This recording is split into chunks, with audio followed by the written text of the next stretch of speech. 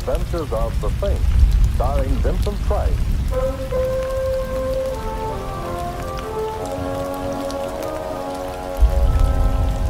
The Saint, based on characters created by Leslie Charteris and known to millions from books, magazines, and motion pictures. The Robin Hood of modern crime is now transcribed for radio, starring Hollywood's brilliant and talented actor Vincent Price as the Saint.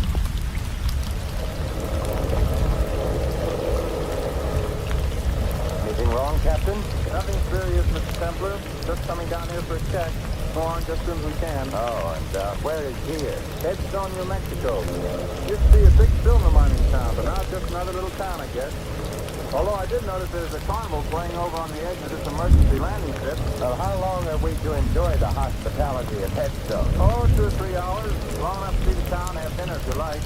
I'm sorry to delay you, sir. Oh, it's all right, Captain.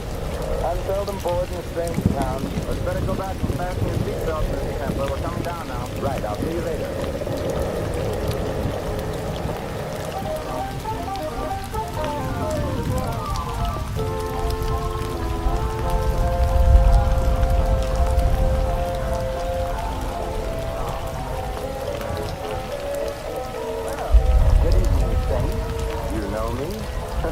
Yet I don't seem to recall your face. Harry Kelly. You don't recall my face because we've never met, but I've seen many pictures of you, and so I recognize your me. Well, that's very flattering.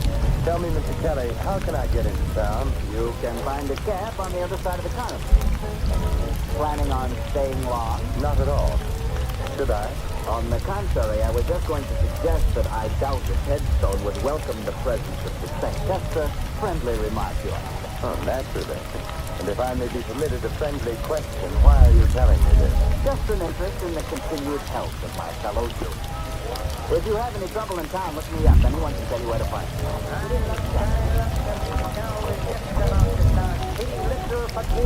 The girl who shakes and shivers like a bowl full of jelly. Only one dime. 10 cents the 10 parts of a dollar.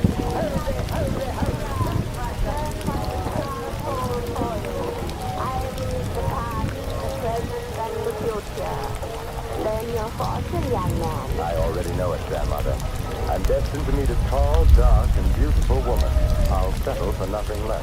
I see strange lines on your face, young man. I will tell your fortune without cards. Give me your hand. I see danger. Beware of a blonde young woman. She will bring you death. There are worse ways of dying, Grandmother. I see danger. Much danger for one with a halo about his head. Blood and death. Unless he travels, I see... I think I'm beginning to get the idea. You might tell your crystal ball that I'm beginning to be in. Goodbye, Grandmother, and may the saints bless you.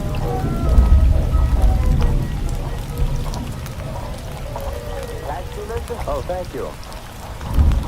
Say, do you suppose you can drive me somewhere that serves a good dinner? Sure. $1 Hotel. Oh, fine. You know, I was just sitting there communing with nature about how many guys there are who blow their wad to watch some dame do a hula but won't spend a dime on a hack. Do I detect a touch of Brooklyn? How could you miss? That's me, some Ziggy from Flatbush.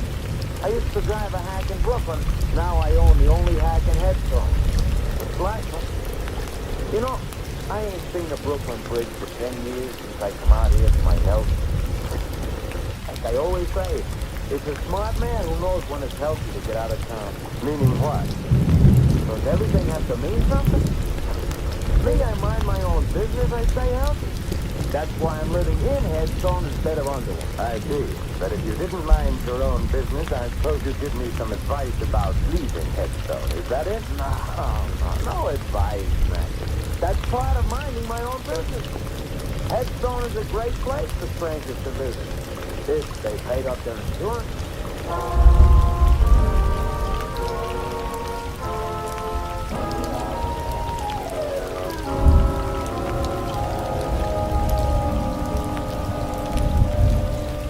Here you are, waiter. Very nice dinner. My check, please. No, thank you. Keep the change. Hello. Well, is a super surprising hotel. First a beautiful dinner, and then an even more beautiful blonde.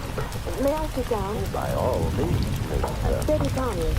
You're Simon Kemper? I should have worn my dark glasses, but now that the truth is out, you might as well call me Simon. All right, Simon. Now, how did you know who I am? Now, don't tell me that you were just passing and recognized me. Well, Disney told me that you were here. He owns and drives the taxi here in Headstone. I know I shouldn't look a bit blonde in the hair, but why did Ziggy tell you I was in here? Well, Disney knows that I need help, and he thought, well, that is, since you're the saint, you might help me. Well, I have been known to help beautiful blondes on occasion. But tell me why you should need help, Betty. Someone's been trying to kill me. Oh, there should be a law against that. Are you sure? I've been shot at twice, and everybody here has been very unfriendly, except Ziggy and a man named Harry Kelly. I've noticed the unfriendliness in this town. But being unfriendly towards you is obviously an indication of insanity. Oh, please don't joke about it. I'm frightened. All right, now tell me about it. Well, my father was known as Silver Slim Tommy. He lived here for years, but he sent me east to school when I was very young, and I didn't come back here until recently. My father died about a month ago. Oh, I'm sorry. He was broke, and all he left me was his old silver mine. He called it the Betty mine, after me. And I take it somebody wants the mine. No, the mine is completely worthless. There hasn't been any silver in it for years. But my dear, you were shot at twice. Have you any idea who did this? No, but it might be the same man who told me to get out of town. Oh, who? Mike McCarthy. Ziggy says he's an Eastern gangster who's been living out here for several months. Will you help me, Mr. Kemp, Simon? Well, I've never been able to say no to a pretty girl. You mentioned a man named Harry Kelly before. Just who is he? He knew my father. He's been very friendly to me, although he thought I ought to leave town, too. I've met Mr. Kelly, and he intrigues me very much. All right. Oh, just a minute. There was some red dust on your coat. Oh, thank you. Ziggy apparently doesn't get enough passengers to keep his cab dusty. Did you say Ziggy was parked outside in his chariot? He was when I came in. Oh, there he is. Yeah, looking exactly as if he were back in Brooklyn. Hey, Ziggy! Oh, it's what you find, huh? Thanks to your bird dogging, which I must admit in this case has done much to overcome any natural prejudice against cat dogs that I might have. Say, do you know where Harry Kelly lives? Sure. And let's go then. Hey, don't you ever clean out this hatch? What's all this dust? Who knows? Maybe it was that redhead that hired me yesterday. But he had dandruff. You missed your calling. You're as funny as an undertaker. Well, now, Ziggy, I don't suppose you cared to tell me why you warned me to get out of Headstone. Got me all wrong. And I wasn't warning you. I was just talking about myself. And I don't suppose you care to tell me why somebody took pot shots at Miss Connolly here and told her to get out of town, too. Me, I don't know nothing. Like I was telling you, Saint, I mind my own business. Maybe you say ignorant that way, but it's healthy and I like it like that. In that case, why did you send Miss Connolly in to see me? Well, like you can see, she's a pretty little pigeon. She needs to know some guy who'll help her. Now, it ain't no secret that the Saint goes around mixing in other people's business, so I tell her to see you. Who told you I was the Saint? I've got eyes in my head, ain't I? Like I said, I used to hack in Brooklyn. I got around. What about this Mike McCarthy? Big smart money. Huh? A lot of guys have crossed his path once. You get what I mean. What about Harry Kelly? Local stuff. A nice mo, but no more. You're doing all right for a guy that doesn't know anything. You got me wrong, pal. Ziggy looks people over, but he don't see nothing except one guy is tough, another guy is small, and maybe another guy is too knows. I really don't think you should try to involve Ziggy, Simon. He's been very nice as it is. He's got something, pal. I ain't really equipped for it, because the way your head is, only a saint would feel at home.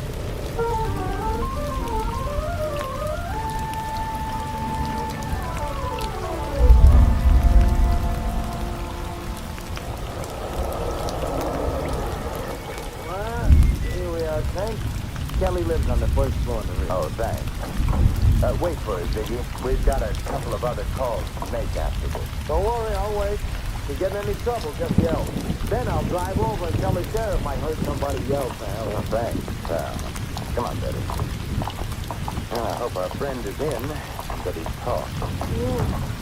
Say, Harry's telling you to come and see him if you have any trouble. If he had any connection with me, then why hasn't he said something to me? Sounded to me like a cautious man. Maybe he did know something, but didn't want to say anything unless he felt sure something was going to be done. Well, we'll soon know.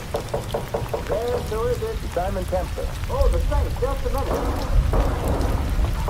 Oh, Chuck, we're in that room. There's no time for conversation, Tom. We're going in. Oh, but Like this. Kelly! oh, Simon. Kelly! Kelly, this is Simon Templer. Yes, Kelly, the saint. Who shot you?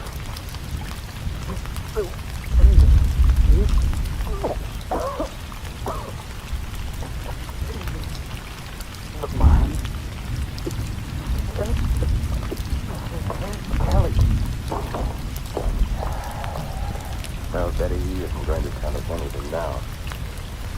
Killer did a very thorough job. Window open. Must have stopped him here.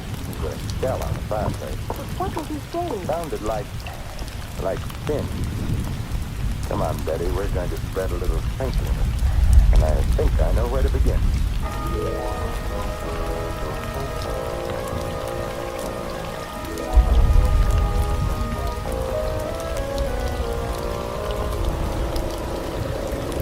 Didn't you hear anything? Well, I noticed some noise, but like I I know, you mind your own business. Are we going to the sheriff's, Simon? No, not yet. Vicky, who's the assayer in this town? Old man Matthews. The office is closed now, but he lives right ahead there. There's that big white house. Okay, stop there. But Simon, I'd like to satisfy a little curiosity about that mine of yours. I'll be right back. You stand here, Betty.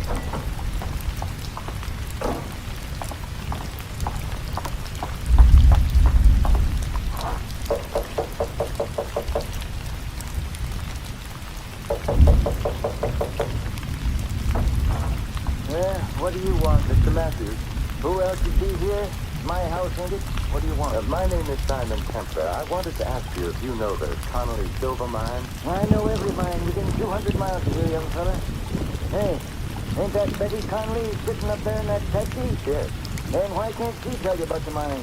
She owns it. Well, she has told me, but I just wanted to check about the possibility of a mistake. How much silver would you say there was in the Connolly mine? About enough to put in your eye and still leave room for your fingers? Couldn't there be a hidden vein in it? Nope. There ain't been enough silver around here to make a dime for years and years. Could there be anything else of value in it? Mud and water, if you call that valuable. You sure? Of course I'm sure. Young fella, I've been here man and boy for 70 years, and I ain't got no time to stand around answering darn fool questions. Goodbye. Well, goodbye.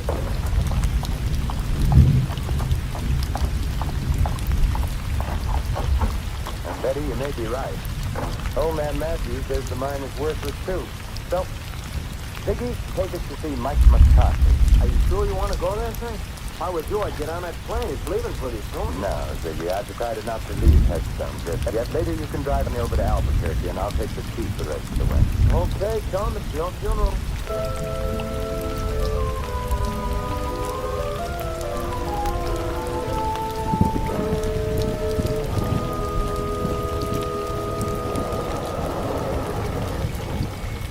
Simon, please be careful.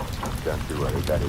The Halo Wearers Benevolent Association would be very upset if anything happened to me. I'll be right up.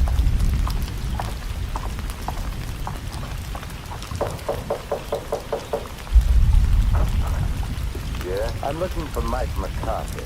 Well, you found him. My Boy Scout training it never fails. My name is Simon Templer. Thanks. I've been known by that name. So what? That's a very interesting question. I must try to think of an answer sometime. Meanwhile, I thought you might like to know that I heartily disapprove of your telling a certain Miss Betty Connolly that she ought to leave town. What's the girl to you? That's my business. I could make it mine. And if I do, your halo's gonna slip down and start choking you. I thought bullets were more in your line. Meaning what? Meaning the shots fired at Miss Connolly and a little gunning job only a few minutes ago? I didn't do any gunning. But I'm liable to if you don't feed it. You sound so sure of yourself, Michael. That's because I got more in my hand than an ancient palm. Very pretty gun, Mike. But I'm very much afraid that nothing will satisfy my curiosity short of knowing why you want to get Miss Connolly out of town. I got answers. I know the guys. 6 of them. I just stand right there. Stay away from that death paint or else. Don't worry, Mike. I have no interest in death at all, but I do have an interest in Miss Connolly. And now, Michael, I'll bid you adieu.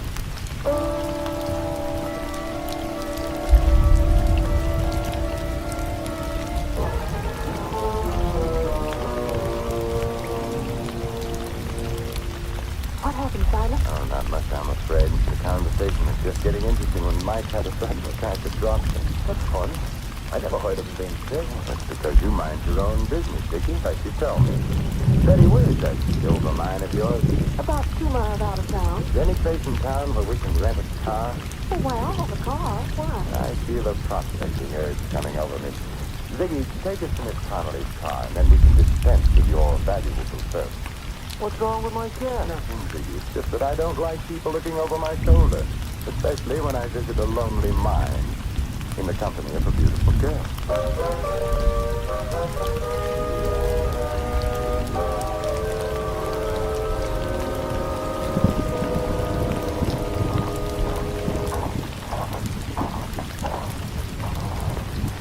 Well, here's the Betty mine, although I don't know why you want to see it. Right, I don't know either. But as long as I'm here, I might as well take the 40-cent tour. Certainly, sir. Right this way. This old cable car goes down into the mine. All we have to do is stand on the platform and pull the cable. It works with balanced weight. 11.49. How far down? On the 40-cent tour, we give the exact distance. 354 feet, 6 inches. Thank you. And thank you for having electric lights in a mine that hasn't been worked for years. Oh, the mine has its own battery. See? There's a bulb on the car. Shall we go down? What are you waiting for? Let's go. Maybe the lights will go out. Just hold it like that. I've been waiting for you two. Michael McCarthy, I was wondering if we were going to have your company. And this time, wise guy, don't try anything. Don't tell me, Michael, that you're going prospecting with us. I'm riding down with you, but I'm coming back alone. Start the car down, Saint, but don't try no tricks. This is mine. Well, here we go. Call out your floors, please. Mezzanine, ladies' underwear, galoshes, and accessories. You'll be singing a different tune pretty soon, Saint. You both had your chance to leave down your way. Now you're gonna leave my way. Oh, and I'm sorry. Don't be, Betty. This is my first ride on an open cable car. It'll be your last. I wouldn't be too sure. Unless that cable breaks before we get to the bottom. What are you talking about? Little crowded here for a 1-2, so I guess a 1.5 will have to do.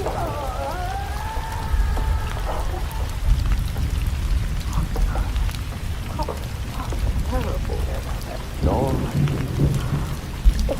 I mean, it could have been you. He almost knocked you off the platform, too. With the padded shoulders in my coat, I felt him hit the side. Look at this stone. They're covered with dirt from the side to the shaft. Yeah. Rick. Wait a minute. Well, we can go back up, Betty. Mike doesn't need our help, and I don't need anybody to answer questions anymore.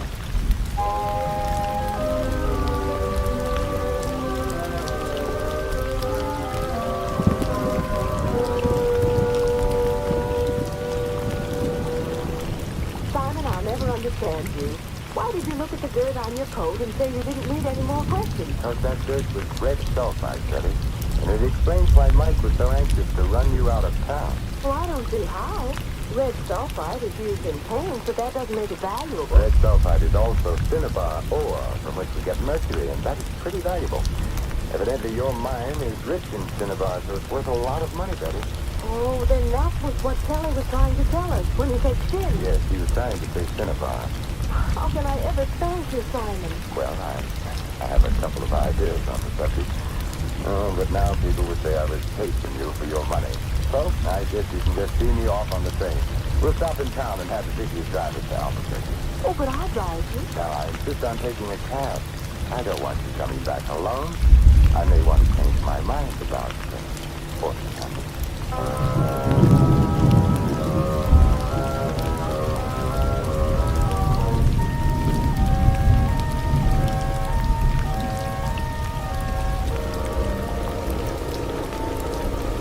Well, like I said, Shane, I'm glad to see you leave, but it's not just money about it, Shane. But you ought to take Miss Conley with you. But she doesn't have to go now, Ziggy, and besides, she's rich. What? Yes, Ricky, we found out that Dad's mine is valuable after all. You mean you found silver? No, mercury. Oh, the stuff they put in thermometers? That's the stuff, Ziggy. But it's used for a lot of other things, particularly in wartime, and it's worth a lot of money. Well, what do you know? So that's why Mike was trying to make you leave. That's it. Well, did you stop at Kelly Sheriff? We didn't have time, but I'll see him when we go back. That's pretty nice for you, ain't it, buddy? Oh, here we are. Just in time, too. Sweet dinner in it. Very nice time, Ziggy. Thanks, Betty, for keeping my fortune as a headstone from being dull. Oh, Simon. Well, why don't you stay in Headstone? I won't know how to run the mine or what to do with the money or anything. You'll learn, Betty. You know what to do when you get back to town? Yes, but what will the sheriff believe? I mean, about Mike McCarthy killing Harry Kelly. I don't think he will, since Mike didn't kill Kelly. But Kelly was shot with an automatic. Protected his shell on the fireplace, remember? But Mike McCarthy carried a revolver. You saw it. Yes, but will the sheriff... Well, the sheriff will believe when you show him that the gun that killed Kelly is in Vicky's pocket. What? What are you talking about? You knew about the Cinnabar orders of mine. You carried some of it away to be tested in your cab. There was red dust in it, which tried to explain what a corny jag. You're crazy. Harry Kelly had an idea what was going on, so you slipped around to the back while we were at the front door and killed him. All right, wise guy, you're so smart. What about Mike? Mike was working for you. But Simon, Vicky told me that you were in town. Sure, he couldn't be sure that I wasn't here to break up his little scheme, so the smartest thing to do was to get us together so he could watch both of us. He thought I would use his cab as I did, and it would be easy. But he slipped up when he sent Mike out to the mine ahead of us. Vicky was the only one who knew where we were going. Okay, sir, you what? I don't mind. We fight the dog. Like you said, Tad, you should have followed your own advice about minding your own business. Well, he's all yours, Betty. The gun that killed Kelly is now on the seat beside him. All you have to do is turn the body and the gun over to the sheriff, and from there on in, he'll mind Vicky's business for him. But Simon... Don't worry, Betty. I'll stop by someday to make sure that Venus is something that was connected.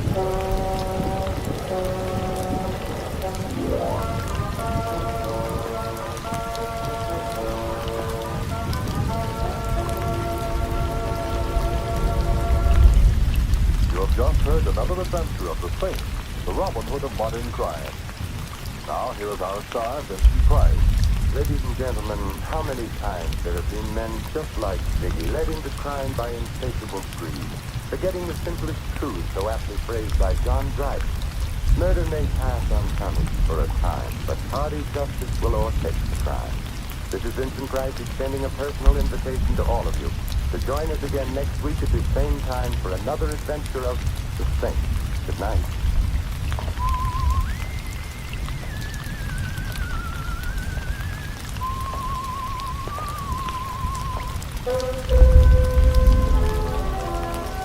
Tonight's script of The Saint was written by Michael Cravoy.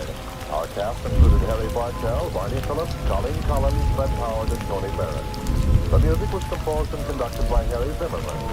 The Saint is a James L. Xavier Agency production and was transcribed and directed by Thomas A. McAvity. Don't forget that the Saint comic books are on sale at all newsstands. Your announcer, Merrill Roy. This is the Mutual Broadcasting System.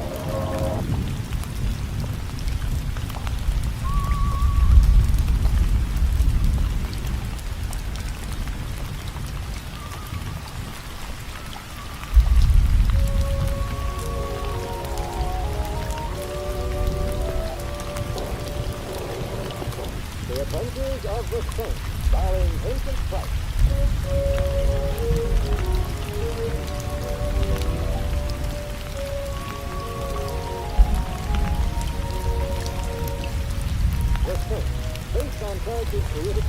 encounter. Unknown to millions from books, magazines, and motion pictures.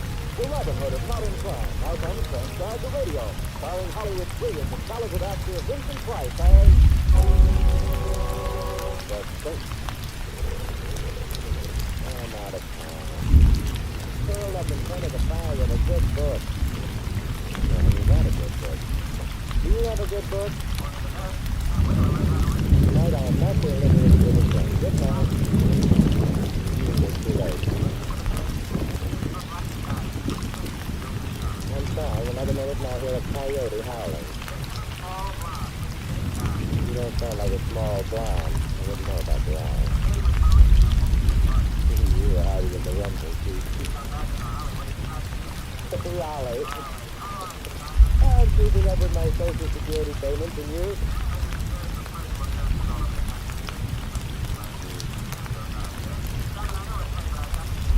Well, I already had a shampoo. You sound worried.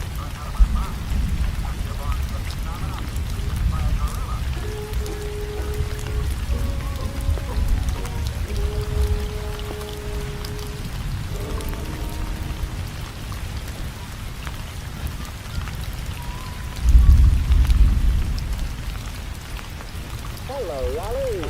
Come on in. Thanks. It's good to see you. Oh, Marie still remembers you. Oh? My gosh, every time I meet her. Raleigh, I hate to get personal, but someone has confused you with Brian. With who is that? Nothing with Mother's Nancy with the spirit. What happened put in a small subway, but they're very snide about it. It's really a very nice Nancy. When did Dracula move out? Keep this under your hat, but I think he's still around. Listen. Let's start the long debate. All right. The idea is to just set a steady pace. Yeah, but how do you know you're going in the right direction? The mark in the morning. Hey, see, Raleigh, what about this dealer you mentioned over the phone? No, I've forgotten about him for a few fleeting moments. Found in the next picture I'm doing with the jungle picture. Living wool. Anyway, the studio got the bright idea of having me photographed next to one of our furry little brothers. Well, they issued a dozen memos, and a little man complete with gorillas showed up here about an hour ago. With 9,000 photographers. Oh, and he's here to the left there. Oh, thank you. The photographers ran out of flash bulbs some time ago and left. The gent with the primers, his name is Creeper. The primers? No, the gent. He seems to feel reluctant about leaving. Is he bigger than you are? No. Well, then why the desperation call to me? I don't know exactly, except that it's true, but isn't some kind of a jam. He wouldn't tell me what it was, but shy. Yeah? Terrified, I think. He's nervous, sir. He gave me a very small monkey. And this is Mr. Preble. Mr. Preble, Simon Central. How do you do? How do you do? In the hot house, you sort of, well.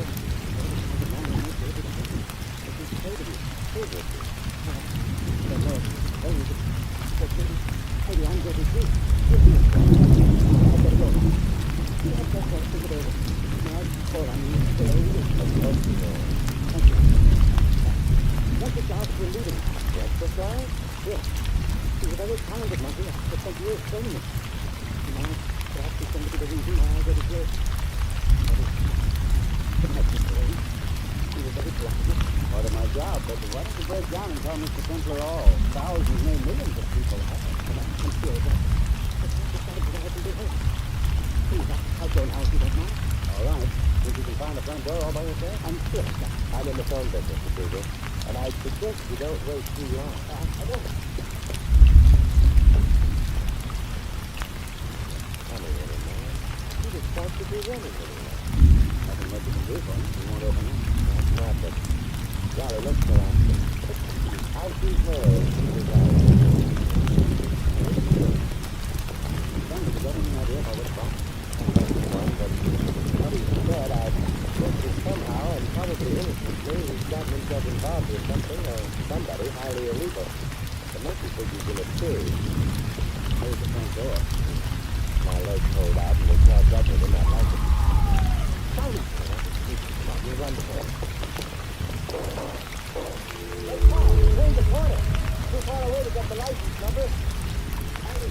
Maybe someone's trying to joke on people, Simon. It wasn't a very good trick, Simon. He died.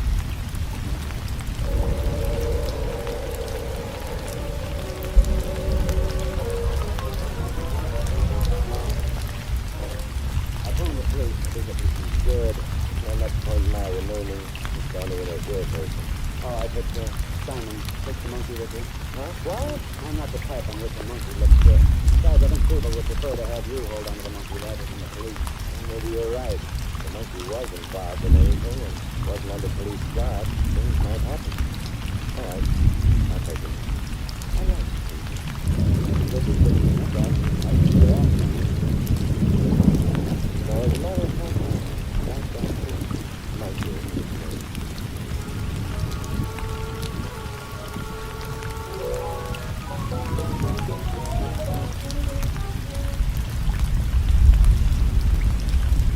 That's what the neighbors say. They say, get out of it. I've been really tired. You have? Yeah, I'm not afraid. Well, it would be fun believing that, but, But I can't still see your head. oh, did you and that cat that followed mine, huh? Couldn't you? That's you good. There's a light switches to your right. Got it. Thank you. My name is Simon Pepper. I know. I'm Liz. And this is Wenceslas. He's a monkey. I know that too. You're very bright. But what's on your mind? I'm afraid to tell you. Well, I wonder if I'm afraid to hear. Look away from me. Well, it can't be that. Please. I'm All right, I'm looking away. about having anyone come into a prison in my bag. Take what? For that. Good. Lola, you deceived me. I thought you were preparing to tell me how smitten you were by my curly lock. Thank you. I didn't expect you to point a revolver. Good to see Wenceslas have even very Oh, I see. okay. So I'll here's it. And you look sleepy. But I'm not sleeping. If you rather be dead, You can't sleep me. oh no. It's not in my league. Why do you want the monkey? I'm very fond of Wenceslas. An old schoolmate? Or did he belong to someone you love? Johnny, you're good. Oh, yes, yes. Thank you. Why, John. And possibly a murderer. But you might think anybody has ever said it. Good night. Don't look around, Lola, but someone's just taking the door behind you. That's an old Swiss sign. Believe me, this isn't fit. It isn't going to do me any good either from the lecture room. The river-loving man. Drop the pot. Drop it. One happy thing. I'm not happy. What do you want? You want to laugh and be merry. And you have to do it in my living room? You are a very lucky guy. I count my blessings every night. Well, you only got half the explanation to make. Young, foolish, and I think. For example, would I have walked in and found Lola there sitting alone? Would have had to that'd be silly. The explanation would be obvious. But how Lola was acting incredibly, how did she get explained? How can we get the phone? What did you say? Oh, it's love, huh? That's over my eyes of blue, it's over my mouth. You got a performance, yeah? So far, you're still alive, too. Not like people. Suppose you lose personalities out of it. How'd you get the monkey followed me home? I'm beginning to stop laughing. Understood, you have such a jolly laugh. I am beginning to explore. Keep out of this. For the time being, you're in the clear. You was removing a monkey from this guy here. What you were going to do once you had the monkey, I'm going to bring him to you. Yeah, well, I will decide if I want to believe that when my leisure time. Right now, I'm waiting for Junior there to make with the lift. You mean you want Wenceslas to try? Yes. Oh, all right. Yeah, there was once a young lady of Siam who remarked, oh, what a sick girl I am. That is, well, how about the monkey? If you wouldn't notice it. So the darling picked up Lola's gun.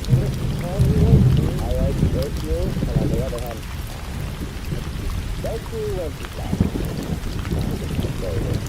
Now I've got a gun too. How do you like that? Just a nice gun.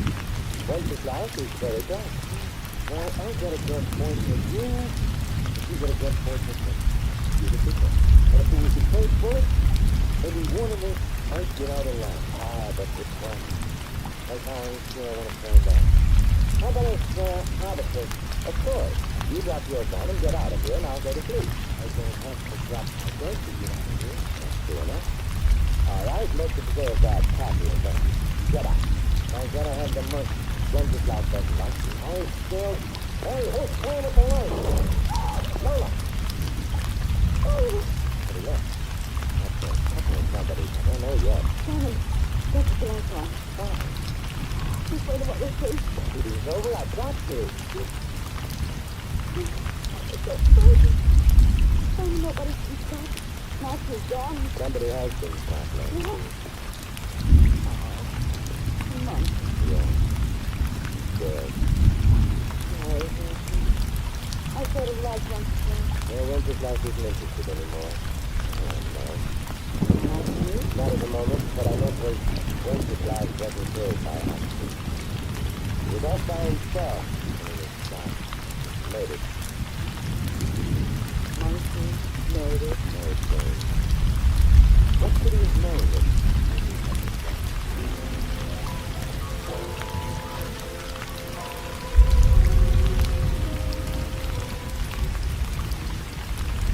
Yes, Lola? You made me plan to go to the master. Not soon. The pastor? Going after now.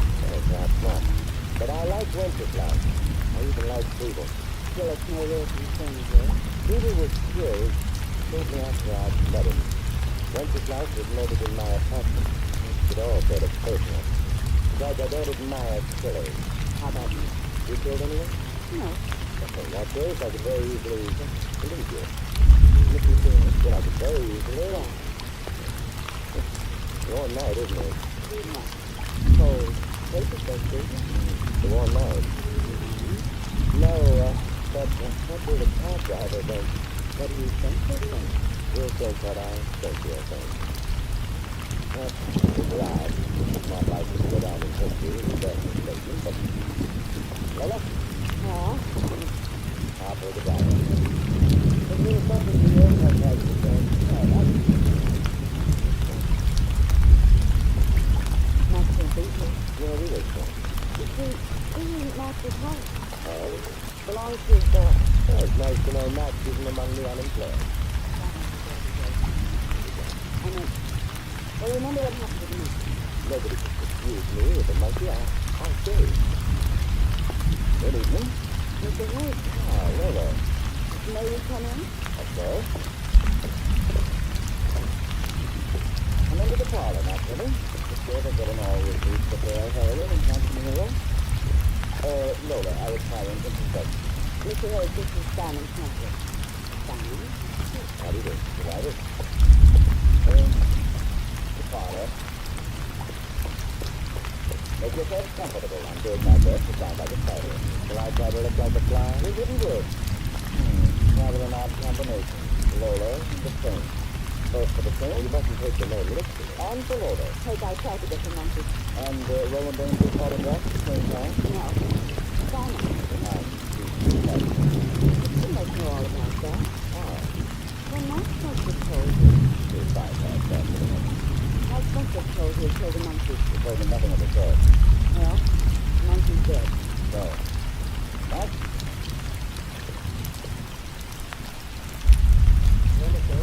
Max has just been informed that you assassinated 20 guys. Oh, good. That for the moment is irrelevant. Did you or did you not kill the monkey? You think I'm nuts or something when I think the only one who knows what it's going to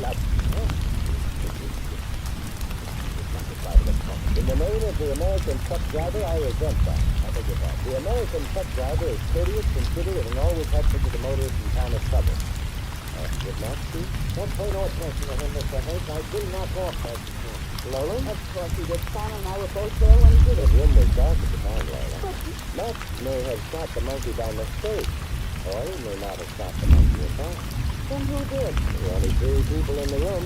You, Max, and myself. He wouldn't have shot the monkey, Simon, except by accident. That's right. I didn't fire a gun at all. Well, me neither. When a light went out, I went away scared. Maybe it's beginning to look like a job on me. On the other hand, Lola, you did go after the monkey, alone. You tried to get into Mr. Kemper, alone.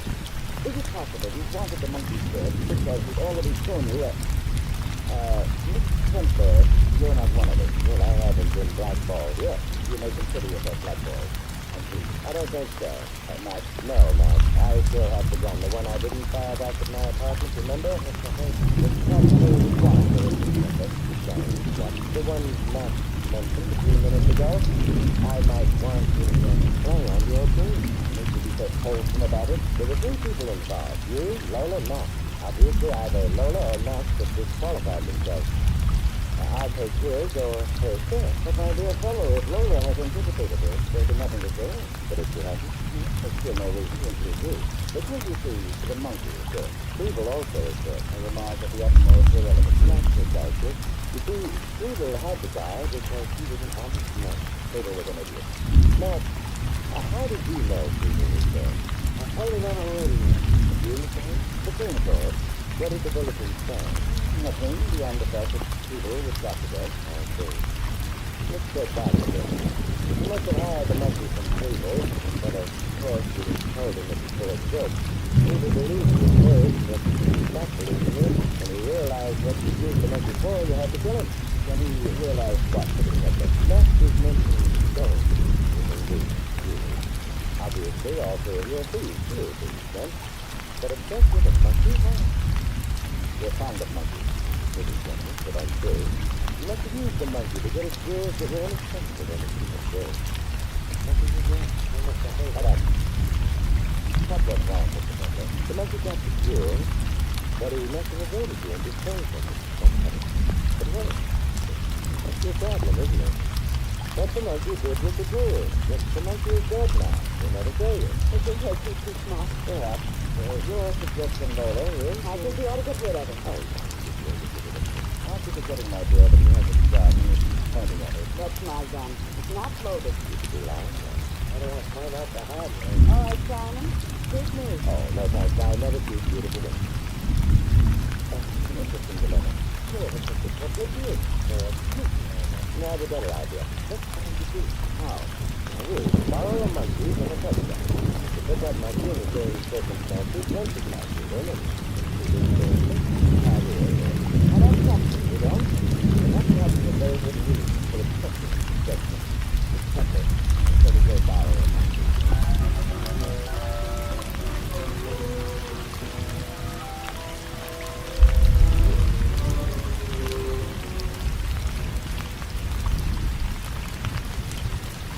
But once this life was prettier. And this one looks mortal. Oh, I don't imagine that matters. Does it, Lola? I don't care. What do you think, man? I know you're monkey's a monkey. That's the realist. Well, shall we try Lola's place first? A splendid idea. Might say that we could do the time. Mr. Hoyt, don't you think... I think nothing. I know what you think. One, we use the monkey to break into a... pick up a few jewels for us. He did so and disappeared for a while. It could have been at your place later, or it might be. They finally located the monkey, the jewels were gone, and perhaps our little substitute will find them. It would be very nice for the, survivors.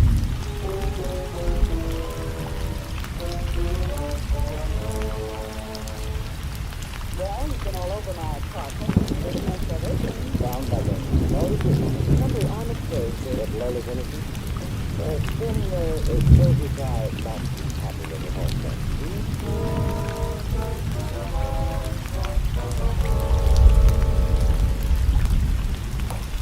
Hey, that monkey just knocked over my last bottle of real lemon juice. Lemon juice. You found the vitamins, man? Yeah, I keep it in memoriam of a girl I used to know who raised lemon. Only I knew all generations once. There's plenty of this place that has been investigated. There's something I know, but we're not at the end of our search yet. So where do we go now? Mr. Hoyt mentioned your place and Master's, Lola. He forgot to mention his own house. What did he forget?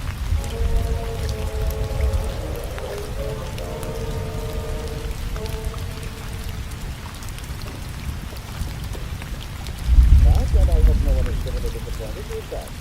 No jewels in my home either. You're quite right, no jewels. But none of it could... It also means that unless Mrs. Love turns into a ghost and returns to haunt us, we don't ever find much fun. If we can have it point, I suggest we call it a day. Night, rather. May I ask for your absence, all of it? Oh, wait a minute, I still want to know where that stones are. I put a lot of hard work in on that job. Certainly, you're right, Mr. Hoyt. The truth is right. You're right. I'm right. The blasted monkey is wrong. We mustn't speak ill of the dead. The blasted monkey is dead. So, by the way, it's freedom. Incidentally, why was he killed? Merely because he suspected his monkey had been used illegally? That doesn't make sense. But what is I was making conversation at the time. I needed an opportunity to check. Searching all three houses for the jewels. Now that's over. It's checked. The reason the monkey had to be killed. You are not. Ah, you're actually showing signs of intelligence. Something? We wanted that monkey alive. Sure, the monkey was the only one who knew where the jewels were. Ah, but you see, that proves whoever killed Peeble and the monkey had already found the jewel. Peeble was killed, but his killer made no attempt to grab the monkey. Really? No. Because it proves the killer had no use for the monkey. He already had the jewel. Or two. That is, and pardon disappointing, one of you already has the jewels and is trying to keep them all. I wouldn't like anybody trying us. Well, you let your teeth down. Well, nobody. Well, don't you interested? Not at all, sir. I'd rather continue with this gun in my hand. Now then, Lola, how did you find your way to my apartment earlier this evening? I've been following Peeble. It's thought I saw you leave with the monkey, so I followed you. You know? Oh, following her. Can either of you alibi the other? I didn't even know he was following me. Oh, we wanted to bring it up. We did think for a while. Let's skip to my apartment. Who shot the monkey? Lola? Not all right. I don't. Because you had no gun. I had no gun, remember? But I didn't find no stuff. Mark, I'm beginning to wonder about her. I got my gun now. You get Lola, it ain't loaded. Don't bet on it. Lola is quite a liar, Matt. Just a pleasure. I've been practicing. I'll take your gun. You done? I'm running out somewhere. Take the big old figure and turn to the police service. I prefer they didn't have to come here to pick him up. Consider my, profession. Not to mention considering your yard, good. I think it's right. Mr. H, how did you know Peter and his monkey had gone to visit a movie star, specifically Roland Bain? Well, I didn't get it. You didn't do it. When did you ask Lola if she had gotten Roland Bain's autograph? How did you know that the monkey was at the Angel? But I've heard it over the radio. But according to your own statement, all the radio bulletin said was that Peter had been shot to death. No reply, huh? You knew because you wanted to silence people, and you did. You didn't bother about the monkey because you already had the jewels. But when you saw me leave with Wench's monkey began to worry. In 3 times, the monkey would have been safe for you. But in mind, with Lola and Max both after me, that monkey represented danger to you. Then you came after, shot the monkey, and Mr. Hayes, I hate the forester, but you have a date with a death star.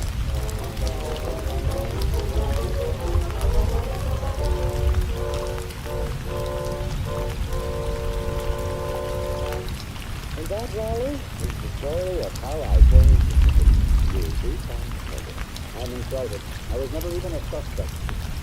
Simon, what happened about New Jersey, an old burglary charge against you, least unlicensed police him.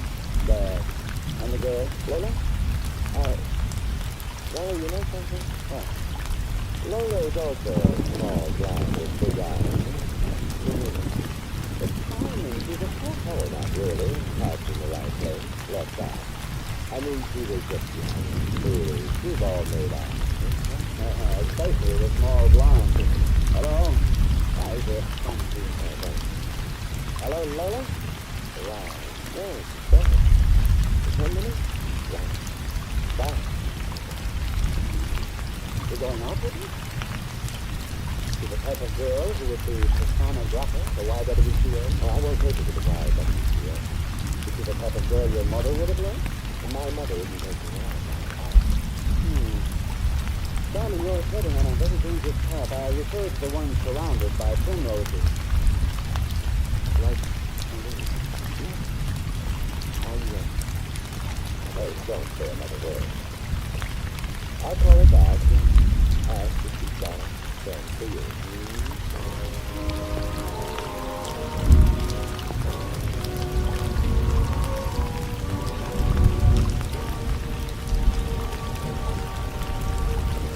You've been listening to another transcribed adventure of The Thing, the Robin Bird, out in front. I'm here with our star, Vincent Price. Ladies and gentlemen, as responsible parents, we never think of allowing your children to play with poison. And as responsible Americans, it's your duty to protect them from the dangers of the poison we call prejudice. Here in America, racing in the ambitious pursuit does exist. Sustained by the political adventurers and plain crackpots who are willing to scrap the democratic way of life to attain their own ends. Prejudice in America is centered in their adult philosophy. But unless we guard ourselves and our families, it can find its way into our own lives. Then the poison will do its work, undermining America's unity, sabotaging our prestige abroad, and wrecking our ideal of individual freedom. In your family life, you can effectively carry on a campaign against prejudice. Our youngsters grow up with a pride in their country. Teach them that part of that pride is our tradition of accepting or rejecting people on their individual worth, not on the basis of race or religion or color. Remember, freedom and prejudice can't exist side by side. If you choose freedom, fight prejudice. This is Vincent Price inviting you to join us again next week at the same time for another exciting adventure of the faith. Good night.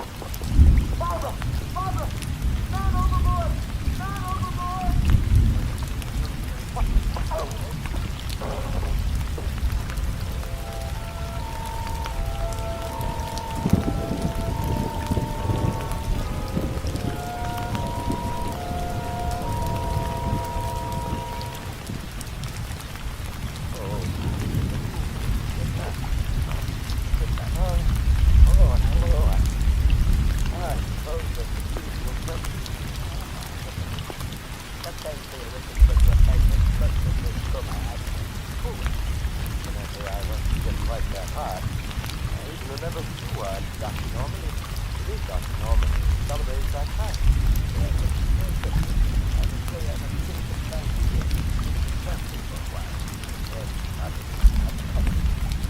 Tell me what makes this moving neurology Doc? I can hear it not good. And in fact, it's just when I get the call, doctor in the house. No, doctor.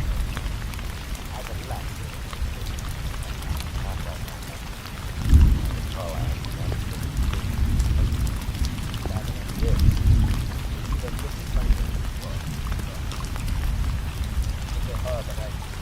Horrible, yes.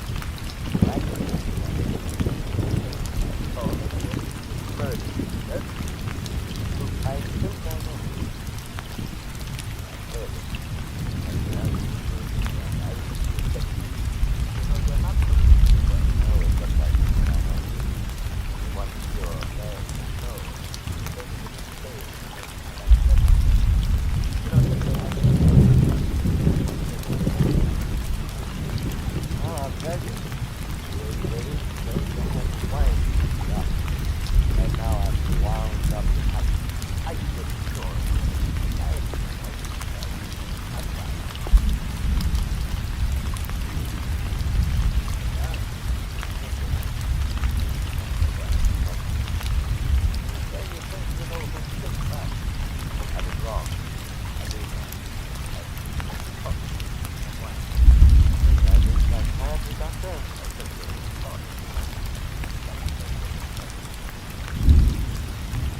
Doctor, I'll unwind. I'll tell you the entire story. You don't have to hear it. Get up here. I don't know. I've never met Barbara Brooks, although I doubt if there's a human being alive who hasn't heard of her or seen her in movies. I first saw her the day we boarded the ship. There was something in her way. Walking, talking. Immediately told me this was someone I should know. Her entire demeanor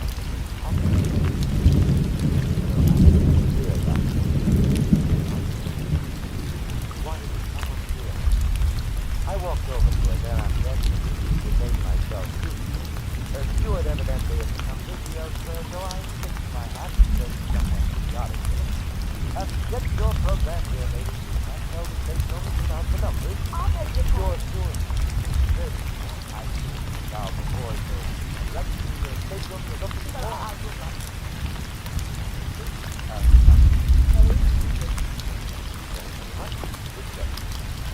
my name is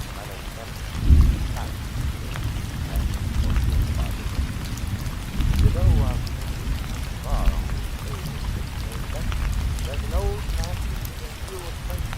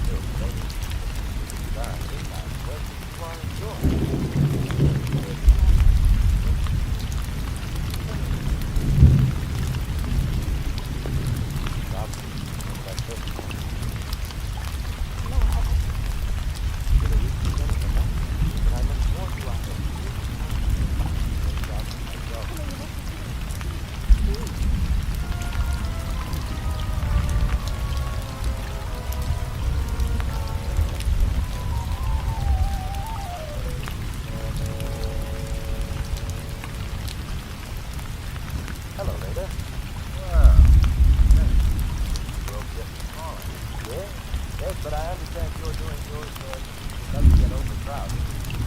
Stopping for your health again, or just having Raider, why did you feel down in the corner on a lake?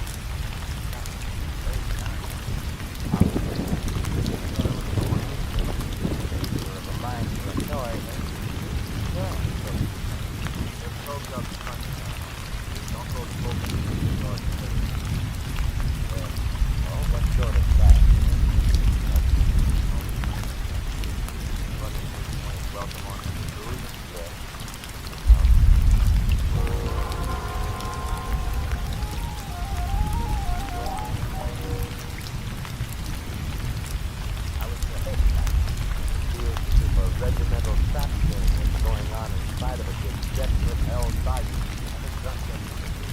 Oh, thank you.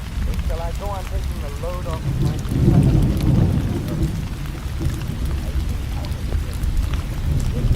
Well, it's a nice that this ball just happened so far to the range.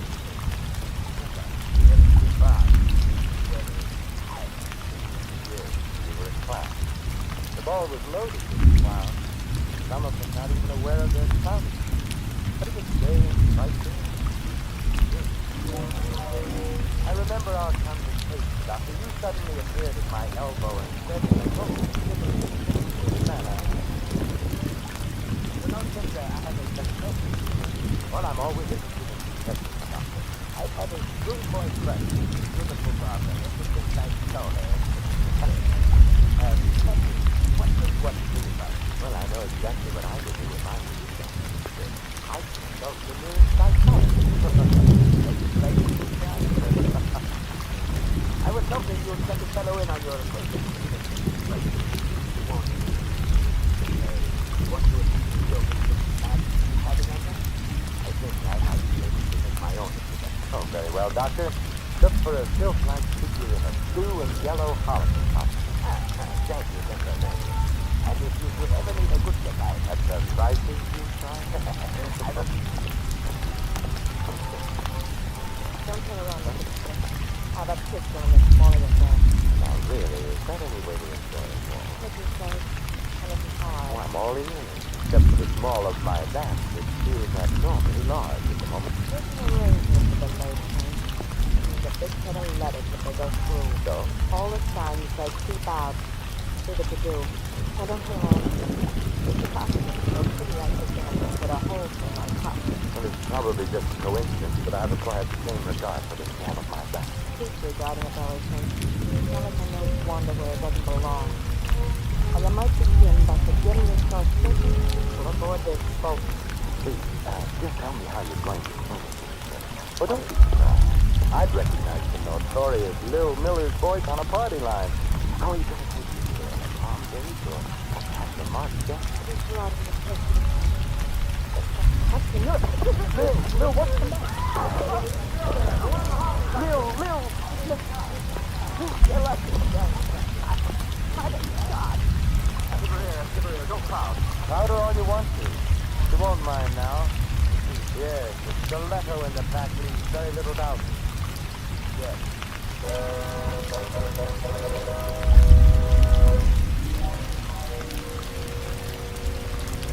You know, Simon, I would never have faith in Elizabeth Miller for a professional card shop. You are never professional card shop was always anything but the card shop.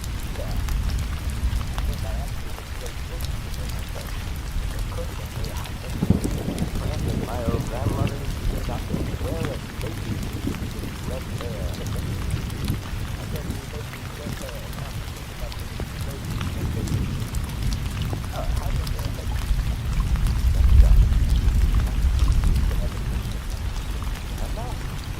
I think you're right to the yeah, okay. Well, you know, shortly after the birth of Miller Duncan, I called on her to partner in crime. Very interesting visit it was. And in that particular other. Well, I found him in the bar. Nara was very walking. 50 grand in the palm of our hands and deep. No more Lil. No more Lil, no more sucker. No more sucker, no more 50 grand. See, you value your wife highly. Who was the sucker? It's funny. Tell me, what's Phil Rader preaching for, Miller? And don't tell me it's so interesting to stop for it. It's just funnier and funnier. Why is Barbara Brooks or Rader? You ain't even warned. You're a mile wide of the sun. And I better use a different kind of medicine. Like a little murder performed on an unwilling something. You know, huh? What do you know about that? You won't like going back to you know, Miller. Just some kind of sexual. Later, just throwing me on this field. All right, tell him. Put her on. Later. I wasn't going to say anything. So honest, I would pick it up.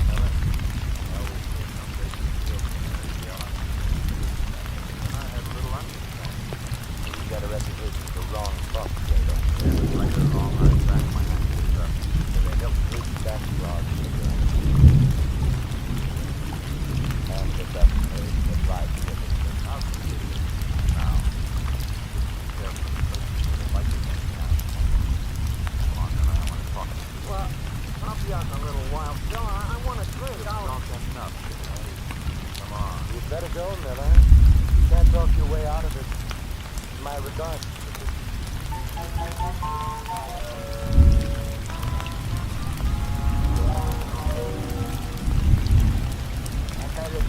Shortly after Mr. Reader passed on his second warning that you and I left for the first time profession. You'll talk to the very next time. I was surprised. What? Yes, son, so he has. But I'm perverse by nature, and I like to roam around. I was strolling around the deck of Barbara, but it's full turn. Besides, that is just more information. So wonderful having you here. Are you safe? I refuse to accept the compliment. Particularly on a moonlit night. I'm a very strange time, Robin. You're off in a day. I'd like to join you. Talk about doing this.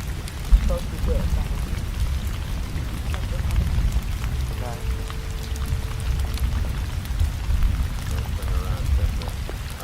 I know. Son, all of my back. That's good.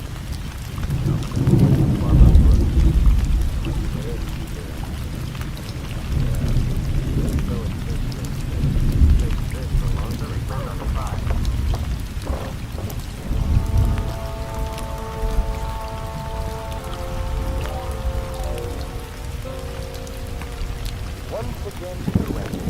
Dr. Norman, you found me there lying on the deck, basking in moonlight. Well, after your big job of vulcanizing me, thus saving me a trip to the big doctor and innumerable words of explanation, I hit upon a strategy. My next big found me calling it a body check. I tell you, you're being made a passenger. You're on the verge of being promoted back to second-class citizen. I can take care of myself. I admit a minor sandbag is admitting to your good name just about much later. But what if the day someone like you is trying to keep you? I mean murder. You're a lead-pipe against the table, one of your own someday later. But meanwhile, how would you feel getting hung for somebody else? I'd be annoyed. I'm not picked up with no murder. Bill meant 50 grand to lie. But you think the sucker was good for? That reason for wanting to live among the first instead of the late later. Tell me what? Nothing so true. Sponsor the fraud, spot him, finger him, and oil him, and the Miller squeeze him to a dusty guard. And the sucker, good-looking thing with the guard. Very on top of it. Just trying to get the coin long enough to be smart about it. We've got much water here. That man was a diamond. Very fast. Did something looks like he did. I bet you were out for a bust-up. You need a lot of money. I'd be like you did. How about Barbara Brooks? Fill me out. I'm not in on whatever the case is there. Saw you the day we sailed and such. Yeah. Because that jacket pretty. But if you do want to know something, and I'll tell you. I was probably on the top of the let's go, dude. Let's go to bumper up, not the Mayo. Too much heat on those guys. Who makes the offer, baby? What's that? It's falling short.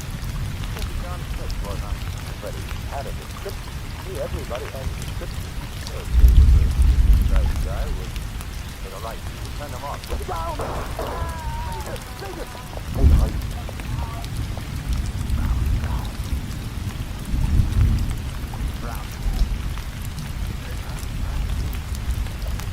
Very harmonious color.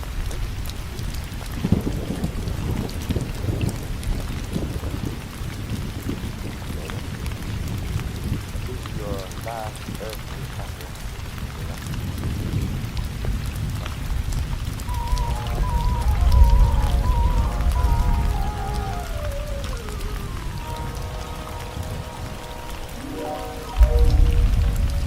I'd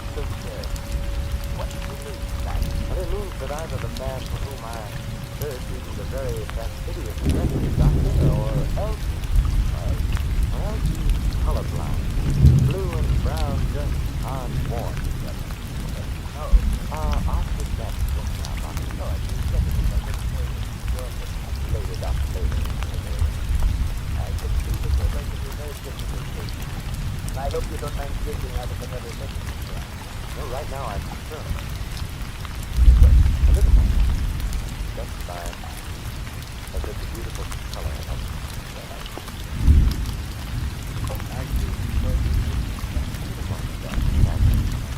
Yes, of course.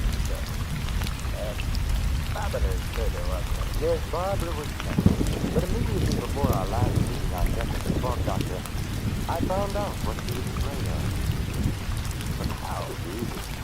Stewart has some shoes, I have some money. Stewart has enough now for that chicken ranch he's always dreamed of. Professor Barbara has faith in Yes. And what did you find? Blouses, perfume, stockings, letters, jewelry. Yes. Yes, and all from the same fan.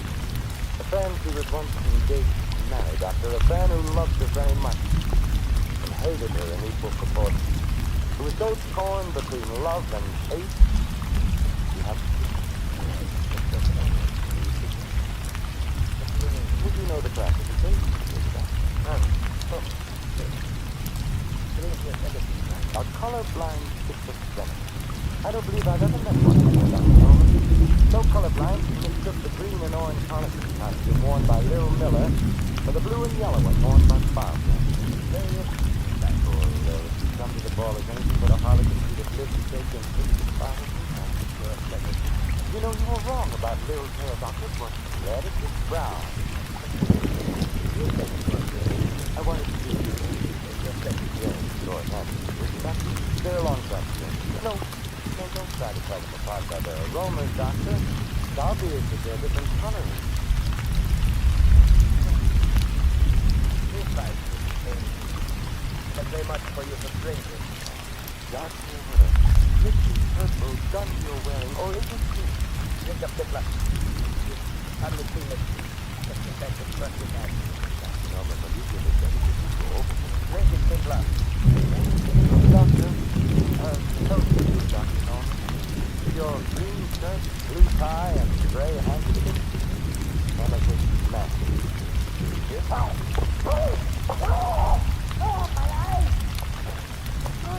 It was a question of your eyes or my stomach, Doctor. My eyes are blind. You'll get over it, Doctor, which is more than can be said of me if one of those wild shots of yours should hit me. I know I shouldn't practice medicine without a license, Doctor, any more than you should. But here's a message from me to you.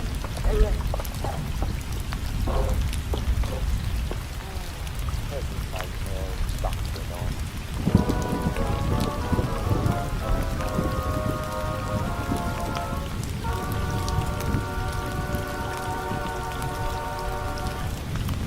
You have been listening to another adventure of the Saint, the Robin Hood of modern crime. Now here is our star, Vincent Price. Ladies and gentlemen, in a prejudice-filled America, no one would be secure in his job, his business, his church, or his home.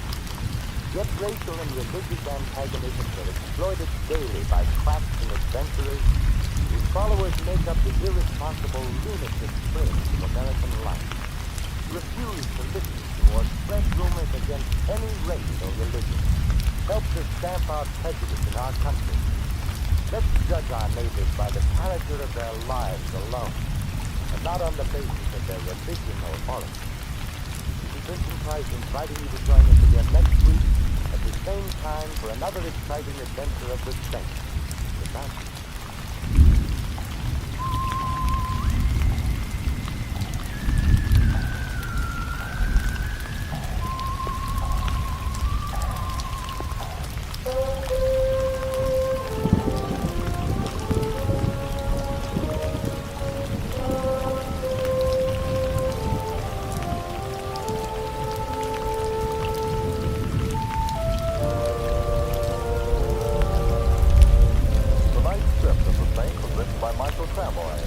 Our cast included Betty Lou Gerson, Gene Bates, Frank Gertzel, Bill Conrad, and Barney Phillips. The music was composed and conducted by Harry Zimmerman. The Saint, based on characters created by Leslie Charteris, is a James L. Safier production and is directed by Thomas A. McAdoo. Vincent Price is soon to be seen in Harry M. Popkins' production of Champagne for Season, co-starring Ronald Colman. All you Saint fans will be glad to know that the Saint comic books are on sale at all newsstands.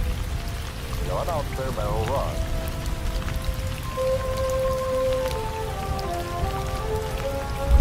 This is the Mutual Broadcasting System.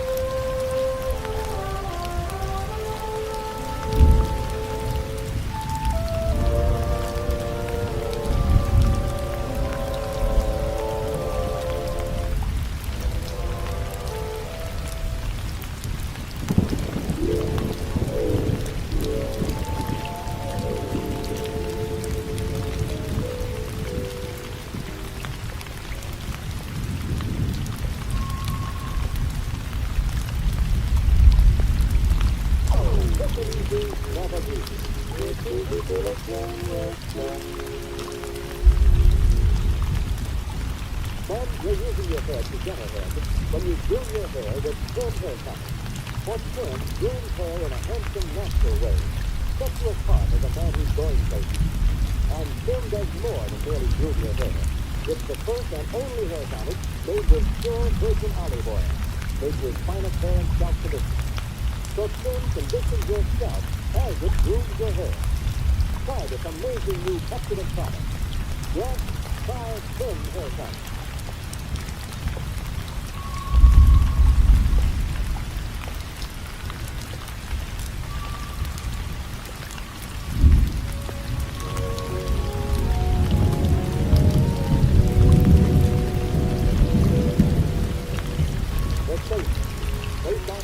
Created by Leslie Carter, and known to millions from books, magazines, and motion pictures.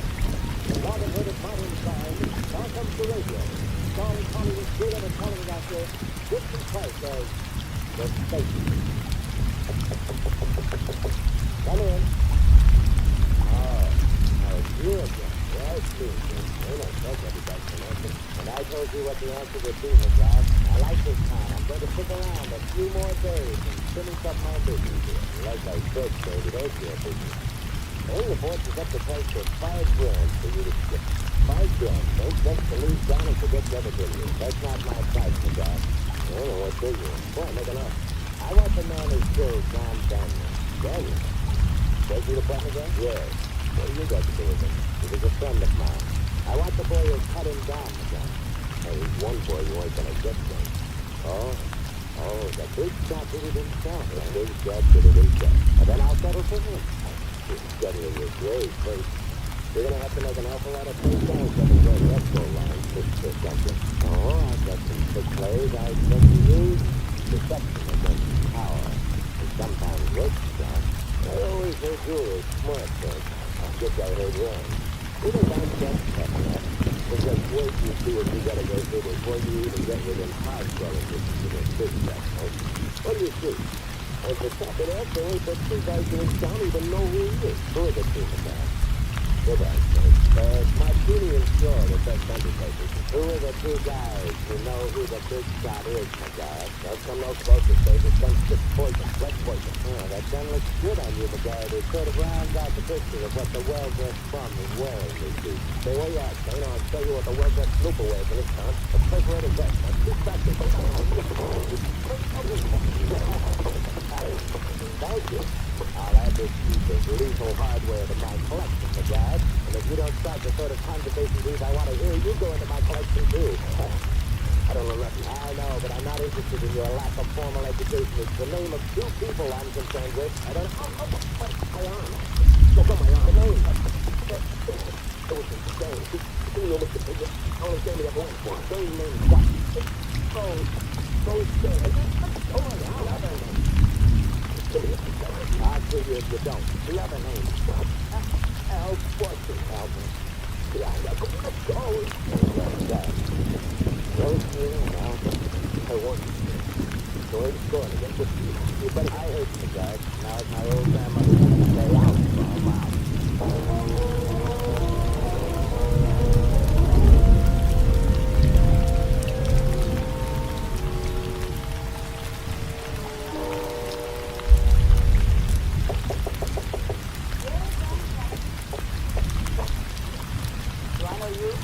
Not yet, Rose. Not for Come now, Rose. Is it polite to shut the door on a man's clothes? I give you my word I'm not is why I haven't got a brush to my nose. Then I'll give you one. Stand, mister. I don't like scissors. Right, so you're in. So what do we do now, Dan? Yeah, sure. Sing. You couldn't buy a song from me. Not even a little song? A man's name?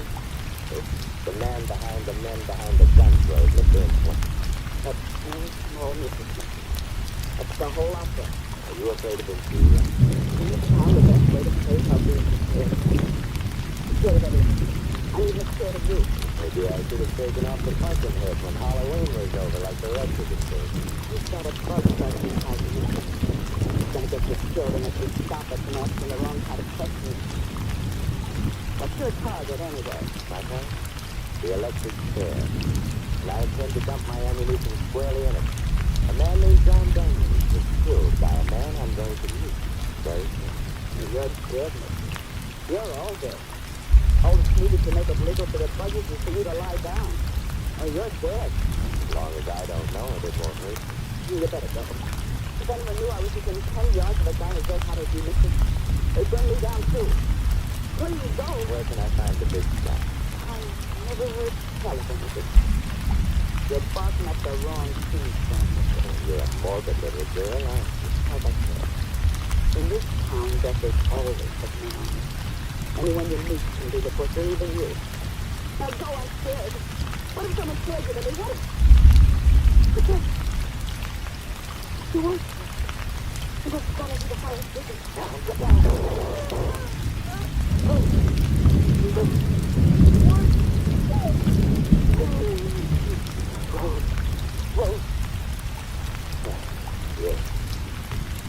Yes, I was here. Too bad you were the one who had to be tagged.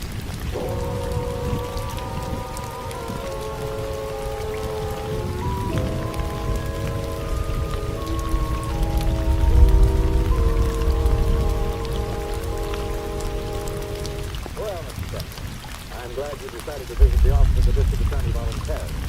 It does save you the embarrassment of my picking you up. But yes, Mr. Richards, but it also saves you the embarrassment of trying to pick me up. Why this sudden desire to entertain me, Mr. Richards? I'm not entertaining you. I'm holding you for murder. I repeat, why? You were in the same room when Rose Taylor was killed, The least I can do to uphold my oath of office, Mr. Templer, is to judge it. As, shall we say, a materialist? It's nice material, Mr. Richards. But it makes a badly fitting excuse. Why was she killed? Because she was one of the two people who knew the name of your local head crackles. She told you? I wasn't given enough time to convince her that she should before someone decided it was the 4th of July. But there are other ways to take him out, make sure he keeps safe. Is safe? Yes, with the chair that men sit in only once. But this is John Daniels. I was a pallbearer at this funeral. And so? The bullet in his back made him coughin' off the second. It got heavier in retrospect when I heard the district attorney had called the police closed. I had the proof. I'd gone up every alley and they were all dead ends. There were too many live cases to give my staff the chance. I know. So I'm playing it my way. I've gone up the same blind alleys in the past few days. Now I'm in an alley with a freeway at the end of it. You mean you know who killed them? Yes. The number one, the big shot itself. Now all I have to do is learn his name. Is that all? And of course, patience. I have to lock you up to your own fishing. You should, but you won't. That's the thing. No? No. Because I took the liberty to do a little, test agency. What? I told the newspapers that I'd be here both today to have a talk and tomorrow morning at 10 o'clock to deliver a murderer. The people in this town might not approve of your not giving me the chance. All right. Until 10 tomorrow. I'll expect you, Mr. Templer. With or without you. I'll be here. I know you'll be here. The only question is, will you be here dead or alive?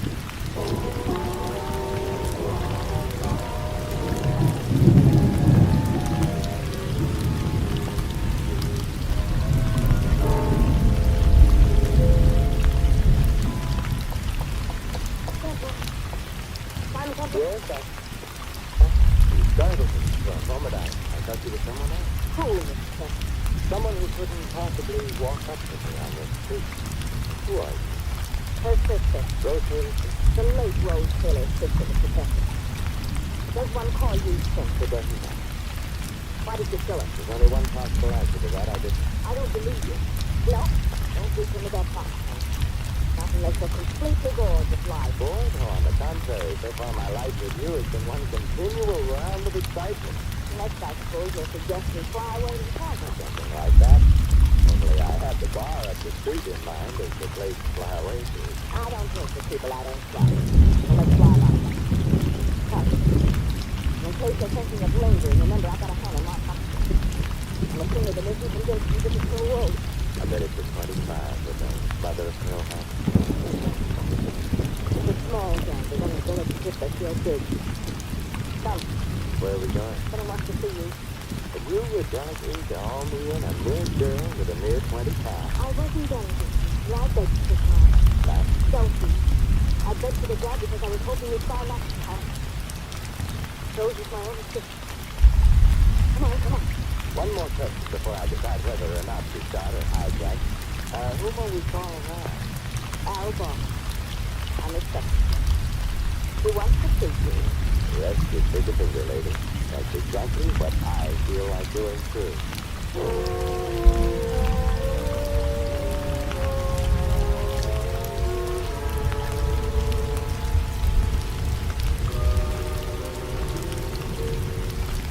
Hello, Al. Well, my old buddy, this thing. I had Jackie bring you over because I want to warn you to lay off. The last time you warned me to lay off, Al, you wound up serving time. Well, I was smartened up. I don't bite off more than I can swallow for long. Now, what's making your ear ring? Who's the big boss, Al? For how much? You mean yourself or money? Can you think of a better thing to get paid on? I told you I'm smartened up. I don't squeeze figures for a living no more. Oh, what type of wrongdoing do you specialize in now, Al? I'm in charge of the big boss people. You mean there's head highs and cat-like money and that? Well, that depends on how the books accept them. I've got a system. I'm the only guy knows what the big boy is. I'm the only guy knows what it takes.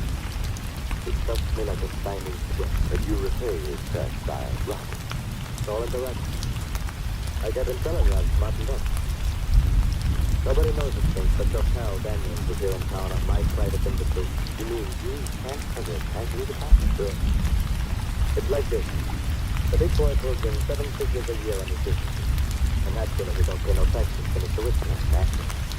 There's a portion to our uncle and back tax stuff. Only our uncle don't know he's got it coming. So I thought he could. Out of patriotism, of course. Yeah, out of patriotism. They always treated me so nice and loving. Out of patriotism and 10%. 10%. That's what Uncle Sandy kept me in for helping me catch a tax. Trouble was, the boss got wise to what Daniels was up to and gave him one with the luck. How fortunate he did get wise. But I smartened up. I smartened up. That is sister now. Feels like letters. Oh yeah, I didn't expect it like that. I gotta get into these books right away. I'm going out. Right. Another set of books to double out? Yeah, someone at the joint. I better open this up and see it again. Al, stop it! Get down! Alice!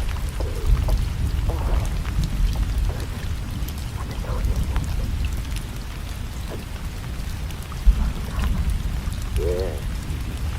You smartened up, Al. But I'm afraid someone else is just a little smarter.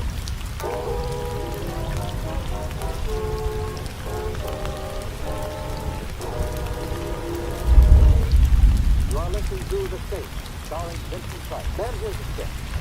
Top off your beauty in tip-top style. That's right, you use Trim Hair Tonic to make your hair look its handsome best. You see, Trim Hair Tonic grooms in a new natural way. Because it's the first and only hair tonic made with pure virgin olive oil, which makes your final hair self-sufficient. Yes, Trim is trusted in sensational new hair tonic development. Trim Hair Tonic brings you pure virgin olive oil to position yourself as it grooms your hair. You can see the olive oil in Trim floating right on top. Just use the shape, spread it completely. So trim just pure virgin olive oil right on your scalp, where good hair care starts. Massage for just 30 seconds. Then note how Trim's conditioning action relieves dryness at once. Cuts loose falling branches. Leaves your scalp wonderfully stretched. Your hair perfectly groomed. And you'll like Trim's clean, fresh fragrance. The way it's quick and easy, never beats. Yes, Trim keeps hair looking neat and well-groomed in a handsome, natural way. So try a Trim hair tonic now and condition your scalp as you groom your hair.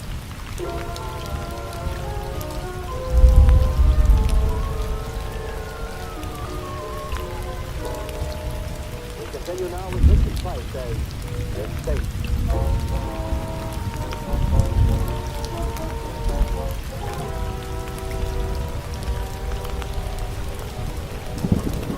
Another burger old fashioned. Drown out your blade in your ears. Well, you followed me. I was taking mine. Little girls who don't want to be followed should know now number 5 and exactly evening down. Thinking there's a ladder. And they shouldn't carry bombs around either. That's a lie. As long as you're wearing that particular evening gown, I'm inclined to believe you. But you did serve up the bomb, didn't you? You made a bomb, too. Tell me, Al? Yes, Mr. Boston has said it in the city he made himself out. But the others, unless I know all the answers to that. And even if I did, you wouldn't tell me. how right you are. I'm too young to die like you. I'm not too young. I don't know. It's amazing how few people in this town admit to knowing them. Through grass and public schools. Now, fear, the nervous system. The only thing people in this town aren't afraid of is getting arrested. They've been in cities like this before, exactly. And in 9 cases out of 10, when the local police is eliminated, that's not But big hunches get past you.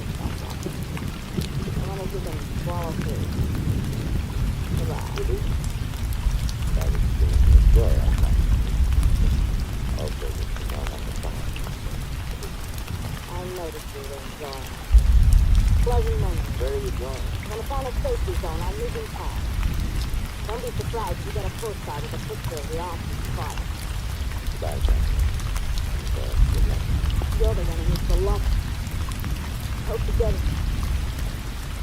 Rose is a good spirit. I'll get it. She was a good spirit. And, thanks for the night. I don't know what's talking.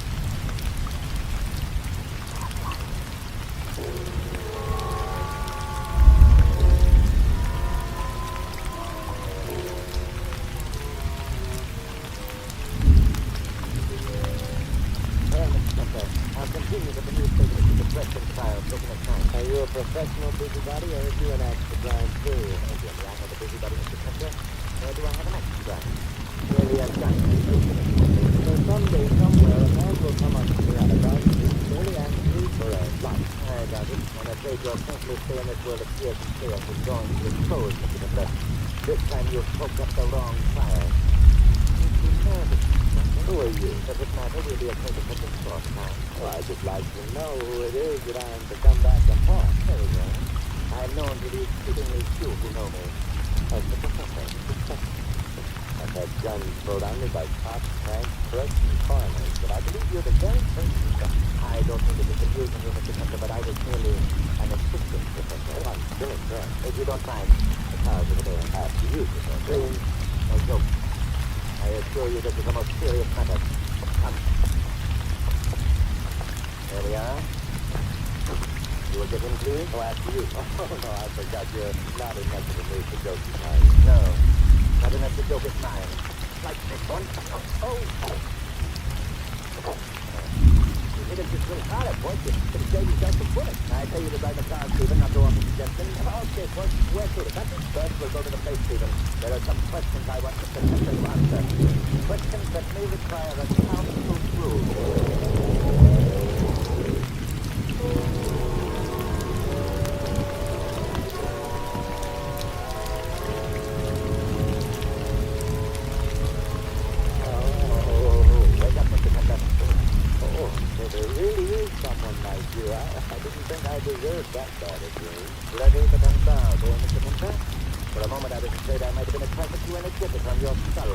boast, Professor, but my skull's been pinched before by experts. In fact, it has more threads in it than Goodrich puts in his tires. He was fond of your little joke that day. How unfortunate they must be wasted on me. You see, I'm a humorous man, so I've noticed. I brought you here to ask you some questions, Mr. Conductor. You should have warned me, Professor. I'm afraid I didn't come prepared for a quiz. I have various means of preparing you, Mr. Kemper.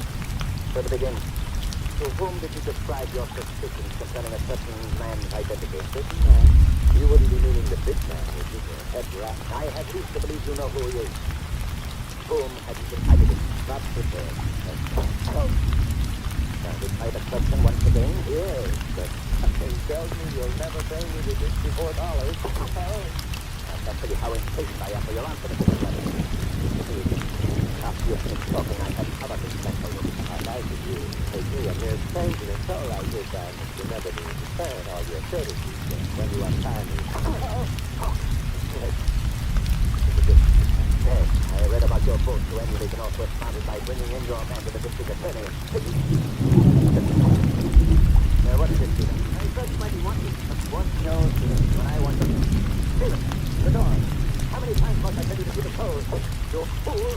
You know how I feel about an open door. The night won't stand in for it. It's practically any this time of the year anyway. You tell me. A former professor of entomology. Please, Stephen. Leave it once before I do something we'll both be sorry for. Oh, it's okay.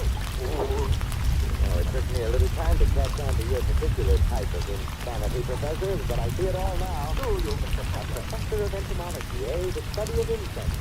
And you studied them so hard, Professor, you cracked.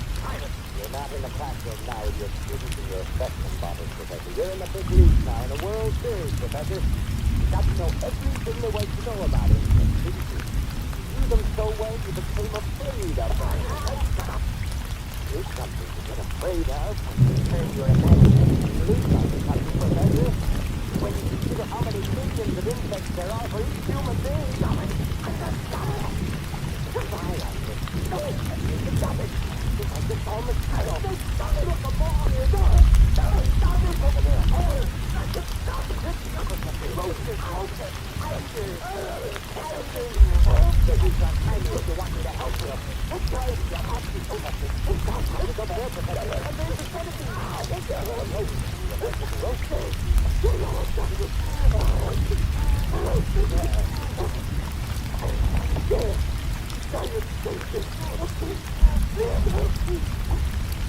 The first thing to do is get all these falling, hiding things out of your mind. All you have to do is let it think. Like I'll be able to keep on dating to be really after all. My old grandmother used to say, that's the you.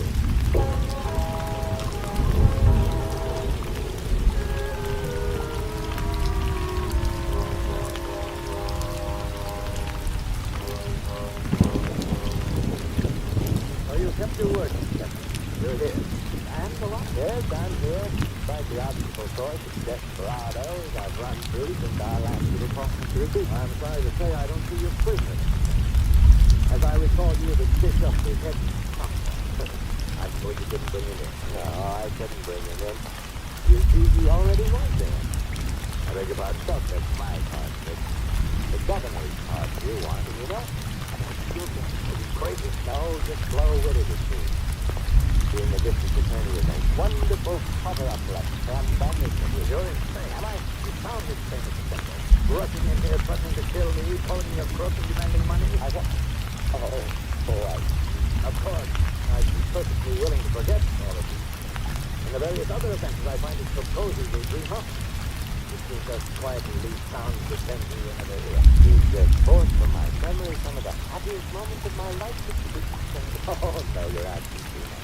And it looks as though we've reached a stalemate.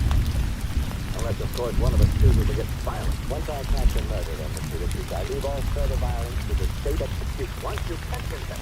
Right now, you seem to be in the disturbing position of a hunter who caught a tiger with his tail. Put up your hand, huh? Oh, you mean over my head? Your butt crazy professor made me teach him at my side. That's right. He gave me away. It was a remark I heard, Mr. Richards.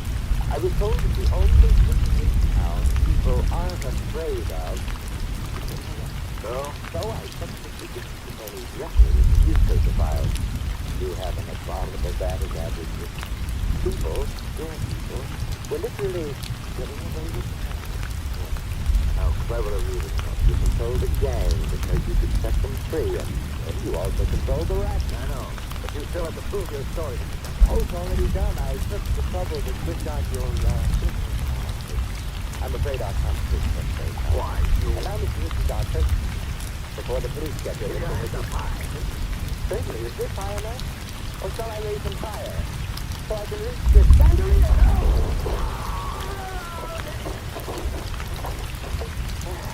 Have a nice nap, Mr. Richards. I'm sorry I tore up your chandelier, but my old grandmother always taught me to put out the lights before going to sleep.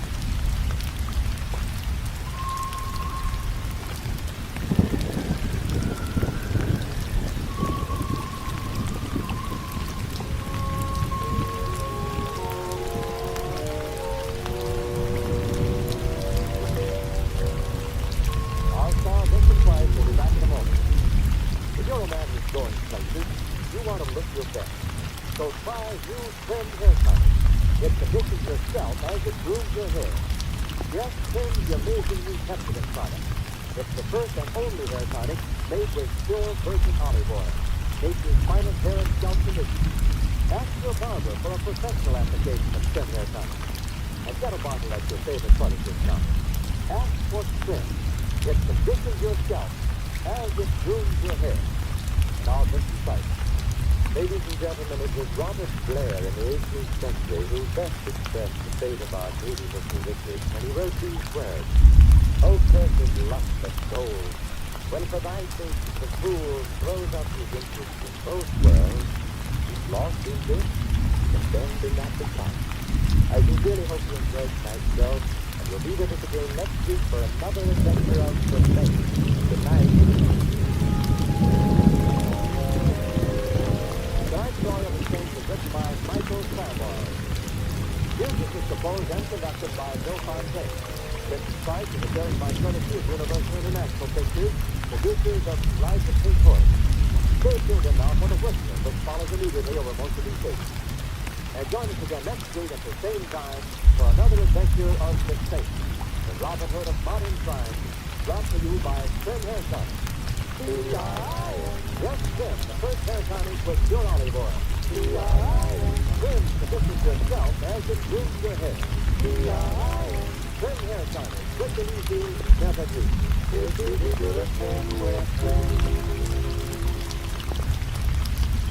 Wendell Niles speaking.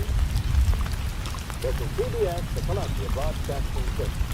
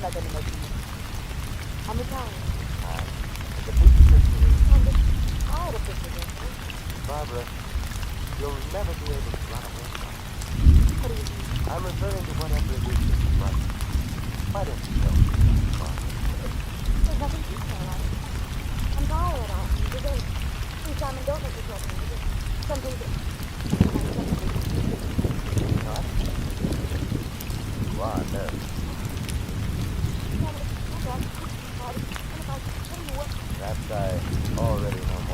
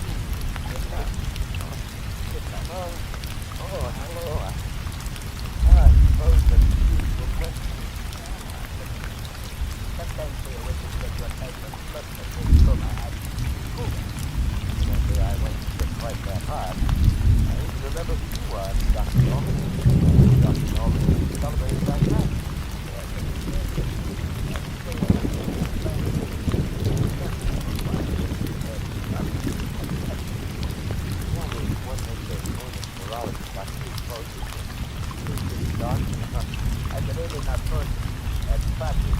This shot when I had a was called Doctor in the House. No, thanks. I have a flat. Not right now. All right. Yes. Let's get the front door. Okay, horrible, that's horrible, yes. Accident. Murder. I think I know. Yes. Okay, I didn't see it. I didn't see it. No, you're not. No, it's just like this. I know. What's your name? No. You don't think so? I can say it, but... Oh, I'll tell you. There is someone's wife. And now I'm wound up. I just don't know.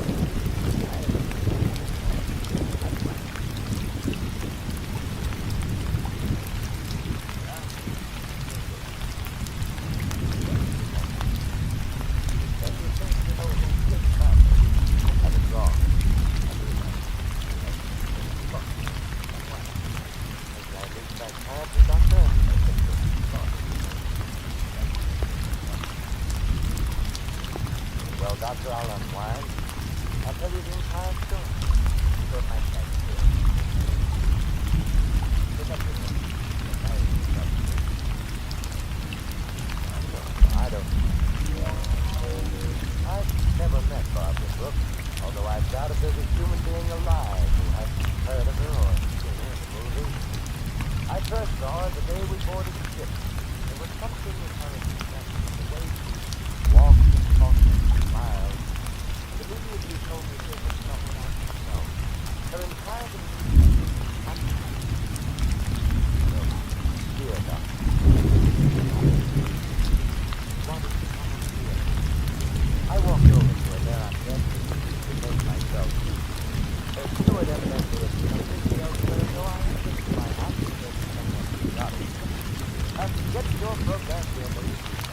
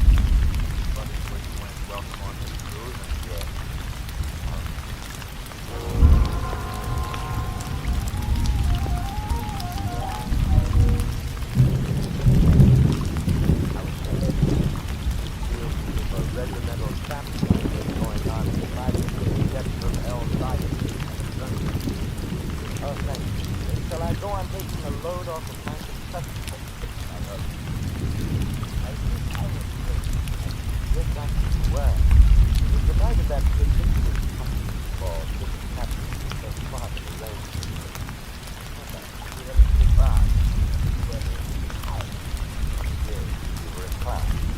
The ball was loaded with clouds. Some of them not even aware of their powder. But it was gay and frightening.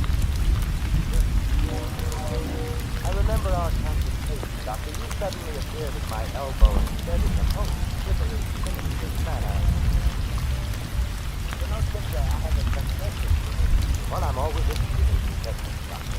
I had a schoolboy crush on this beautiful barmaid, and just I tell her. What's true about it? Well, I know exactly what I would do if I were you. I'd consult the nearest psychiatrist. That's the place you would that. I was hoping you would cut the fellow in on your acquaintance, but you won't. Want to at least show me that I might do my own. Oh, very well, Doctor. Look for a silk-like figure in a blue and yellow holiday costume. Thank you, Professor. And if you should ever need a good guy at the prices you charge, Don't turn around, Mr. I have a pistol in the smaller window. now really, is that any way to enjoy it? Listen, Frank. Listen hard. Oh, I'm all ears. Except for the small of my back, it feels abnormally large at the moment. There's an arrangement with the made, Frank. There's a big head of letters that they go through. So? All the signs say keep out. Do what you do. Now don't turn around. This costume is so pretty I think they have to put a hole through my costume. Well, it's probably just a coincidence, but I've acquired the same regard for the small of my back. Please regarding it everything. Not like I know to wander where it doesn't belong. And you might begin by forgetting yourself certain people aboard this boat. Please, just tell me how you're going to swing it. But don't be surprised. I'd recognize the notorious Lil Miller's voice on a party line. How are you going to take it there? A palm days or after March death? Just go out into the kitchen. What's the matter? Lil, what's the matter? Lil! You're lucky again. Don't crowd. Louder all you want. You won't mind now. Yes, the stiletto in the back leaves very little doubt. Yes.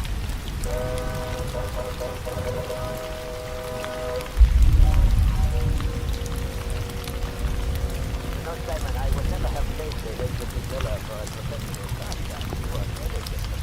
Professional card shops are always anything but the card shop. Yeah.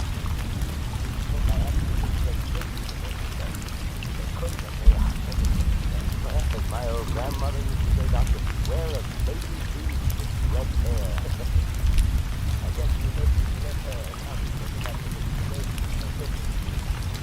Oh, how does it affect you? That's that.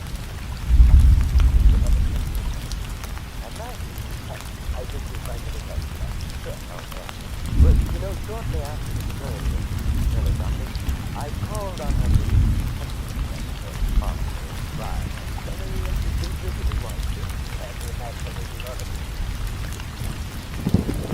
Well, I found him in the bar, $20 with a penny walking.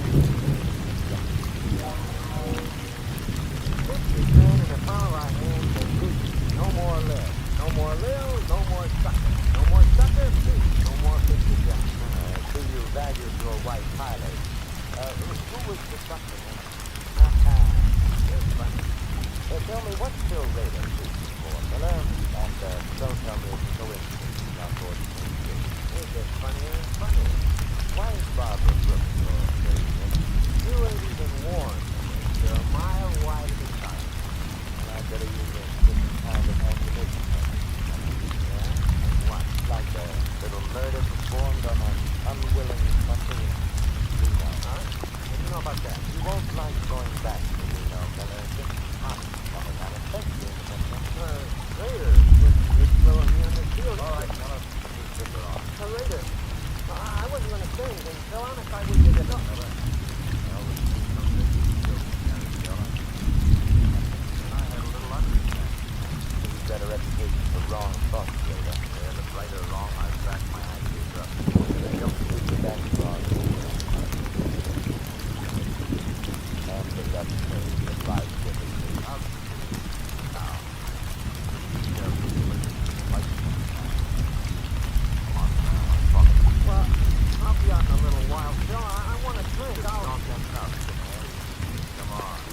go, Miller.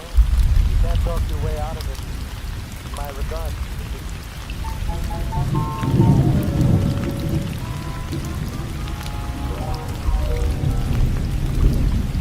And I recall it was shortly after Mr. Reader passed off his second warning that you and I met for the first time, Professor. We'll talk to the very next night. I was surprised. He warned you to stay away from Doc.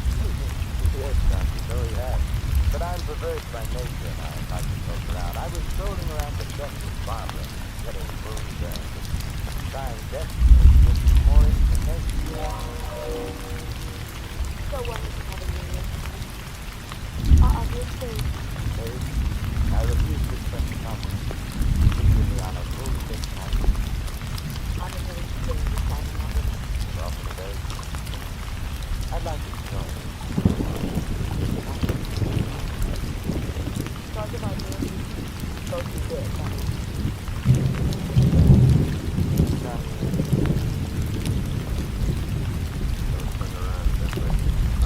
I know.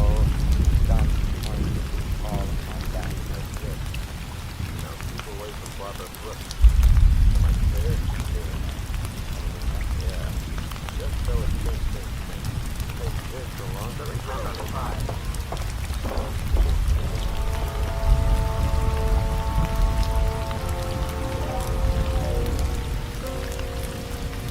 Once again, you enter the picture, Dr. Norman. You found me there, lying on the deck, basking in moonlight. Well, after your neat job of vulcanizing me, frustrating me with this doctor and innumerable words of explanation, I hit upon a spot. My next visit found me haunted in the light. I tell you, you're being made a passenger. You're on the verge of being demoted back to second-class treatment. I can take care of myself. Well, I did a minor sandbagging with the pure business that you found me fascinated. But what if you made someone like you decides to use it? I didn't murder. You're a lead pipe sent to the table. One of your own, Dr. But meanwhile, how would you feel getting hung for somebody else? Makes me annoyed. I'm not big up with no murders. Bill meant 50 grand us alive. The sucker was good for. Didn't have reason for wanting it ill among the first. Better the late, later. Tell me what? Nothing so crude. Sponsor a board, bottom, finger them, and oil them, and the Miller feed them to a record store. There's a sucker for good-looking James Gordon. Very uncomplicated. Guy never saw him long enough to get smart about it. Yeah, that's water. That man was a guy that said he can ask himself with something like he did. But then you were out for a bust-up. He's a lot of money. That's what you'd like to do. How about Barbara Brooks? Feel me out. I'm not in on whatever the case is there. Saw you the day we sailed and got scared. Because I ain't exactly crazy. But if you need one of those things, I'll take you. I was dropping another country and said, before we sailed. Down. Big show, too. Yeah, big show to bump her up. Not for me, though. Too much heat on those guys. Who makes the offer, baby? What's exactly the reason it's calling for it? Look at John Smith, boy. I bet he had a description. See, everybody has a description. Well, see, with the guy, with the lights. Turn them off. Look down! Later, husband.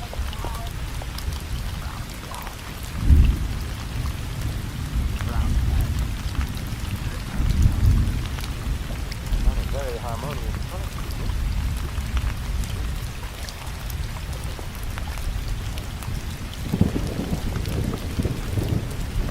Your last earth country.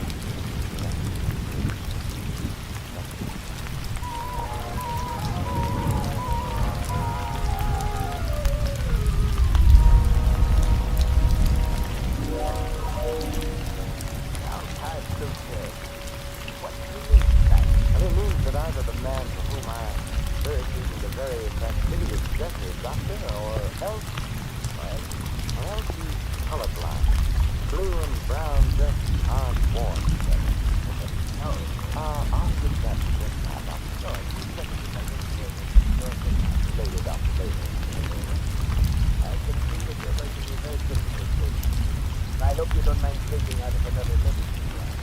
right now I'm that's fine. It's beautiful color. I feel quite beautiful. Yes, of course. Barbara's murder, wasn't it? Yes, Barbara was next. But immediately before our last meeting on deck in the fog doctor, I found out what she was afraid of. Now, easy.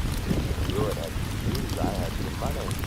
Stewart has enough now for that chicken ranch he's always dreamed of. He broke into Barbara's suitcase. And what did you find? I gave her some documents, letters, shoes, back here. Yes, and all from the same fan. The fan she was once engaged to Manor, Doctor. A fan who loved her very much. Hated her in equal proportion. Who was so torn between love and hate. She had to Would you know the classification? No.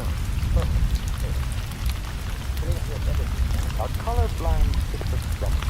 I don't believe I've ever met one before, Dr. Norman. So colorblind, he mixed up the green and orange Harlequin costume worn by Lil Miller with the blue and yellow one worn by Farmer. Poor Lil, if he come to the ball as anything but a Harlequin, she'd have lived to say in 50,000 times. You know, you were wrong about Lil's hair, Doctor. It wasn't red, it was brown. You said it was red. I wanted to prove you to be. You're second. Yeah, sure, thank you. Get along, Doctor. No, don't try to tell me apart by their aromas, Doctor. It's obvious that they're different colors. You fight, baby. Thank very much for your subscription. Doctor, is it a pretty purple gun you're wearing, or is it just... Drink up this luck. I'm the teammate. Just the best express with that. No, but I give you the same. Go over. Drink it, big luck. Huh? You're the doctor. Doctor Norman. Your green shirt, blue tie, and gray handkerchief. One of which is matched. Oh, my eyes! It's good in my eyes! It was a question of your eyes or my stomach, Doctor. My eyes are blind! You'll get over it, Doctor, which is more than can be said of me if one of those wild shots of yours should hit me. I know I shouldn't practice medicine without a license, Doctor, any more than you should. But here's a pedigree from me to you.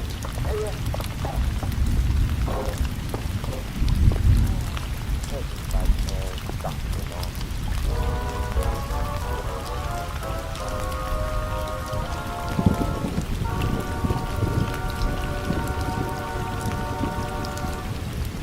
You have been listening to another adventure of the Saint, the Robin Hood of modern crime. And now here is our star, Vincent Price.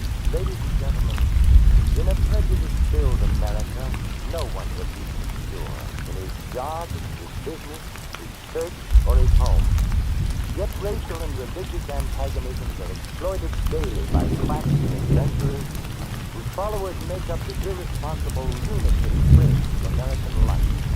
Refuse to listen to or spread rumors against any race or religion. Help to stamp out prejudice in our country.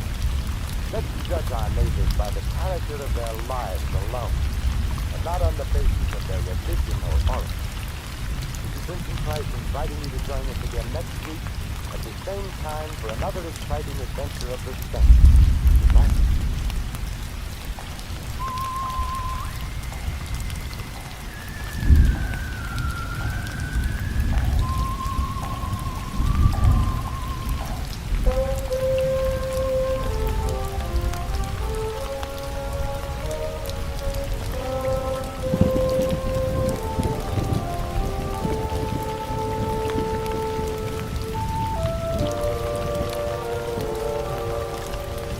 Tonight's script of the Saint was written by Michael Samoy.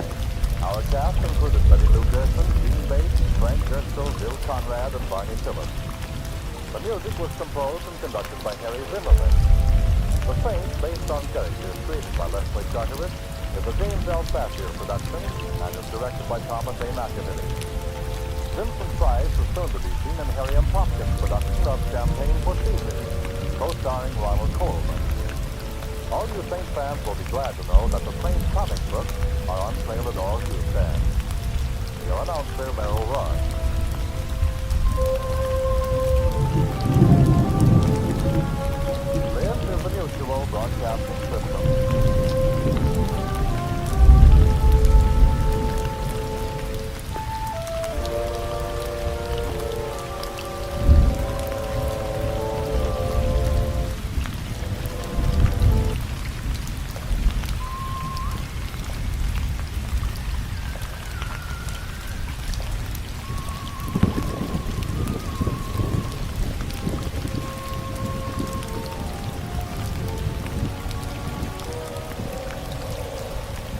The Adventures of the Saint, starring Vincent Price.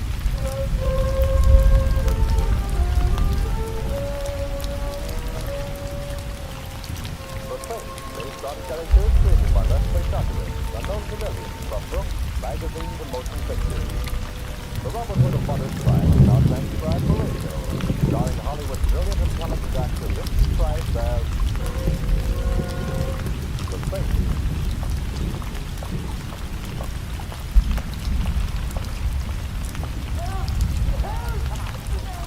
What's going on here? Hey, cut it out. What's the idea? Now let that man alone. Buddy, Boy, he's a slightly ungrammatical man. Now, what's he disturbing? They drew up alongside of my car. Him and the other fella. They said, get out. We're fixing your car. Why, Mac would do a thing like that, now would you? Of course not. What Mac would do is he's covered his name in the lobby and plug him underneath with lead pipe and drive off. Now, wait. You just satisfy my curiosity a little. Why did you want to steal this gentleman's old automobile when you've got nicer newer ones to steal? Yes, ask him, Mr. Ask him. Yeah, yes. Go ahead. I've got it out of curiosity. Well, if you had any, Mac. What's this? I always wondered how you look. Good night, all. Good night, Mac. You seeing you? You let him go. Yes, he convinced me that I should for now. There's nothing like a 32 in the pocket of a known thug for winning an argument. Did you say there was another fellow with him? Yes. He ran off when he heard you coming. It was the same fellow trying to buy my car yesterday. Trying to buy this car? Well, sure. This fellow tried to buy it. And there was a woman made an offer too. You actually refused. I ain't selling until I find out why they want to buy it so bad. The fellow who tried to buy the car, you know his name? No. He looked like a gentleman until you found him sort of selling it. Yes, with our just part of strength, eh? Tell me what the well-dressed and annoying little mechanic takes just over the smear he wears for a mount. Oh, yes. I'll bet that way. Fancy Dan Turner. Celebrated. We're going to tell the police. Tell them. Right now I've got a great search in this country. Ladies and college. Yeah, what's your name? What's your name? Colin. 302.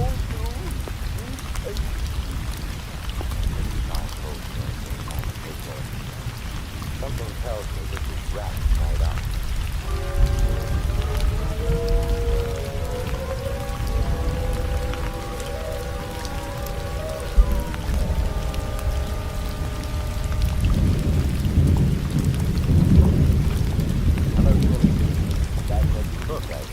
They got the wrong joint, Saint. Take a look around. I run a pool on. Well, like I said, Saint, we got the wrong joint. Lady Snack hangs out in a very back room. And the three monkeys, Saint. Each dumb and blind. The only Mac I know is a fuck. And if you don't mind, I'd like to look in your back room and see if it's hot. I mind. But you won't even know, Smitty. You're too dumb and blind. I'll have a hard time. I ain't got no back room. Besides, last time you dropped in my place, a lot of my customers started patronizing us for it. I've only been back from the great place a week. I ain't forgetting. Oh, come on, Saint. Be a good guy. Do that, huh? Hello, Tom. I was hoping you were smarting up at the morning. How could I sleep with you out roving the streets? You know how I work. Yeah. What? Hey, boy. You. Why? I want to talk to a fancy friend. What about Alexander Boyd? I want to ask Tony why he's trying to steal a jalopy. I got a strike.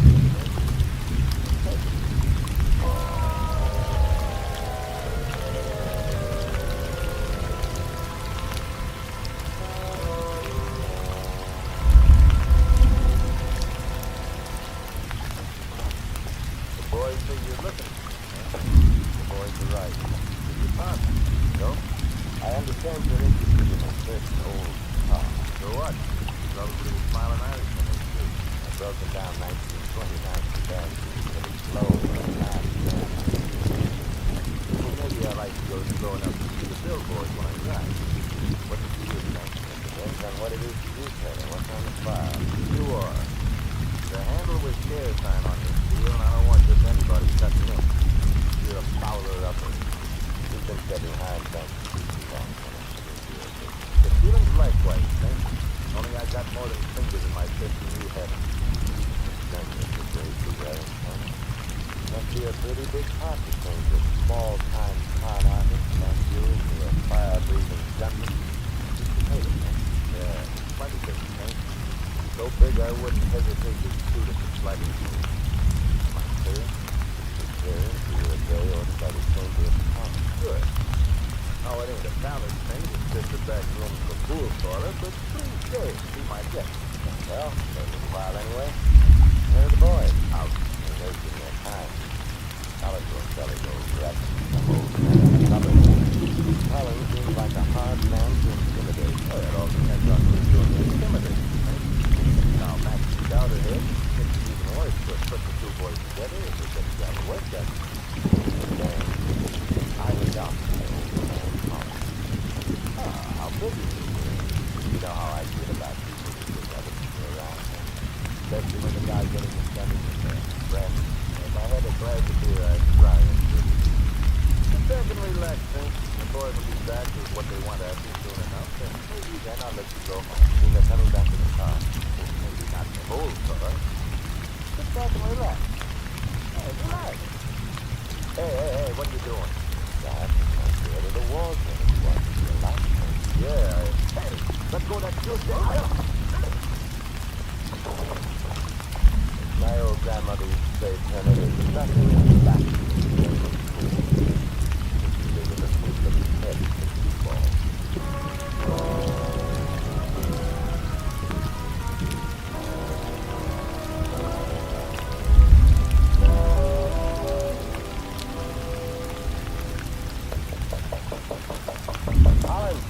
Collins, open up.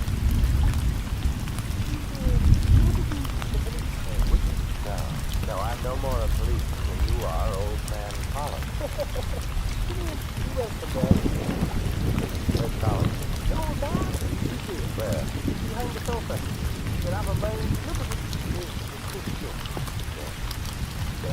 How? He's starting talking. Maybe he's shot for all I know.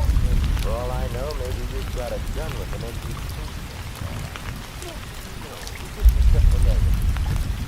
what sort of business are you in, Harry? The name's right. When the job is cool, and the police go after the bar, to put it, or make it in good, and go after the swag. After what's the swag here? Collins, what?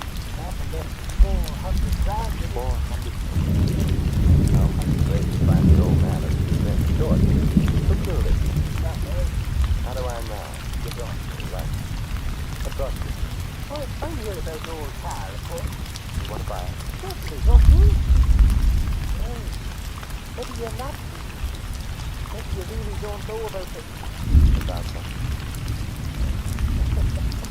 Hey, when you first time you see that road, I couldn't say, oh, Brian, do touch for more competition. Give me a back. Turner is competition enough, eh? Yeah, the Turner is a ugly duckling, and look, compared to Who? I got here just a minute before you, like, the old man was dead when I arrived. Like that, I know nothing.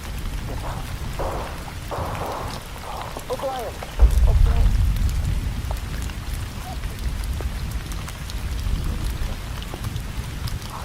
I'll call it back.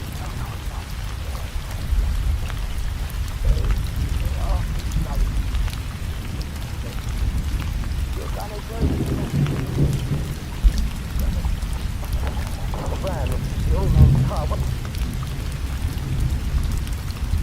I guess I'll have to try another angle. There.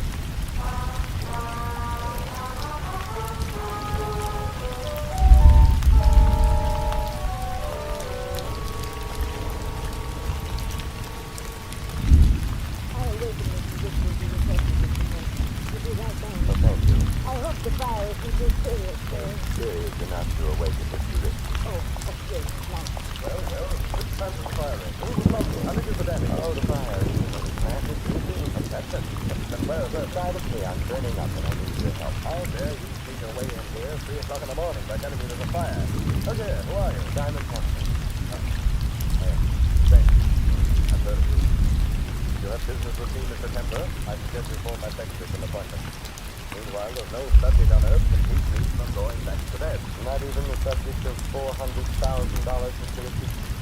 What do you know about it? Nothing other than it was stolen from you, Mr. Richard. That happened 7 years ago. Certainly, John Clay was hot, quiet, and convicted. Now, you'll pardon me. Clearly worked for you, I believe. I had a company. The money was never found. No. Clay doing 20 years in the penitentiary. He never abused for the money he didn't. Until the day he died. Died? Yes. 2 weeks ago in prison. And now, Mr. Kemper, if you don't mind, I need my rest. I won't detain you much longer. Just one or two more questions. Well, did Clearly have a wife? yes, he did. Died. It's quite possible you made an attempt to get word from her. Tell her where the money was hidden. They have made the attempt to get talk to his secret. But please told me what. After all, $400,000 is a lot of money. A lot of money. You could almost buy a second-hand car with it. If I had been fully covered by insurance, my firm would have gone under if the things were lost that large. And now, Mr. Kemper, if I might ask a question, why this sudden urgency? It's 3 o'clock in the morning, business. An old man was tortured to death. Then a fellow named O'Brien, who came calling on the old man, was shot to death. But before he was killed, O'Brien told me he tracked down $400,000 that had been stolen. I'm just looking back over how many people have ever had that amount stolen from their doomed release. I wonder what I said to you, Mr. Kemper. I wonder.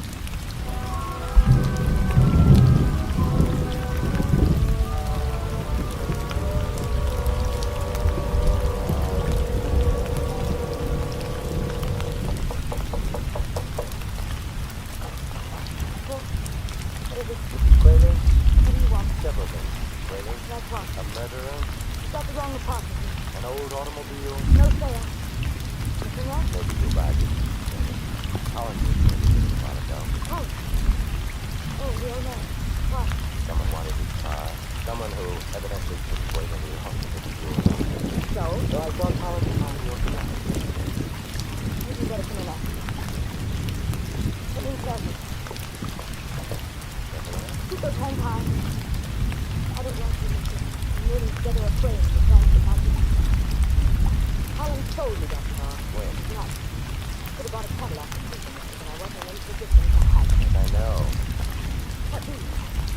What I was I know that Collins' car, the car, is worth about $40. But if something else is worth the neighborhood of $100,000.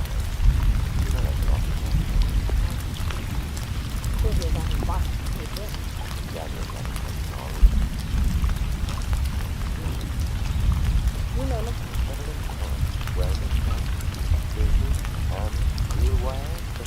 Either you've gone to work for Henry Kaiser, or the hand that customarily rocks the cradle is going in for rocking a safe. I had to go into a hardware store to make a phone call, and I just couldn't leave without buying a few things. Now, fortunately, you didn't make your call in an establishment that sells food well. Yeah, you had a set of license. You speak too much.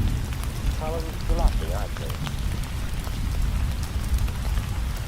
But that's how Michael down. You're getting off the first door bullet. Give me those quick.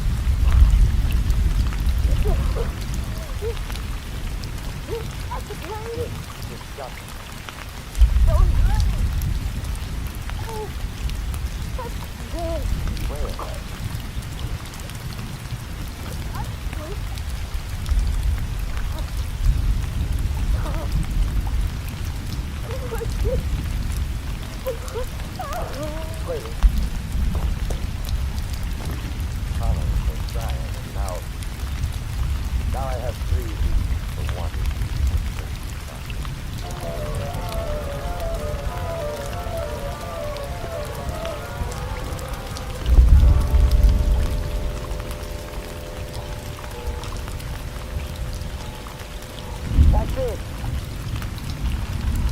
Hey, taxi, taxi! They don't stop sometimes when it's early in the morning. They're on the way back to the garage. What brings you out here, Eddie, Mac? Looking for a drunk to roll? Looking for you. You want to get me? Coy. Yeah, Mac. All right, so it's done. Well, what do you want me to do? Count the dough, train Hanston, close selling, play the business? You have to speak for it, Mac. It's funny, without a kid's fish for itself, man. I am a gun one you can get me up there now. The most gracious way of offering the fellow a lift, Mac? Yeah, a lift. Right now it's a lift. Later on it's may grow into a ride. Where are we going, Mac? Back to our little gray home in the rear of the pool. Thanks to Dan Turner and what thank you for going to this thing. Oh, really? It feels like it is. Got a couple of trips more to go here. Run it, boy. I've got very little space.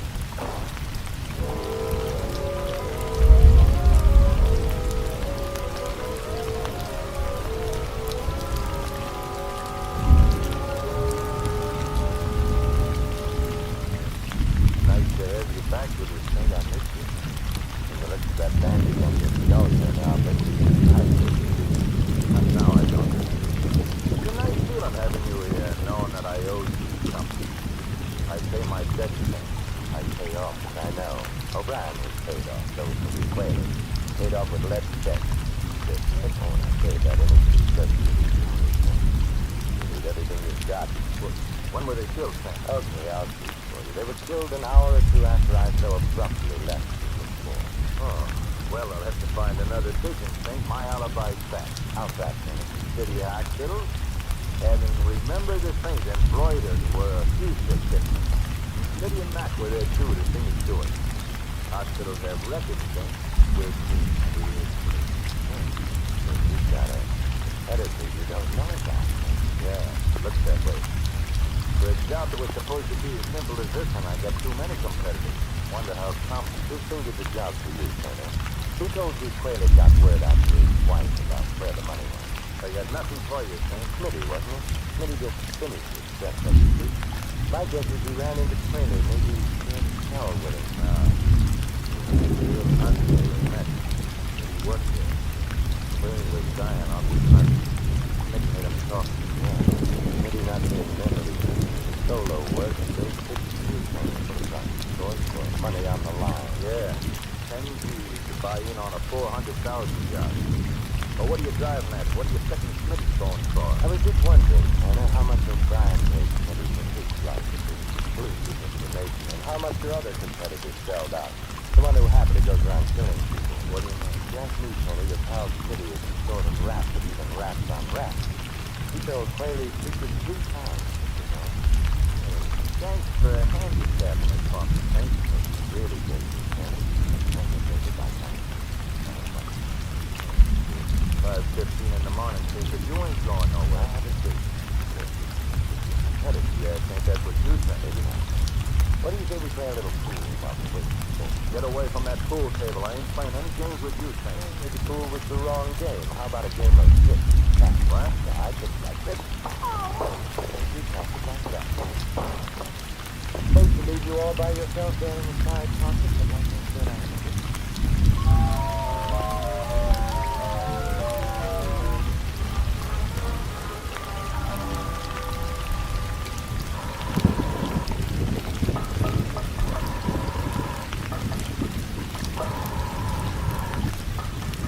Well, Mr. Ritchie, get enough sleep despite my interruption? I wasn't really asleep at all, Mr. Douglas. I know. Your hair was a little too carefully combed for a man who's been suddenly awakened and told he's having a fire. You're very clever, Mr. Douglas. But not clever enough to catch you before you committed 3 murders. Well, you're a pretty silent part. See what low company stuff you into with you. Yes, I see. $400,000. Buried in the siding of his elevator shaft. After the help of business settlement cost, it was all mine. A very ingenious fellow, Quayle, and to think that money never left his building. Yes, he was ingenious. Very smart of him to use his business job making automobile license plates means of smuggling out the information to his wife. How did you do it? Very simple, Templar. There's an extra piece of thin metal in this particular place, forming a sort of pocket. And inside the pocket, a note on cigarette paper telling poor Mrs. Whaley how to get the money. Of course, once you manage to tell her the number of the license plate, well, the rest is easy, isn't it? Yes, all poor Mrs. Whaley had to do was ask the motor vehicle bureau when the plate was assigned. Holland. Oh, okay. Mr. Templar, would you mind joining me here in the shop, please? Yes, right on top of the elevator. I'd like to keep an eye on you while I'm finished burning out this test project. See, I know the answer is to cross from this elevator. It's gone downstairs. Oh, well, Come, in the shop, please. Well, really, I have a gun, Mr. Templar. that makes the decision. There we are. Careful, Mr. Templar. I wouldn't want anything to happen to you. Anything happens to me. Sonny, I've known you such a short time, and I have exactly the same sentiments towards you. I've never been astride the top of an elevator before, Richard. You're right near the top of the stairs. Yes. I don't mean to worry you, Templar, but when this elevator power turns on in a few minutes, it will rise to the top before it is done. How's your treasure hunt coming, Richard? Almost finished. One last strip of metal to cut away and the partition will come off. That's to decide your patience for just now. Your future. There goes. A lot. So.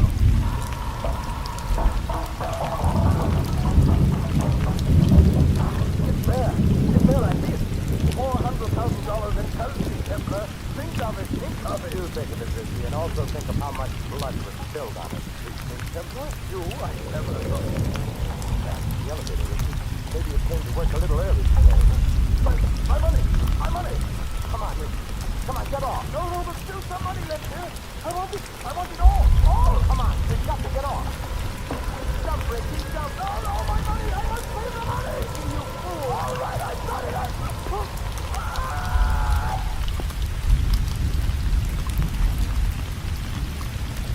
Crazy money. Crazy money, too. I'm sure you didn't plan on taking the cost of your expedition.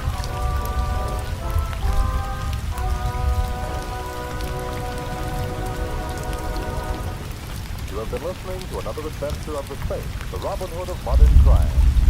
Now, here is our star, Vincent Price. These immortal words of Harvard translated from the Latin express quite well indeed the justice of our Mr. Vincent's fate. Nor is there any justice in law, but that the contrivers of death should be perished by their own compassion. Mr. Vincent Price invites you to join us here next week at the same time for another exciting adventure of suspense. Good night.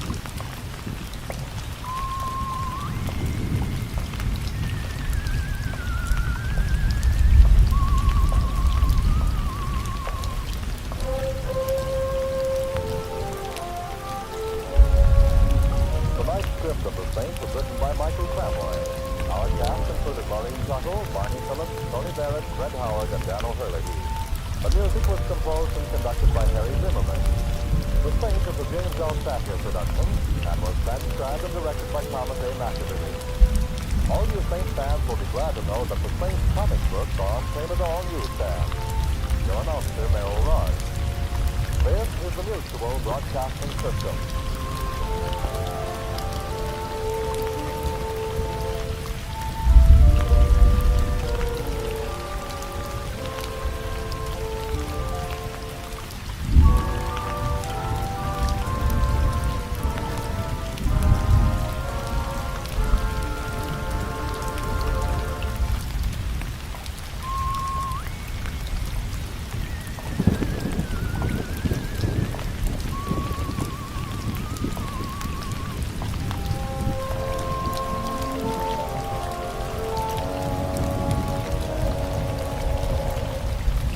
Adventures of the Saint, starring Vincent Price.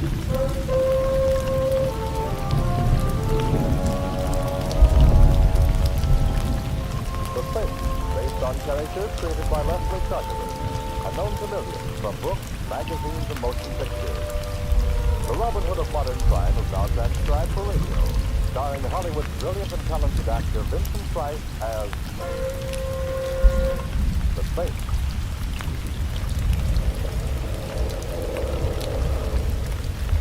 wrong, Captain? Nothing serious, Mr. Templar. Just coming down here for a check. Go on just as soon as we can. Oh, and where is here? Headstone, New Mexico.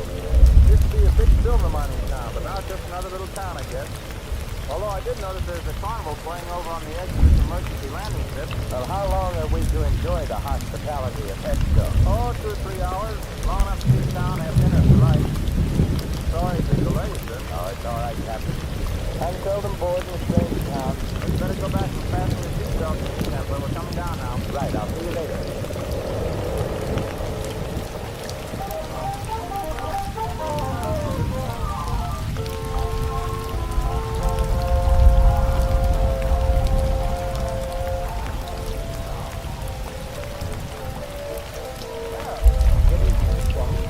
You know me? Yet I don't seem to recall your face. Harry Kelly. You don't recall my face because we've never met, but I've seen many pictures of you, so I recognize your name. Well, that's very flattering. Tell me, Mr. Kelly, how can I get into town? You can find a cab on the other side of the carnival. Planning on staying long? Not at all. Should I? On the contrary, I was just going to suggest that I doubt if Headstone would welcome the presence of the set. Just a friendly remark, yes. Oh, naturally. And if I may be permitted a friendly question, why are you telling me this? Just an interest in the continued health of my fellow humans. If you have any trouble in town, look me up. Anyone can tell you where to find me.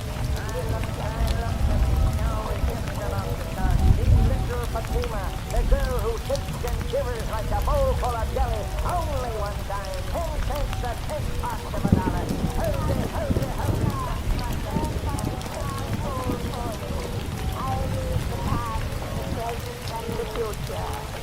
Learn your fortune, young man. I already know it, Grandmother. I'm destined to meet a tall, dark, and beautiful woman. I'll settle for nothing less. I see strange lines on your face, young man. I will send your fortune without card. Give me your hand. I see danger. Beware of a blonde young woman. She will bring you death. There are worse ways of dying, Grandmother. I see danger. Much danger for one with a halo about his head. Blood and death. Unless he travels, I see... I think I'm beginning to get the idea. You might tell your crystal ball that I'm beginning to be interested. Goodbye, Grandmother, and may the saints bless you.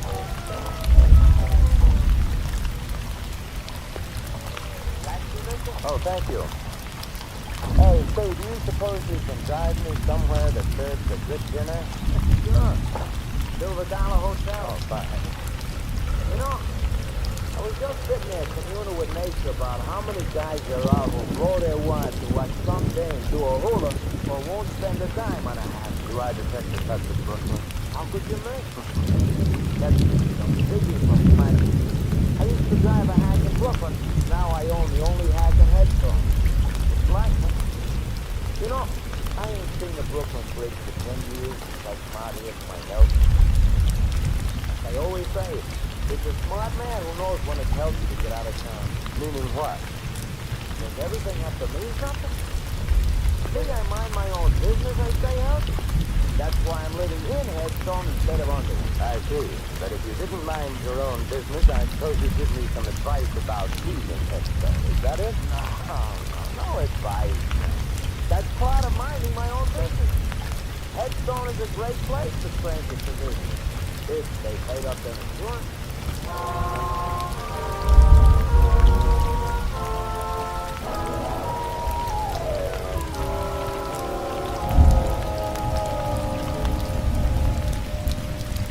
Here you are, waiter. Very nice dinner. My breakfast.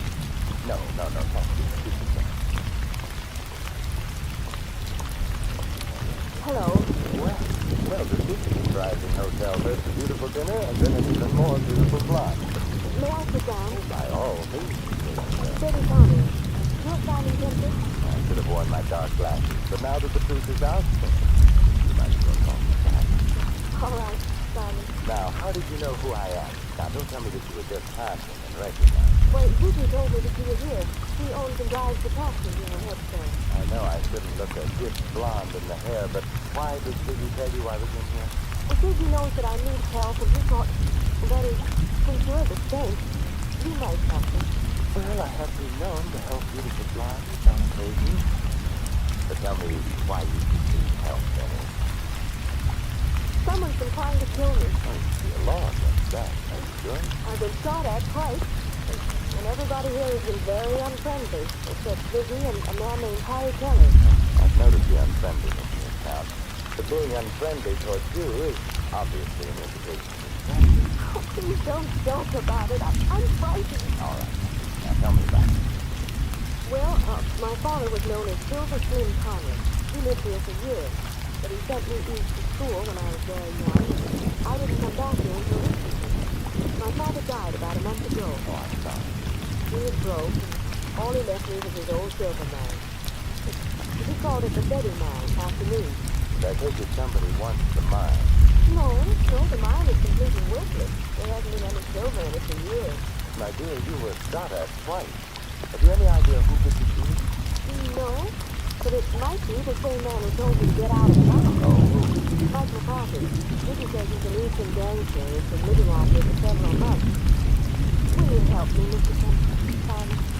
Well, I've never been able to say no to a pretty girl. You mentioned a man named Harry Kelly before. Didn't you? He knew my father. He's been very friendly to me, although he thought I ought to leave town too. I've met Mr. Kelly and he's very much. All right. Oh, just a minute. There was some red dust on your coat. Oh, thank you. Ziggy apparently doesn't get enough passengers to keep his cab dusty. Did you say Ziggy was parked outside in his car? He was when I came in. Oh, there he is. Yes, looking exactly as if he were back in Brooklyn. Ziggy! Oh, Mr. Bond! Thanks to your bird dogging, which I must admit in this case has done much to overcome any natural prejudice against cat dogs that I might have. So do you know where Harry Kelly lives? Let's go then. Hey, don't you ever clean out this hatch? What's all this dust? Who knows? Maybe it was that redhead that hired me yesterday. But he had dandruff. Ziggy, you missed your calling. You're as funny as an undertaker. Well, now, Ziggy, I don't suppose you're scared to tell me why you warned me to get out of Headstone. Got me all wrong. I wasn't warning you. I was just talking about myself. And I don't suppose you care to tell me why somebody took pot shots with Miss Connolly here and told her to get out of town, too. Me, I don't know nothing. Like I was telling you, Shane, I mind my own business. Maybe it's ignorant that way, but it's healthier. I like it like that. In that case, why did you send Miss Connolly in to see me? Well, like it's crazy. He's a pretty little pigeon. He needs to know some guy will help him. Now, it ain't no secret that the saint goes around mixing in other people's business, so I tell it to you. Who told you I was suspected? Got eyes in my head, ain't I? Like I said, I used to hack in Brooklyn. What about this Mike McCarthy? 15 smart money. A lot of guys cross his head once. That's right. What about, Harry Kelly? Smoking. Nice bow, but no more. You're doing all right for a guy that doesn't know anything. You got me wrong, pal. Dickie looks people over, but he don't see nothing except one guy is tough, another guy is small, and maybe another guy is who knows. I really don't think you should try to involve Ziggy, Simon. He's been very nice as it is. Got something, pal. I ain't really equipped for it, because the way your head is, only a saint could feel at home.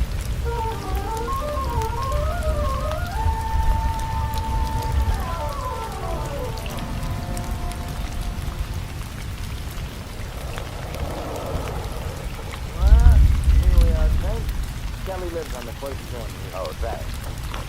Wait for us, Ziggy. We've got a couple of other calls to make after this. Don't worry, I'll wait. If you get in any trouble, just yell. Then I'll drive over and tell the sheriff I heard somebody yell. Thanks. Come on, baby.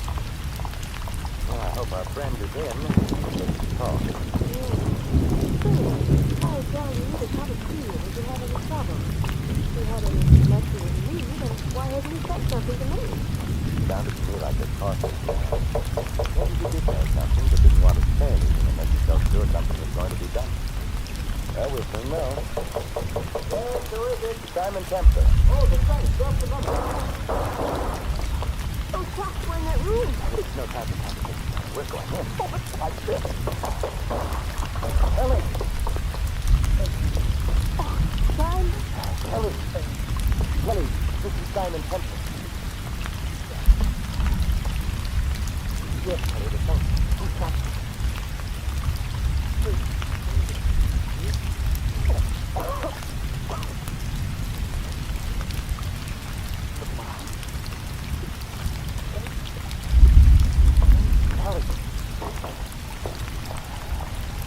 Well, Betty, he isn't going to tell us anything now.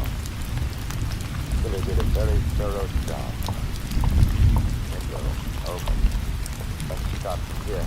There's a bell on the fireplace. What was he saying? Sounded like skin. Come on, Betty, we're going to spread a little tension. And I think I know where to begin.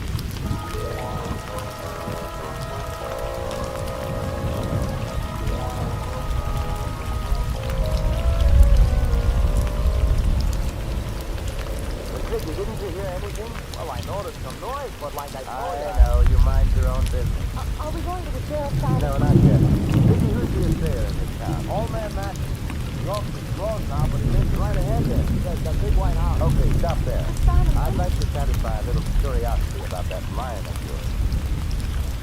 I'll be right down. You get the rest.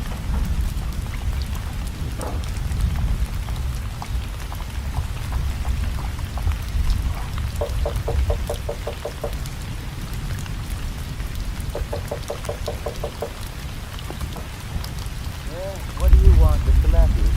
Who else would be here? My house, ain't it? What do you want? My name is Simon Hunter. I wanted to ask you if you know the Connolly Silver Mine. I know every mine within 200 miles of here, young fella. Hey, ain't that Betty Connolly sitting up there in that taxi? Yes. Then why can't she tell you about the mine? She owns it. Well, she has told me, but I just wanted to check about the possibility of a mistake. How much silver would you say there was in the Connolly mine? About enough to put in your eye and still leave room for your fingers? Couldn't there be a hidden vein in it? Nope. There ain't been enough silver around here to make a dime for years and years. Could there be anything else besides it? Mud and water, if you call that valuable. Of course I'm sure. Young fella, I've been here man and boy for 70 years, and I ain't got no time to stand around answering darn fool questions. Goodbye. Goodbye.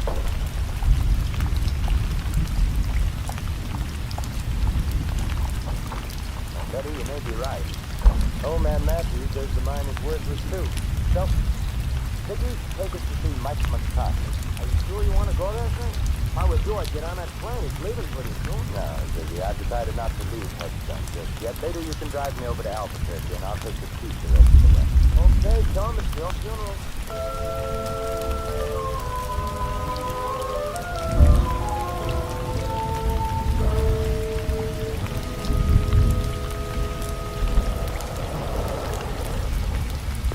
Simon, please be careful. Don't you worry, Betty. The halo wearer is definitely safe. I'll be right.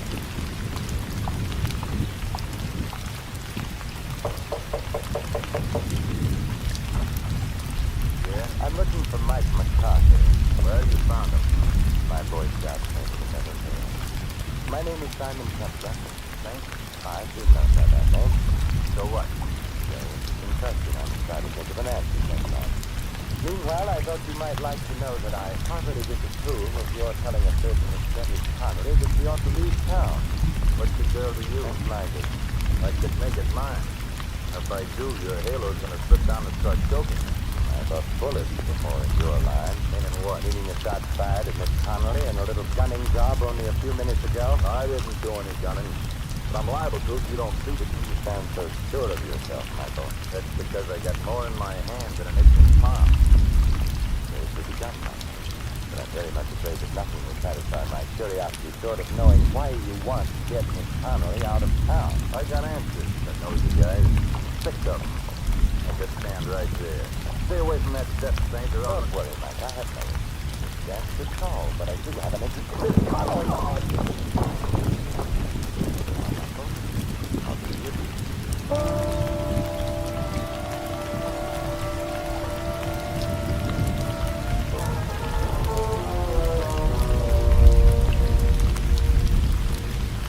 What happened, Simon? Oh, not much, I'm afraid. The conversation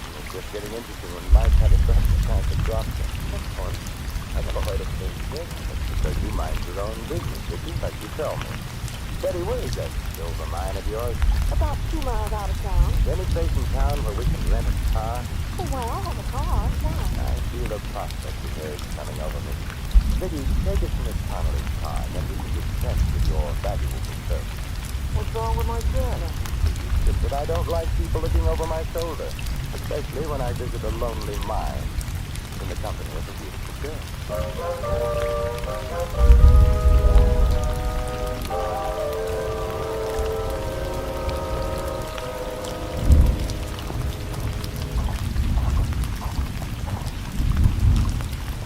Well, here's the Betty mine, although I don't know why you want to see it. I don't know either. As long as I'm here, I might as well take the boarding and do it. Certainly, sir. Right this way. This old cable car goes down into the mine. All we have to do is stand on the platform and pull the cable. It works with balance swing. 749. How far down? On the 40-cent tool, we give you exact distance. 354 feet 6 inches. Thank you. And thank you for having electric lights in a mine that hasn't been worked for years. Oh, the mine has its own battery. See? There's a bulb on the car. Shall we go down? What are we waiting for? Let's go. Maybe the lights will go on. Just hold it like that. Wait till you do. I told Mr. Coffee, I was wondering if you would try. This time, wise guy, don't try me. Don't tell me my fingers. You're going to talk to me. I'm riding down with you. I'm coming back alone. Start the car down, man, but don't try no tricks. This is mine. Well, here we go. All out the floors, please. Mezzanine, ladies' underwear, galoshes, and accessories. You'll be singing a different tune pretty soon, man. You both had your chance to lead down your way. Now you're going to lead my way. Betty, this is my first ride on an open cable car. It'll be your last. I wouldn't be too sure. Unless that cable breaks before we get to the bottom. What are you talking about? Little crowded here for 1, 2, so I guess the 1.5 will have to do.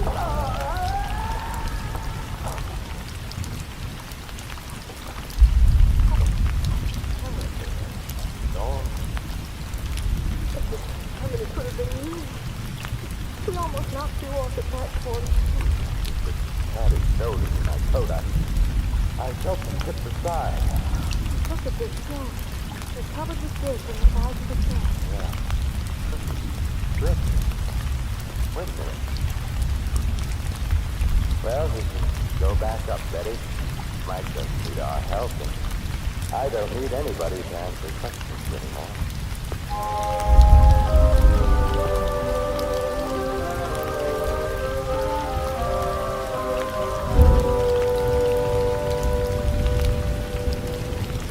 Simon, I'll never understand you.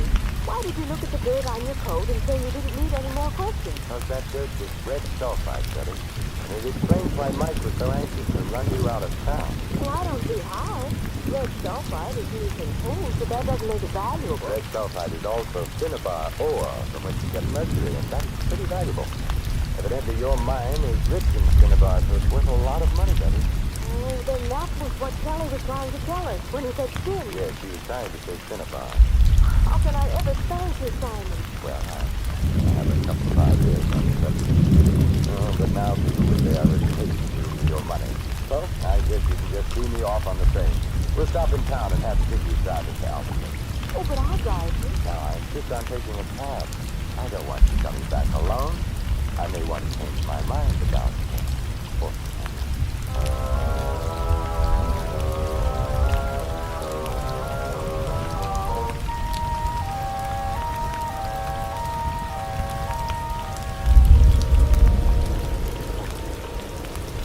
Like I said, man, I'm glad to see you, but it's not a good money to find.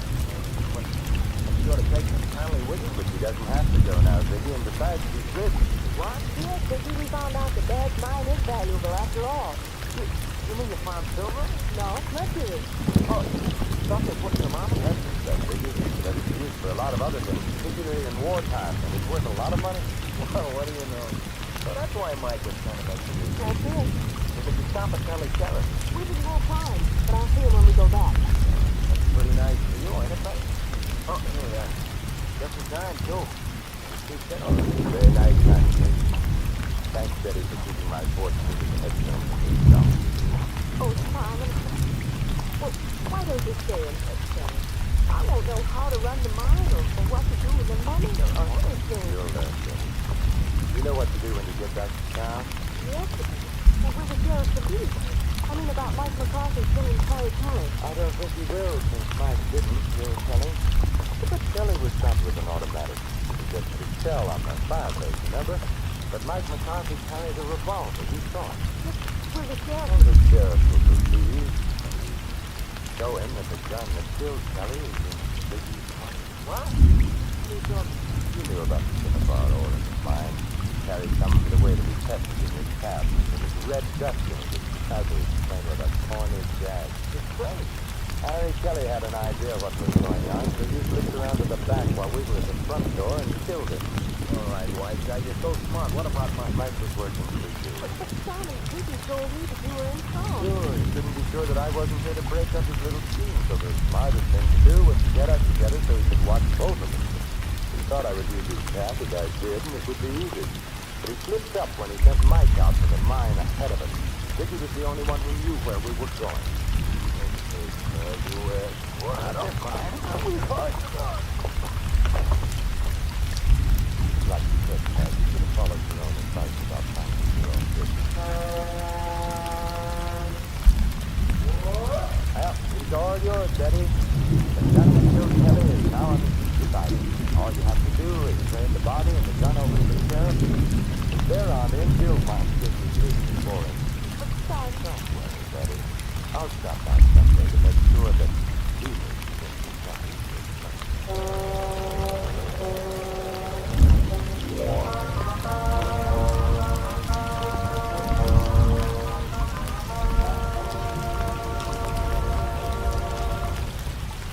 Just heard another adventure of the Saint, the Robin Hood of modern crime.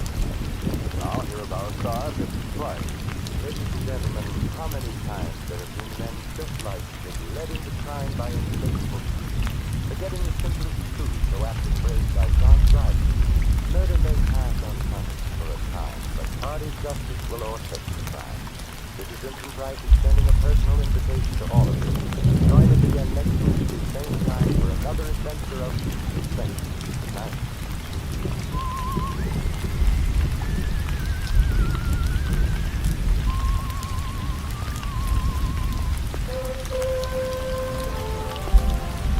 Tonight's script of the Saint was written by Michael Savoy. Our cast included Harry Bartell, Barney Phillips, Colleen Collins, Fred Howard, and Tony Barrett. The music was composed and conducted by Harry Zimmerman. The Saint is a James L. Savior agency production and was transcribed and directed by Thomas A. McInerney. Don't forget that the Saint comic books are on sale at all newsstands. Your announcer, Merrill Ross.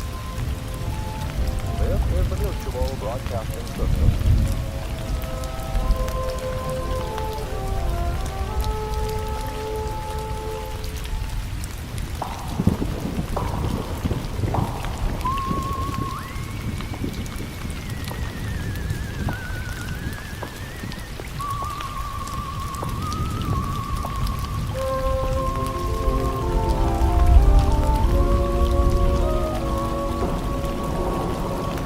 The Adventures of the Saint, starring Vincent Price.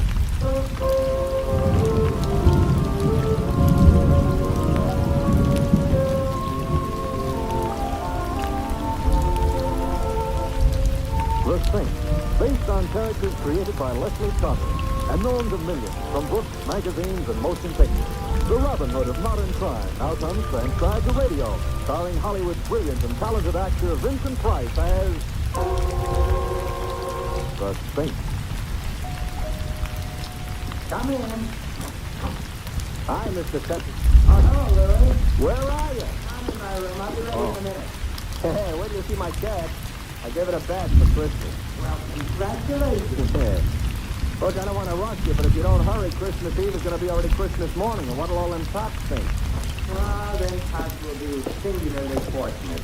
However, all I have to do now is get my whiskers on. There. How do I look? Mr. Templar, if I didn't know you was Mr. Templar, Yeah. I wouldn't know who you were. Louis, don't I look like Santa Claus? This may come as a surprise to you, Mr. Templar. Santa Claus is fat. Oh. You're not fat. Oh. Well, hand me that cushion from the couch, huh? Okay. Here. Now, thank you. Now then. How's that? Now say ho, ho, ho. What for? Santa Clauses always say ho, ho, ho. Oh, I see. Ho, ho, ho. Well, anyway, you look like Santa Claus. Hey, Mr. Templar, whose idea was this? Mrs. Winterbottom.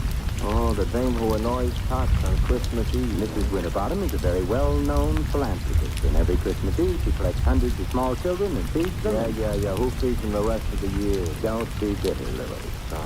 At least I ought to give the little tot a laugh. Yeah.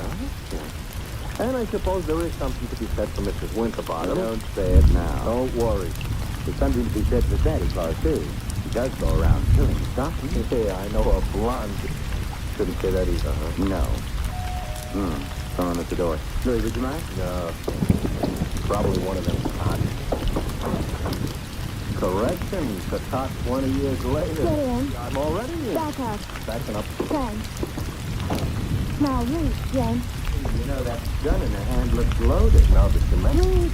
For what? The chandelier. What? Why not? The chandelier. Oh, a wise guy, huh? If you're going to keep me, I insist on knowing your name. Just call me Sally. Sally. And your last name? Never mind that. How would you like to get plugged in the Bread basket? where? No, let's pass lightly over that. I wouldn't like to get plugged anywhere. Shut up. All right. Where is it? Right down the hall. Are you trying to be smart? So it's gonna be like that, huh? Not quite. Now you listen to me, Pat Boylan. Huh? You shut up too. I didn't say anything. Well, shut up anyway. I'm shutting up. What was I saying? You just finished calling me Fat Boylan. That's right. That's wrong. I'm not Fat Boylan. Ha. Well, it helps keep the conversation Miss going. Fats, are you going to stop stalling and hand over the stuff, or will I have to shoot? Since I am not Fat Boylan, and since I have no stuff to hand over, I'm afraid you'll have to choose Mr. Templar. That could be fatal. You keep quiet, punk. Who's a punk? You're a punk. Mr. Templar, am I a punk? Well, Sally is just a little confused. Excuse me, Lily. Confused or not, you shouldn't call me a... Shut up. You know, you don't have to start I drawing. am not born. You were just about to shoot me. Well, I know, but then you bleed. Oh, I'm sorry. I can't stand the sight of blood. Why don't you strangle him? Louis, don't be unkind. Seems to be the doorbell again. No way. Very impolite to keep people waiting. But I must have been followed here. Sally, look, stop illustrating a point with that gun. It might go off. I don't care. But then I please. But where can I go? I've got to hide. Well, try the kitchen. All right. Well, come on in. It's open house tonight. Well, my old pal, Fat. I am not. Boy, Although I'm beginning to waver. Perhaps I am. Simon, you split personality. Who are you? Joe Hudson. You remember your old pal, Hudson? Hudson. Well, I must admit she looks like the Hornet, but your lines aren't as nice. Look, if I'm your old pal, why don't I know you? Oh, that's easy. We never met personally. So how else can you meet? Ignore that. But if we haven't met personally or otherwise, how can I be your pal? Oh, I was just being friendly. Besides, you got something for me. I have? Great little kidder, ain't you, Fat? Hey, pal. Now I feel better. I'm a pal, too. Look, I wish I deserved your delighted tone. Listen, just leave me have the stuff, and then I'll get Stuff again. What stuff? Am I going to have trouble with you? The door behind you is open. Why don't you use it, huh? In that way, nobody will have any trouble. I'll use it after. After what? Just like that, huh? Ever see one of these before? I'm afraid I'm going to disappoint you, but the answer is yes, I have. Good.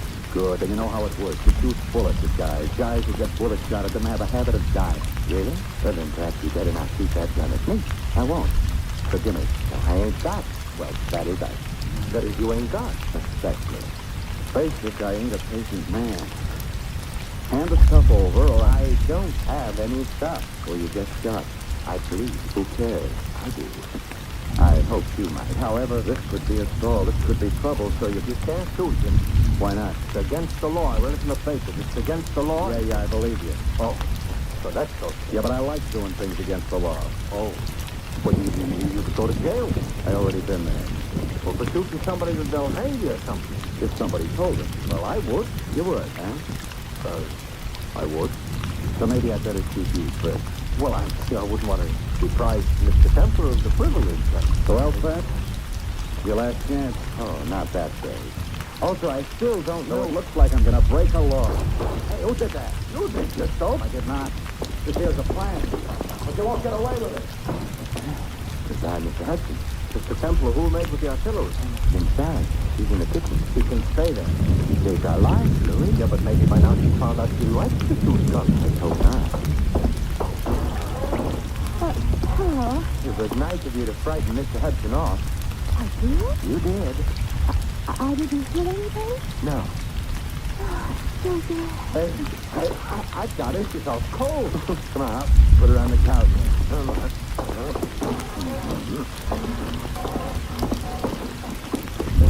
It's a little late, but somebody ought to mention she is not a bad-looking bitch.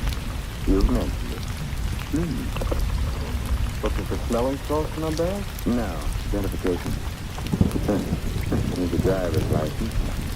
Her name is Sally Walters. Address 49 Arden Drive. Now, social security card. She's the secretary. That's what I need. Take it back. Coming too. Better put the bag back. Yeah, but keep the gun, though. There's still some bullets in it. No. We don't want her to know we went through a bag. We're thinking about something? We're going to pay her a visit. She ain't home. But she will be after she leaves here, and then perhaps we can find out what keeps the home fires burning.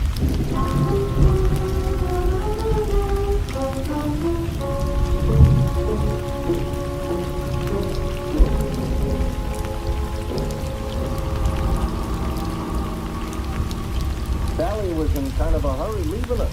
So she was. Mr. Templar, don't look right, Santa Claus chasing a blonde. I'm not chasing her. Technicalities will get you no place. Hey, this must be it. 49. What is she a secretary of? The treasury? I suspect this is where she works, Louis. She works overtime, huh? Yeah, and probably sleeps in. Come on. I hope that nobody is teaching because they'll think Santa Claus is off schedule. I think perhaps I can manage without the whiskey. Ow! Now you look like an imposter. Yeah. Will you ring, Louis? Okay. You know, this is the type house I got a feeling Santa Claus would have to use the saving center. Yes. I'm Simon Templar. You are? I am. There's nothing I can do about it. Mr. Templar, all butlers are like me? I doubt it. I think he's been practicing. Well, good night, then. I think not. Would you mind removing your shoe from the door? I would. You might at least have shined it. Humphrey, you ever visited this town of Rome? No one, madam. Oh, but that's an interesting looking no one. Santa Claus, you've lost your whiskey. I haven't, sir. Right here in my pocket. How nice. Actually, my name is Simon Templar. I'm following. This is Louis. Hi. Oh, I mean... Hi. Nice. Did you want to see me? Now that I've seen you, yes. What's the name?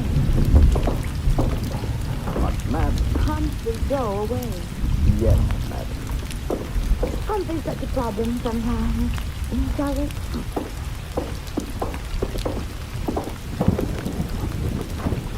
Nice? Yes. Fire in the fireplace. Books on the bookshelf. Port in that decanter. Yes, would you like some? No, thank you. I just wanted to be sure the accessories were all correct. Someday, maybe I'll find some other wine besides port in the decanter. I dream. Simon, are you the one who found me? It's beginning again. Found what? My jewelry, the coat. Have they been lost? Simon, they were stolen. You know that, don't you? Should I? Oh, I've heard of the saint, Simon. I didn't know he was also a Santa Claus. Oh, it's a fleeting impulse. When were your jewels stolen? This afternoon, he called. My husband married. Oh, Brought me them for Christmas. Santa Claus. Louis. Sorry. We decided to have the party this afternoon. We thought it'd be nice to have a quiet eve, so we did.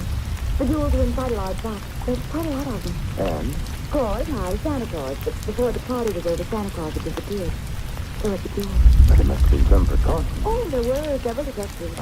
But the Santa Claus said he was going out to get the mail while the party was on. He never came back.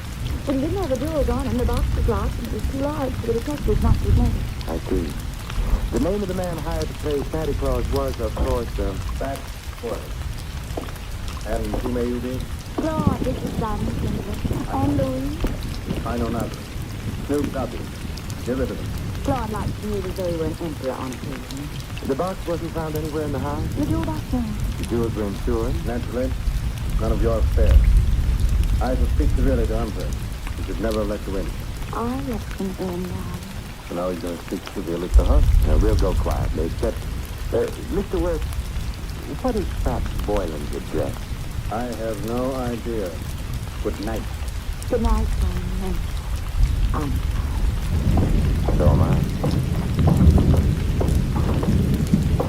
I'll show you out. Thank you.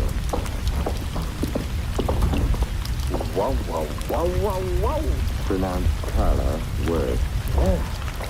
What do we do now, Santa Claus? We get into your nice, clean cab and... Hey, wait a minute, Lou. Now we're going to find out what became of Sally. Simon, Good evening, Sally. I overheard. That's address at 17 Beale Street. 17B. Yes, I've got to get right back to the house before anybody notices. Goodbye. An awful short visit. But long enough. Now we're going to visit Mr. Boyd. I think so. I hope he ain't so handy with a gun as the rest of them, Sally. He may be, he may not be. Now I'm all scared up. But there's one thing I'm sure he isn't. What's that? Fact.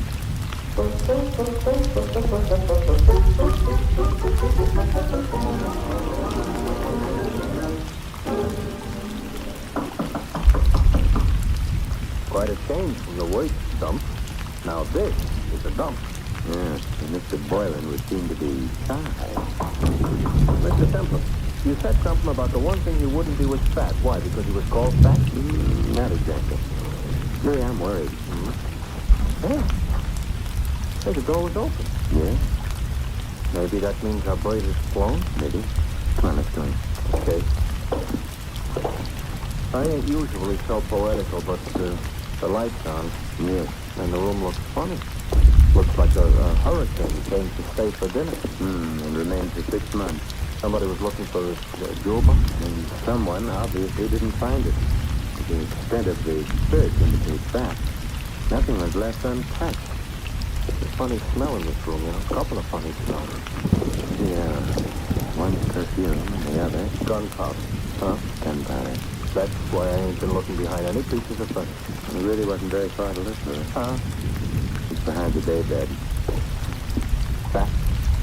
Fact, Louis. He ain't doing so good? He's dead. And Louis, Yeah. he wasn't fat.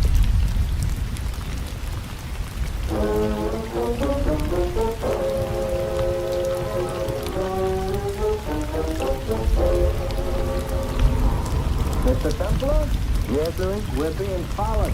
Since we got out of Boylan's place. That's interesting. Louis, stop the cab. It'll make it easier for whoever's following us. Exactly what I want. Even on Christmas Eve, this shouldn't happen. Now what? We get out. Don't look behind you. Start walking. Here is a nice, lonely street. Everybody else is home hanging up stockings. I wouldn't mind hanging up stockings myself. Who do you think it is? I think it's our friend Hudson. Oh, I just lost $5.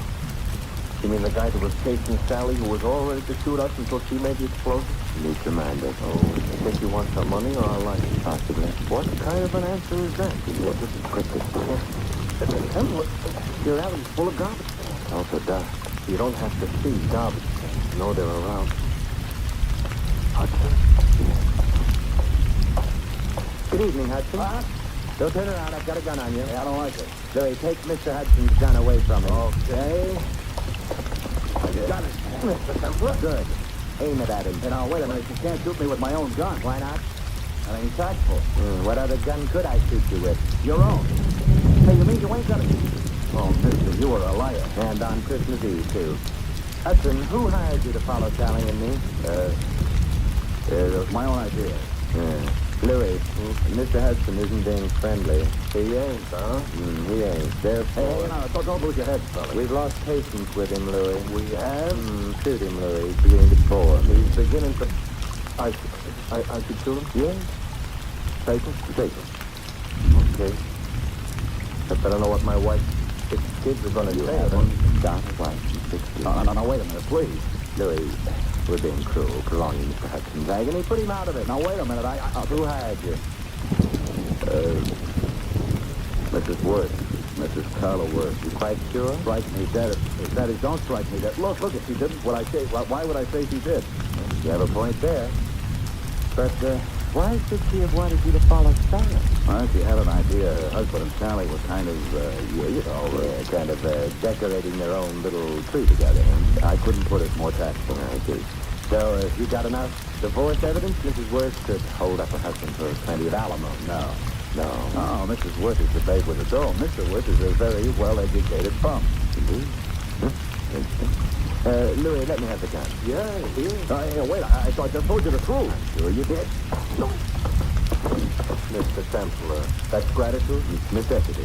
Oh. You need him out of the way for a little while. He's out of the way.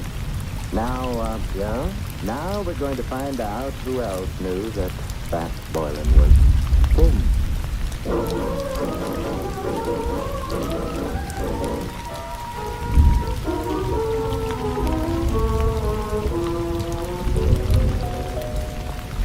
You know, if we visited often enough, I might even get accustomed to this joint. You might also start confusing yourself with Grant.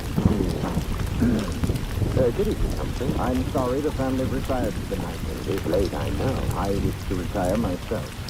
Humphrey, you don't look 65. Good night, sir. Get asked again? No. Why, Humphrey, I thought you and I were going to sing Christmas carols together. Let go of me. Shut the door, okay? I shall complain, sir. All right, but not now. The Templar. I don't know where that's gone out, hitting people over the head with. And I didn't have him warn anyone we're here. Why, we're going to burgle the joint? In a way. Huh? And a kind of description would be takes the place, Louis. Oh, for what? Oddly enough, something that can't be seen or touched. Sounds like a ghost. Yes, and in the way it is, the ghost of a murderer.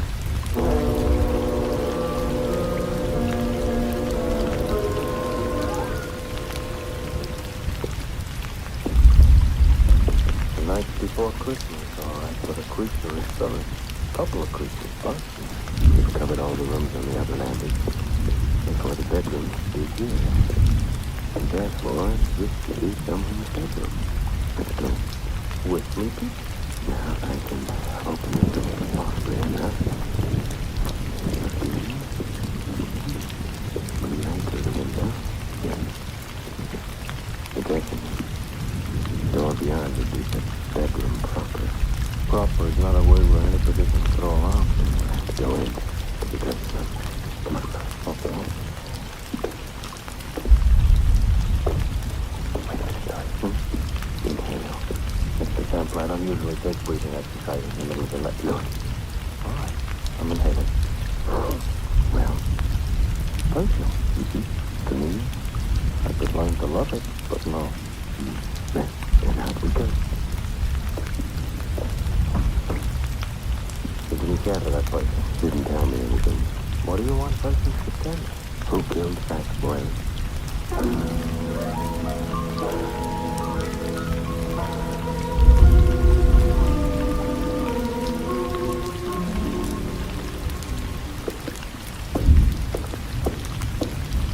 Another bedroom.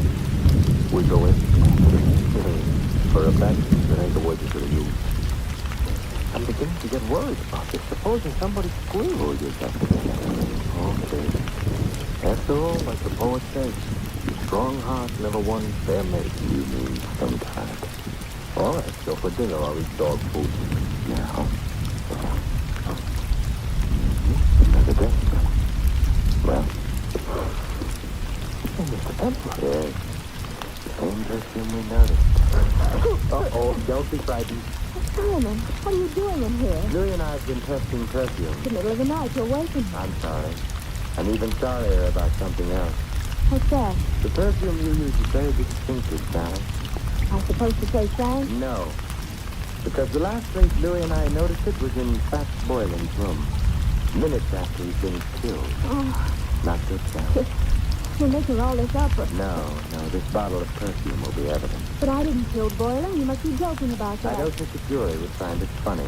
You knew about Boylan stealing the jewels. You must have helped him. I didn't. But then you found yourself being trailed by Hudson, who's been hired by Mrs. Worth. You were afraid he'd discover the connection between you and Boylan. That's why you came to my apartment. No. Yes, you hoped I'd throw Hudson off, perhaps frightening. In the meanwhile, you could get to Boylan, get the jewels from him. That isn't true. When you got to Boylan's place, you found him already dead. The jewels gone. I didn't. It would be much better for you that way. What do you mean? You wouldn't be liable to a first-degree murder charge. But there were detectives here while the party was going on.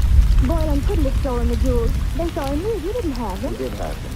He was playing Santa Claus, and he was a thin man. Santa Clauses, as Louis pointed out to me earlier tonight, are fat. Therefore, Boylan entered his house wearing padding underneath his costume. He left it with a large jewel box in place of the padding. That's how he did his job. You're smart. You found Boylan. You knew his address. Therefore, you'd hired him in the first place. And therefore, also, a jury would believe you killed him unless you tell us you did. Oh, all right. I'll tell you. Really no need, my dear. Oh, Clark. Hey, Mr. Temple, tell him to point the gun someplace else. Mr. Worth, point that gun someplace else. I prefer this direction. You were saying, Spencer, about the jewels? The jewels were insured. Therefore, you, Mr. Worth, arranged to have them sold. Indeed. In that way, you could retain the jewels, the insurance money as well, and not worry very much whether or not your wife divorced you. Clever. Boylan is dead. How true. You had to see to that, didn't you? Otherwise, he might have blackmailed you for the rest of your life, or for whatever money you got out of the entire crooked deal. I can see two others. Yours, your friend, and Sally. You going to kill her, too? That depends, I should think. Claude, I never knew you intended to kill anyone. No need to say the argument quite as strenuously, my dear. You were in on most of it. But not murder. I'm afraid Mr. Templar's pessimism is justified. I shall have to include you. But, however we can get onto it, a perfume. To be precise, this perfume. Well, you got him in the eye. I hope this gets him someplace more effective.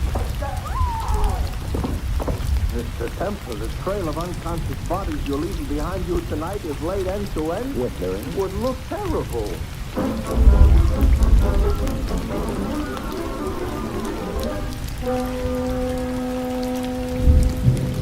Darling, He is kind. you've engaged. Even without you, this kid, you've been sort of a Santa Claus. May I? Thank you. I never knew Santa Claus could speak like that. The Santa Claus is no saint. Yes? Oh. Hello, Louis. Mr. Templar, you better put on your whiskey. You've forgotten all about Mrs. Winterbottom? Oh, well, the hour is past midnight. The tots have undoubtedly totted off to bed by now. Louis, you may tell Mrs. Winterbottom. No.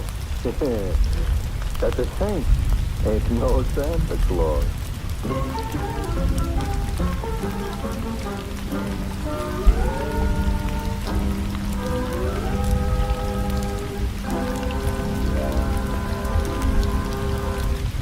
You have been listening to another transcribed adventure of the Saint, the Robin Hood of modern crime.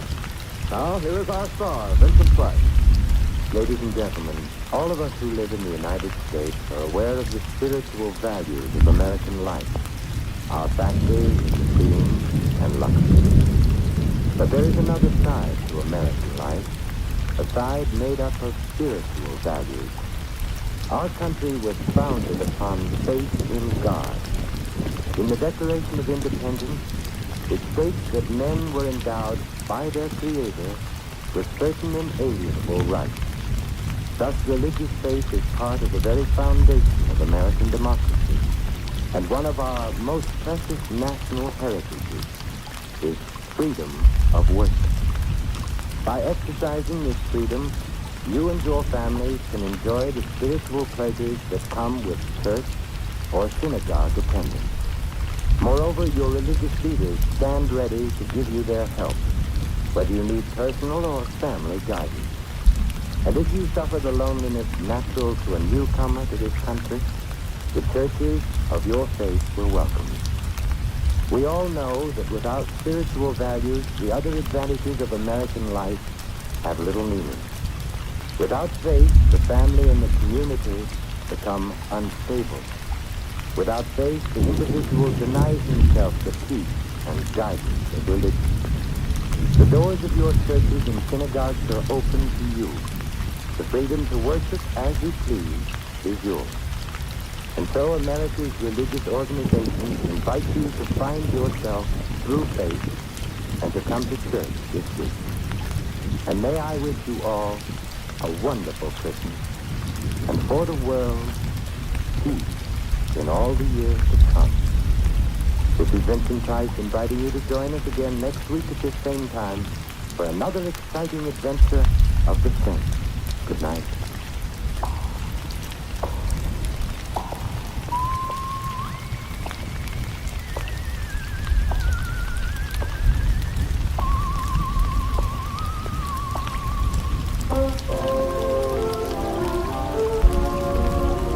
Adventure of the Saint was written by Louis Little. Our cast included Mary Shipp as Sally and Betty Lou Gerson as Carla. Hi Everback was Hudson, Ted Osborne, Claude. The butler, Stanley Farrar. Louis is played by Larry Dodson. The Saint, based on characters created by Leslie Carteret, is a James L. Safier production and is directed by Helen Mack. Vincent Price is soon to be seen co-starring in RKO's production of His Kind of Woman.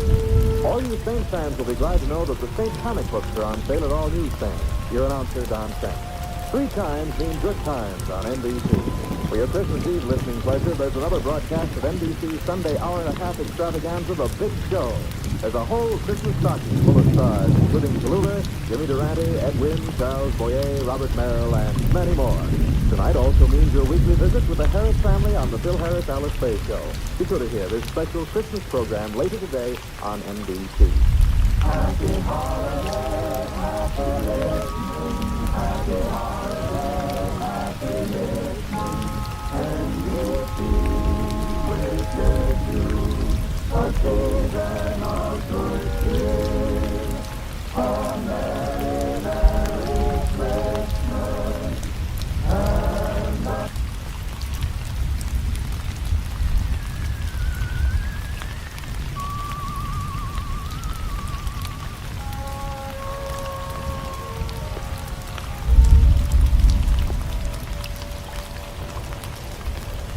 Adventures of the Saint, starring Vincent Price.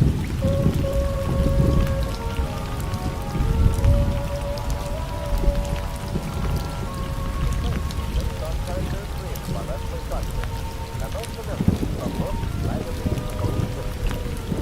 The Robin Hood of modern crime now comes to radio, starring Hollywood's brilliant and talented actor Vincent Price as the Saint. Waiter, will you tell the chef of this unhappy restaurant that he's making better shoemaker? Look at this miserable concoction. It's called a salad. Don't butt me. Yes? Someone is speaking to you. Well, get back to him at once. Warn him against eating anything in this establishment. Tell him his life is in danger. I think he has a gun. That's a more severe city for food than I have. Well, tell the chef he better flee for his life. The chef? No, he'll have to look out for himself. Not the chef. He's just a man. He's literally. He's fucking. Understood. How do you do? Yes, my name is Fox. How do you do? I need to know. I'm the senior partner of Fox & Carter. You need to talk to me. Earlier this time, Mr. Kemper wanted an accident. Oh? It's been 15 years of cleaning the bag. If you want me to prove you didn't do it, oh, no, Mr. No? No. I want you to prove I did.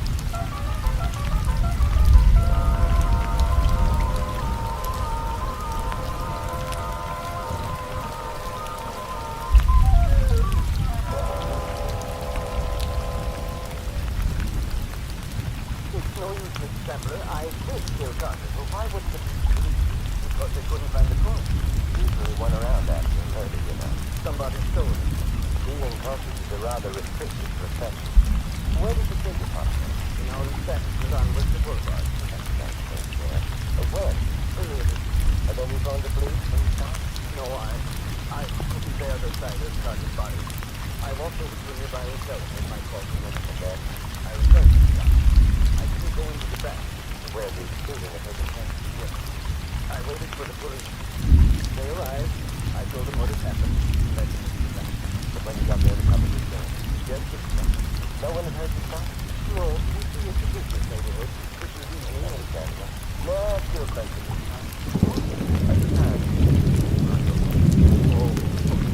Why am I so anxious? Because I got Thunder in self-defense. He's a larger man than I am. He threatened me with physical violence. I acted only in self-defense. Oh, I see. Well, I'll drop you at your home, and because you've got a job. Yes? You've got to find your partner's body. Now, ask yourself where you go if you would. No, but now, if you didn't spend your time thinking about your friends, one of them might have removed the corpse in order to see you. Or think of your enemy. Are you married? Yes, I am. Well, anyway, an enemy of yours might have moved the body to make the killing look like premeditated murder. One way or another, Mr. Park, you might have been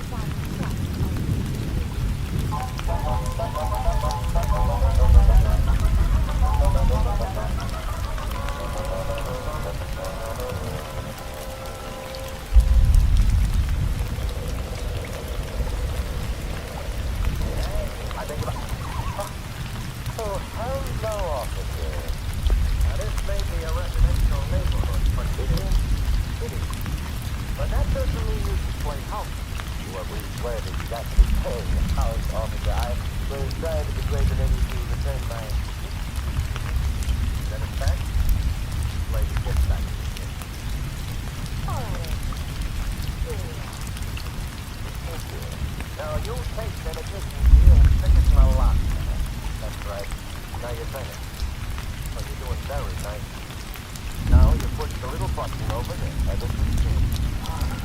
Oh, no. Now you get to feel it first. You release the hand brake. Well, you're a bright boy. The next time you go out with a girl, make sure you're in it.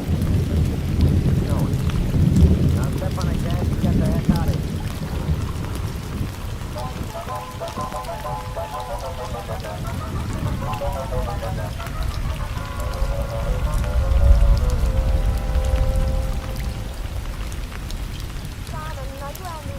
For the lady? Nothing. Where are you going? To you, John. Oh, you get it. You don't know me well. There's parking out of the next way. My husband ain't talking. Pot or Carter? You must have a nice assortment of stones. What makes you think so? Pot doesn't that in your list, maybe? I think we have to talk. Thanks, John. There you go. Right, get back. So you're coming with me? No, Well, why not? You think your hubby might be there? I'm Rudy. All right. Just don't happen.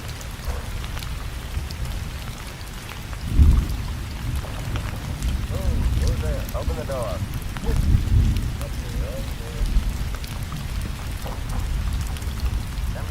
do you want? Let's go inside. I get inside. But I know you weren't expecting company. The house is in bed. What makes you think I'd be here? I wasn't sure, but it was a possibility, so I came. Now that you're here, I'd like to take a look at that back room where the light is. Where the light? And I rather suspect the vault. Templar, I don't understand. No, but I've got a feeling we're going to. Get on with it, shall we? Second stop. Let's both step. Wait a minute. You might understand. Give me a chance. I don't want you to come in. Keep walking. All right. What? You think by putting the lights out here? Harder! Claire, I heard the clock. I came up coming with it. The lights in the door.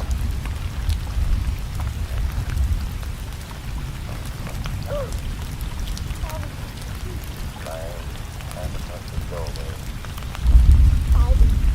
I'm in there. Yes. Blood is not in my brain. Well, that's an alley. So much for that. Also, What do you worry about under the bed? I've seen dead men before. I don't care. The husband might. Well, I gotta go. I hope you don't need him. Got a job notifying the police. Doesn't like it either. What are you going to do? What's you there? Don't hold on. What number? Now, operator, I can see headquarters and call. Me, I'm going to visit with a man and test the later before it is committed. Curious to see whether he's going to that. Sounds very good.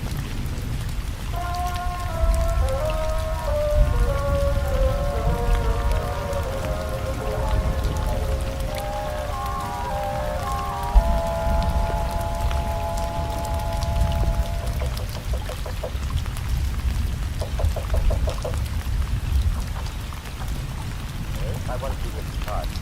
Mr. Sorry? Yes, I'm peculiar. I want to see Mrs. Parsons sit down. I'm sorry, but maybe your address. Heaven's sake. Put me aside. Tonight you win the badge for a lady. Open the door.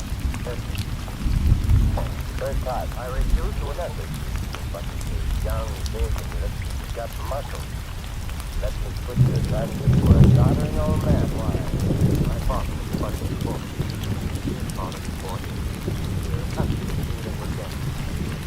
Quite a come down talking to me. Quite fine. He's not at home. Sure? Quite sure. So look for him so we didn't know he's about, but I assure you that show me.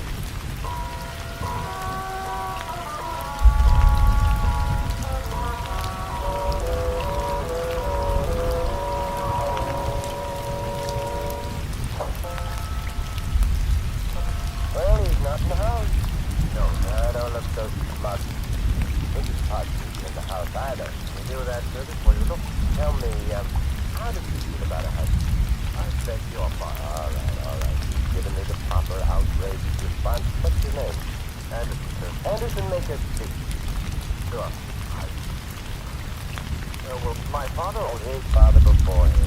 And I'll bet you they all knew exactly what cook was a master and mistress. So do you, what cook? Well, Mrs. Fox is a very fine man. Mrs. Fox is a very fine woman. If you take the high road and I'll take the low road. Hey, company's coming. I will take the low road. What the? Who am I don't know, sir. Good. Tell me what it's all about. They'll be here soon. It'll give them something to think about besides Mrs. Fox. And yes, sir. You think about something besides Mrs. Fox, too. Something like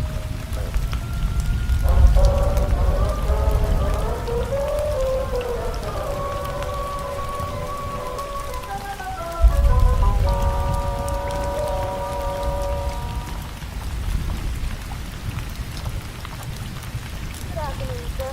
Oh, It's only Simon. hello, Simon. Business as usual here at Potts and Carter, Yes, easy enough, I suppose. It's Carter lying in the morgue. My husband. Where? Nobody knows. He's looking for him? Yes. Warrant out for him? No, of course not. Then whom have they in mind for Carter's murder? The burglar, it's obvious what happened last night. Someone was building the vault. Carter surprised him. The burglar got caught. There is a great many pleasant aspects. It doesn't explain your husband's confession, though. Well, he was overworked. He was tired. He didn't know what he was saying. Basically, because he lost his mind. Yeah, I like that or something better. It really doesn't explain your husband's accusations against Carter. Accusations of theft. I didn't know anything about it. Then why you're out in the car last night? Worried about my husband. Not Carter. He's always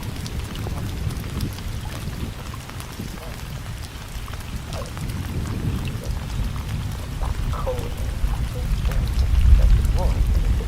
Some other time. Right now, what about Anthony, your partner? I don't trust you. I know it's not done this year, this does butlers, but I have a feeling he knows more than he should. More than good about what? Why don't you find out? What? How could I? But he's got some things with it. I'm not so sure I like it. I'm not making things. Just interesting. Can't imagine what honest you would or wouldn't know. Stimulate your imagination by going out to the house now, working on it. You really think it's important? Very important. Now run along. You know what? But you don't I'll lock up. You go on. like it. I'll be home. Very well.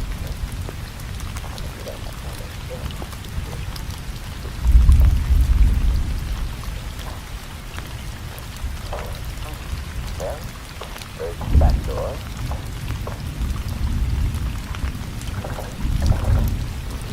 Locked. And now front door.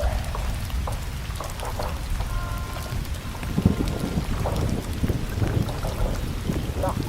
Now? Yes? Yes? Take your leap over there. Yes, better take it down. I like mine. Now, don't look now, but some low characters let the air out a couple of your tires. Well, then suppose we go for a ride in your car. 39 bell tower drive. Okay. Say, did you happen to notice the happy prankster who deflated my tire? Sure, I noticed it. Why not? I'm underrated. Oh, well, why didn't you stop her? Mister, I'm a married man. That means I'm cautious. For all I knew, maybe you're the kind of fella like the girl that deflated tires for him. It depends on the circumstances, Kathy. Not so early in the morning. Okay. Next time I'll know you don't like a girl that deflates your tires for you in the morning. You don't think it's fun. No, I think it's murder.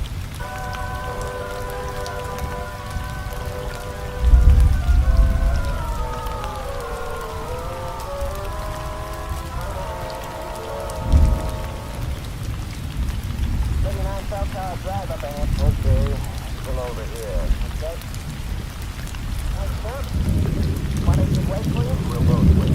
Somebody to get to the house? No, someone to do this. Hey, listen. The guy leaving the house now. Getting into a car. Okay, follow the car. Okay. Not too close, huh? Not too close. There you go. Up. There you go, too. Okay, we're going on a long trip. I ain't got too much gas in the tank. He's going on a very long trip, and yet I don't think he's going far. Huh? And so his relative, Kathy. Remember what Hamlet said? Well, I wasn't around at the time. I could be bounded by a nutshell, yet count myself in the least. Oh, yeah, I remember it now. Were it not that I had fault. Nice guy, Hamlet. I wonder if he's happy.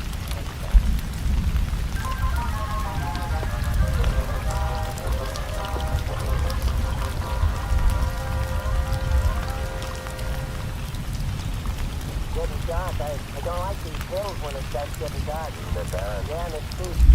Hey, the guy was trailing to turn off the road. Right, exactly. Pull up to it and start. Okay. The houses beyond the bend. Right near the road. That is, yeah. I'm leaving you. Look, I want you to drive back to town. The instant you hit a place with a phone, call the police. Yeah, tell him what? Warm a cell for a murderer. They can pick the murderer up here. Okay, pal. Just don't do nothing wrong.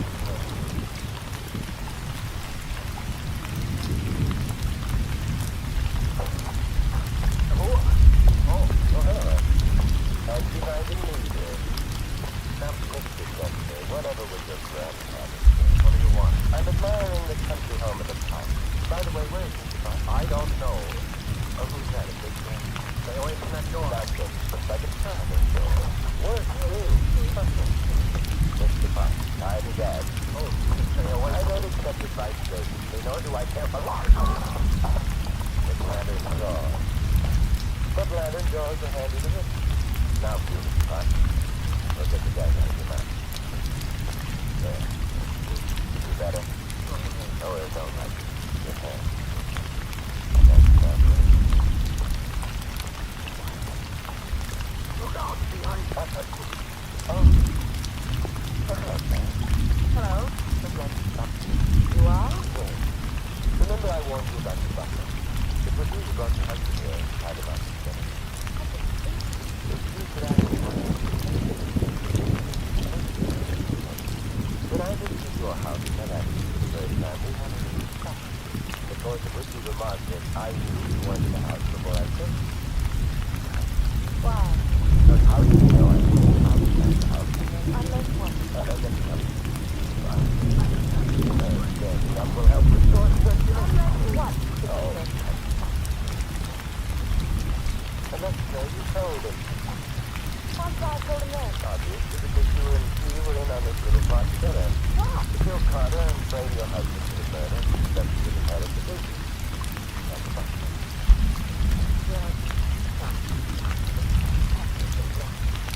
You're as I am if you get down. No, we'll go to the gas chamber and check it.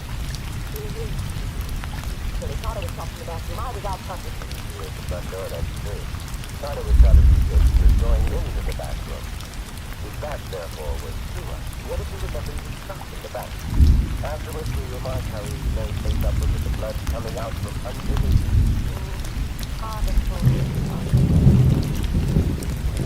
Wondering how long it would be. For the falling away. Well, I touched your gun and you pulled. That should feel better. This will be a short do that. Oh, relax. You've fallen to rise again, but your wife is safe. Let's play with your last time.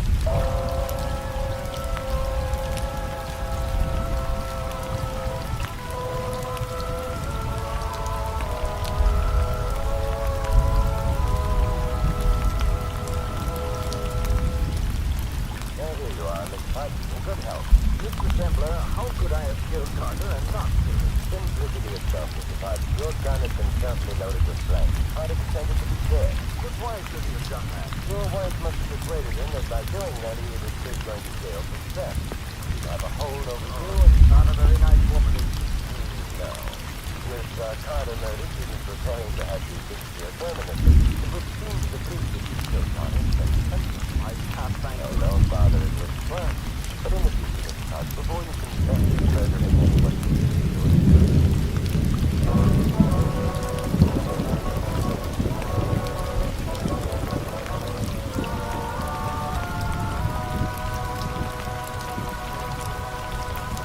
You've been listening to another adventure of the faith, the Robin Hood of modern crime. Now here is our star, Vincent Price. Ladies and gentlemen, freedom is everybody's job. The Bill of Rights established our freedom and protection. But freedom demands that each of us carry out our duty. To vote in an informed way so that the best man is placed in public office. To serve on juries, to take an active interest in public issues. Remember, by making our form of government work better here, we strengthen democracy and crime. To be Vincent Price inviting you to join us again next week at the same time for another exciting adventure of the Saints. Good night.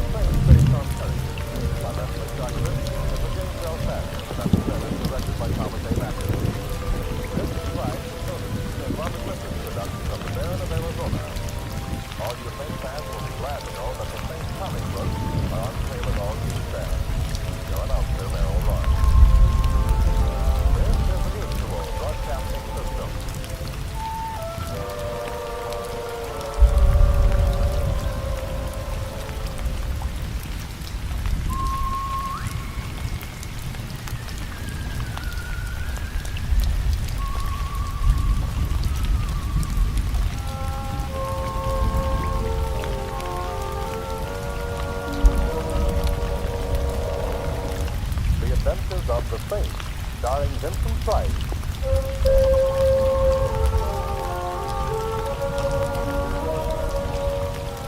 The Saints, based on characters created by Leslie Charteris, and known to millions from books, magazines, and motion pictures. The Robin Hood of modern crime now comes to radio, starring Hollywood's brilliant and talented actor Vincent Price as The Saints. Taxi! Taxi! 4500 Sutter, please. It's kind of late, ain't it? Yes, it is. Comes this time of night, I figure a guy should order... 4500 Sutter, please. I don't like to get placed those. Driver. Yeah? Of all the cabs in San Francisco, most of them operated by drivers who mind their own business. Why did I have to get your cab? Well, I like... Who are you going to see at 4500? My name is Simon Temper. I'm 6'1" tall, and I have a birthmark on my right shoulder blade. My income for last year That's was... all right. Evading the question, huh? I give up. I'm going to visit a man named Clarence Quigley. Clarence Quigley? Clarence You're going to see this alleged Clarence Quigley Look, about... he's got a collection of paintings. I like to look at paintings. Maybe that will seem odd to you, but... Oh, come now, no temper. Now, if I was your wife, you'd have to do better than that. Oh. So how much do I owe you? And go away. You think I would help you if I set the $3? I would. As one man of the world from another, let's make it $3 then. Let's just be yokels and make it 50 cents. Here you are. Well, hey, that blonde gives you the eye of me. Blonde. The one coming down the street towards us. Best foot forward. I never saw her before in my life. I beg your pardon, but that's my nephew. Got your arms around this. A man named Clarence Quigley, huh? Driver, stop heckling.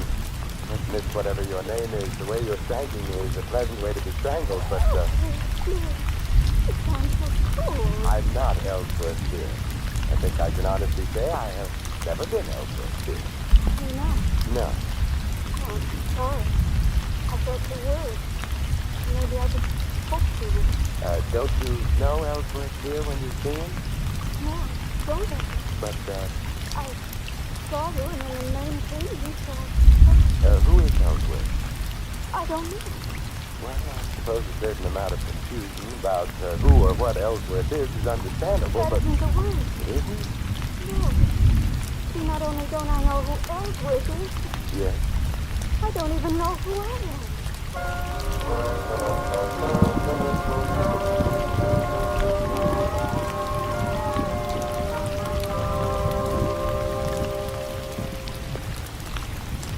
What I want to know in a general sort of way is how Mr. Clarence Quigley is going to feel. Driver, would you mind concentrating on your driving? You know, he's liable to be frustrated like that. I'm taking you and the lady right back to where you started. My apartment, yes, because Miss X needs help. I feel as though I'm imposing on you. Nonsense. 3 hours late, you couldn't very well go wandering about the streets indefinitely. But in that hat. Anything wrong with something? Not a thing. No, it's very charming and immaculate. Also, it resembles a bird's home away from home. Well, mister, we have returned from where we went away. Good. Is that? You're going to keep on being a yokel, huh? Here. Mm-hmm. This time only half a yokel. Well, goodbye. You know where I'm going? No. I'm going to lurch outside of Clarence Quigley. I think tonight he's a fellow who needs a friend. I need one too. Oh, come along now.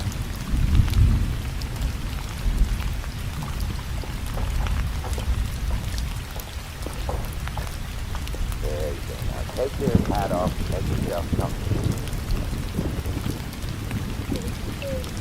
Oh, quiet now. Let's take a look at your back. Pull out again. The compact. This? DM, did that suggest anything? Do you? Oh, that nothing means anything. All I remember is being outside an art gallery on 7th. You're well dressed. Compact gold, no backseat. It means you probably don't live alone. It also means you've been missed. Yes, please, missing person. Hello? Oh, get me Inspector Merritt. Thanks, I'll hold on. Maybe they know about it. Oh, What's the matter? what's the back of my head? What a teeth. Bruise the size of what I wish my bank account was. And this is because of your amnesia. Hello, Inspector. Simon Tempter. Inspector, your language is deplorable. Inspector, I'm looking for someone, a blonde. Inspector, no. No, well, maybe, but not tonight. At any rate, the girl I'm looking for is around 22 years old, blonde hair, blue eyes, nice spiky feet, thereabouts, wearing a suit, brown white blouse with ruffles at the neck and... What? Oh, you're looking for her too. Her name's Dorothy Moore. Why do you want it? You've got priorities. Goodbye. You know what? You think I've been reported you? Possibly, guys. What else do they want? Murder.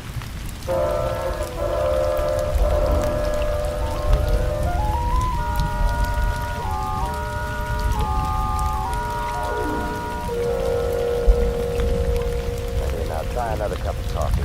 Dorothy, I guess you'll call you that unless you get evidence to the contrary.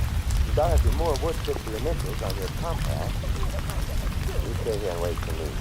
Where are you going? The information I've been able to get on the phone, your guardian, a man named Matthew Schreiber, was shot and killed earlier this evening. You disappeared. That's all the information in the public domain at the moment. I'm going to look for more. At my house? Yeah. Couldn't you tell me over to the police?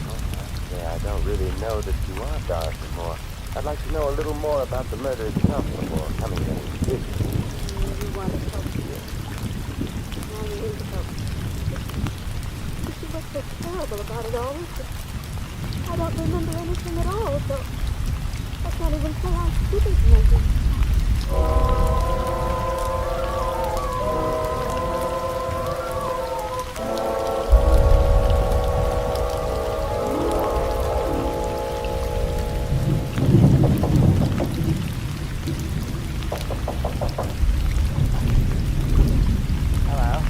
Hello.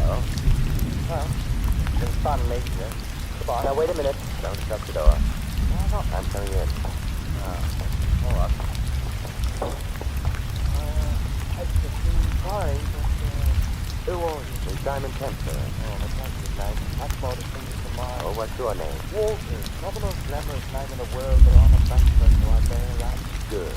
Where is everybody? In the library. They're so well dressed. Oh, who is in the library? Mrs. Atkins, I have to get a bargain. Gloomy lady prophesying disaster. And of course, with Mr. Clinton's face, the doomsday man said his conversation with his time to come to small horses. A large ball, a large a polo player. No matter what you call it, there's not the ground. What's his relationship with the rule? Not mine, can we? It's found. Well, Mr. Constant is very different. If and when she's found, it is definitely innocent of our dying. Anyone else in the library? No. Mr. Scriber here departed told he'd be kind elsewhere, at the mall, to the top of the library. And that's a bad place to be done. Usually fatal. I suppose you take me to the library. Tell me, why did the police suspect this more? Because of me. You see, I told them that I heard shots in the house. I left my quarters on the gallows, ran towards the library. Just before I got there, the door opened and Miss Dorothy ran out. Ran down the hall and out the front door. Is that true? If not, would I have told the police otherwise? I don't know. It is in good form to suspect the butler. The library. Mrs. Atkins, Mr. Tinsley, Mr. Kempner. What do you want? I'm looking for Miss Moore. So, young man, are the police. Why? Her guardian was murdered. All his money goes to her, and she disappeared. What do you deserve, Mrs. Ryder? You wouldn't bet on it. Precisely. I hated it. That Mr. Tinsley there did. Now look here. Precisely. Now look here. What a typical phrase. So typical, I wonder if you can really be so stupid. I love Dorothy and... No, not but what is it about her that you love? The money she was to get when Mr. Slider died? The money you didn't have got if you'd married Dorothy against Mr. Slider's wishes? Mr. Saber didn't approve of the marriage? Well, he hesitated about it, but we were working on it. And then you came in case. Now look here. You have... I resent that. Good. It's now on record that you resent it. How about Walton? Walton? Yes, what motive would he have? What makes you think he has one? What, the hopeful type? No, this is a man with a criminal past. Whether or not he got fired, he was like lightning, I cannot say. It wouldn't surprise you. What may surprise both of you, however, is another fact. Dorothy Moore is suffering from total amnesia. Amnesia? What do you mean? She remembers nothing of her past, herself, neither name nor habitation. Oh. How convenient. Wait a minute. How do you know that? I get around. Well, then you must know where she is. You've got to tell me. Mr. Tinsley is now being the ardent lover. I can't tell you. Why? Well, whoever shot Schreiber, there's very little doubt that Dorothy saw the killer, but Dorothy doesn't remember. The killer, therefore, would have an urgent interest in getting hold of Dorothy before he did remember, and making sure that he would never remember anything again. Well, good night, Sweet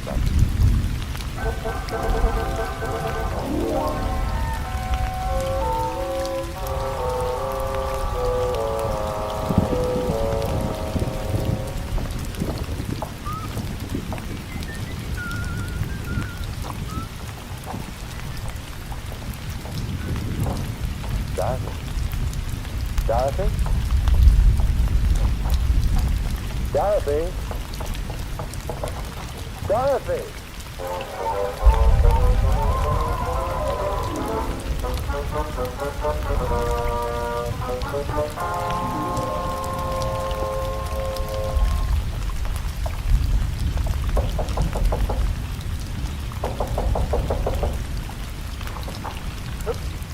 Oh, you again. It's me again. Did you like the place so much the first time? Where's Dorothy? Miss Moore? Yes, did she come back yet? Say, from where? She was at my apartment. When I got there, she was gone. She'd come back here if she didn't drink. Let's find out. Tinsley and Mrs. Atkins still around? Mrs. Atkins has gone up to bed, I think, and for Mr. Tinsley, I imagine he's come through the whiskey. I will find out. Tinsley, Huh? Oh, you. yes, where's Dorothy? You're the one who knows. I'm the one who knew. Did she come back here? I haven't seen her. Walters, where's Mrs. Atkins going? Wait, sir. Come on. Nice to both of you. It's like Mrs. Atkins will not be pleased at having her sleep interrupted. I'm not pleased either. Oh, Thanks.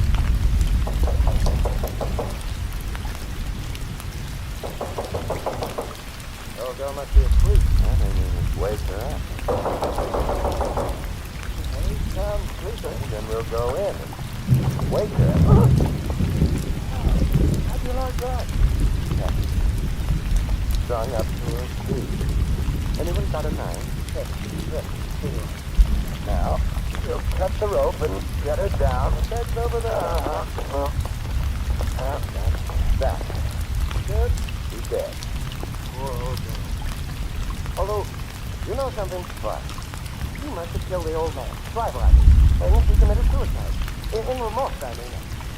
Heaven's sake, Peddler, stop playing with that rope. It's a very interesting rope. Is it? Why? Because it proves, you see, that she didn't commit suicide. She was murdered.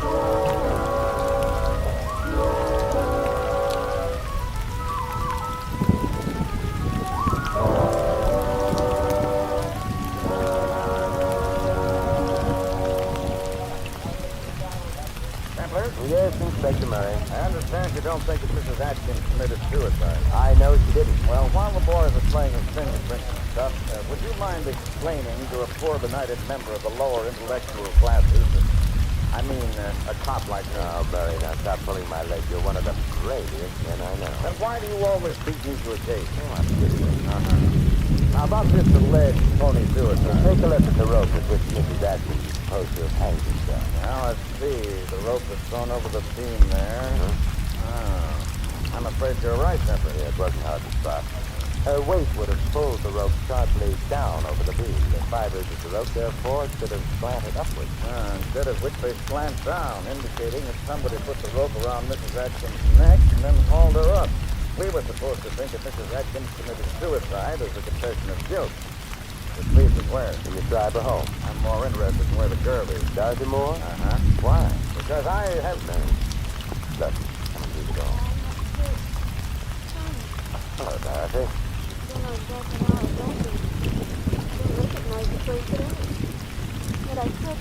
Yes, you should, Miss Moore. Because this is where you live.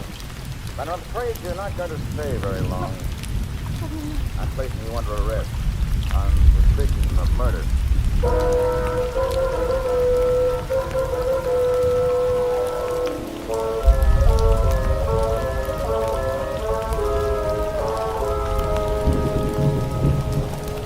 You know, I love police headquarters. They're so romantic. Mary, how are you going to prove anything against that girl if she's suffering total amnesia? By proving that her amnesia is a fake. Oh, how? I have an alienist coming over here to look at one of our guests.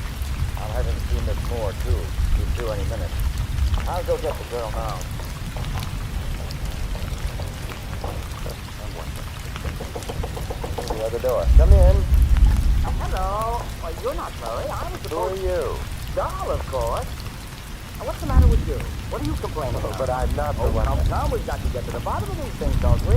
I suppose so. Now, when you were a little boy, what did you want most of all? To be a big boy. Are you afraid of the dark? No. No? You are not afraid because you have a little friend who come to you in the dark, perhaps, eh? No. Now, why are you afraid of the dark? Oh, it's a long, long story. And, You know, you don't look at all well.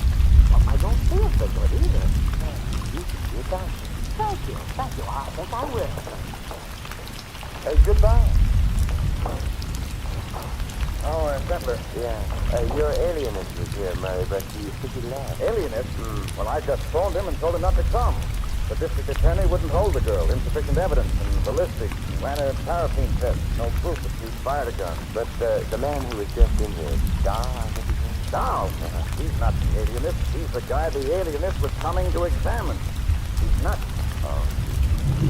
Well, I guess you're happy now that we can't hold the girl. No, because while you were holding her, you was safe. Now, Murray, let's go visit. Go visit where? The cyber house. A house where two people have died. A house very deep in murder.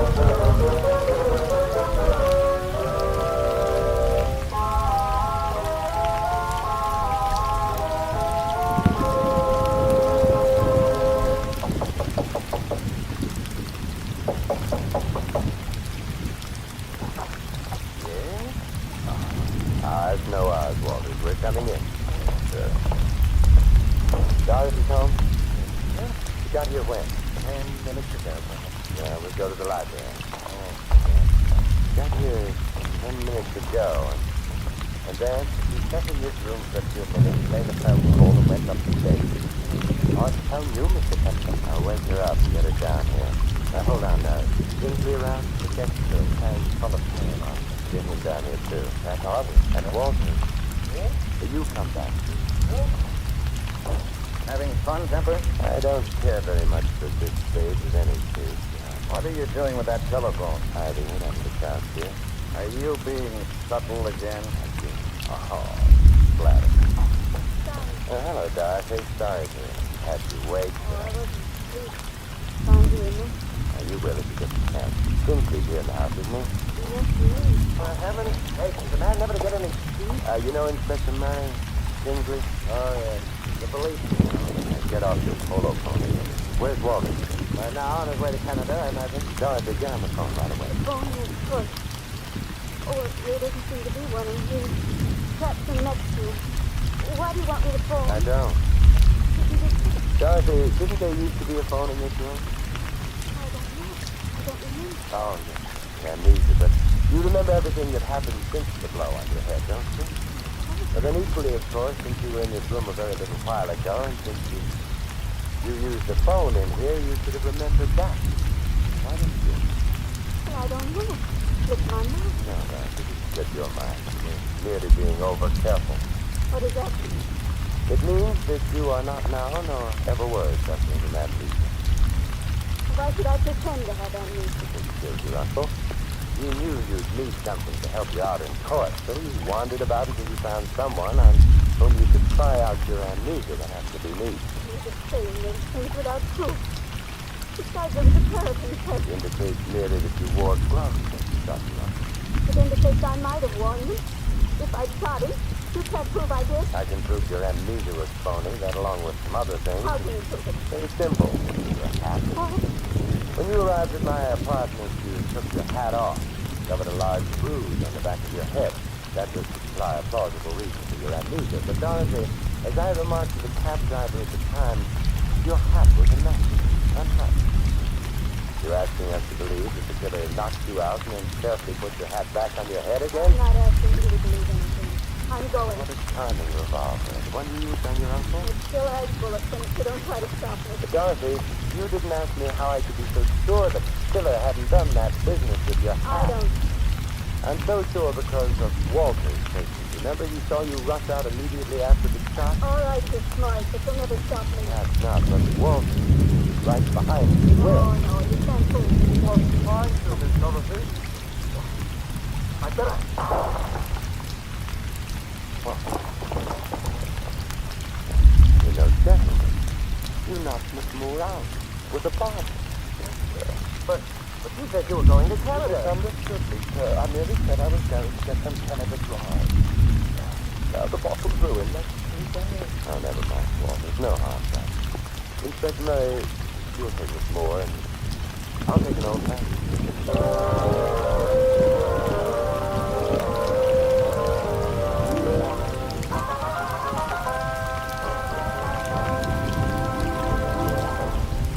You have been listening to another adventure of the Saint, the Robin Hood of modern crime. And now here is our star, Vincent Price. Ladies and gentlemen, next week most of you will be enjoying a wonderful Thanksgiving dinner. While you're eating your Thanksgiving turkey and counting your blessings of the past year, think for a moment of the millions of people who don't get enough. Think, and then send your subscription right away for a food package to be delivered to some needy family in Europe. Send your contribution to CARE, C-A-R-E, New York. This is Vincent Price inviting you to join us again next week at the same time for another exciting adventure of the Saint. Good night.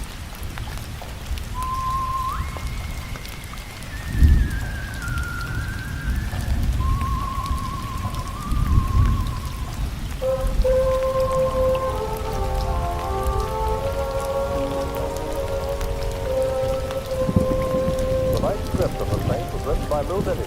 Our cast included Peggy Weber, Chet Bonnell, Jerry Hausner, Tom Brown, and Daniel Hurley. The music was composed and conducted by Harry Zimmerman. The Saint, based on characters created by Leslie Charteris, is a James L. Sassier production and is directed by Thomas A. McIntyre. Vincent Price is soon to be seen in Robert Lippitt's production of The Baron of Arizona. All you Saint fans will be glad to know that the Saint comic books are on sale at all newsstands. Your announcer, Merrill Ross.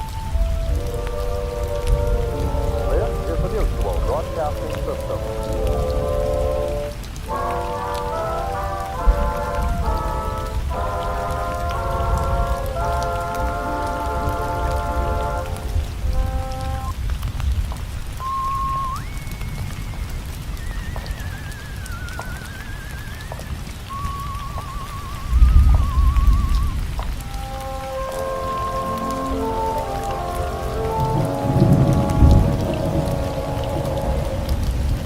Adventures of the Saint, starring Vincent Price.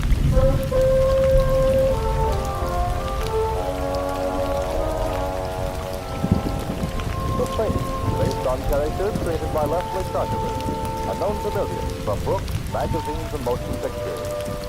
The Robin Hood of modern crime is now transcribed for radio, starring Hollywood's brilliant and talented actor Vincent Price as the Saint.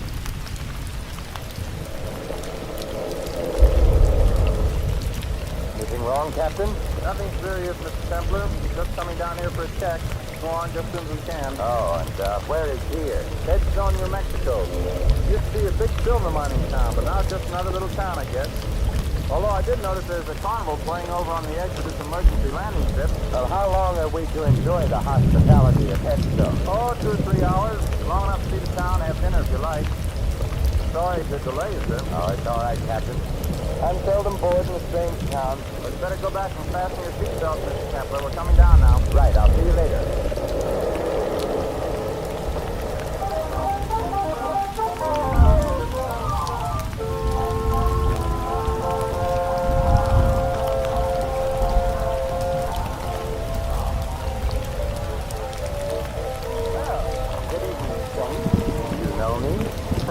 Yet I don't seem to recall your face.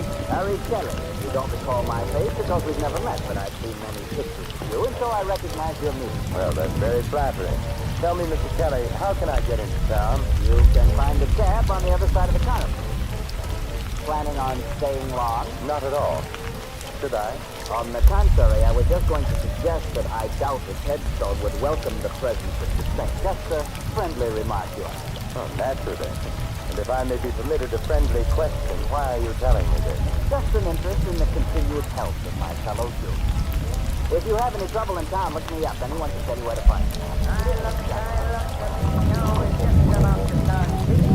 Fatima, the girl who sits and shivers like a bowl full of jelly. Only one dime, 10 cents, the 10th part of $1. Hurry, hurry, hurry. I read the past, the present, and the future. Learn your fortune, young man. I already know it, grandmother. I'm destined to meet a tall, dark, and beautiful woman. I'll settle for nothing less. I see strange lines on your face, young man. I will tell your fortune without cards. Give me your hand. I see danger. Beware of a blonde young woman. She will bring you death. There are worse ways of dying, grandmother. I see danger. Much danger for one with a halo about his head. Blood and death. Unless he travels, I see... I think I'm beginning to get the idea. You might tell your crystal ball that I'm beginning to be in. Goodbye, grandmother, and may the saint bless you.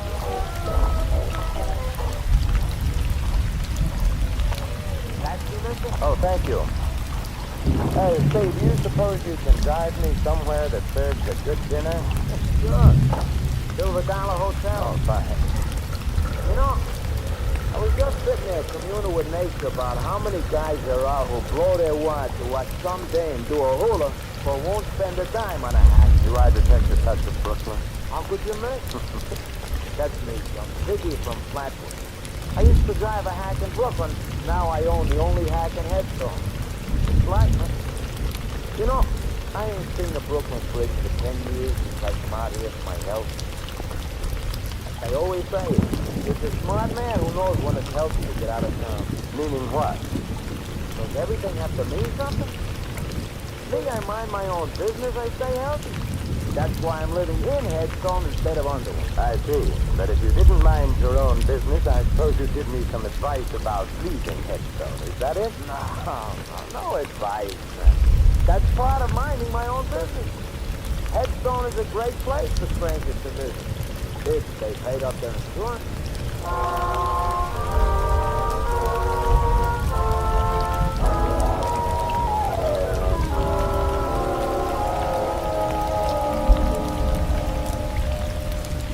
Here you are, waiter. Very nice dinner. My pleasure. No, thank you. Keep it simple. Hello.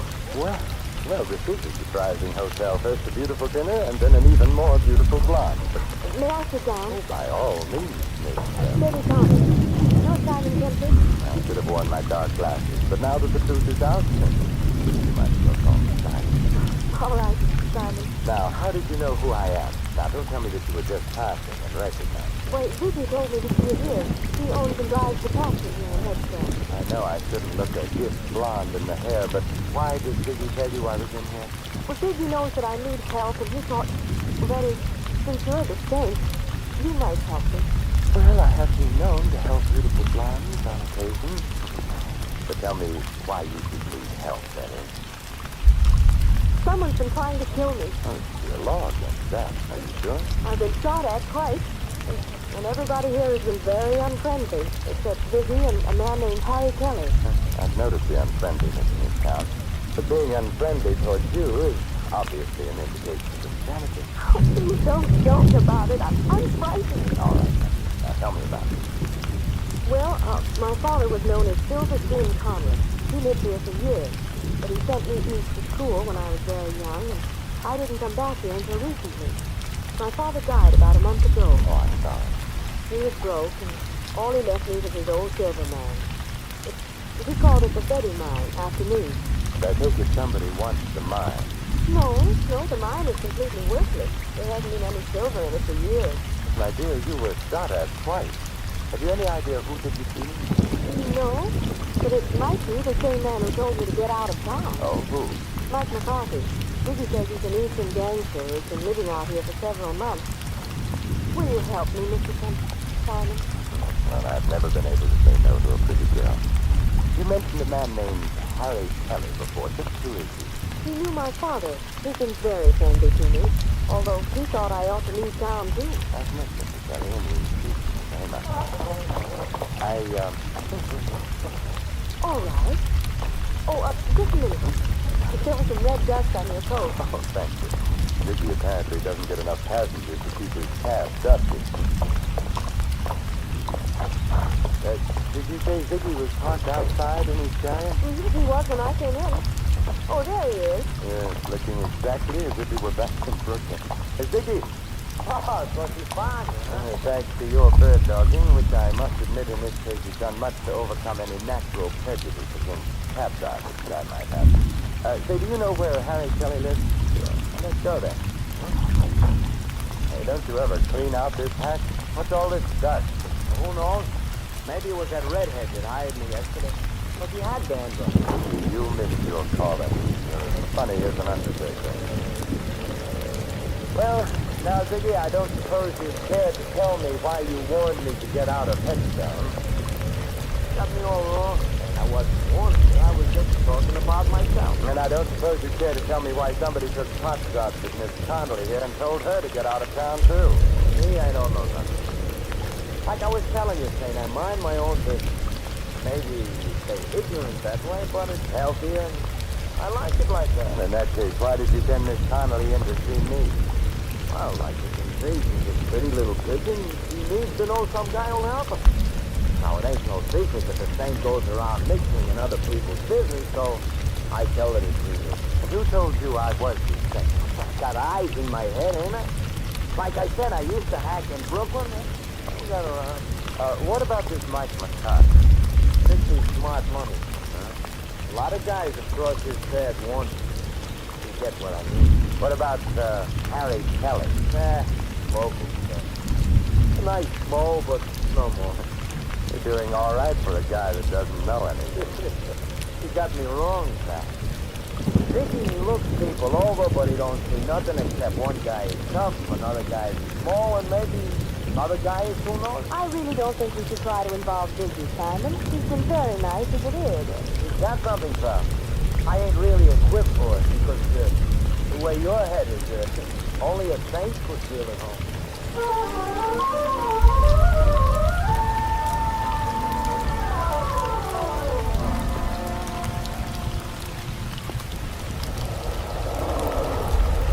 Well, here we are, Saint. Kelly lives on the first floor in the room. Oh, thanks. Wait for us, Ziggy. We've got a couple of other calls to make after this. Don't worry, I'll wait. If you get in any trouble, just yell. Then I'll drive over and tell the sheriff I heard somebody yell, pal. Oh, thanks, pal. Come on, Betty. Well, I hope our friend is in and that he's talked. Yeah. Sure. Harry telling you to come and see him if you have any trouble. If he had any connection with me, then why hadn't he said something to me? Sounded to me like a cautious man. Maybe he did know something, but didn't want to say anything unless he felt sure something was going to be done. Well, we'll soon know. Yes, who is it? Simon Templer. Oh, the second, just a minute. Oh, Chuck, we're in that room. There's no time for conversation now. We're going in. Oh, but I feel it. Ellie. Oh, Simon. Kelly. Kelly, this is Simon Templer. Yes, Kelly, the phone. Who's got you?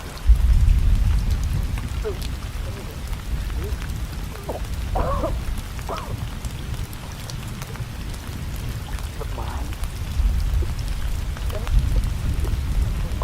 Kelly. No, Betty, he isn't going to tell us anything now. Killer did a very thorough job. Window open. That's a shot from here. There's a shell on the fireplace. What was he saying? Sounded like sin. Come on, Betty, we're going to spread a little thinking. And I think I know where to begin.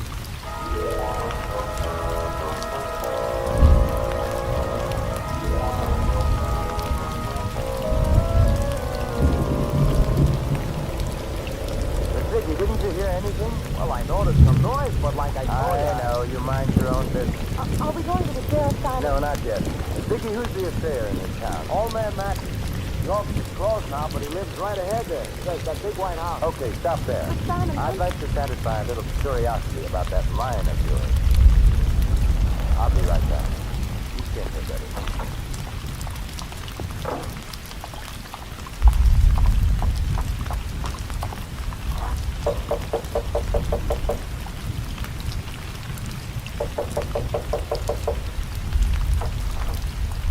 What do you want? Mr. Matthews, Who else should be here? My house, ain't it? What do you want? my name is Simon Templer. I wanted to ask you if you know the Connolly Silver Mine. I know every mine within 200 miles of here, young fella. Hey, ain't that Betty Connolly sitting up there in that taxi? Yes. Then why can't she tell you about the mine? She owns it. Well, she has told me, but I just wanted to check about the possibility of a mistake. How much silver would you say there was in the Connolly mine? About enough to put in your eye and still leave room for your fingers? Couldn't there be a hidden vein in it? Nope. There ain't been enough silver around here to make a dime for years and years. Could there be anything else of value? Mud and water, if you call that valuable. You sure? Of course I'm sure. Young fella, I've been here man and boy for 70 years, and I ain't got no time to stand around answering darn fool questions. Goodbye. Well, goodbye.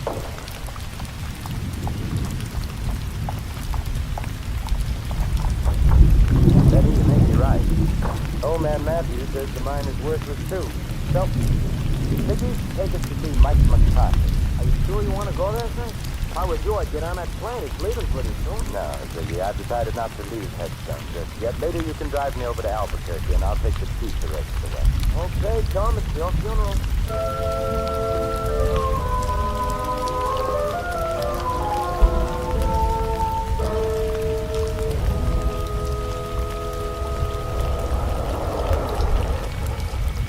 Simon, please be careful. Don't you worry, Betty. The Halo Wearers Benevolent Association would be very upset if anything happens to me. I'll be right on.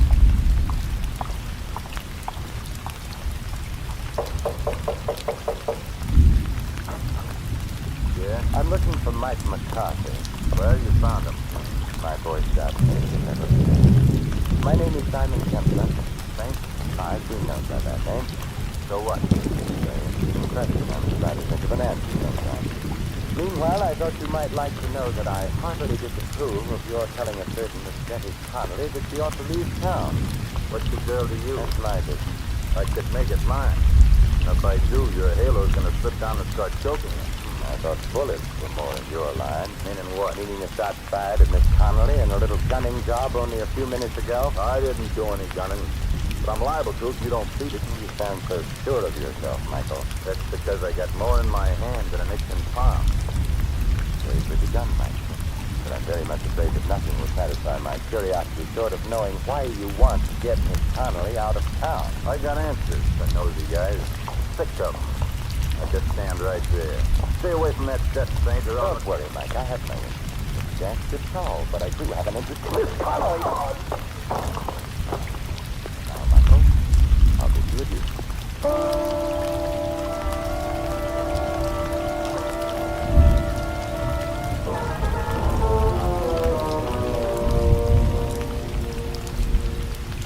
What happened, Simon? No, not much, I'm afraid. The conversation was just getting interesting when Mike had a sudden kind of drop. That's fun. I never heard of being sick. That's because you mind your own business, Dickie, like you tell me. Betty, where is that silver mine of yours? About 2 miles out of town. Is there any place in town where we can rent a car? Oh, well, I have a car. Why? I feel a prospect of urge coming over me. Ziggy, take us to Miss Connolly's car, and then we can dispense with your valuable service. What's wrong with my car? It's just that I don't like people looking over my shoulder, especially when I visit a lonely mine in the company of a beautiful girl.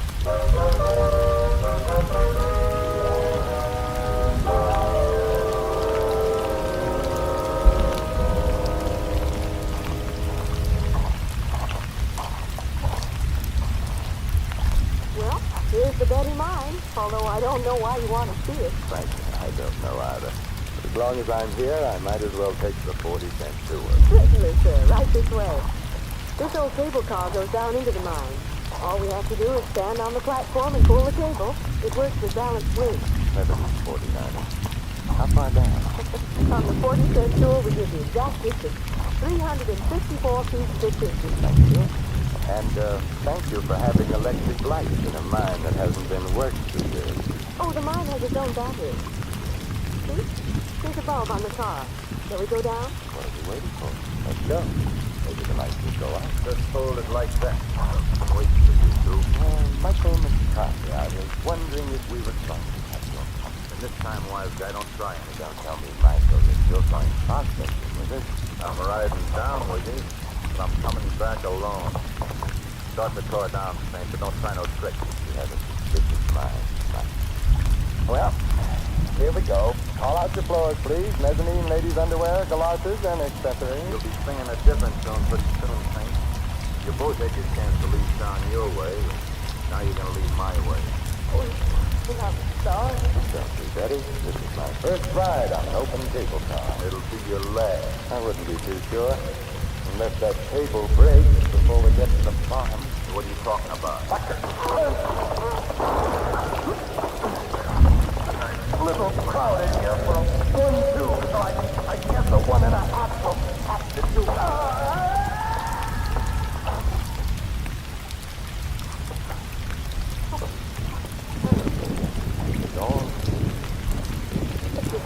It could have been you. He almost knocked you off the platform. Padded shoulders in my coat. I felt him hit the side. Look at this snow. It covers his face on the sides of the track. Yeah. Rick, wait a minute. Well, we can go back up, Betty. Mike doesn't need our help, and I don't need anybody to answer questions anymore.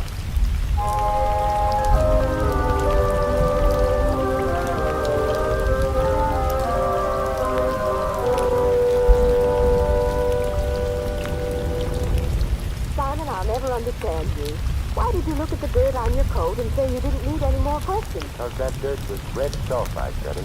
And it explains why Mike was so anxious to run you out of town. Well, I don't see how. red sulfide is used in paint, but that doesn't make it valuable. Red sulfide is also cinnabar ore from which you get mercury, and that is pretty valuable. Evidently, your mine is rich in cinnabar, so it's worth a lot of money, Betty. Oh, then that was what Kelly was trying to tell us when he said sin. Yes, he was trying to say cinnabar. How can I ever thank you, Simon? Well, I have a couple of ideas on the subject. Oh, but now people would say I was hating you for your money. So, I guess you can just see me off on the train. We'll stop in town and have Vicky drive us to Albuquerque. Oh, but I'll drive you. Now, I insist on taking a cab. I don't want you coming back alone. I may want to change my mind about horse country.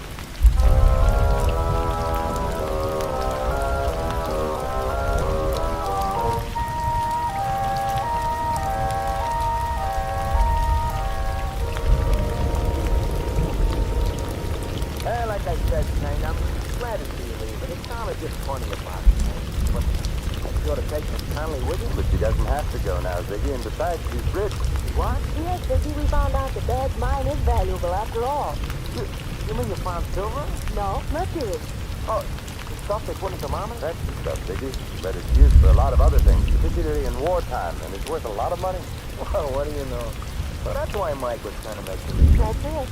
Well, did you stop and tell the sheriff? We didn't have time, but I'll see him when we go back.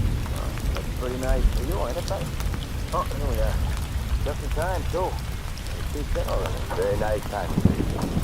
Thanks, Betty, for keeping my fortunate headstone from yourself. Oh, Simon. Well, why don't you stay in Headstone? I won't know how to run the mine or what to do with the money or anything. You'll learn, Betty. You know what to do when you get back to town? Yes, but will the sheriff believe? I mean about Mike McCarthy killing Harry Kelly. I don't think he will, since Mike didn't kill Kelly. But Kelly was shot with an automatic. Just a shell on the fireplace, remember? But Mike McCarthy carried a revolver. You saw it. Yes, will the sheriff... Well, the sheriff will believe when you show him that the gun that killed Kelly is in Ziggy's pocket. What? What are you talking about? You knew about the cinnabar ore in the mine. He carried some of it away to be tested in this cab. There was red dust in it, which tried to explain with a corny gag. You're crazy. Harry Kelly had an idea what was going on, so you slipped around to the back while we were at the front door and killed him. All right, wise guy, you're so smart. What about Mike? Mike was working for you. But Simon, Vicky told me that you were in town. Sure, he couldn't be sure that I wasn't here to break up his little scheme, so the smartest thing to do was to get us together so he could watch both of us. He thought I would use his cap as I did, and it would be easy. But he slipped up when he sent Mike out to the mine ahead of us. Vicky was the only one who knew where we were going. You were out of time. We thought. Like you said, you followed your own advice about finding your own business. Well, he's all yours, Betty. The gun that killed Kelly is now on the seat beside him. All you have to do is turn the body and the gun over to the sheriff. From there on in, he'll mind Ziggy's business for him. But son... Don't worry, Betty. I'll stop out someday to make sure that he knows he thinks he's done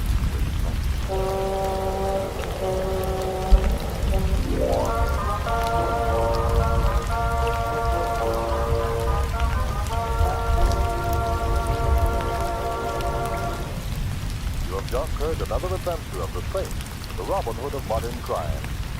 Now here is our star, Vincent Price. Ladies and gentlemen, how many times there have been men just like Ziggy, led into crime by insatiable greed, forgetting the simplest truth so aptly phrased by John Dryden. Murder may pass unpunished for a time, but tardy justice will o'ertake the crime. This is Vincent Price extending a personal invitation to all of you to join us again next week at the same time for another adventure of the saint. Good night.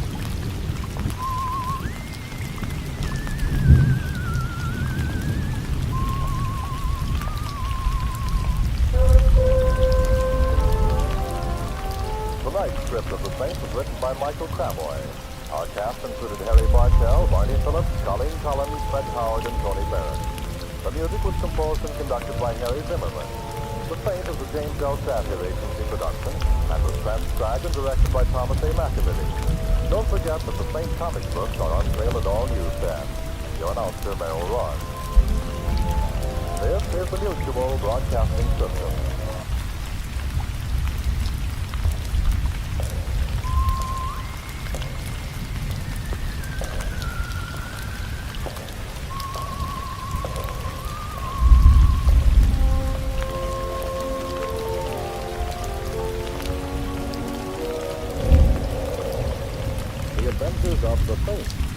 Vincent Price.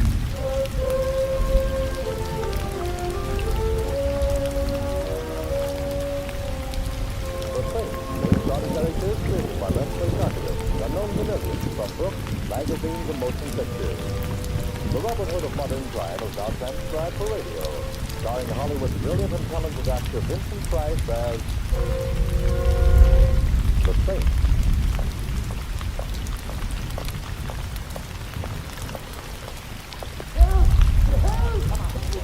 Hey, what's going on here? Hey, cut it out. What's the idea? Now let that man alone. Everybody else. Funny, but slightly ungrammatical, Matt. Now what's the disturbance? They drew up alongside of my car. Him and the other fella. They said, get out. We're taking your car. Why, Matt wouldn't do a thing like that, now would you, Matt? Of course not. No man's nothing. What Matt would do if he coveted his neighbor's jalopy is plug him with a piece of lead pipe and drive off. Yes, so good night. Now wait, Matt. You could satisfy my curiosity a little. Why should you want to steal this gentleman's old automobile when you've got nicer, newer ones to choose from? Yes, ask him, mister. Ask him. Yeah, ask him. Go ahead. I'm going to satisfy a little curiosity of my own. If you had any, Matt. What shape? I always wondered how you could... Good night, all. Good night, Matt. You seeing you? You let him go. Yes, it's simply that I should for now. There's nothing like a 32 in the pocket of a known thug for winning an argument. Did you say there was another fellow in him? Run off when he heard you coming. It was the same fella tried to buy my car yesterday. Someone tried to buy this car. Well, sure. This fella tried to buy it. And there was a woman made an offer, too. Did you actually refuse? I ain't selling until I find out why they want to buy it so bad. The fellow who tried to buy the car, do you know his name? No, he looks like a gentleman until... You found him consorting with covenant consent with our just departed friend, yes? Tell me, was he well-dressed, an annoying little moustache face just over the smear he wears for a mouth? Well, yes. Say, how do you... That's easy. Our friend Matt does keep work for him. Fancy Dan Turner is his current alias. But I see you don't keep up with that thing. You're going to tell the police? There is an accident or something to tell them. Right now I've got a great thirst that needs quenching. Thirst for knowledge. Huh? Yeah, what's your name and where do you live? Colin. 302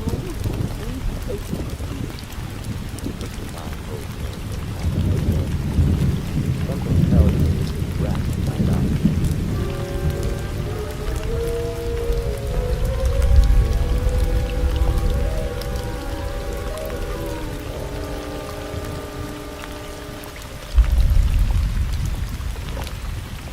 Hello, Smitty. Bag-making book, I see. You got the wrong joint, Snake. Take a look around. I run a pool room. Well, like I said, Saint, you got the wrong joint. His name's Matt. He hangs out here. Where is he? In the back room? I'm the three monkeys, Saint. He's dumb and blind. The only Matt I know is a truck. Well, if you don't mind, I'd like to look in your back room and see if he's parked there. I mind. But you won't even know, Smitty. You're too dumb and blind. Oh, have a heart, Saint. I ain't got no back room. Besides, last time you dropped in my place, a lot of my customers started patronizing us there. Including you.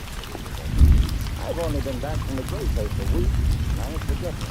Oh, come on, Saint. Be a good guy. Beat it, huh? No, that's so... Hello, Matt. I was hoping you were smart enough to go home to sleep.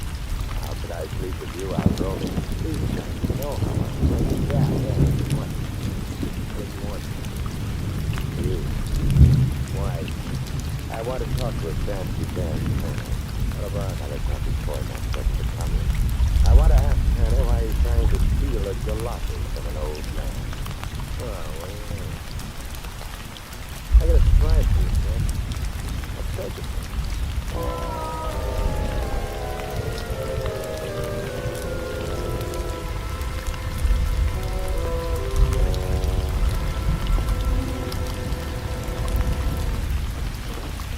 The boys say you're looking for me. The boys are right. So you found me. So? I understand you're interested in a certain old car. So what? Probably the Smiling Irishman is too. A broken down 1929 sedan seems a little slow for a fast man like you. Well, maybe I like to go slow enough to read the billboard when I drive. What's it to you, Frank? It depends on what it is to you, Taylor. What's on the file? You are. There's a handle with share sign on this deal, and I don't want just anybody cutting in. You're a fowler-upper.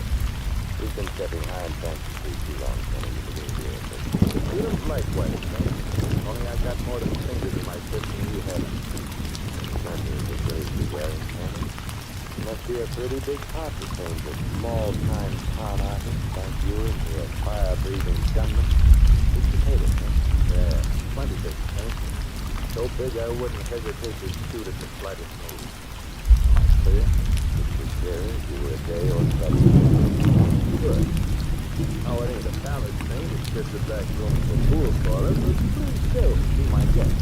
Well, so was a while anyway. Where are the boys? Out. They're wasting their time. Collins won't sell his old wreck. Some old men are stubborn. Collins seems like a hard man to intimidate. Well, it all depends on who's doing the intimidating, right? Now, Max is Chowderhead and Smitty's even worse, so put the two boys together and you get rather work done. Dan, I've adopted the old man Collins. How big are you? Yeah. You know how I feel about people who push other people around. Especially when the guy getting the stuff is a friend. If I had a glass of beer, I'd cry into it. Sit back and relax, Frank. The boys will be back with what they want after soon enough, and maybe then I'll let you go. Maybe they're coming back to the car. Maybe not the old car. Sit back and relax. Yeah, relax. Hey, what are you doing? Dad, I'm scared of the wall. You want to relax? Yeah, hey, let's go that good day. As my old grandmother used to say, Turner, there's nothing as relaxing as a game of pool. Particularly with a hoodlum's head as the cue ball.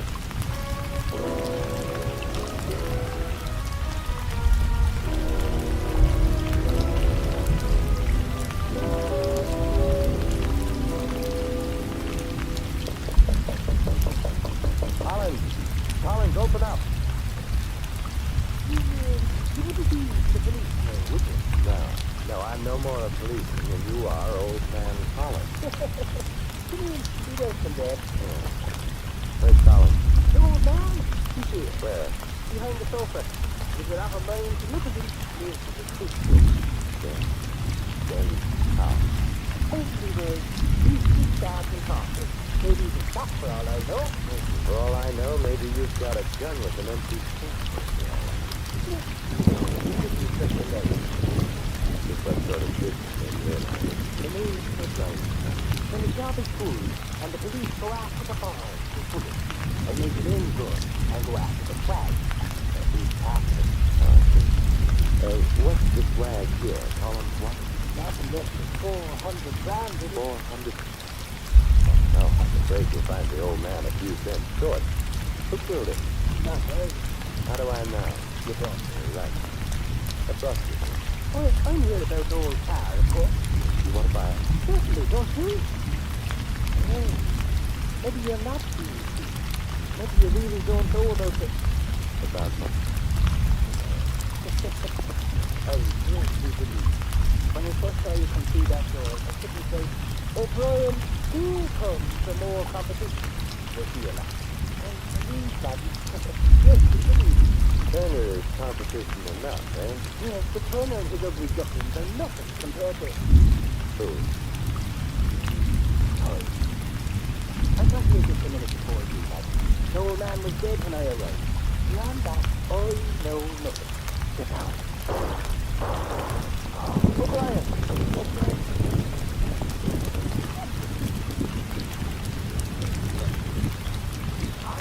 I'll call the doctor.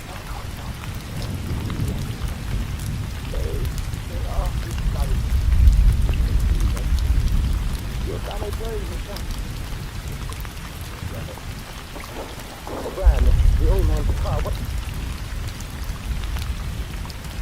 Well, I guess I'll have to try another angle. One will be there.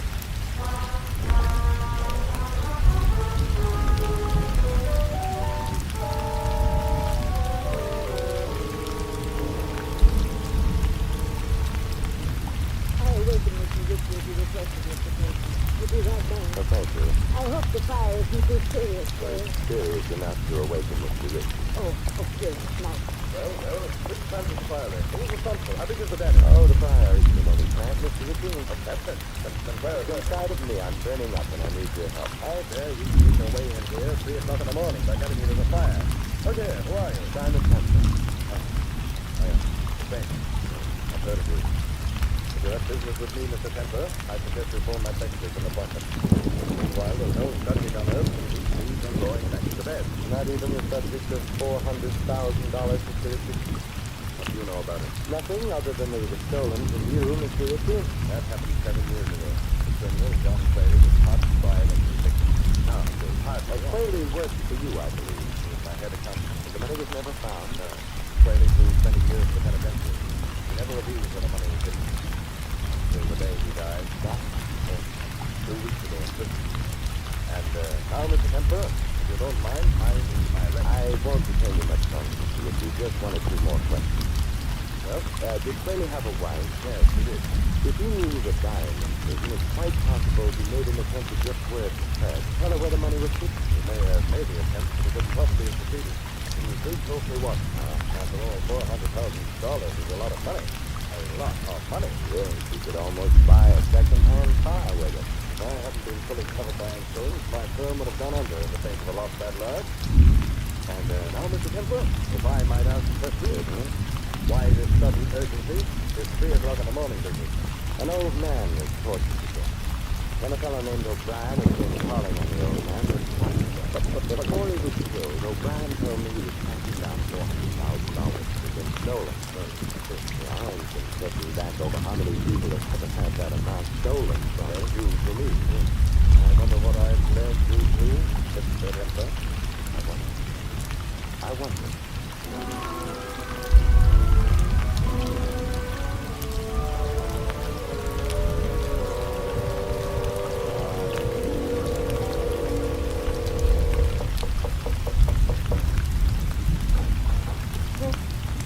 Mrs. Quayle? What do you want? Several things, Mrs. Quayle. Like what? A murderer, Got the wrong apartment. an old automobile. No sale. Anything else? Maybe you'll buy this, Mrs. Quayle. Collins was maybe a little while ago. House. Oh, the old man. What? Someone wanted his car. Someone who evidently couldn't wait any longer for the fuel box. So? So I thought Collins found your garage. Maybe you better come in after. Come in closer. Keep those hands high. I don't like you, mister. You're kneeling together a frame in the plans that might be... Collins sold me that car. Where? No. Could have bought a Cadillac. I went in and put it in the house. I know. What do you mean? What I know that Collins' car, the car is worth about $20. Maybe something else is worth maybe $1,000. You know that's an awful lot. Figure that in box. No drink. Rather than having taken all these. You name it. Well, blue wire. Either you've gone to work for Henry Kaiser, or the hand that customarily rocks the cradle is going in for rocking a safe. I had to go into a hardware store to make a phone call, and I just couldn't leave without buying a few things. Fortunate you didn't make your call in an establishment that sells steamrollers. Yeah, so you have a set of license. You speak too much. Collins Jalopy, aren't they? But that's how Quayle smuggled out his... You're getting off the close to a bullet in your head, mister. Give me those plates. Setting up a license. Yes? This is Quayle.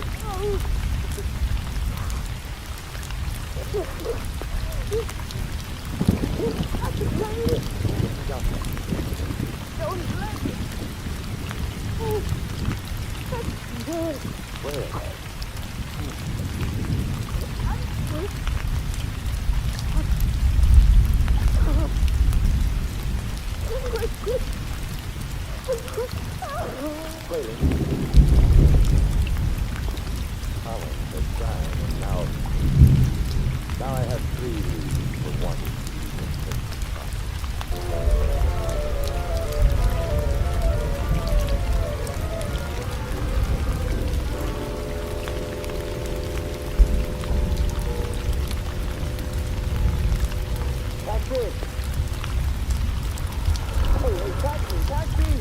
don't stop sometimes when it's early in the morning, Saint. We're on the way back to the garage. What brings you out so early, Max? Looking for a drunk to roll? Just looking for you. Do you hear what I got for you? Coy. You're dead, Max. All right, so it's done.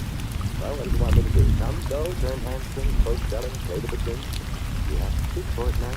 Hey, funny, look out, it couldn't speak for itself, Saint. I in the gun, once it's sitting in your time. The most persuasive way of offering the fellow a lift. Max, yeah. Yeah, lift. Right now, it's a lift. Later on, it may go into a ride. Where are we going now? Back to our little gray home in the rear of the school room. Fancy Dan Turner wants us to practice and going up a big step. Oh, it's really fun. He feels like it is. Speaking of it, got a couple of tricks he wants to show you. That's right. Well, they look bad. Well, it's waiting. He's got very little space.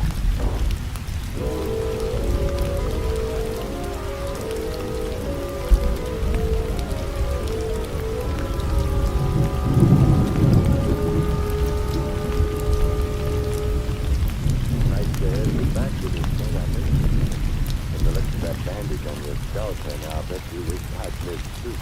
Not now, I don't think. It's a nice feeling having you here, knowing that I owe you something. I pay my debts, then. I pay off, I know. O'Brien was paid off, so was Mrs. Quayle. Paid off with lead debt. Just simple, I say that innocent expression to the seniors. You leave everything you've got. When were they killed, then? Okay, I'll see. They were killed an hour or two after I so abruptly left. Oh, well, I'll have to find another patient, Saint. My alibi's back. How's that, then? City hospital.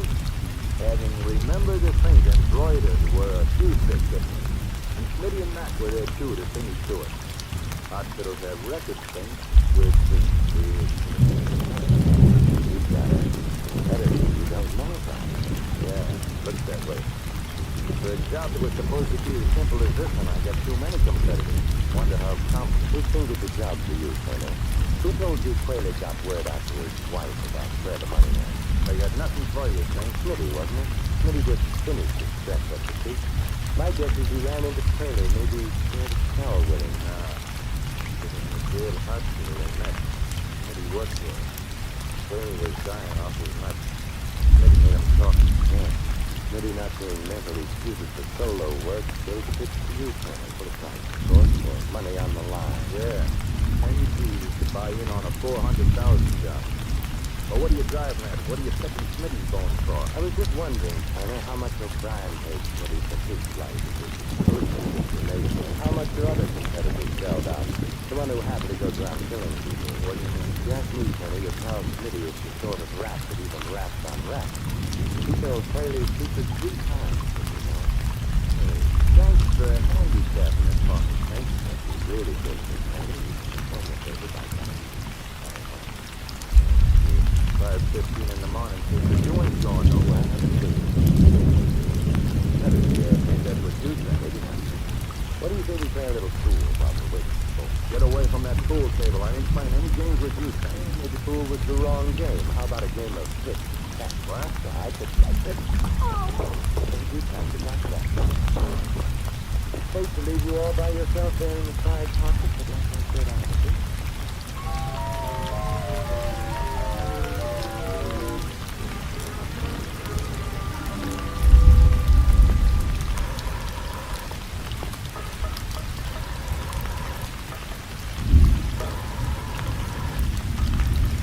Mr. Enriches, get enough sleep despite my interruption?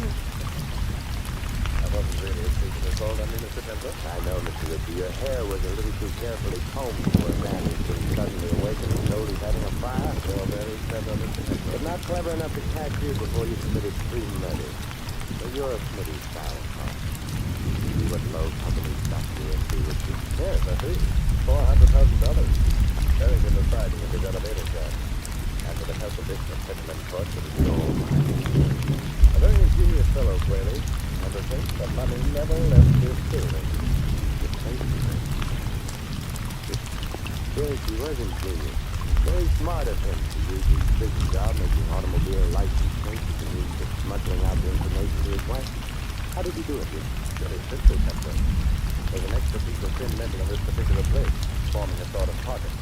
And inside the pocket, a note on cigarette paper telling poor Mrs. Whaley how to get the money. Of course, once he managed to tell her the number of the license plate, well, the rest was easy, isn't it? Yes. All poor Mrs. Whaley had to do was ask the Motor Vehicle Bureau to whom the plate was assigned. Collins, listen. Poor old fellow. Mr. Temple, would you mind joining me here in the shop, please? Yes, right on top of the elevator. I'd like to keep an eye on you while I finish burning out this legislation. You see, I've only until 6 o'clock for this elevator.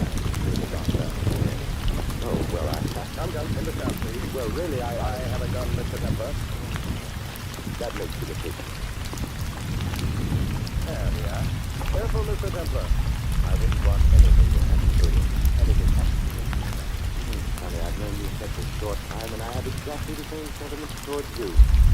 I've never been inside the top of an elevator before, Richard. You're right near the top of the... Yes. I don't mean to worry you, Templar, but when this elevator power turns on in a few minutes, it will rise to the top before it's done. How's your treasure hunt coming, Richard? Almost finished. One last strip of metal to cut away and the partition will come off. Like your paycheck, your future. There you go. Lock it down.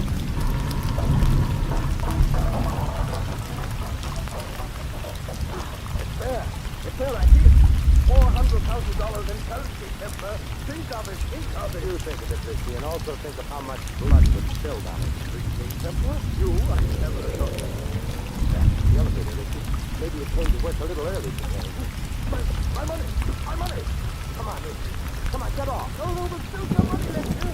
I want it all. All! Come on, we've got to get off. Jump, Richie, jump. No, my money! I must save the money! You fool! All right, I got it.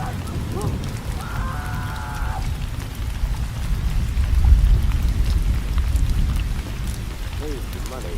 Here's the piece of money, too. I'm sure you didn't plan on talking directly.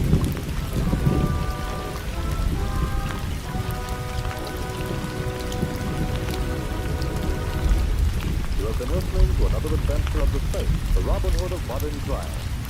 Now, here is our star, Vincent Price. These immortal words of Arthur translated from the Latin express quite well indeed the justice of our Mr. Ritchie's fate. Nor is there any juster law but that the contrivers of death would perish by their own contrivance. This is Vincent Price inviting you to join us again next week at the same time for another exciting adventure of suspense. Good night.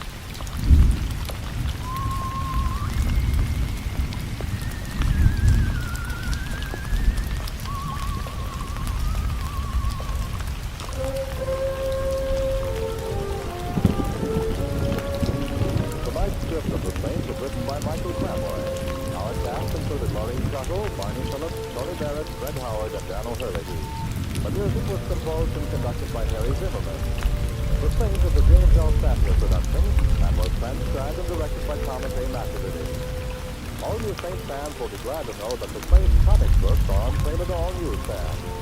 Your announcer, Merrill Ross. This is the Mutual Broadcasting System.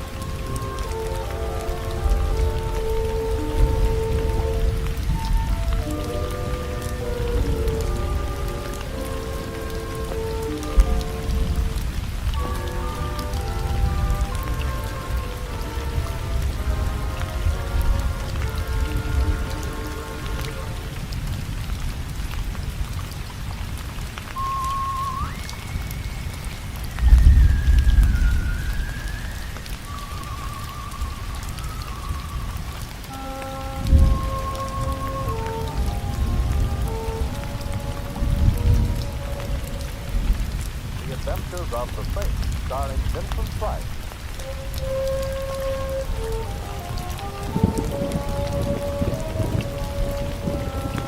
The Saints, based on characters created by Leslie Carter and known to millions from books, magazines, and motion pictures. The Robin Hood of modern crime now comes to radio, starring Hollywood's brilliant and talented actor Vincent Price as the Saints. Hello. How is my favorite shipboard acquaintance this evening? Oh, Daddy, you startled me. can hardly see it through the fog here, I'm going. Yes, it is getting thicker, isn't it? But I suppose it's to be expected. Last night nature went on a binge of moonshine, and this is the foggy morning after. Only How can you tell through the fog? You know you have a very pretty eye, Bob. I'll listen for it in all of your pictures. Now on. thank you. But I'm not going to make you miss it. I'm retired. Alright. But the piece of your career, I'm just tired of this position. Barbara, you'll never be able to run away from it. What do you mean? I'm referring to whatever it is that you like. Why don't you tell me about it, Barbara? There's nothing to say. I'm tired. I'm busy. Please, Simon, don't let me talk to me. There's something that... What? You are nervous. That I already know more than you think I do. Where's your bag? Over there, someplace in one of those books. I'll find it. I don't see it here, Barbara. You sure you... Barbara! Behind you! Look out! Barbara! Barbara! Man overboard! Man overboard!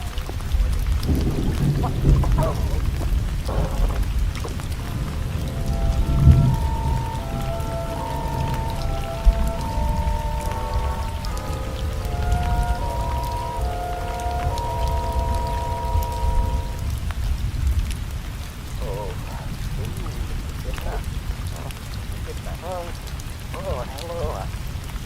I suppose the usual question. Sometimes they wish that your type of customer would come and cool. Evidently, I wasn't just quite that hard. I even remember who you are, Dr. Norman. It is Dr. Norman, a celebrated psychiatrist.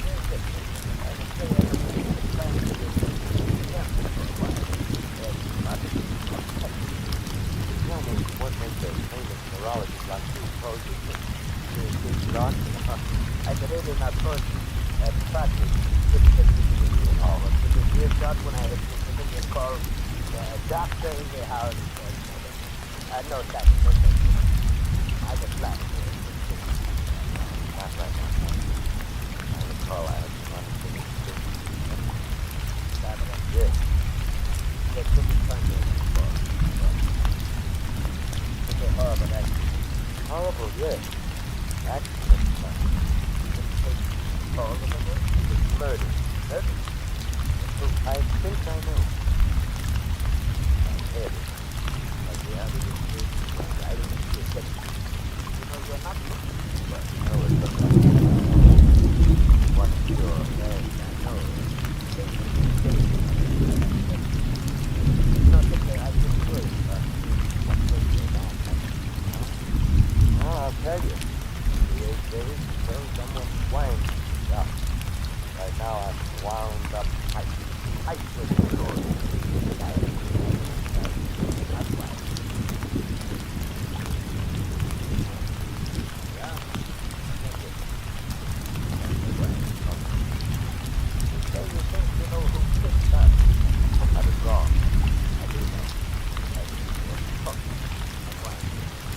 I need psychiatry, doctor. I think it's possible. Well, Doctor, I'll unwind. I'll tell you the entire story. You don't mind that, do it?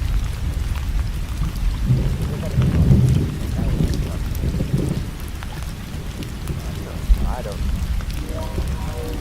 I've never met Barbara Brooks, although I doubt if there's a human being alive who hasn't heard of her or seen her in the movies. I first saw her the day we boarded the ship. There was something in her expression, the way she walked and talked and smiled. It immediately told me this was someone I didn't know. Her entire demeanor was absolutely dear doctor. Wanted someone here. I walked over to her there on deck and immediately made myself useful. Her steward evidently had become busy elsewhere, so I insisted my hat and said to someone who got it.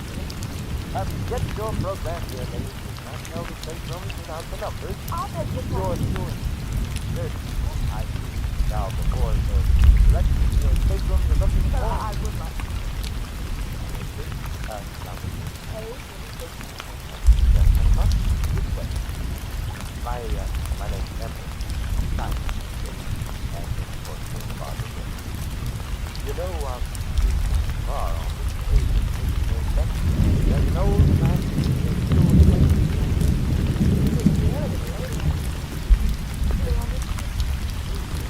several actors.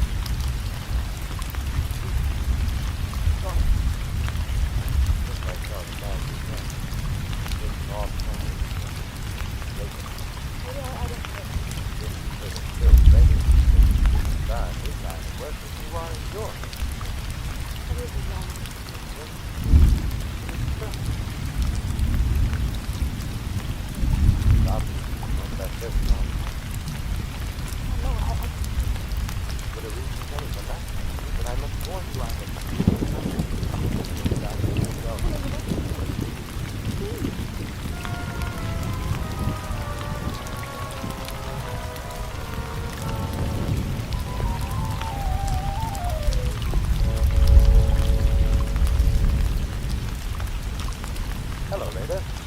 Well, thanks. We'll get smaller. Yes, but I understand you're doing yours to not get overcrowded.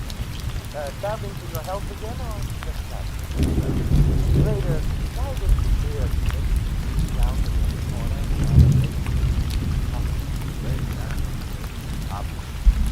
Thought I was someone else, maybe. You're of a mind to annoy her. Well, look. Just soak up sunshine on it. Don't go poking against George face. There. Oh, what sort of bag? But it was most welcome on this cruise, and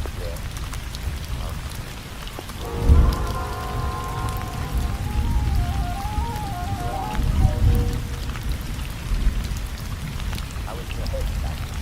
Feels as if a regimental trap is going on inside of it. Jet-propelled bike and a drunk. Oh, thank you. Shall I go on taking the load off of my Kentucky? I think I will fit. Your doctor as well. It was the night of that ridiculous ball which happened so far from the rain. You were in Dubai. You were a house. You were a clown.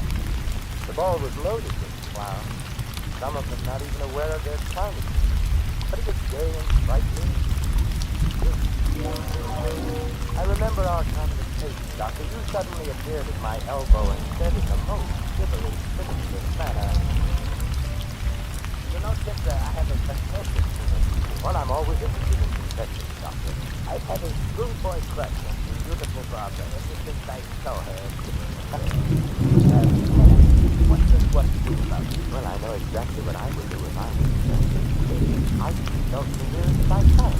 That's just like you would God.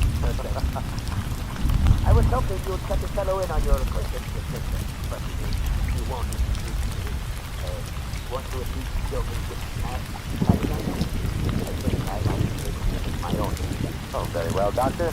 Look for a silk-like figure in a blue and yellow holiday costume. Thank you, Mr. Thank you. And if you should ever need a good supply at the prices you charge, I don't... Don't turn around, look at the stick. I have a pistol in the small of your hand. Now, really, is that any way to enjoy a walk? Listen close and listen hard. Oh, I'm all ears, except for the small of my back, which feels abnormally large at the moment. Certain arrangements have been made, Saint. The bigger the letters that they go through. So? All this time you said keep out. See what to do. Now don't turn around. This costume so pretty I hate to have to put a hole in my costume. Well, it's probably just a coincidence, but I've acquired the same regard for the small of my back. Disregarding a belly thing. Don't let my nose wander where it doesn't belong. And you might begin by forgetting yourself certain people aboard this boat. Please, just tell me how you're going to swing it, Mrs. Gray. Well, don't be surprised. I'd recognize the notorious Lil Miller's voice on a party line. How are you going to take this there? A palm base or perhaps a march dance? This rod in the head to the front. Hudson, you're... Lil, what's the matter? Lil! You're lucky today. I think God. Shiver here, don't crowd. Crowd her all you want to. She won't mind now. Yes, the stiletto in the back leaves very little doubt. Yes. You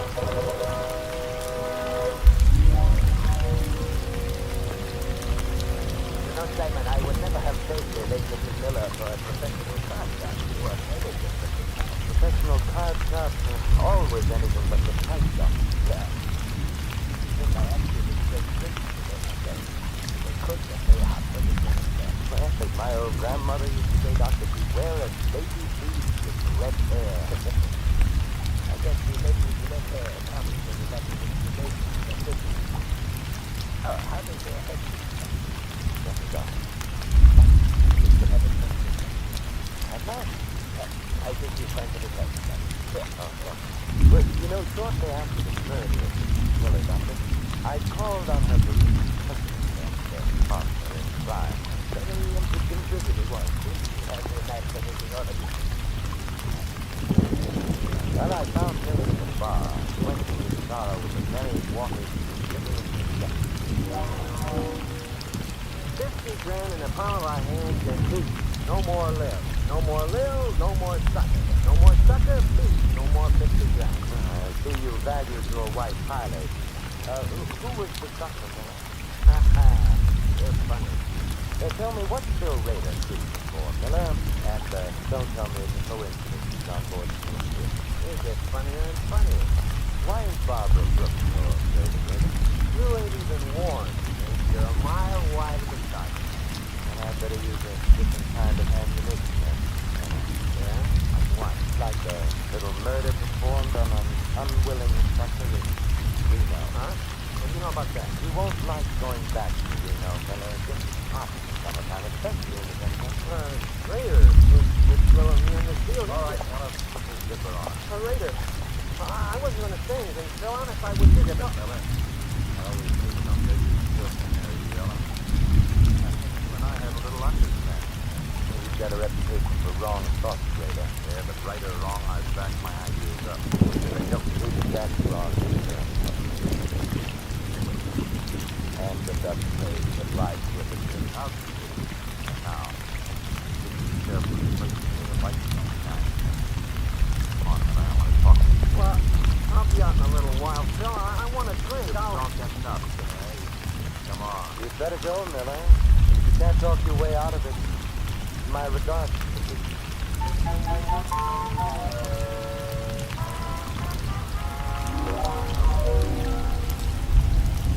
As I recall, it was shortly after Mr. Reader passed on his second warning that you and I met for the first time, Professor. You were Doctor the very next night. And I was very surprised. He was warned you to stay away from dark places. Yes, Doctor, so he had. But I'm perverse by nature, and I like to poke around. I was strolling around the deck with Barbara, getting moonburn. Signed deck, to get more information. So wonderful having you here. Are you safe? Safe? I refuse to accept the conversation. Not a moon day, I I'm going to stay in the silent cabin. was off in the day. I'd like to join you. Talk about you. Both be good, someone. Come on, then, I'll be back. Good night. Don't turn around, Jeffrey. I've got a... I know. Sun hangs all of my back. That's it. Now keep away from Barbara Brooks. Like clear? Clear. Anything else? Yeah. Just so it sinks in. Take this along. Very high.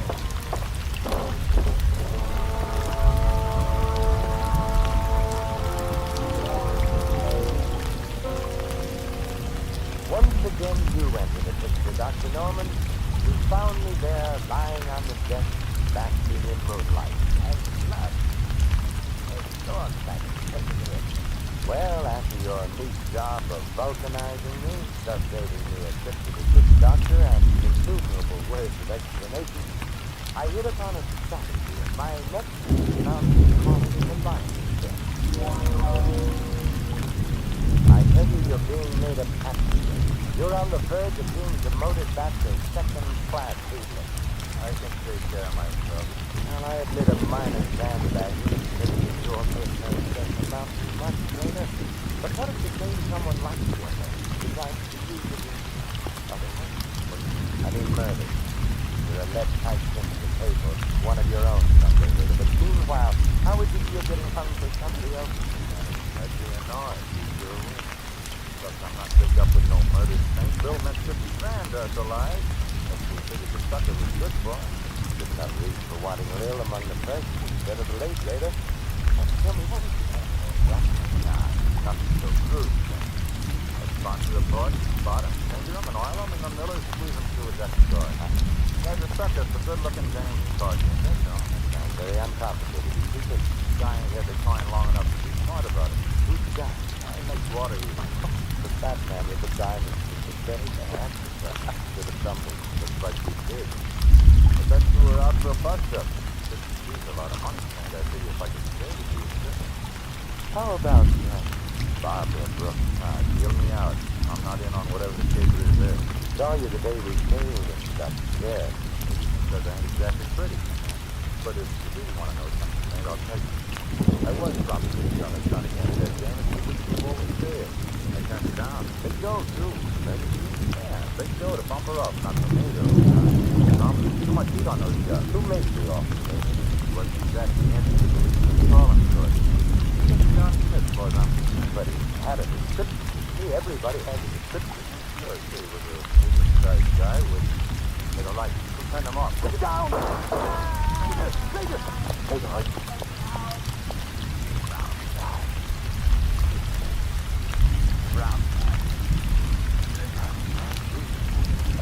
Not a very harmonious color.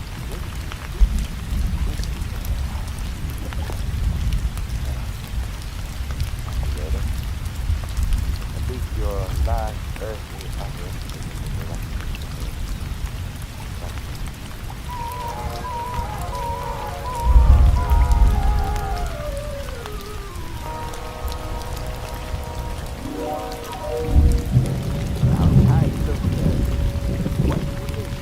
Well, it means that either the man for whom I search isn't a very fastidious dresser, doctor, or else, well, he's colorblind. Blue and brown just aren't warm together. I'll take that now, doctor. Oh, I see. Later, doctor, later. I can see that you're making a very difficult case. I hope you don't mind taking out of another minute. No, right now I prefer. Wait, a little more. That's fine. That's such a beautiful color. Aren't you going to drink? A little more, doctor. I'll finish my story. Oh, yes, of course. Sure. Barbara is further, wasn't it? Yes, Barbara was next. But immediately before our last meeting on deck in the fog, doctor, I found out what she was afraid of. But how? It was easy. The steward had some keys. I had some money. The steward has enough now for that chicken ranch he's always dreamed of. You broke into Barbara's station. Yes. And what did you find? Laundry, perfume, stockings, and letters. Julia letters. Yes, and all from the same man. A fan she was once engaged to marry, doctor. A fan who loved her very much and hated her in equal proportion. Who was so torn between love and hate. She had to well, you know the classification. A colorblind schizophrenic. I don't believe I've ever met one before, Dr. Norman. So colorblind, he mistook the green and orange harlequin costume worn by Lil Miller for the blue and yellow one worn by Barbara. Poor Lil, if she'd come to the ball as anything but a harlequin, she'd have lived to take in 65 and your 70. You know, you were wrong about Lil's hair, Doctor. It wasn't red, it was brown. You said it was red. I wanted to see if you'd agree. Your 70. Yes, of course, and would you, Doctor? They're along track again. No, don't try to tell them apart by their aromas, Doctor. It's obvious that they're different colors. You find this thing. Thank very much for you to drink it. Doctor, this purple gun you're wearing, or is it pink? Drink up the blood. Hardly feel it. Just the sense of bursting out. Dr. Norman, if you give us anything, you go overboard. Drink it, kid blood. Well, you're the doctor. Toast to you, Dr. Norman. To your green shirt, blue tie, and gray handkerchief, none of which match. Here? Oh, my eyes! Good in my eyes! It was a question of your eyes or my stomach, Doctor. My eyes are blind! You'll get over it, Doctor, which is more than can be said of me if one of those wild shots of yours should hit me.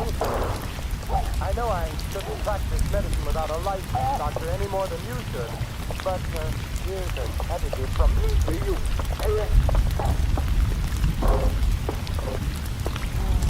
Pleasant nightmares, Dr. Morgan.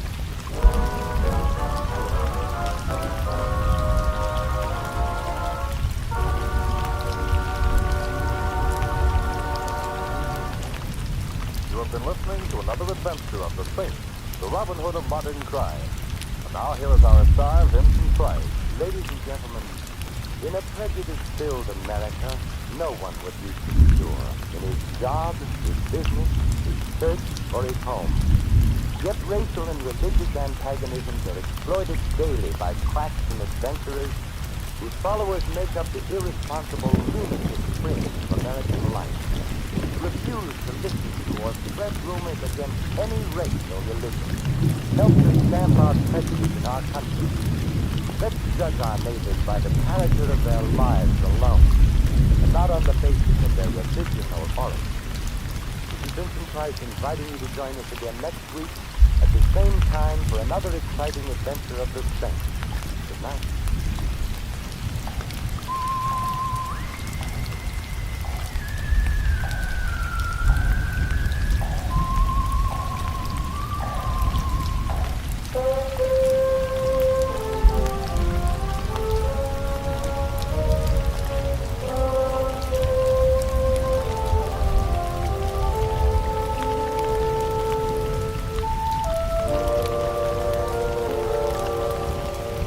Tonight's script of The Saint was written by Michael Cramoy.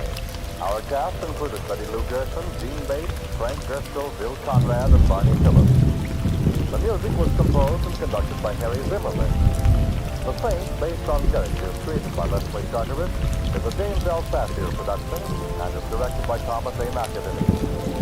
Vincent Price is soon to be seen in Harry M. Popkins' production of Champagne for Caesar, co-starring Ronald Coleman. All you Saint fans will be glad to know that the Saint comic books are on sale at all newsstands. Your announcer, Merrill Ross.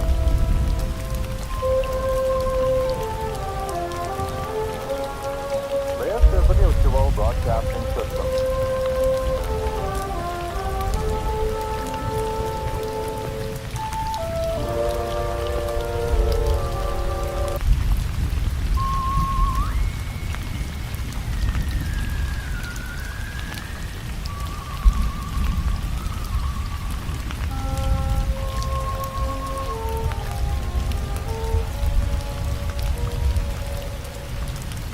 Adventures of the Saint, starring Vincent Price.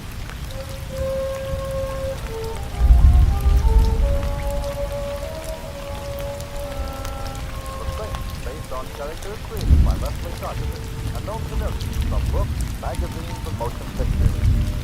The Robin Hood of modern crime now comes to radio, starring Hollywood's brilliant and talented actor Vincent Price as the Saint. Hello. How is my favorite shipboard acquaintance? Oh, Johnny, you started me. It hardly feels with the fog here under. Yes, it is getting thicker, isn't it? But I suppose it's to be expected. Last night nature went on a binge of moonshine, and this is her foggy morning after. Only How can you tell through the fog? You know you have a very pretty laugh, Bob. I'll listen for it in all of your pictures now on. thank you, Johnny. But I'm not going to make you. I'm retired. At the peak of your career, I'm just tired of pictures, isn't it? Barbara, you'll never be able to run away from it. What do you mean? I'm referring to whatever it is that strikes you. Why don't you tell me about it, Barbara? There's nothing to tell. I'm tired. I'm today. See, Simon Douglas is talking to me. Something that... I was just thinking. No, I don't think so. You are nervous. Simon, okay, I couldn't decide it. And if I tell you what... Perhaps I already know more than you think I do. over there and start taking one of those drinks. I'll find it. I don't see it here, Barbara. I'm sure you... Barbara! Behind you! Look out! Barbara! Barbara! Stand overboard! Stand overboard!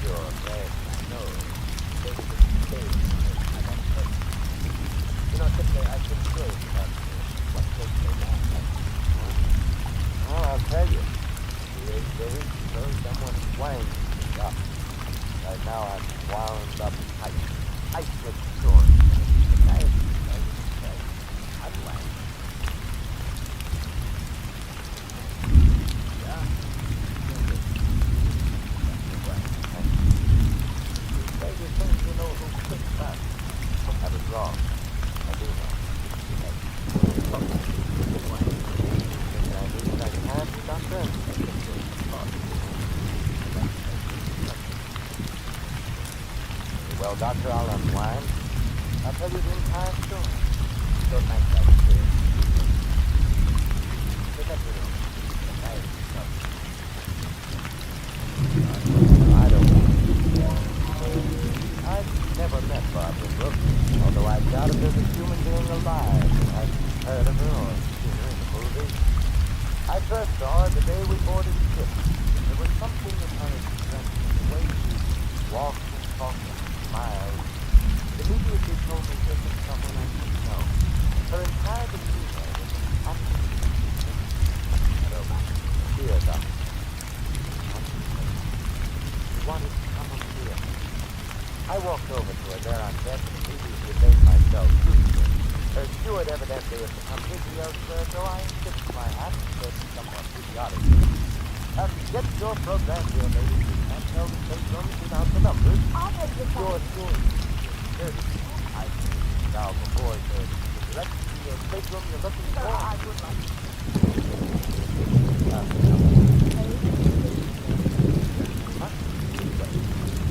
My name is Emily. You know, tomorrow, there's an old fashioned fuel station.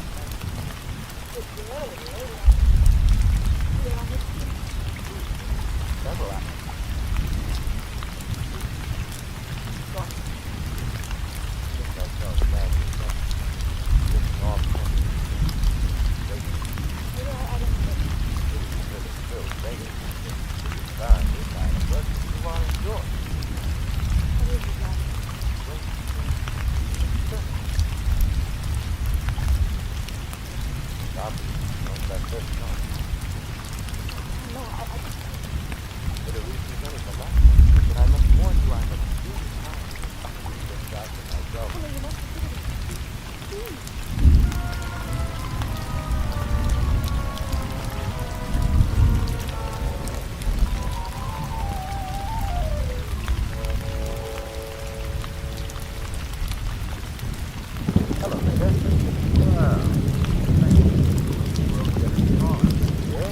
Yes, but I understand you're doing yours there so it doesn't get overcrowded.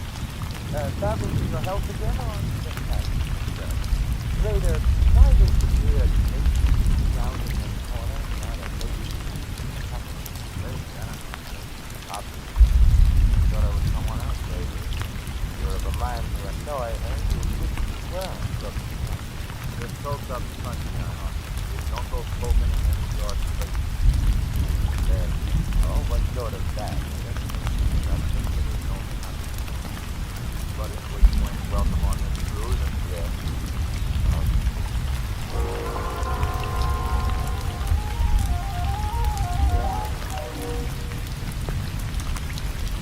How was your head back? Feels as if a regimental trap game was going on inside of it with jet-propelled dice. I haven't drunk that. Oh, thank you. Shall I go on taking the load off of my concussion? I think I was great. Yes, actually you were. It was the night of that ridiculous ball happening so far to the range.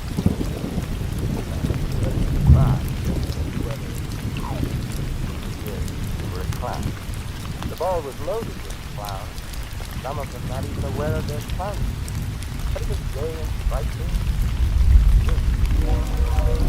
I remember our conversation, Doctor. You suddenly appeared at my elbow and said in the most shivery, sinister manner, "You know, Chester, I have a confession." Well, I'm always interested in confessions, Doctor. I've had a schoolboy crush on the beautiful Barbara ever since I saw her. Tell me, what to do about it? Well, I know exactly what I would do if I were you, Doctor. Yes. I consult the nearest psychiatrist. At the prices we charge? I was hoping you'd let the fellow in on your acquaintance, but you won't introduce me. Want to at least show me which path you're having on that? I think I might be able to make my own introduction. Oh, very well, Doctor. Look for a sylph-like figure in a blue and yellow holiday costume. Thank you, Mr. Manning.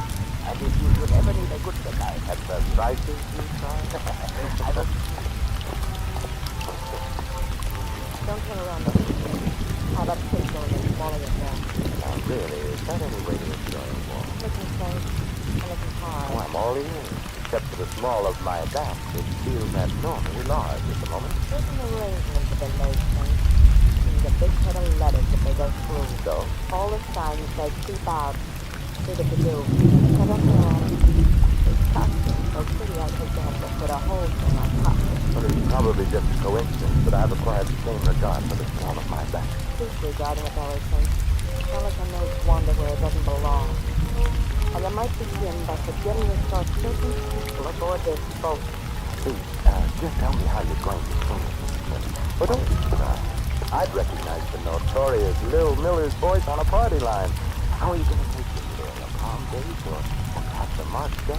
Just right in the place of the Lil, what's the matter? Lil. You're lucky, Jack. I just shot. Give her here. Don't crowd. Crowd her all you want to. You won't mind now. Yes, the stiletto in the back leaves very little doubt. Yes.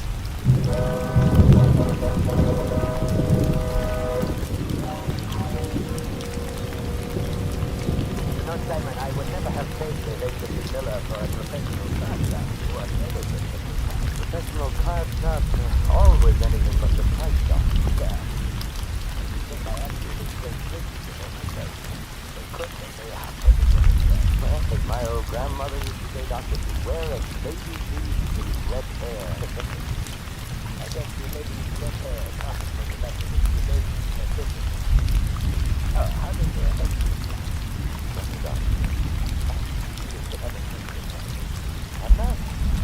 I think you're frankly the best. Well, you know, shortly after the murder of Miller, Doctor, I called on her bereaved husband and partner in crime. Very interesting visit it was. As in that particular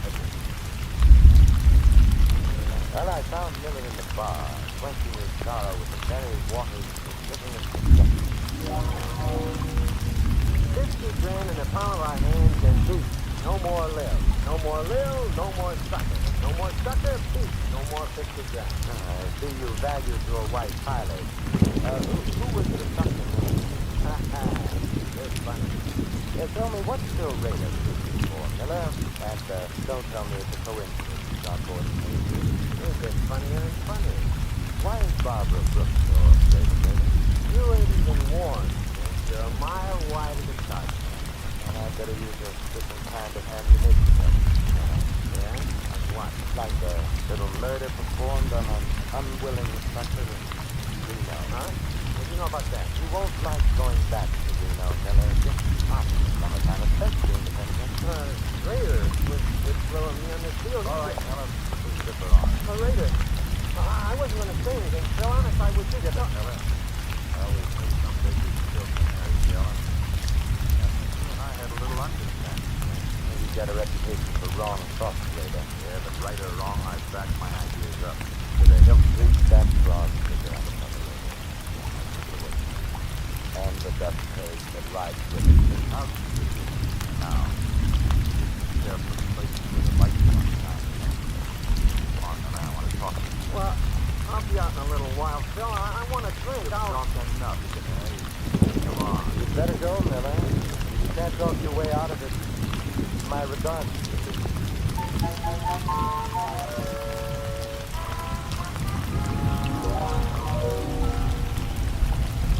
As I recall, it was shortly after Mr. Raider passed on his second warning that you and I met for the first time, Professor. You started the very next night. And I am very surprised. He warned you to stay away from dark places. Yes, Doctor, so he had. But I'm perverse by nature, and I like to poke around. I was strolling around the deck with Barbara, getting moonburned. Time deck, to get some more information. So wonderful having you here, Thomas. Are you safe? Hey, I refuse to accept the compliment, particularly on a moonlit night.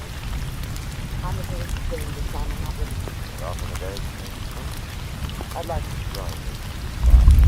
I don't. Because if I did, we'd both be dead by now. How much good night. Good night. Don't turn around, Pepper. I've got a... I know. Sun pointed its ball on my back. That's it. Now keep away from Barbara Brooks. Like this. Yeah. Just so it takes this along to return on the fire.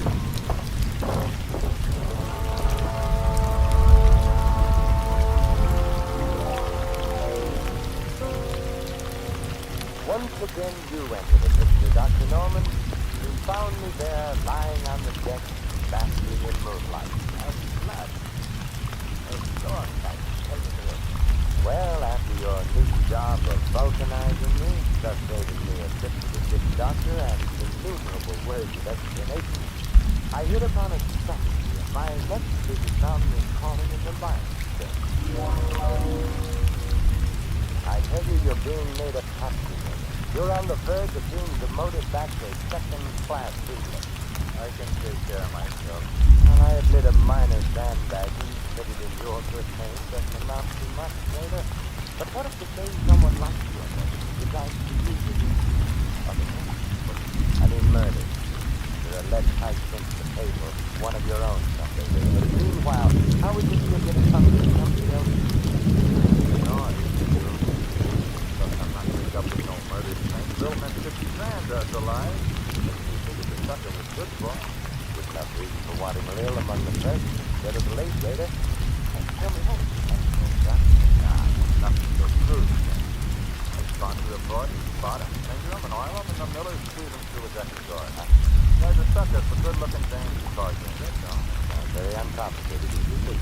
Guy ain't had to climb long enough to be smart about it. Who's that? He makes water eat. The fat man with the diamonds. He said it, Give it something. Looks like you did. I bet you were out for a bust-up. It's a lot of money, man. I figure if I can save you. How about Barbara Brooks, feel me out. I'm not in on whatever the paper is there. she saw you the day we sailed and got scared?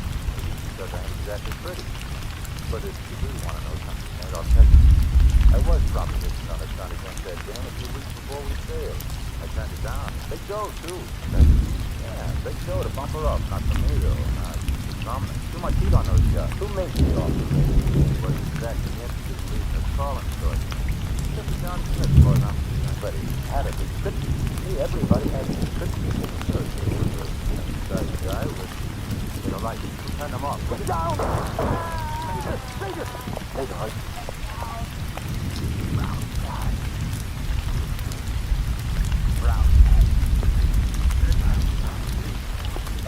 Not a very harmonious color.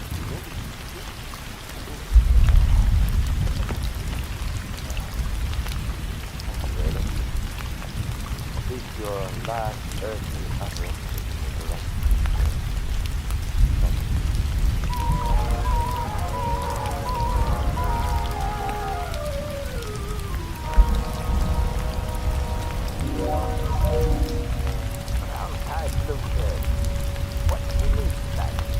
Either the man for whom I am searched isn't a very fastidious dresser, doctor, or else he's colorblind.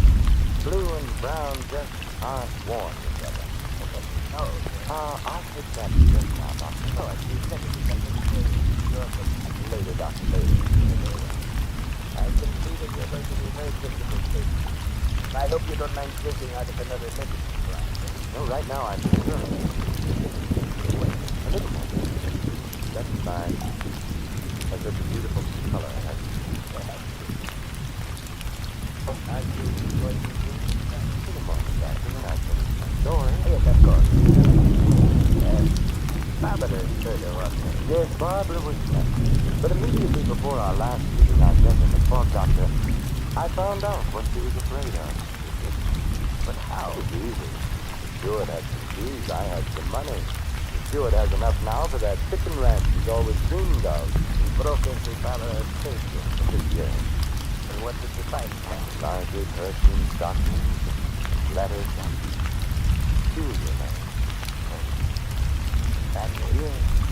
Yes, and all from the same fan. A fan she was once engaged to marry, Doctor. A fan who loved her very much and hated her in equal proportion. Who was so torn between love and hate. He had to do. Would you know the classification? A colorblind schizophrenic. I don't believe I've ever met one before, Dr. Norman. So colorblind, he mistook the green and orange harlequin costume worn by Lil Miller for the blue and yellow one worn by Farmer. If he'd come to the ball as anything but a harlequin, he'd have lived to take them 65 You know, you were wrong about Lil's hair, Doctor. It wasn't red, it was brown. You said it was red. I wanted to give you the truth. Your second. Yes, go ahead. Would you, Doctor? They're alongside the one. No, don't try to tell them apart by their aromas, Doctor. It's obvious that they're different colors. You find it, James. Thanks very much for you to drink it. Doctor, what a pretty purple gun you're wearing, or is it this? Drink up, Kipler. You've hardly seen it. Just the best expressing as. No, but when you give it better, you go overboard. Drink it, Kipler. Well, you're the doctor. Toast to you, Dr. Norman. To your green shirt, blue tie, and gray handkerchief. None of which match. Here's how. Oh, my eyes! Fluid in my eyes! It was a question of your eyes or my stomach, Doctor. In my eyes, I drank! You'll get over it, Doctor. It's more than can be said of me if one of those wild shots of yours should hit me. I know I shouldn't practice medicine without a light, Doctor, any more than you should. But here's a pedigree from me to you.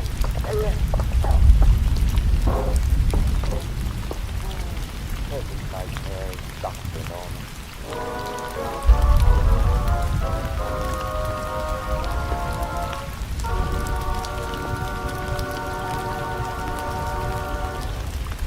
You have been listening to another adventure of the Saint, the Robin Hood of modern crime. And now here is our star, Vincent Price. Ladies and gentlemen, in a prejudice-filled America, no one would be secure in his job, his business, his church, or his home. Yet racial and religious antagonisms are exploited daily by cracks and adventurers whose followers make up the irresponsible lunatic fringe of American life. Refuse to listen to or spread rumors against any race or religion. Help to stamp out prejudice in our country. Let's judge our neighbors by the character of their lives alone, and not on the basis of their religion or origin. This is Vincent Price inviting you to join us again next week at the same time for another exciting adventure of the century. Good night.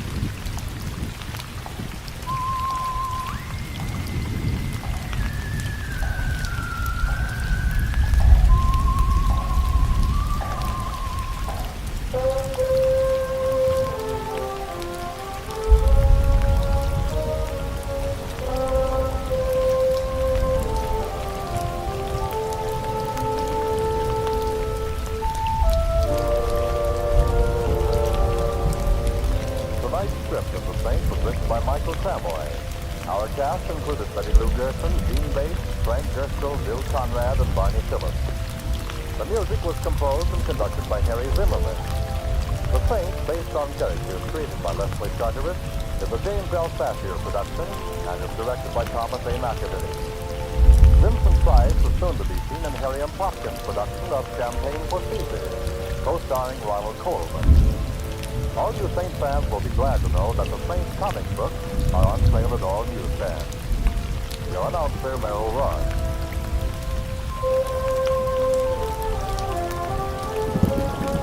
This is the Mutual Broadcasting System.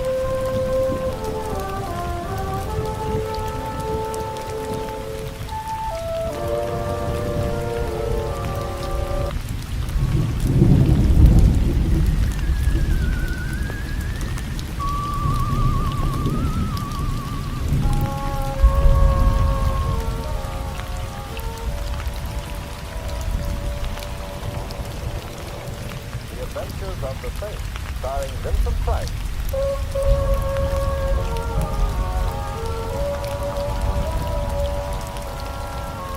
Saint, based on characters created by Leslie Charteris, and known familiars from books, magazines, and motion pictures. The Robin Hood of modern crime now comes to radio, starring Hollywood's brilliant and talented actor Vincent Price as The Saint. The waiter. Waiter, will you tell the chef of this unhappy restaurant that he makes a better shoemaker? Shoemaker? Look at this miserable concoction. It's called a salad. Don't butt me. I have something to say. Yes? Someone is waiting for you at another table. I'll get back to him at once. Warn him against eating anything in this establishment. Tell him his life is in danger. Yes, sir. There is something strange about the gentleman. I think he has a gun. More severe critic of food than I have. Well, tell the chef he better flee for his life. Agree with the chef? No, he'll have to look out for himself. Not the chef. He's a big man. He's little. Let's see about this. I'll go see him. How do you do? You wish to see me? Mr. Templar, my name is Pot. How do you do? I need help. I'm the senior partner of Pot & Carter, Jewelers Extraordinary. Earlier this evening, Mr. Carter was killed. There. Mr. Templar, it wasn't an accident. Oh? He was murdered. Oh, I see. And the police are kicking you for Queen of the May. If you want me to prove you didn't murder Carter. Oh, no, Mr. Templar. No? No. I want you to prove I did.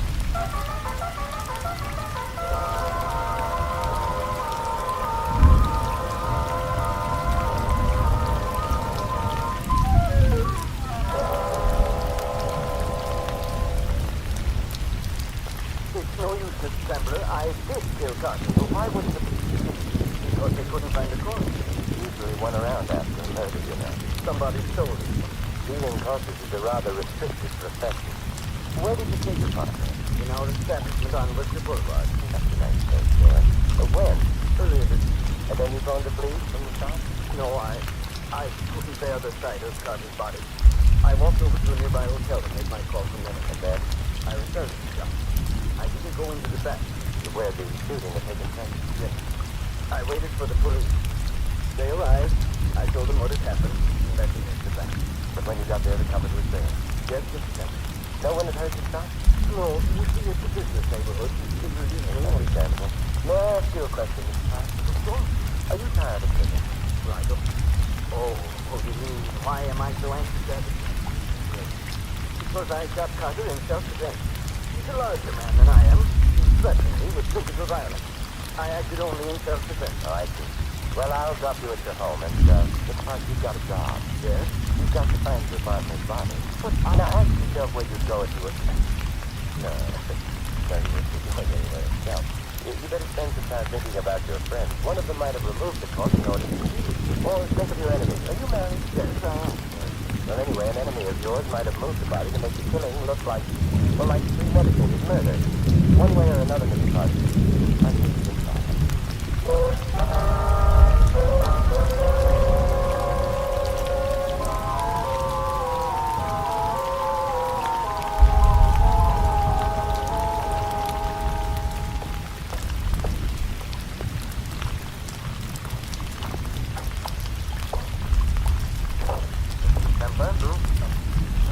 Living room furniture is traveling, or are you, I'm Carter. Carter? Yes. Hudson Carter? Hudson Carter. One of us is in a bad way. Either you're dead or I'm crazy. I can assure you I'm not dead. Oh, very well. I'll see if I can. In the morning. What did Pop want with you? You've been hard as you haven't you? I've been following Pop. What did he want? Nothing really. He said he wanted to assure me that he killed you. What? Killed you. Shot you to amplify an already unbelievable remark. He said that? He must be a mistake. Well, it's simply anyway. Mr. Carter, the situation is rather bizarre. A man confesses to a murder that police do not believe him. He comes to me and asks me to prove him a murderer. I believe him and find myself confronting the man who claims to have murdered. It doesn't make sense. Well, that's not a thing to do. What do you mean? I suggest you go to the police, identify yourself to them, and ask them. Seek protection. I don't need any protection. Pop wouldn't harm a fly. You're not a fly. My dear fellow, the possibility of Pop really doing me harm is something I can't take seriously. Why not go to the police anyway? I couldn't without exposing Pop to ridicule and... The excuse for your partner is rather touching, especially since he accused you of being a thief of stealing from the firm. Said that? Yes. And I have something to think about. Do something to do. Nonsense. No. Now, a man has already confessed to a murder. If you're still alive, his confession may have been most lavish. It may have been promising. Good night, Mr.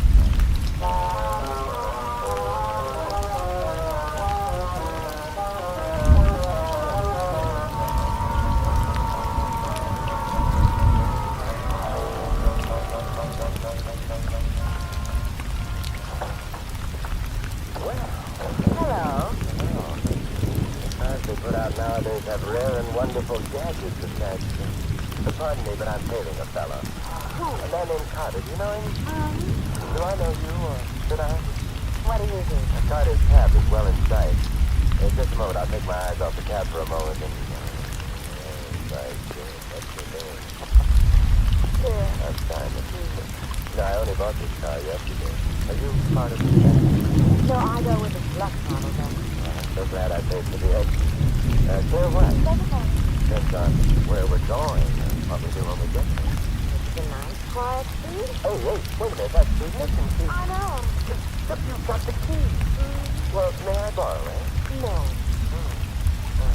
Carter's cab is out of sight. Little bit sorry for you. And now I've got a truck.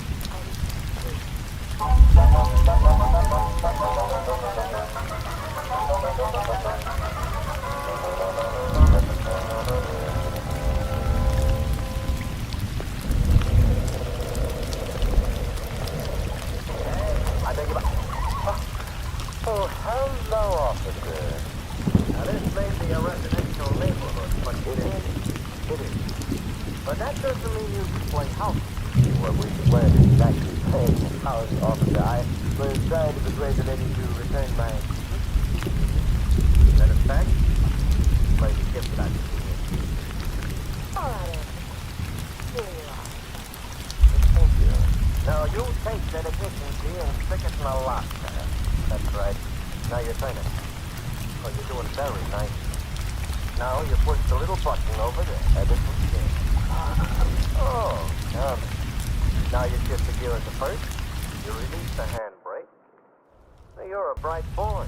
The next time you go out with a girl, make sure you're a kid. Keep going. Now step on the gas and get the heck out of here.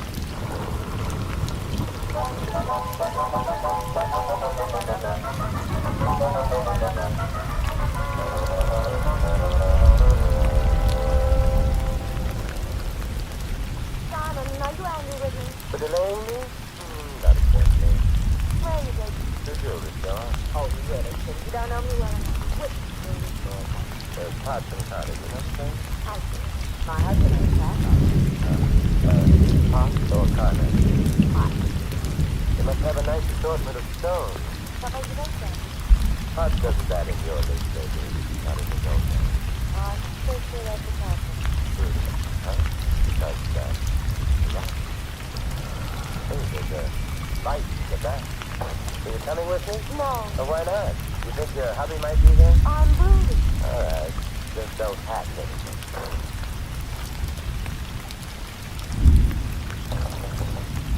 Who's there? Open the door. Okay.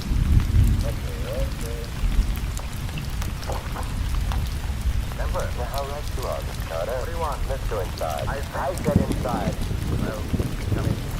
But I know. You weren't expecting company. The house is a mess. What made you think I'd be here? I wasn't sure, but it was a possibility, so I came. Now that you're here, I'd like to take a look in that back room where the light is. where the light... And I rather suspect the vault. Templar, I don't have to stand. No, but I've got a feeling you're going to. Let's get on with it, shall we? Checking stock. Well, let's both check. Wait a minute. You mightn't understand. Give me a chance. I don't want you to come in. Keep walking. All right. What, you idiot? You think about putting the lights out here? Harder! Where? I heard the clap. I came up, Simon. Where? The lights just in the door.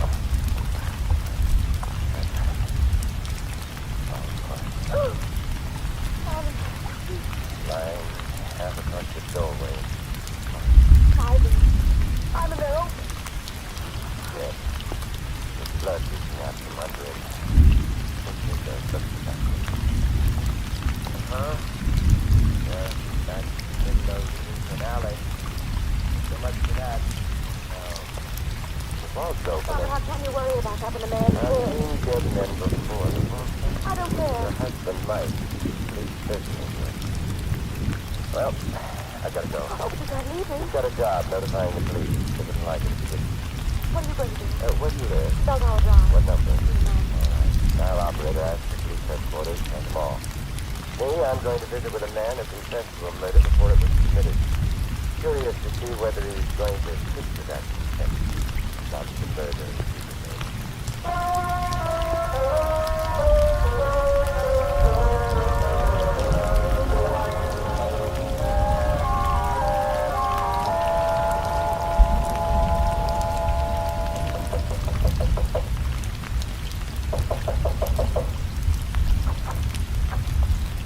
I want to see Mr. Potts. Mr. Don? Yes, I'm peculiar. I want to see Mr. Potts sit down. I'm sorry, but take your address. Good heavens, sir. You pushed me aside. Tonight you win the badge for election. Now, shut the door. Yes, sir. Where's Potts? I refuse to remember you. But you're young, big, and you've got muscles. You let me push you aside as if you were a doddering old man. Why? My father was bunching before me. Father before you. We're accustomed to dealing with them. Must be quite a come down talking to me. Where's Potts? He's not at home. Sure? Quite certain. Let's go look for him as though we didn't know he was out. But I assure you that... Show me.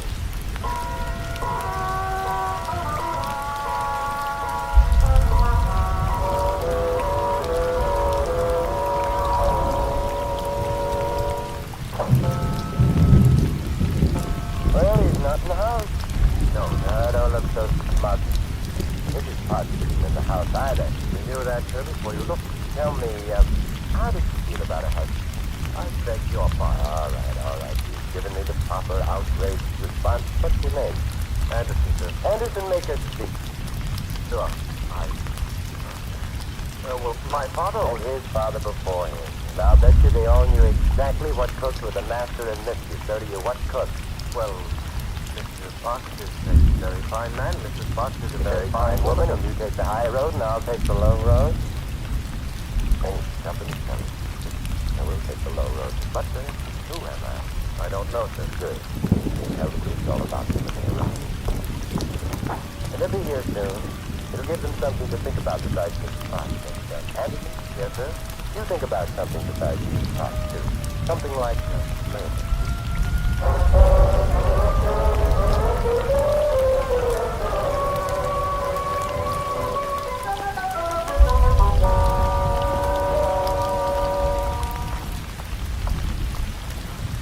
Good afternoon, sir.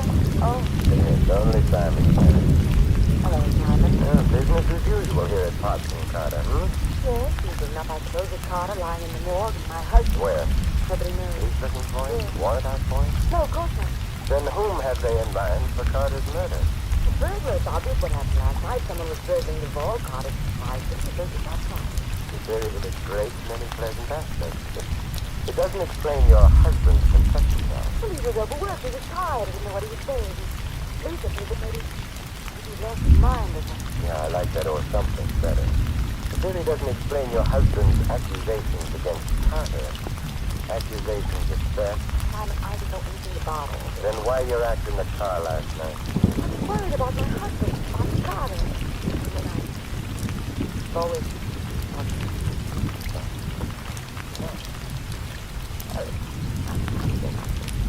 Not cold. That's warm. Some other time. Right now, what about Anderson, your butler? I don't trust him. I know it's not done this year, Miss Such Butlers, but I have a feeling he knows more than he should. More than he should about what? Why don't you find out? How could I? Try discussing things with him. I'm not so sure I'd like to. I'm not making things. They're just influencing people. I can't imagine what Anderson would or wouldn't know. Stimulate your imagination by going out to the house now, working on it. You really think it's important? Very important. Now run along. Well, all right, but it's all I'll lock up. You go on. right for you, man. I'll be home. Stirring up the thing. I think you don't have to have experience.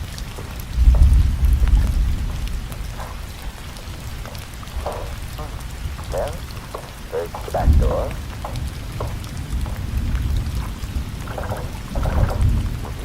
Locked. And now the front door.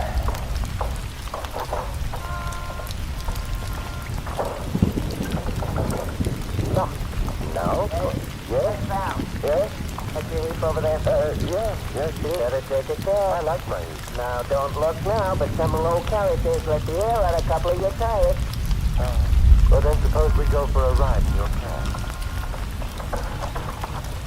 39 Bell Tower Drive. Okay. Say, did you happen to notice the happy prankster who deflated my tires? Sure, I noticed it. Why not? I'm underrated. Oh, well, why didn't you stop her? Mister, I'm a married man. That means I'm cautious. For all I knew, maybe you're the kind of fella like the girl that deflated tires for him. It depends on the circumstances, Kathy. Not so early in the morning. Okay. Next time I'll know you don't like a girl to deflate your tires for you in the morning. You don't think it's funny. No, I think it's murder.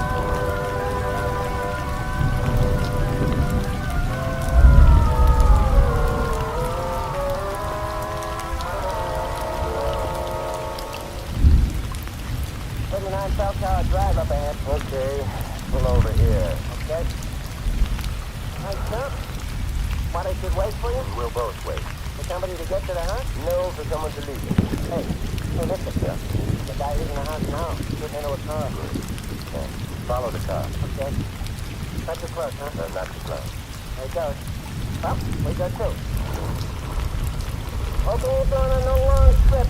I ain't got too much gas in the tank. He's going on a very long trip in your bag. He's going far. Huh? Space is relative, Kathy. Remember what Hamlet said? Well, I wasn't around at the time. I could be bounded by a nutshell, yet count myself. Oh, yeah, I remember it now. Were it not that I had that. Nice guy, Hamlet. I wonder if his family had that.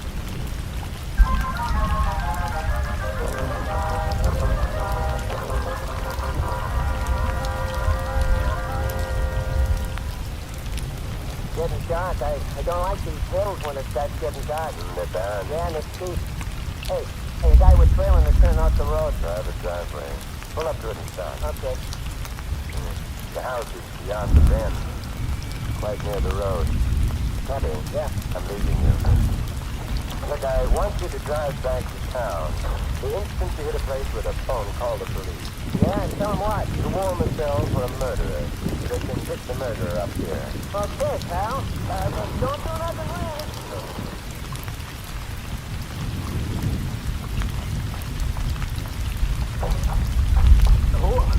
Oh, hello, Andy. Fancy finding me here. Come, Mr. Kempster, whatever was your grandfather's name? What do you want? I'm admiring the country home of the Pike. By the way, where is Mr. Pike? I don't know. Oh, who's that? Is this guy?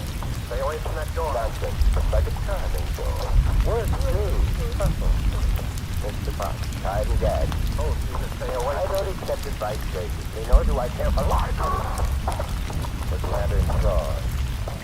But lantern jaws are handy to hit. Now for you, Mr. Pike. We'll get the guy out of your mouth. There. You better. Oh, I don't like your hand. Don't stop rolling. Look out, behind. What? Oh. Oh, hello, Sam. Hello? So glad you stopped here. You are? Yes. Remember I warned you about your butler? It was he who brought your husband here and tied him up together. You should ask me why I'm here. When I visited your house and met Anderson for the first time, we had a little chat, in the course of which he remarked that I knew you weren't in the house before I said you. Why? Because how did you know I'd see you outside the house? Unless what? Let me help you. Standing up will help restore the circulation. Unless what, Mr. Oh. Taylor? Unless you told him. What's I told him that? Obviously, because you and she were in on this little plot together. What? To kill Carter and blame your husband for the murder, so you would inherit the business. And the butler. You're not. You're a fly rabbit, Mr. Carter. No, he'll go to the gas chamber if he checks it. Billy Carter was talking in the bathroom. I was out front with you. You were at the front door, that's true. Carter was shot as he said he was going into the back room. His back, therefore, was to us. Yet, if you remember, he was shot in the back. Afterwards, we remarked how he lay face upward with the blood coming out from underneath him. You are the fool. I was wondering how long it would be before she would do this. Mr. Potter, can you back alone? I can't. I'm falling. Well, then fall in your right. All right. Watch your gun if you please. Thanks. Let's get you better. The police will be here shortly. That will be that. Oh, relax, Mr. Potter. You've fallen to rise again, but your wife, I'm afraid, has deflated her last tire.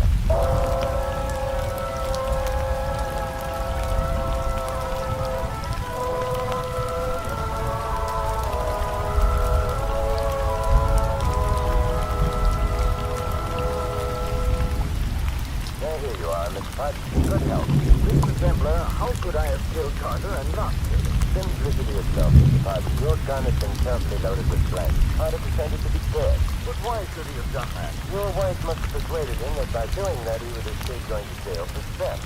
She'd have a hold over you and... Not a very nice woman, is she? No. With Carter murdered, she was preparing to have you fixed here permanently. It would seem to the police that you killed Carter and fled to country. I can't thank you. Don't bother, it was fun. But in the future, Mr. Potts, before you confess to murdering anyone, be sure you murder him.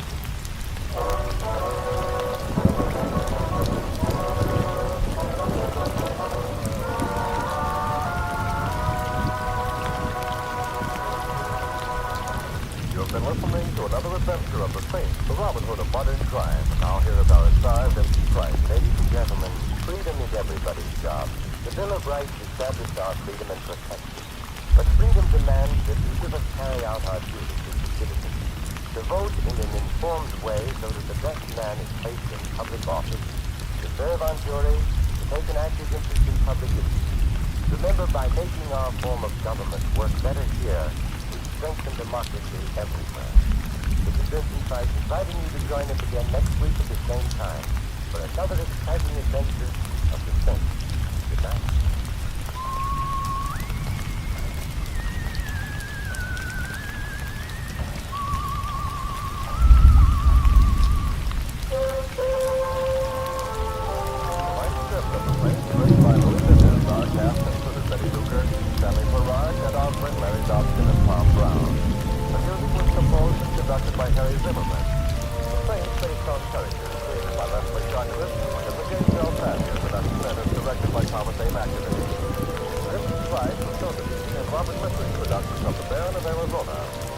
All you Saint fans will be glad to know that the Saint comic books are on sale at all newsstands. Your announcer, Merrill Lund. This is the Mutual Broadcasting System.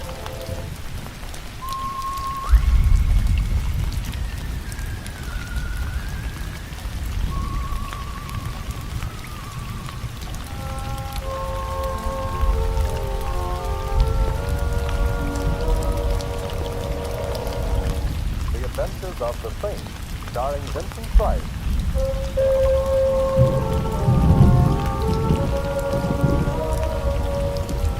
The Saint, based on characters created by Leslie Charteris, and known to millions from books, magazines, and motion pictures. The Robin Hood of modern crime now comes to radio, starring Hollywood's brilliant and talented actor Vincent Price as the Saint. Taxi! Taxi! 4500 Sutter, please. It's kind of late, ain't it? Yes, it is. It comes this time of night, I figure a guy should order... 4500 Sutter, please. Mind you, I don't like to get personal. Driver.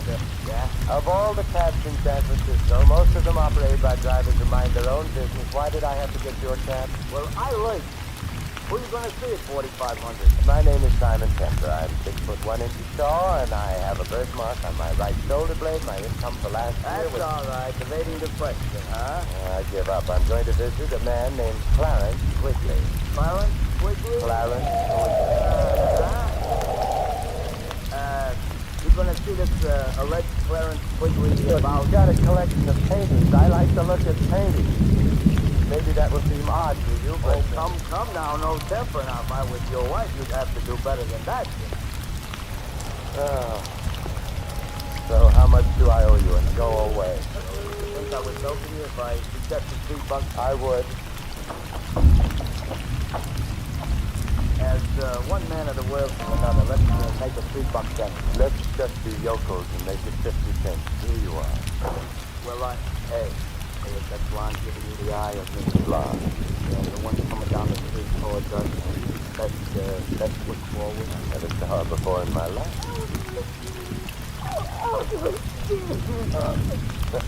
I beg your pardon, but that's my neck you've got your arms around, A Mr. man named Clarence Quigley, huh? Driver, stop heckling. Miss, whatever your name is, the way you're strangling me is a pleasant way to be strangled, but, I'm not Ellsworth dear. I think I can honestly say I have never been Ellsworth dear. No. I'm sorry. I thought you were. Maybe I just spoke to you. Don't you know Ellsworth dear when you see him? No, don't I? But, I saw you in the main thing. who is Ellsworth? I don't know. Well, I suppose a certain amount of confusion about who or what Ellsworth is understandable, That but... isn't the word. It isn't? No. Not only don't I know who Ellsworth is, Yes. I don't even know who I am.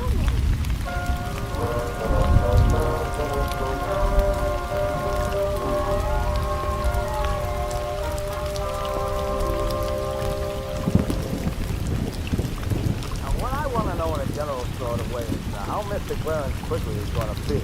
Driver, would you mind concentrating on your driving? You know, he's liable to be frustrated like I'm taking you and the lady right back to where you started. My apartment, yes, because Miss X needs help. Years ago, I'm exposing my innocence. Nonsense. The hour's late. You could very well go wandering about the streets indefinitely. Especially in that hat. Anything wrong, Papa? Not a thing.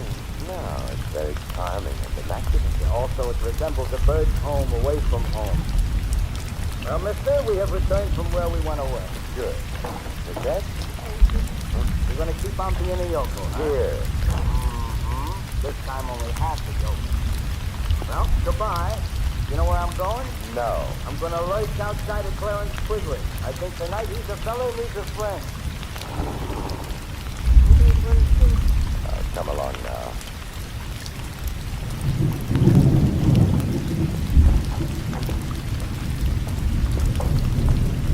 There you go. Now take your hat off and make yourself comfortable.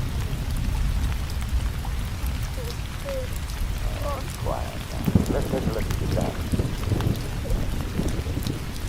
Feel odds and ends. There's compact. DM. DM, does that suggest anything?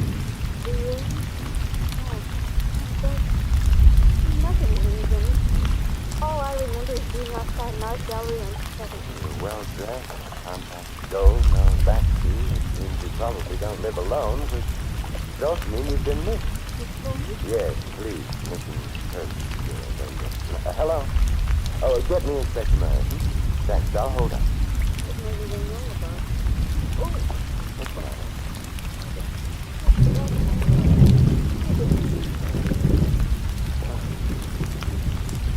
Bruised the size of what I wish my bank account was. Well, there's the cause of your amnesia. Hello, Inspector. It's Simon Tempter. Thank you, dear. Thank you. It's deplorable. Inspector, I'm looking for someone. A blonde. Inspector, no. No. Well, maybe, but not tonight. At any rate, the girl I'm looking for is around 22 years old, blonde hair, blue eyes, height 5'3" and thereabouts, wearing a suit, brown, white blouse with ruffles in the neck and... What? Oh, you're looking for her too. Her name's Dorothy Moore. Why do you want it? You've got priorities. Goodbye. Was that the report of you? Possibly that. What else do they want? Murder.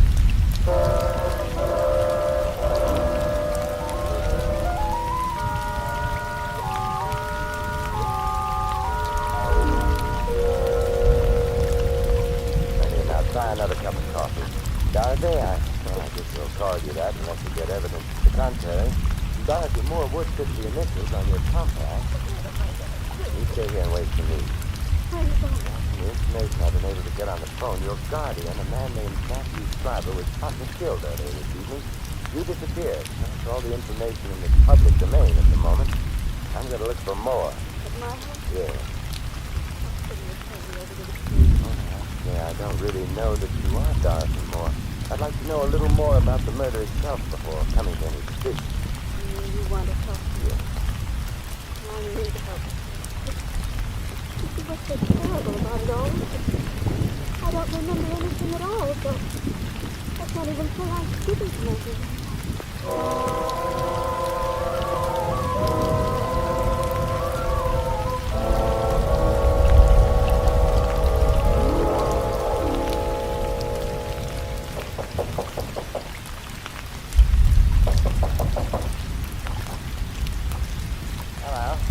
Hello. Well, it's been fun meeting you. Come on, now wait a minute. Don't shut the door. No, I'm coming in. Hold up. I've just been fine, but, who owns it? There's Diamond Tempter. Oh, that's nice. I thought it was to mine. Oh, what's your name? Walter. Not the most glamorous man in the world, but on a bachelor, so I bear right. Good. Where is everybody? In the library, they're so well dressed. Who's in the library? Mrs. Atkins, the housekeeper, that chancellor of our day. Gloomy lady prophesying disaster. And of course, it's the Virginia place, which is very nice fellow who spends the evening with his hand picking up small horses, and it is a large ball with a long whip. A polo player. Doesn't matter what you call it, their jobs are grown now. What's his relationship to Miss Moore? Not fine, no way. It's found. Well, Mr. Confidence is going to marry this boy. If and when she's found, and if she happens to be innocent of our guardian. Anyone else in the library? No. Mr. Schreiber here, the party sold is behind elsewhere at the mall. He was up to the library. That's a bad place to be shot. Usually fatal. Suppose you take me to the library. Tell me, why did the police suspect me more? Because of me. You see, I told them that I heard shots in the house. I left my quarters on the gallows, ran towards the library. Just before I got there, the door opened and Miss Dorothy ran out. Ran down the hall and out the front door. Is that true? Yeah, Mr. Kempster. If not, would I have told the police otherwise? I don't know. It's good form to suspect the butler. The library. Mrs. Atkins, Mr. Tinsley, Mr. Kempster. What do you want? I'm looking for Miss Moore. So, young man, are the police. Why? Her guardian was murdered. All his money goes to her, and she disappeared. That she didn't murder Mr. Schreiber. You wouldn't bet on it. I hate it. That Mr. Tinsley there did. Now look here. Isn't it frightening? Now look here. Such a typical phrase. So typical, I wonder if it can really be so stupid. I love Dorothy and... No, I'm not questioning that. But what is it about her that you love? The money she was to get when Mr. Schreiber died? The money you wouldn't have got if you'd married Dorothy against Mr. Schreiber's wishes? Mr. Schreiber didn't approve of the marriage? Well, he hesitated about it, but we were working on it. And then became impatient. Now look here, you have... I resent that. Good. It's now on record that you resent it. Now, how about Walter? Walter? Yes, what motive would he have? What makes you think he has one? Oh, I'm the hopeful type. Walter was a man with a criminal trial.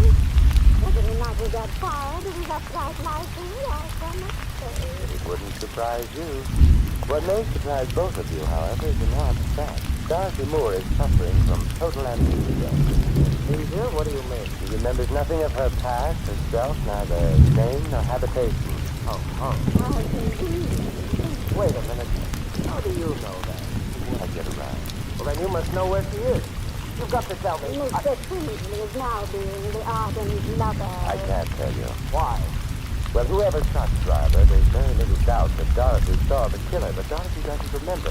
The killer, therefore, would have an urgent interest in getting hold of Dorothy before she did remember, and making sure that she would never remember anything again. Well, good night, you lovely people.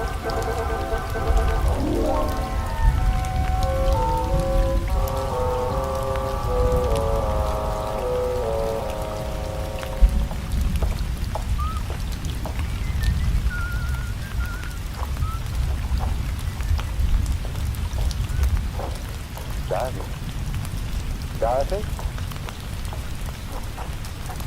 Dorothy? Dorothy?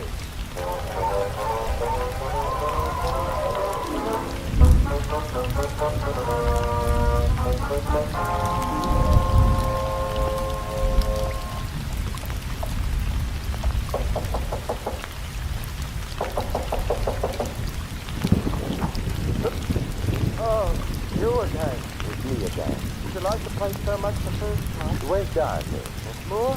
Yes, did she come back yet? Yes. Somewhere. She was at my apartment. When I got there, she was gone. You'd come back here to the ring. Let's find out. Tinsley and Mrs. Atkins still around? Mrs. Atkins has gone up to bed, I think. And for Mr. Tinsley, I imagine he's come through the whiskey. We'll find out. Tinsley, What? Oh, it's you. yes, where's Dorothy? You're the one who knows. I'm the one who knew. Did she come back here? I haven't seen her. Walters, where's Mrs. Atkins from? This place, too. Come along, Tinsley. Like both of you in sight.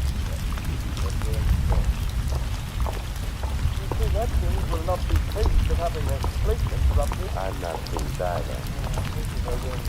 Thanks.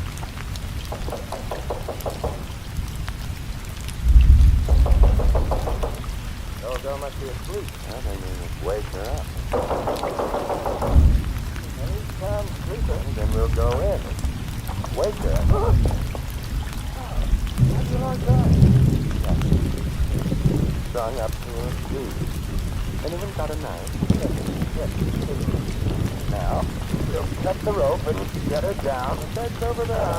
Well, that's that. Good. She's dead. Whoa, okay. Although, you know something fun?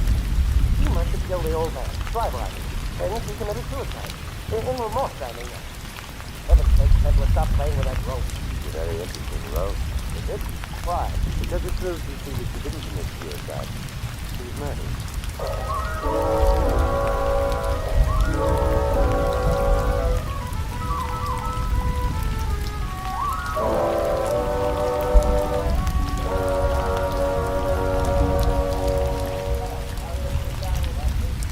Yes, Inspector Murray. I understand you don't think that Mrs. Atkins committed suicide. I know she didn't. Well, while the boys are playing his fingerprints and stuff, would you mind explaining to a poor benighted member of the lower intellectual classes, I mean, a cop like me? Oh, Murray, now stop pulling my leg. You're one of the bravest men I know. Then why do you always beat me to a case? Oh, I'm kidding. Now, about this alleged phony suicide. Take a look at the rope with which Mrs. Atkins is supposed to have hanged herself. Now, let's see.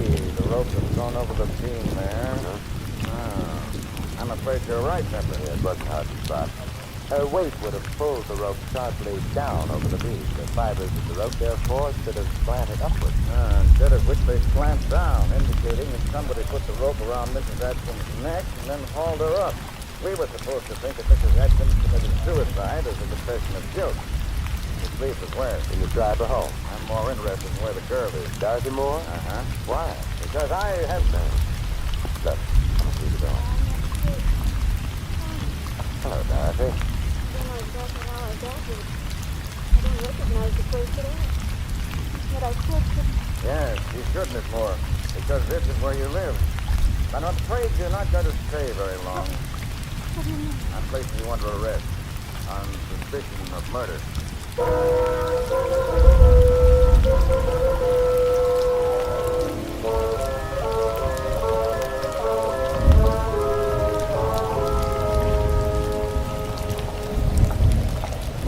know, I love police headquarters. They're so romantic. Mary, how are you going to prove anything against that girl who seems to suffer in total amnesia? By proving that her amnesia is a fake. How? I have an alienist coming over here to look at one of our guests. I'll have him see Miss Moore, too. He's due any minute. I'll go get the girl now.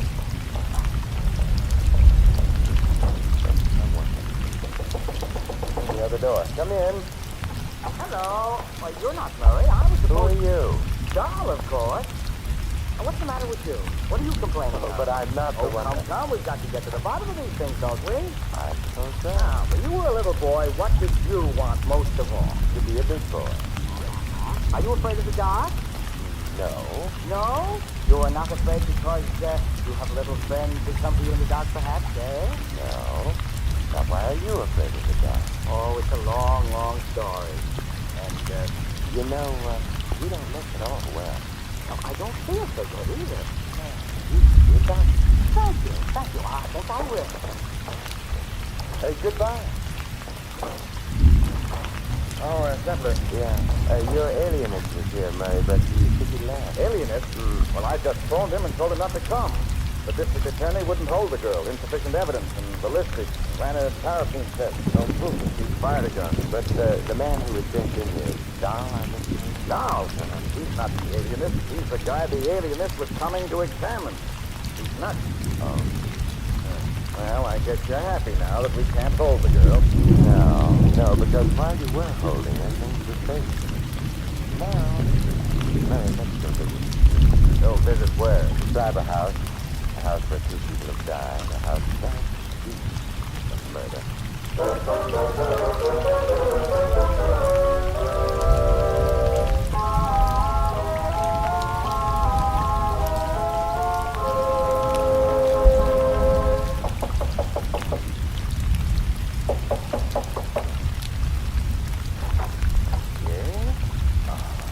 It's no odds, Walters. We're coming in. Sure. Dorothy home? Yeah. You got here when? 10 minutes ago. Yeah, we'll go to the library. Got here 10 minutes ago. And then he sat in this room for a few minutes, made a phone call, and went up to bed. Oh, you tell you, Mr. Thompson. I'll wake her up and get her down here. Now, hold on now. Lindsay around? Yes, it's true. Thanks. Come on. We'll get you down here, too. And Arthur and Walter. Will you come down here? Having fun, Temper? I don't care very much at this stage of any case. What are you doing with that telephone? Hiding it under the couch. Are you being subtle again? Oh, flatter. Hello, Dorothy. Sorry to have you wait. Oh, I was asleep. Found you in there. Are you ready to get the tank? Kinsley's here now, isn't he? Yes, he is. Heaven, is the man never to get any sleep? You know Inspector Murray? Kinsley? Oh, yes. The policeman. Oh, now get off your polo pony. Where's Walter? Right now, on his way to Canada, I imagine. Dorothy, get on the phone right away. The phone was full. Oh, well, there doesn't seem to be one in here. Perhaps in the next room. Why do you want me to phone? I don't. What did you say? Dorothy, didn't there used to be a phone in this room? I don't know. I don't remember. Oh, no. Amnesia, but you remember everything that happened since the blow on your head, don't you? But then equally, of course, since you were in this room a very little while ago, and since you used the phone in here, you should have remembered that. Why didn't you? Well, I don't know. Slipped my mind. No, it slip your mind. You're really being over-careful. What does that mean? It means that you are not now, nor ever were, suffering from amnesia. Why should I pretend to have amnesia? Excuse your uncle. You knew you'd need something to help you out in court, so you wandered about until you found someone on whom you could spy out your amnesia. That has to be me. You just saying those things without proof. Besides, there was a kerosene It test. indicates clearly that you wore gloves when you shot him up. It indicates I might have worn them. If I'd shot him, you can't prove I did. I can prove your amnesia was phony, that along with some other things. How can you prove it? Very simple. Your hat. What? When you arrived at my apartment, you took your hat off, discovered a large bruise on the back of your head. That would supply a plausible reason for your amnesia. But Dorothy, as I remarked to the cab driver at the time, your hat was immaculate, untouched. You're asking us to believe that the killer knocked you out and then carefully put your hat back on your head again? I'm not asking you to believe anything. I'm going. What a charming revolver. The one you used on your uncle? It still has bullets in it, so don't try to stop me. But Dorothy, you didn't ask me how I could be so sure the killer hadn't done that business with your I hat. don't. I'm so sure because of Walter's thing. Remember he saw you rush out immediately after the shot? All right, you're smart, but don't ever stop me. That's not, but Walter was right behind you as well. No, you can't fool me. He wasn't trying to, Miss Dorothy. I said it.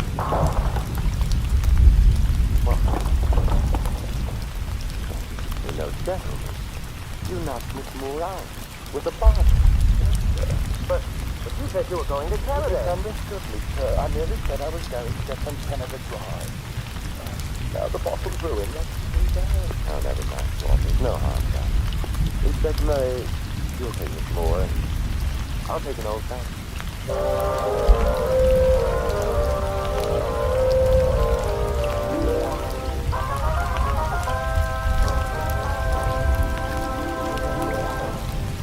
You have been listening to another adventure of the Saint, the Robin Hood of modern crime. And now here is our star, Vincent Price. Ladies and gentlemen, next week most of you will be enjoying a wonderful Thanksgiving dinner. While you're eating your Thanksgiving turkey and counting your blessings last year, think for a moment of the billions of people who don't get enough. Think, and then send your subscription right away for a food package delivered to some needy family of yours. Send your contribution with care. C-A-R-E, New York.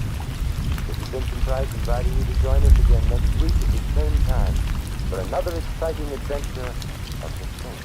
Good night.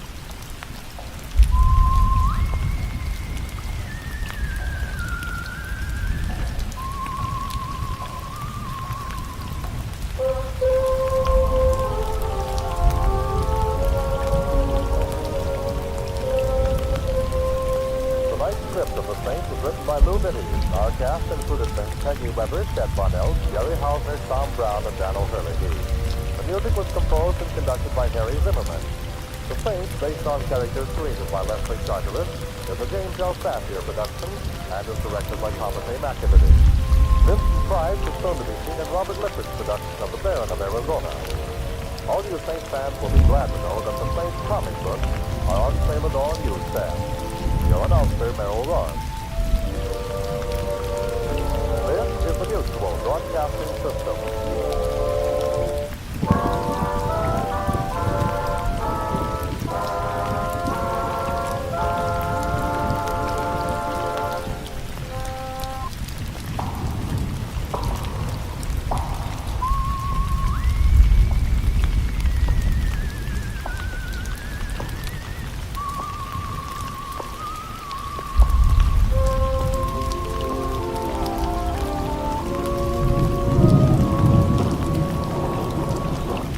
Adventures of the Saint, starring Vincent Price.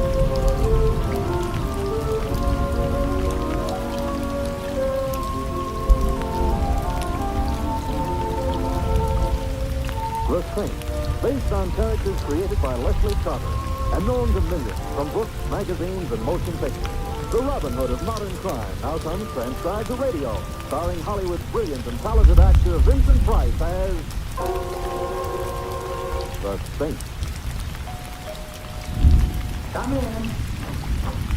Hi, Mr. Texas. Oh, hello, Louie. Where are you? I'm in my room. I'll be ready in a minute. Hey, when you see my cat, I gave it a bat for Christmas. Well, congratulations. Look, I don't want to rush you, but if you don't hurry, Christmas Eve is going to be already Christmas morning, and what'll all them tots think? Well, then Tots will be singularly fortunate. However, all I have to do now is get my whiskers, huh? There. How do I look? Mr. Templar, if I didn't know you was Mr. Templar, Yeah. I wouldn't know who you were. Louie, don't I look like Santa Claus? This may come as a surprise to you, Mr. Templar. Santa Claus is fat. Oh. You're not fat. Oh, well, hand me that cushion from the couch, huh? Okay. Here. Yeah, thank you. Now then. How's that? Now say ho, ho, ho. What for? Santa Clauses always say ho, ho, ho. Oh, I see. Ho, ho, ho. Well, anyway, you look like Santa Claus. Hey, Mr. Templar, whose idea was this? Mrs. Winterbottom. Oh, the dame who annoys tots on Christmas Eve. Mrs. Winterbottom is a very well-known philanthropist, and every Christmas Eve she collects hundreds of small children and feeds them. Yeah. Who feeds them the rest of the year? Don't be bitter, Louie. At least I ought to give a little talk to her. Alas, Yeah. And I suppose there is something to be said for Mrs. Winterbottom. don't say it now. Don't worry. There's something she said to Santa Claus, too. She does go around, too. Huh? Yeah, I know a blonde. Shouldn't say that either. No. Phone at the door. Louie, would you mind? Probably one of them tots. Correction, the tot 20 years later. Get in. I'm already in. Back up. Backing up. Thanks. Now reach, Jen. You know, that gun in her hand looks loaded. Now that you mention it. Reach. But what? The chandelier. Why not? The chandelier. Oh, a wise guy, huh? If you're going to speak me, I insist on knowing your name. Just call me Sally. And your last name? Never mind that. How would you like to get plugged in the Bread basket? where? Oh, let's pass lightly over that. I wouldn't like to get plugged anywhere. And shut up. All right. Where is it? Right down the hall. Are you trying to be smart? So it's going to be like that, huh? Like what? Now you listen to me, Pat Boylan. Huh? You shut up, I too. didn't say anything. Well, shut up anyway. I'm shutting up. What was I saying? You just finished calling me Fat Boylan. That's right. That's wrong. I'm not Fat Boylan. Ha.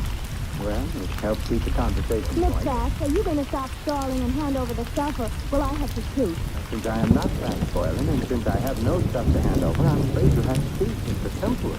That could be fatal. You keep quiet, punk. Who's a punk? You're a punk. Mr. Templar, am I a punk? Well, Sally is just a little confused this evening, Louie. Confused or not, you shouldn't call me a... Shut up.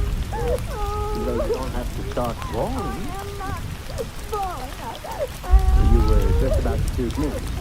I know, but then you bleed. Oh, I'm sorry. I can't stand this out of blood. Why don't you strangle him? Louie, don't be unkind. It seems to be the doorbell again. No way. Very impolite to keep people waiting. But I must have been followed here.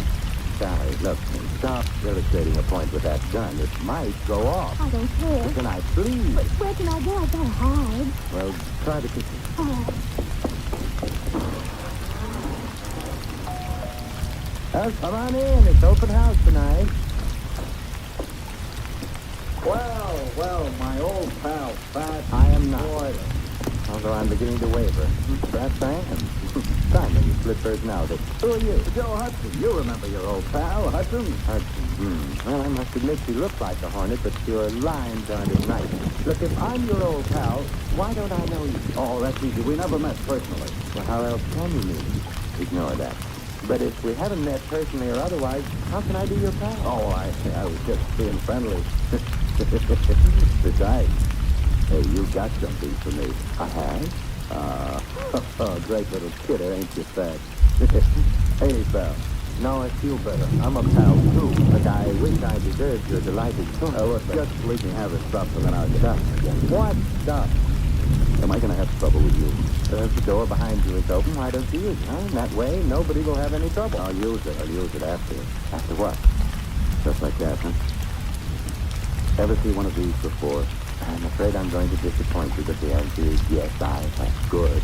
And you know how it works. It shoots bullets at guys. Guys who get bullets shot at them have a habit of dying. Really? Well, then perhaps you better not shoot that gun at me. I won't. So, Jimmy, I ain't got. Well, that is I. That is, you ain't got. Exactly. Face it, I ain't a patient man. Hand the stuff over, or I don't have any stuff. Or you get shot. I believe. Who cares? I do. I hope you might. However, this would be a stall. This could be trouble, so you can't shoot him. Why not? It's against the law. I read it in the paper. It's against the law. Yeah, I believe you. Oh, so that's so. Yeah, but I like doing things against the law. Oh, well, you go to jail. I already been there. Well, for shooting somebody, they'll hang you or something. If somebody told him. Well, I would. You would, huh? I would. So maybe I'd better shoot you first. Well, I wouldn't want to deprive Mr. Templar of the privilege. Well, Fat, your last chance. Oh, not that phase. Also, I still don't know. It looks like I'm going to break a law. Hey, who did that? You did yourself. I did not. This here's a plan. But you won't get away with it. Goodbye, Mr. Hudson. Mr. Templar, who made with the artillery? Inside. She's in the kitchen. She can stay there. She saved our lives, Louis. Yeah, but maybe by now she found out she likes to shoot guns. Let's hope not. Hello. It was nice of you to frighten Mr. Hudson off. I did? You did. I didn't kill anybody? No. Thank you. Hey, I've got her. She's all cold. Come on, I'll put her on the couch.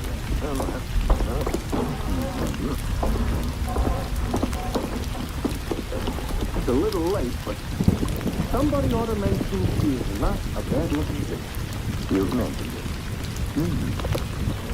Looking for smelling salts in our bag? No. Identification. Here's a driver's license.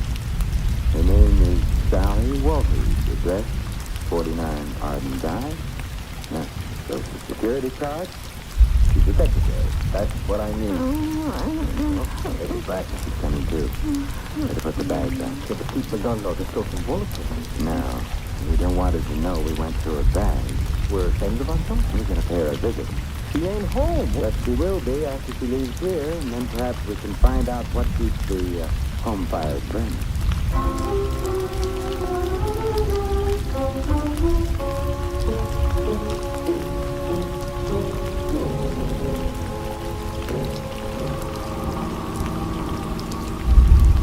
Sally was in kind of a hurry leaving us. So she was. Mr. Templar, don't look right. Santa Claus chasing a blonde. I'm not chasing her. Technicalities will get you no place.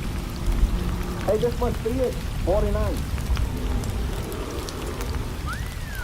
What is she a secretary of? The Treasury? I suspect this is where she works, Louis. She works overtime, huh? Yeah, and probably sleeps in. Come on. I hope that nobody is teaching because they'll think Santa Claus is off schedule. I think perhaps I can manage without the whiskey. Ow! Now you look like an imposter. Will you ring Louis? Okay. You know, this is the type house I got a feeling Santa Claus would have to use the saving sensor. Yes.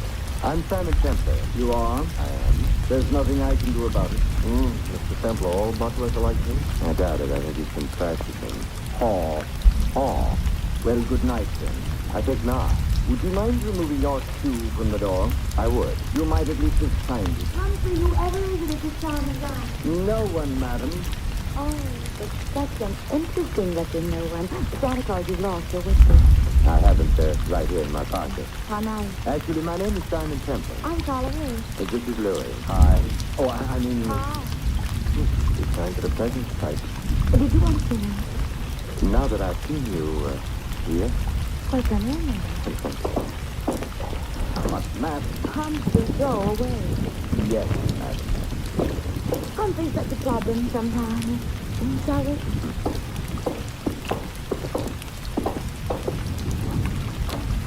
Nice? Wind. Fire in the fireplace. Books on the bookshelf. Port in that decanter. Yes, would you like some? No, thank you. I just wanted to be sure the accessories were all correct.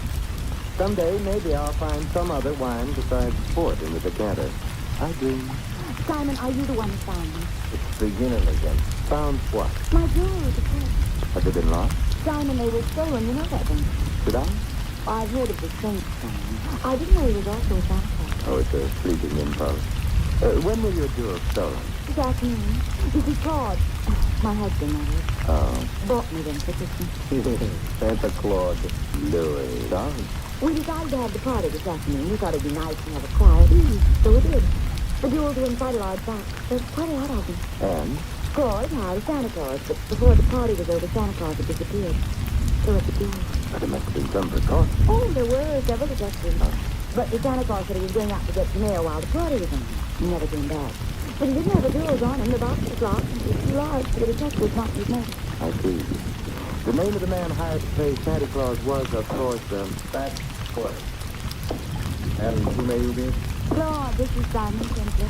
And Louis. I know nothing. Snoop Doggy. Get rid of him.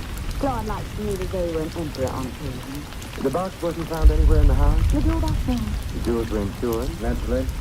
None of your affair. I shall speak severely to Humphrey. We should never let you in.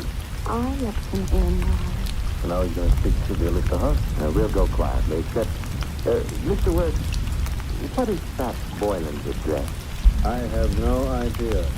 Good night. Good night, Simon.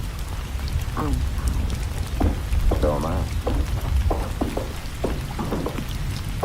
I'll show you out. Thank you. Wow, wow, wow, wow, wow. Pronounced Carla Worth. Yes. What do we do now, Santa Claus? We get into your nice, clean cab and... Hey, wait a minute, Louis. Now we're going to find out what became of Dolly. Simon. Well, good evening, Danny. I overheard. That's address is 17 Beale Street. 17B. Yes, I've got to get right back to the house before anybody notices. Goodbye. An awful short visit. But long enough. Now we're going to visit Mr. Boylan? I think so. I hope he ain't so handy with a gun as the rest of his characters. He may be, he may not be. Now I'm all cheered up. But there's one thing I'm sure he isn't. What's that? Fact.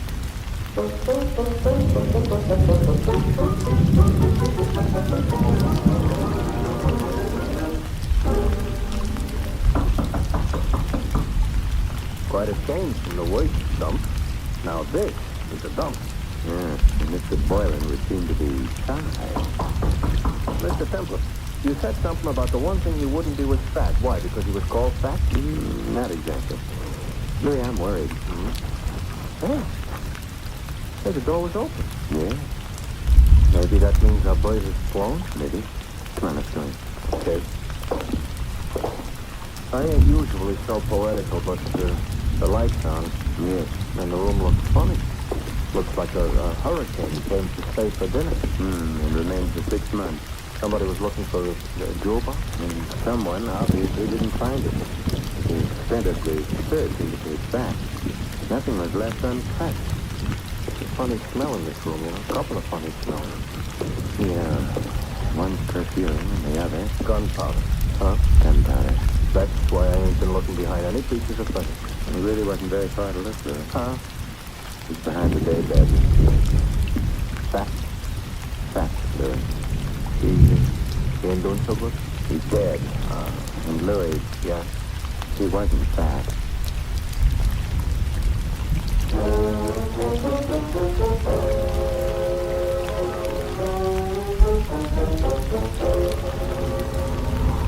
Mr. Templar? Yes, Louis? We're being followed. Since we got out of Boylan's place. That's interesting. Louis, stop the cab. It'll make it easier for whoever's following us. Exactly what I want. Even on Christmas Eve, they shouldn't have to. Now what? We get out. Don't look behind you. Start walking. Here is a nice, lonely street. Everybody else is home hanging up stockings. I wouldn't mind hanging up stockings myself. Who do you think it is? It's our friend Hudson. Oh, I just lost 5 pounds. You mean the guy that was chasing Sally, who was all ready to shoot us until she made the explosion? We commanded. Oh, you think he wants our money or our life? Possibly. What kind of an answer is that? What is quickly? Your alley's full of garbage cans. Also dark. You don't have to see garbage cans. You know they're around. Hudson? Good evening, Hudson. Don't turn around. I've got a gun on you. Hey, I don't like it. Louis, take Mr. Hudson's gun away from him. Okay. Got it, Mr. Templar. Good. Aim it at him. Hey, now, wait a minute. You can't shoot me with my own gun. Why not? That ain't tactful. What other gun could I shoot you with? Your own. Hey, you mean you ain't got it? Oh, mister, you are a liar. And on Christmas Eve, too. Hudson, who hired you to follow Sally and me? That was my own idea. Louis, Mr. Hudson isn't being friendly. He ain't, huh? He ain't. Therefore... Hey, don't lose your head, fella. We've lost patience with him, Louis. We have? Shoot him, Louis. He's beginning to bore me. He's beginning to... I should shoot him? Yes. Take him? Take him. Okay. Except I don't know what my wife and 6 kids are going to do. Stop. What? Now, wait a minute, please. Louis... We're being cruel, prolonging Mr. Hudson's agony. Put him out of it. Now, wait a minute. Who hired you? Mrs. Worth. Mrs. Carla Worth. You quite sure? Strike me dead. That is, don't strike me dead. Look, if she didn't, what I say, why would I say she did? You have a point there. But, why should she have wanted you to follow Sally? Well, she had an idea. Her husband and Sally were kind of, decorating their own little tree together. I couldn't put it more tactful. I see. So, you got enough divorce evidence? Mrs. Worth could hold up her husband for plenty of alimony. No, Mrs. Worth is the babe with a doll. Mr. Worth is a very well-educated bum. Indeed. Louis, let me have the gun. Yeah, here. Hey, wait, I thought I told you the truth. Sure you did. Mr. Templar, that's gratitude? Necessity. Oh, we need him out of the way for a little while. He's out of the way. Now, Now we're going to find out who else knew that fast boiling was thin.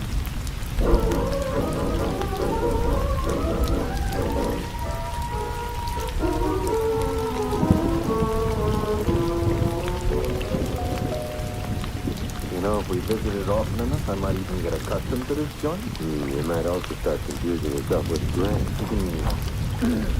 Good evening, Humphrey. I'm sorry the family retired for the night. It is late, I know. I wish to retire myself.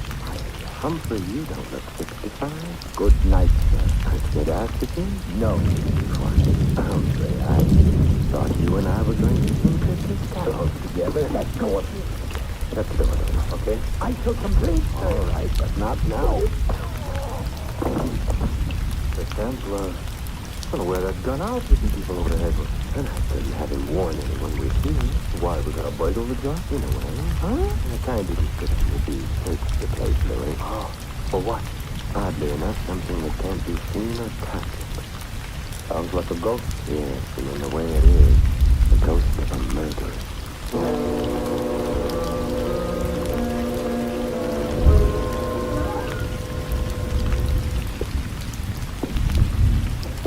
Night before Christmas, all right, but a creature is done. A couple of creatures, huh? We've covered all the rooms on the other landing. Before the bedroom must be here. Therefore, this should be someone's bedroom. Let's go. We're sleeping? Now I can open the door softly enough. Look in. When you enter the window, yes. The bedroom. Going beyond it is a bedroom proper. Proper is not a word we're in a position to throw around. We have to go in to the basement. Come on, okay. Wait a minute, Inhale. Mr. Templar, I don't usually take breathing exercises in the middle of the night. Louis. All right, I'm inhaling. Well, personal. To me, I could learn to love it, but no. And out we go. He didn't care for that person. Didn't tell me anything. What do you want persons to tell me? Who killed Fat Boy?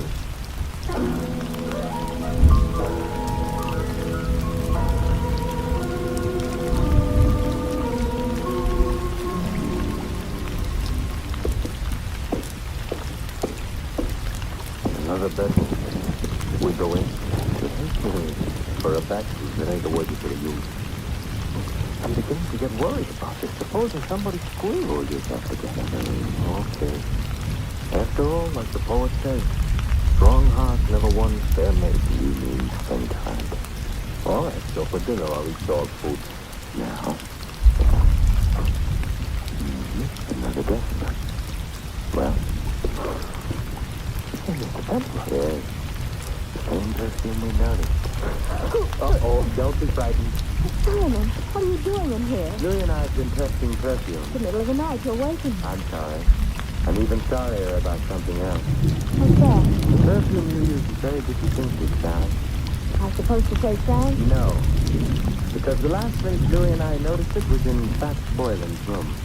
Minutes after he'd been killed. Oh, Not good, Sally. you're making all this up. No, this bottle of perfume will be evidence. But I didn't kill Boylan. You must be joking about that. I don't think the jury would find it funny. You knew about Boylan stealing the jewels. You must have helped him. I didn't. But then you found yourself being trailed by Hudson, who'd been hired by Mrs. Worth. You were afraid to discover the connection between you and Boylan. That's why you came to my apartment. No. Yes. You hoped I'd throw Hudson off, perhaps frighten him. In the meanwhile, you could get to Boylan, get the jewels from him. That isn't true. But when you got to Boylan's place, you found him already dead.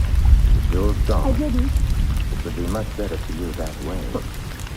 What do you mean? You wouldn't be liable to a first-degree murder charge. But there were detectives here while the party was going on. Boylan couldn't have stolen the jewels. They saw him use. You didn't have them. He did have them. He was playing Santa Claus, and he was a thin man. Santa Clauses, as Louis pointed out to me earlier tonight, are fat. Therefore, Boylan entered his house wearing padding underneath his costume. He left it with a large jewel box in place of the padding. That's how he did his thing. You're smart. You found Boylan. You knew his address. Therefore, you'd hired him in the first place. And therefore, also, a jury would believe you killed him unless you tell us you did. Oh, all right. I'll tell you. You didn't know me, my dear. Oh, God. Hey, Mr. Temple, tell him to point the gun someplace else. Mr. Worth, point that gun someplace else. I prefer this to it. You were saying, Mr. Temple, about the jewels? The jewels were insured. Therefore, you, Mr. Worth, arranged to have them sold. Indeed, indeed.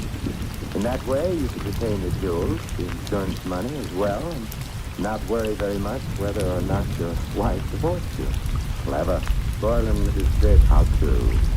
You had to see to that, didn't you? Otherwise, he might have blackmailed you for the rest of your life, or for whatever money you got out of the entire crooked deal. I concede to others. Yours, your friend. And Sally? You going to kill her, too? That depends, I should think. Claude, I never knew you intended to kill No anyone. need to say the honors of the fight is strenuously, my dear. You were in on most of it. But not murder. I'm afraid Mr. Templar's session is an instructor time. I shall have to include you. But, however we can get on to it, huh? The perfume. To be precise, this perfume. Well, you got him in the eye. I hope this gets him someplace more effective.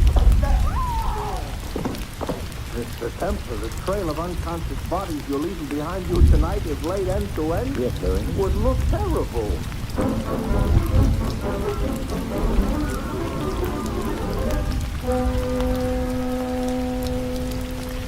Simon, Yes, Carla?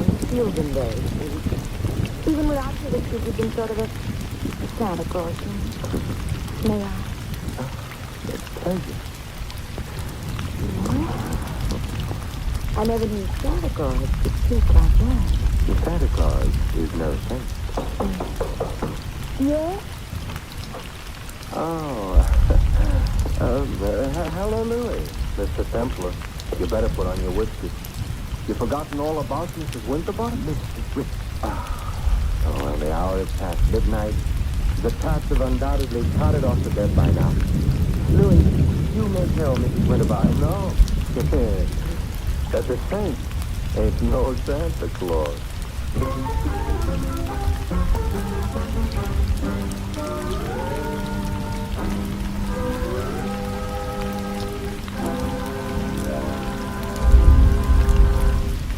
You have been listening to another transcribed adventure of the Saint, the Robin Hood of modern crime. Now, here is our star, Vincent Price. Ladies and gentlemen, all of us who live in the United States are aware of the spiritual values of American life, our factories and machines and luxury. But there is another side to American life, a side made up of spiritual values. Our country was founded upon faith in God. In the Declaration of Independence, it states that men were endowed by their Creator with certain inalienable rights. Thus, religious faith is part of the very foundation of American democracy, and one of our most precious national heritages is freedom of worship. By exercising this freedom, you and your families can enjoy the spiritual pleasures that come with church or synagogue attendance. Moreover, your religious leaders stand ready to give you their help, whether you need personal or family guidance. And if you suffer the loneliness natural to a newcomer to this country, the churches of your faith will welcome you. We all know that without spiritual values, the other advantages of American life have little meaning. Without faith, the family and the community become unstable. Without faith, the individual denies himself the peace and guidance of religion. The doors of your churches and synagogues are open to you. The freedom to worship as you please is yours. And so America's religious organizations invite you to find yourself through faith and to come to church this week. And may I wish you all a wonderful Christmas, and for the world, peace in all the years to come. This is Vincent Price inviting you to join us again next week at this same time for another exciting adventure of the Saints. Good night.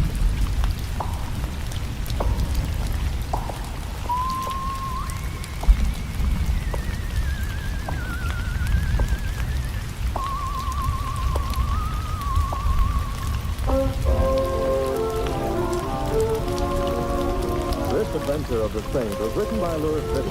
Our cast included Mary Shipp as Sally and Betty Lou Gerson as Parla. High Everback was Hudson, Ted Osborne, Claude. The butler, Stanley Farrar. Louis is played by Larry Dodson. The Saint, based on characters created by Leslie Charteris, is a James L. Sassier production and is directed by Helen Mack. Vincent Price is soon to be seen co-starring in RKO's production of His Kind of Woman. All you Saint fans will be glad to know that the Saint comic books are on sale at all newsstands. Your announcer, Don Sampson. 3 kinds mean good times on NBC. For your Christmas Eve listening pleasure, there's another broadcast of NBC's Sunday hour-and-a-half extravaganza, The Big Show. There's a whole Christmas stocking full of stars, including Tallulah, Jimmy Durante, Ed Wynn, Charles Boyer, Robert Merrill, and many more. Tonight also means your weekly visit with the Harris family on the Phil Harris Alice Faye Show. Be sure to hear this special Christmas program later today on NBC. Happy holidays, happy holidays, happy Christmas, and wishes you a season of good cheer. A merry, merry Christmas.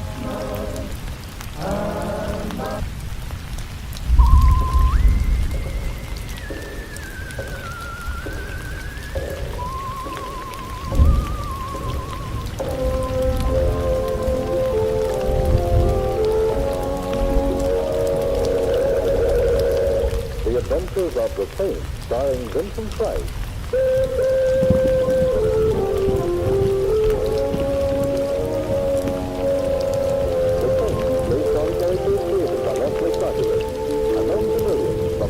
Magazines and motion pictures. The Robin Hood of modern crime now comes to radio, starring Hollywood's brilliant and talented actor Vincent Price as the Saint.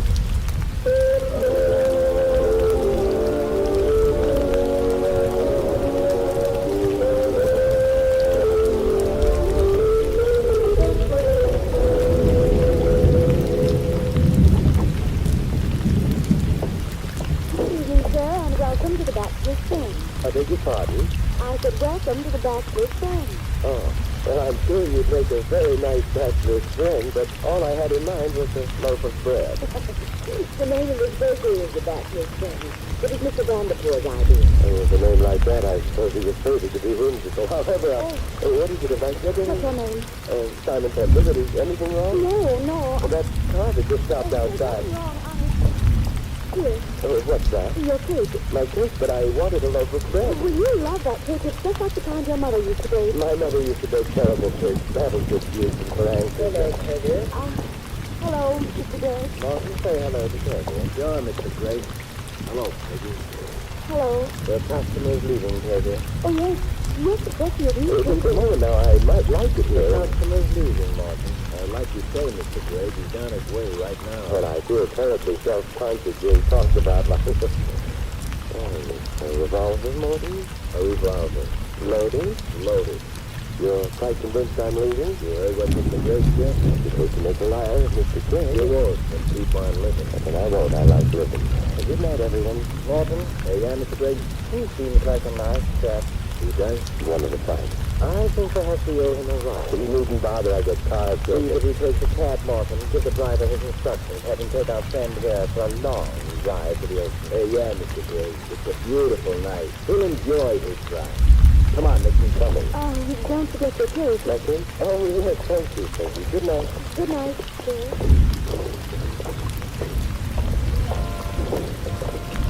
Mister, yes? I wouldn't toy with no Boy Scout ideas about doing a good deed if I was you. You make the lovers of America with my outfit. Just forget all about that blonde back in the store. Well, I'll try, but I can't promise you was so... you know what I mean, Morton. Yeah. And then you're a cab. Hey, thank you. Continue. Get in. Thank you. Hey, cowboy. Me? Yeah, you. My name happens to be Benny, not Cowboy. So it's Benny. The gent in the back seat is going for a long drive to the ocean. You like to think? Oh, jackass. A long drive, see? Him? Yeah, him. So he's going for a long drive. It's all right with you. You better be sure he don't change his mind and come right back here. Otherwise, there'll be one dead gent and also one dead Whitney jockey. Me? Yeah, you. Now get out of here and fast. I've been gone and all. Benny, no. I don't know if I should talk to you. Well, don't talk to me. Listen, we're not going for that drive. Heard what the fellow with the cannon said. That's more important. I heard what he said. We're going for a drive to the ocean. But Peggy, the girl back at the bakery, she's in danger. We've got to help her. I don't like girls. Horses I like better. Well, how would you like a broken arm? Right or left? Both. I wouldn't, but that log has got a gun. I'm closer to you than he is. Okay, we're going back.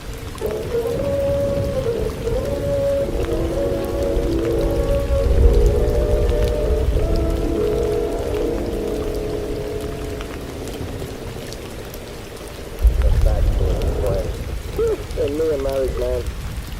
Hey, the joint stopped. Yes, and he's been gone only a few minutes. You better come with me. Sure.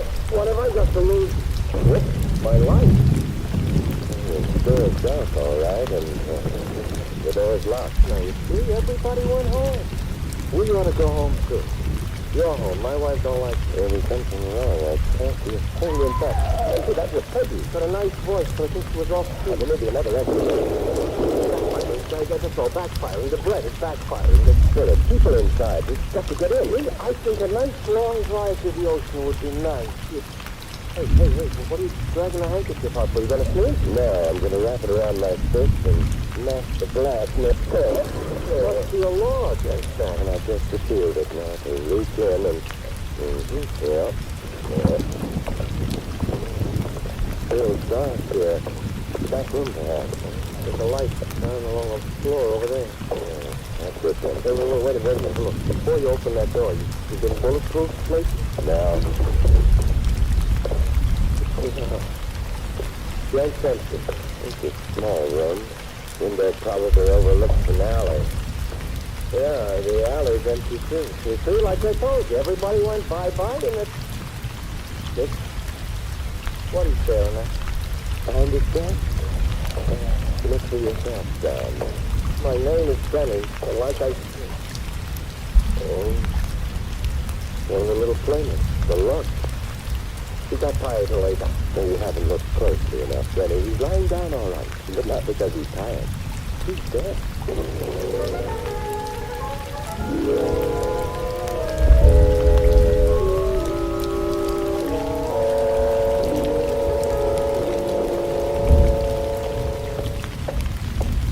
Okay, so I phoned the cops like you said. They were very glad to drop in right away. Good. Find out anything? Norton's dead. The others must have ducked out the back window. Well, there's nothing more to be discovered here, therefore... Wait a minute, wait, are you leaving? I'm afraid I am. Yeah, the cops are not going to be happy about it. Well, they don't like me anyway. My wife don't like me. That don't mean I can walk out on her. Oh, yes, but you married your wife. I didn't marry the police. You've got something there. Good night. Give the police my line. Good night. Sure, I'll give it. Wait a minute, love from home.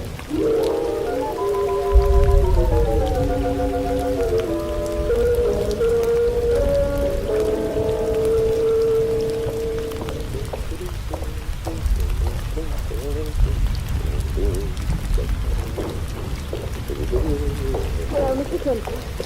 Well, I think it may be an optical illusion. Hello, Simon. All optics have such illusions, that I tell you. I'm here. So I noticed. Should you be here in my apartment? Oh, I know. The explanation would lead to trouble. Very warm January, isn't it? Is it? Very warm for January. What is it? It's a very nice apartment. No, that thing is down. Okay. That's it. Oh, Toby, how did you get in here? You planted to let me in. And why? I told him I was his sister. I've already told him I'm an only child. Then he's got to be very confused on me. No, he's merely having low thoughts. Matter of fact, I'm nice to having low thoughts too.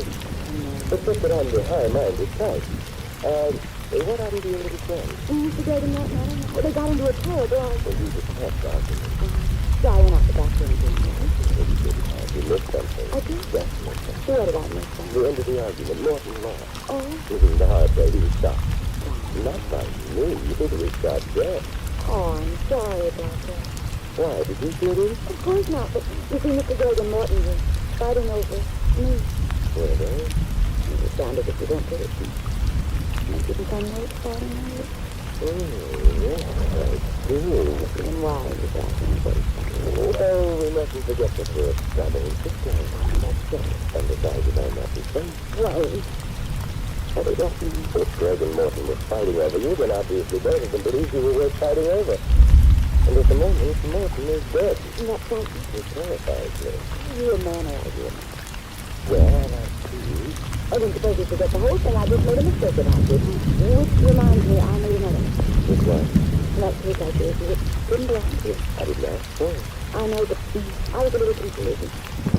I want the cake. The cake? Oh, what's the cake? Simon, are you stalling? No, I'm trying to remember what happened there. Simon, you don't have the cake with you. Please, you think you're the one you had kissed. Simon, what happened to that cake? I must have forgotten it in the cab. In the cab, Simon, what kind of a cab was it? The kind with a meter. Oh, you.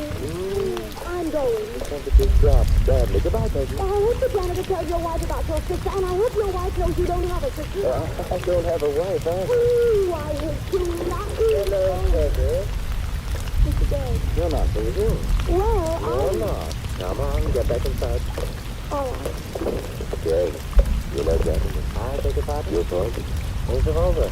That's all right. We got the one with which shot Morton? As it happens, I didn't. What are you doing in your apartment? It isn't nothing important. He's my sister. Oh, her brother.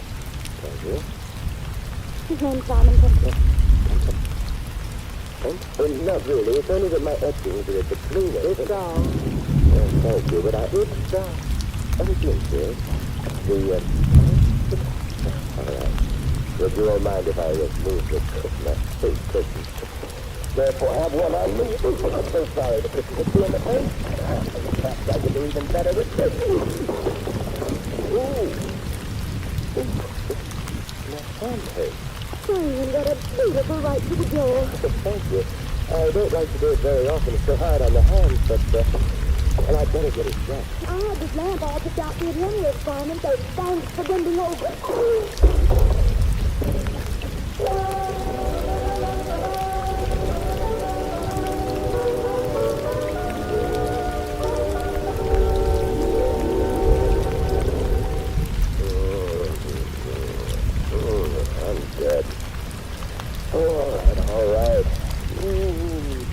and the two-headed storm.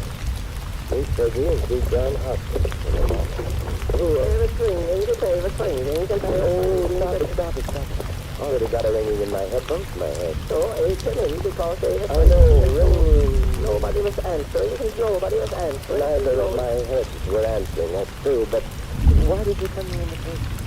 Well, they on it. I wondered how long it would be before you identified yourself.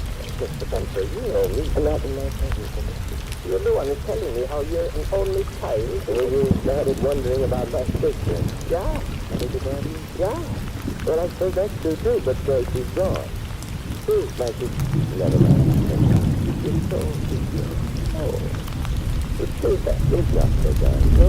Maybe, perhaps you'd better run along and, the next time she shows up, I'll get you do. But it's not why I am coming to you. Pardon my digression. But why are you coming here? Why are you making me bang things from this to that? Bang, you mean that Like people are people. surely lots of people waiting, lots of other people on the joint, on the head, and so on. But you are holding it in your hand. Oh, yes, I just got around to noticing it. A revolver. A revolver, it's bang bang. Well, perhaps you better get into the living room and...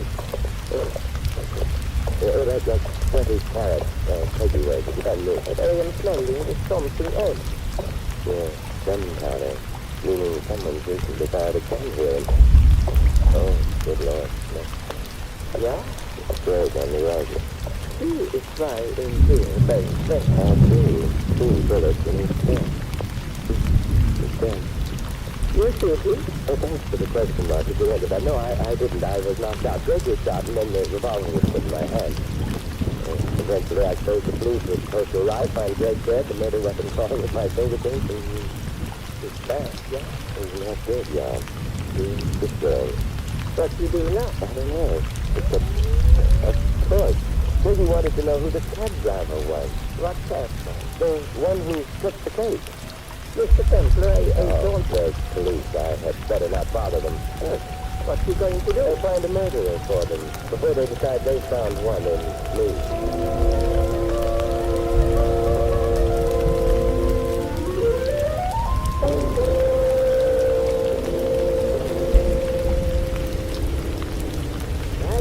That Devil Crab Company, that's what you want. That's what I wanted.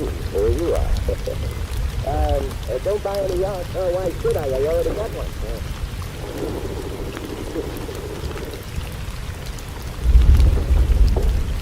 Yeah? What can I do for you? Are you in charge here, garage and cab, please? Oh, you could say that. Is that what you're looking for? Well, actually, I'm looking for Benny, one of your cab drivers. Benny what? This Benny. Get out of here, mister. Oh, I'm not joking. The license plate number of the cab he was driving was X4376. No gas? No gas. All right. Oh, thank you.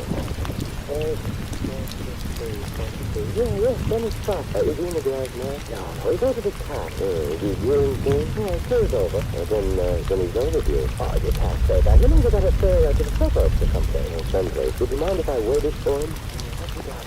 It's not what he's done that's important. It's what may be done to him.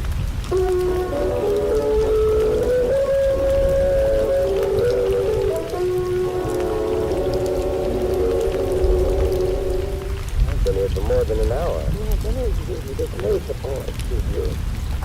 Red Devil Cab Company, Global speaking. What?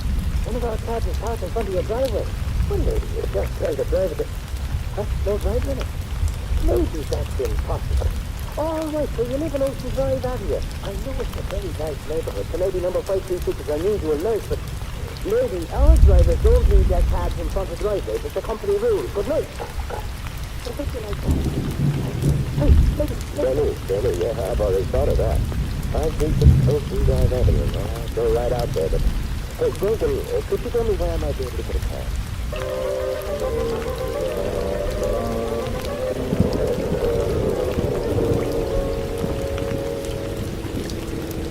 $500 block and just yes. Stop now. Benny's cab is here. Yeah, it looks empty. Hey, driver, hang around for a while. Okay, Mr. There's no one in the back of the cab. Hey, Benny.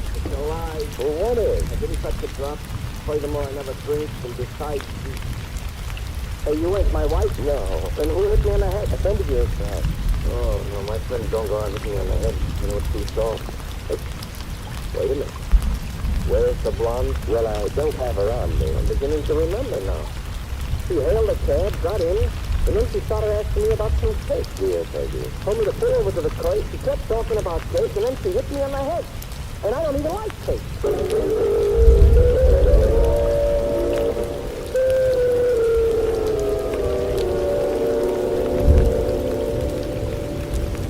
Mr. Templar, I don't get it. No, but Peggy did. Huh? I meant the cake. What's with the cake? Me, I'm strictly the rye bread type. And Peggy, remembering her figure... Oh, let us remember this for a while. Strictly a rye chicken type. Therefore, you're home. She didn't want the cake to eat. Why not? Because you can't have your cake and eat it. Is that supposed to mean something? Not to you. Here, Denny. And don't buy it. Thanks, I already got a yacht. How did you know what I was going? I listened to the radio.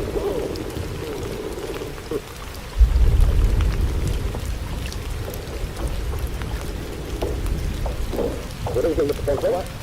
Oh, well, do you spend much of your time lurking in vestibules? No, I'm crazy about vestibules. Well, that's nice. I'll leave you to this one. Just a moment.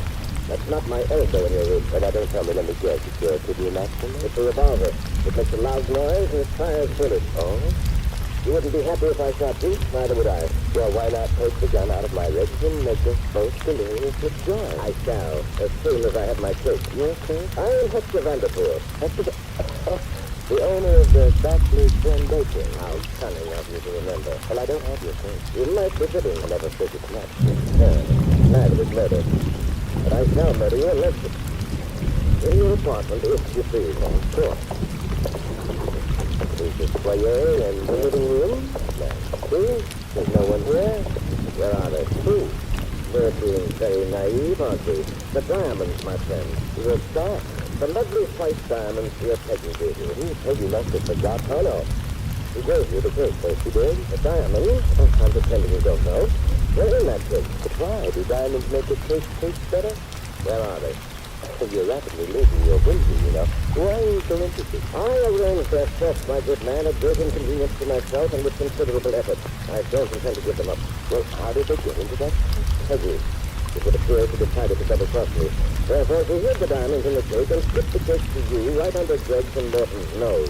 They each had a nose to themselves. I find I'm tiring of wit.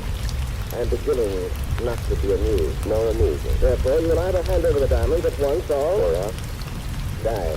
What dies? Get over to the side and turn near the window. Well, I've already seen it. Well, you see it. Well, let's get you out of the way. And now then, you're heading for my bedroom. No, only the door. Dear Peggy, won't you please join us? Well, I was only... She was only being assistant to me. Sorry, I came back to bed. I'm afraid of it. We're here because you're obviously losing your temper. But that's nice work if I can get it. But Greg and Morton are both dead. I shall miss them, Peggy. Well, I have nothing to do with it. I shall miss them, but I won't miss you. Where are the diamonds? I don't know. You have perhaps a few seconds left of life. All right, I'll get them to you.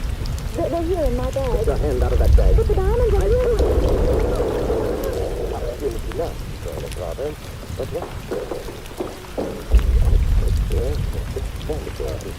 Peggy? Stop me, son. I think I'm going to... Everyone's cluttered with bodies. And I say Peggy's nicer, but... bless you. I think everybody's going to leave for a while. Hey, 324. Here's the revolver, yes. And a helping hand, and you're on your feet again. Yes, I probably am, and I certainly did. However, I had the gun. Tell me why should I? Because then you and Peggy can keep the gun. You forget the costumes, don't you, Mr. Gregg and Morton? The police are going to want to murder us for that. Well, the Peggy killed them, but you forget I'm being a brother to Peggy. Look, will you... Please get it over with. Now, don't rush me. You, Greg, and Morton were jewel thieves. The bakery says you were front. The diamonds in the cake were supposed to be Greg and Morton's share, right? Yes, but the Greg and Morton are both dead. If you had the jewels, they'd all be yours now, wouldn't they? Yes, if I had the jewels, but you wasn't supposed to know anything about them. That's why you baked them into that cake. We don't know all that. No, up until this moment, I didn't know that the jewels had been baked in a cake. Therefore, I cannot kill you. But what is because the police are going to take care of that?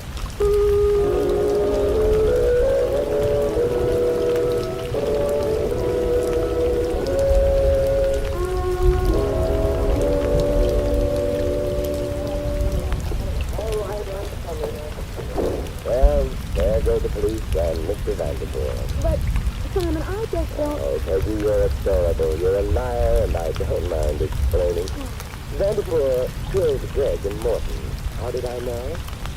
Now you think for yourself. No, Simon, I didn't know. And I'm glad you asked me. I knew because Vanderpool showed up at this apartment. Now, how did you know about it? Greg and Morton had followed you from the bakery. You knew about it because I told you that. Yes. But Vanderpool had no way of knowing unless secretly he was at the bakery at the time of Morton's death and here when Greg was killed. Oh, and he's noticed us to keep all the doors shut. Good. You know, I'm hungry. Would you mind getting that cake now? Or where'd you hide it? In the bread box in the kitchen? Yes. Thank you, my love. You know, you may be under the impression that you're a cook. But you're not. Huh? Vanderpool knew, if you remember, that the jewels weren't in your bag before you opened it. How? Simple. He knew you didn't have the jewels. How did he know that? Simple again. He hadn't put the jewels in the safe at all. What? His double cross had started before your attempt at hijacking. So there are no jewels in the apartment present. I guess I'm not a big kid. Okay, I'll get the cake and we can eat it. The important question now being, is the cake any good?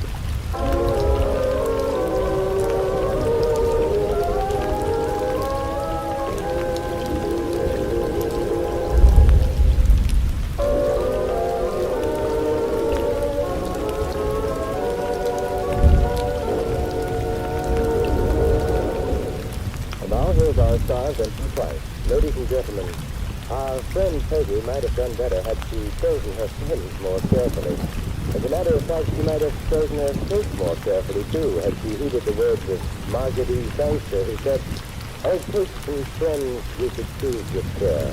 Not always the finest cake that bears the best to eat, and the plainest friend is sometimes the finest one in the end." This is Vincent Price inviting you to join us again next week at the same time for another exciting adventure of the Saint. Good night.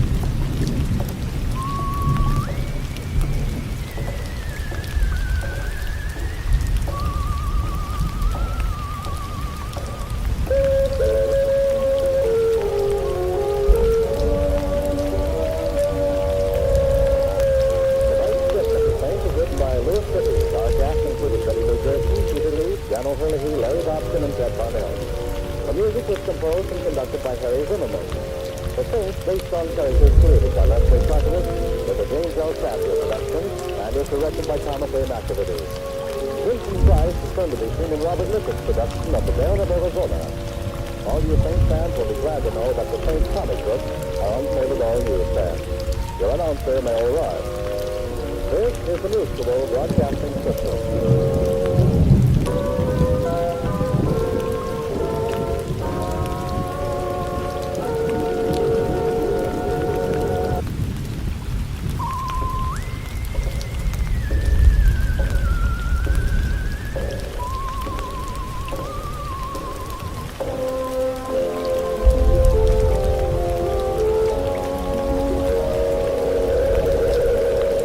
Adventures of the Saints, starring Vincent Price. The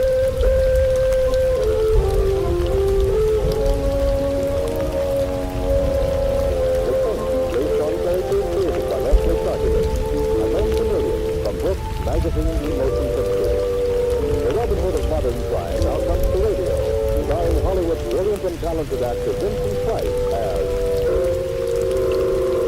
the Saints.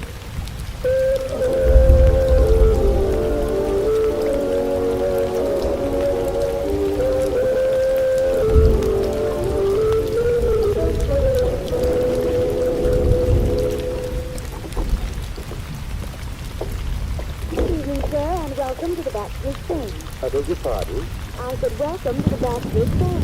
Oh, well, I'm sure you make a very nice bachelor's friend, but all I had in mind was a loaf of bread. The name of this bakery is the Bachelor's Den. It was Mr. Vanderpool's idea. Oh, with a name like that, I suppose it was fated to be whimsical. However, what is it about getting... What's your name? Simon Pedler. Is anything wrong? No. Well, that car that just stopped outside. Wrong, Here, What's that? your cake. My cake, but I wanted a loaf of bread. Well, you love that cake. It's just like the kind your mother used to bake. My mother used to bake terrible cakes. Battleship used them for anxious. Hello, Peggy. Hello, Mr. Gray. Martin, say hello to Peggy. Sure, Mr. Gray. Hello, Peggy. Hello. The customer's leaving, Peggy. Oh, yes. Yes, it's actually a Oh, now, I might like it here. The customer's leaving, Martin. Like you say, Mr. Gray, he's on his way right now. Well, I feel terribly self-conscious being talked about like this. A revolver, Morty? A revolver. Loaded? Loaded. You're quite convinced I'm leaving? You heard what Mr. Gray said? I should hate to make a liar of Mr. Gray. You won't, and keep on living. And I won't. I like living. Good night, everyone. Morton? Oh, yeah, Mr. Gray? He seems like a nice chap. Does? One of the fun. I think perhaps we owe him a ride. You needn't bother. I get tired. So If you take the cab, Morton, give the driver his instructions. Have him take our friend here for a long drive to the ocean. Oh, yeah, Mr. Gray. It's a beautiful night. He'll enjoy his drive. Come on, let's get coming. Oh, don't forget your cake. Lucky? Oh, yes, thank you. Good night. Good night, sir.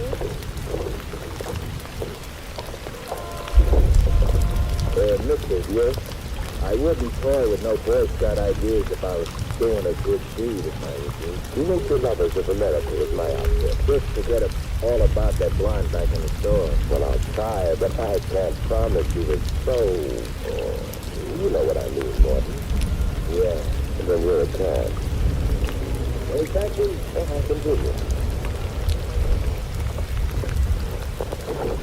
Good day. Thank you. Hey, cowboy. Me? Yeah, you. My name happens to be Benny, not Cowboy. So it's Benny. The jet in the back seat is going for a long drive to the ocean. Like this? Oh, shut up. A long drive, see? Him? Yeah, him. So he's going for a long drive. It's all right with You you. better be sure he don't change his mind and come right back here. Otherwise, there'll be one dead jet and also one dead witness jockey. Me? Yeah, you. Now get out of here fast. I've been down and out. Benny. No. I don't know if I should talk to you. Well, don't talk to me. Listen, we're not going for that drive. I heard what the fellow with the cannon said. That's more important. I heard what he said. We're going for a drive to the ocean. But Peggy, the girl back at the bakery, she's in danger. We've got to help her. I don't like girls. Horses I like better. Well, how would you like a broken arm? Right or left? Both. I wouldn't, but that log has got a gun. I'm closer to you than he is. Okay, we're going back.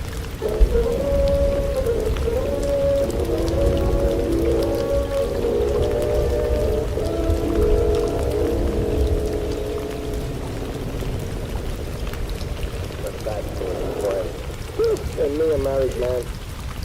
Hey, the drink stopped. Yes, and he's been gone only a few minutes. You better come with me. Well, what have I got to lose? Whoops, my life. The door's dark, all right, and the door's locked. Now, you see, everybody went home. We ought to go home, too.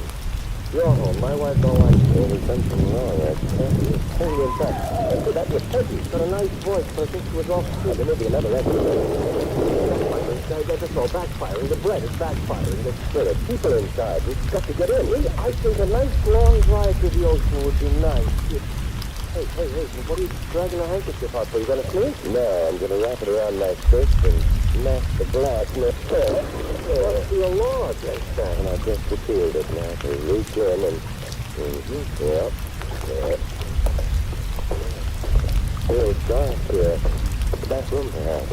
There's a light shining along the floor over there. Yeah, that's good then. Wait a minute. Look, before you open that door, you been bulletproof, please? No. Rent's empty. It's a small room. Window probably overlooks an alley. Yeah, the alley's empty too. You see, like I told you, everybody went bye-bye and it's... What is there enough? Behind this door? Look for yourself, Sam. My name is Benny, and like I... one of the little flamers, the lug. He got tired later, so you haven't looked closely enough, Benny. He's lying down all right, but not because he's tired. He's dead.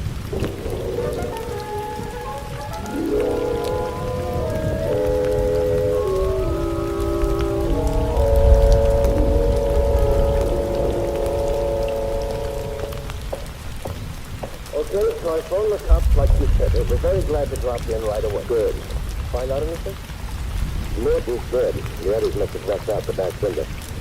Well, there's nothing more to be discovered here, therefore... Wait a minute, are you leaving? I'm afraid I am. Yeah, but the cops are not going to be happy about it. Well, they don't like me anyway. My wife don't like me. That don't mean I can walk out on her. Oh, yes, but you see, you married your wife. I didn't marry the police.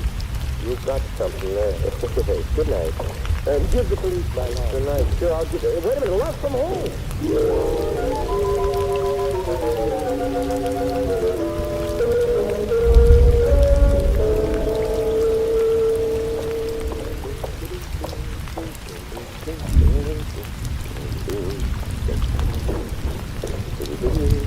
Hello, Mr. Clinton.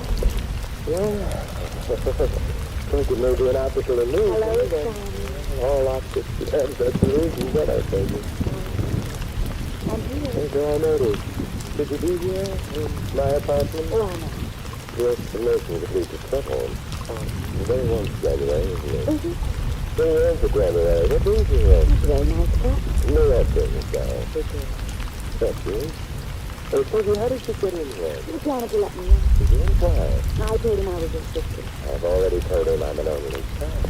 Then he's got to be getting some tea from me. No, he's merely having low thoughts. Matter of fact, I might be having low thoughts too. It's just that I'm the high-minded type. What happened to your little friend? Mr. Gordon Morton, I don't know. Well, they got into a terrible argument. Well, you could talk about it. So I went out the back room to him. You missed something. I did? Yes, missed something. So what did I miss then? The end of the argument, Morton lost. Oh? The hard way, he was shot. Not by me, he was shot dead. Oh, I'm sorry about that. Why, did you see it? Of course not, but you see, Mr. Gordon Morton was fighting over me. Really? It sounded as if you don't get it. You didn't tell me how it's fighting over it. Oh, yes, I do. Then why are you talking about it? Oh, we mustn't forget the first battle. And the body might not be safe. Right. But it doesn't. If Greg and Morton were fighting over you, then obviously both of them believed you were worth fighting over. And at the moment, Morton is dead. That's right. It terrifies me. You're a man, are you? Well, I see. I didn't suppose you forget the whole thing. I just made a mistake about it. Which reminds me, I made another mistake. Which one? That cake I gave you, it didn't belong to you. I didn't ask for it. I know, but I was a little confused. I want the cake, please. The cake? Oh, what's the cake? Simon, are you falling? No, I'm trying to remember what happened to it. Right. Simon, you don't have a cake with you? Oh, you can take me that one, you had to. Simon, what happened to that cake? I must have forgotten it in the cab. In the cab? Simon, what kind of a cab was it? The kind with a meter. Oh, I'm going. The kind of big drop, badly. Goodbye, Peggy. I hope the janitor tells your wife about your sister, and I hope your wife knows you don't have a sister. I don't have a wife, either. Ooh, I hope you not Hello, Peggy. Mr. Gray. You're not leaving. Well, You're not. Come on, get back inside. all right. Great. You know, gentlemen, I'll take a part of your boy. Things are over. Was that the one with Bob Morton? I just had decided to stop everything in your apartment. Nothing important. You see, she's my sister. Her brother. Thank you. His name's Simon Pinter. Not really. It's only that my etchings are at the cleaner. It's gone. Well, thank you, but it's me, sir. The, all right. Would you all mind if I move the Christmas face cushion? Therefore, have one on me. I'm so sorry the cushion hit you in the face. In fact, I can do even better with this. Ooh. My hand hurts. Simon got a beautiful right to the jaw. Thank you. I don't like to do it very often. It's so hard on the hands, but, well, I'd better get it done. I had this lamp all picked out for you anyway, Simon, so thanks for bending over.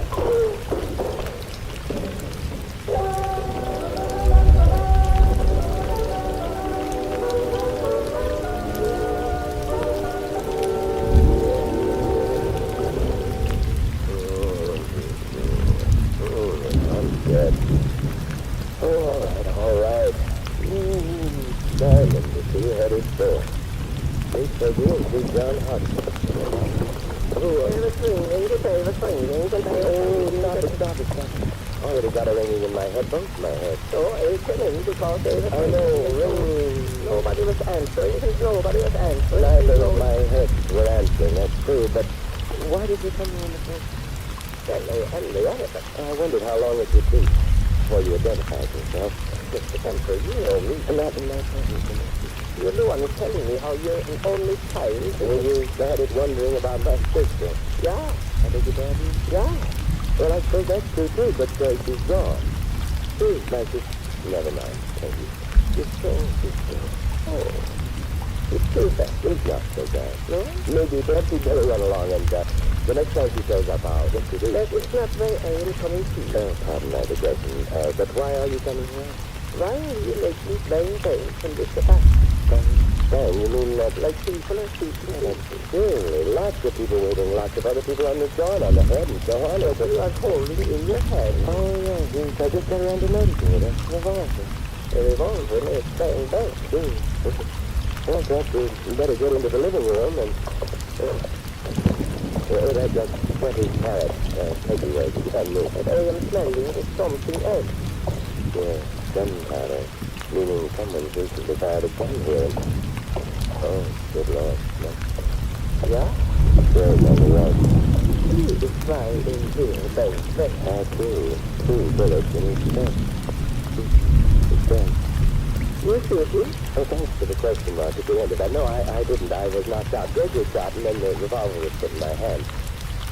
Eventually, I suppose the police were supposed to arrive, find Greg dead, the murder weapon falling with my fingerprints, and he's back, yeah?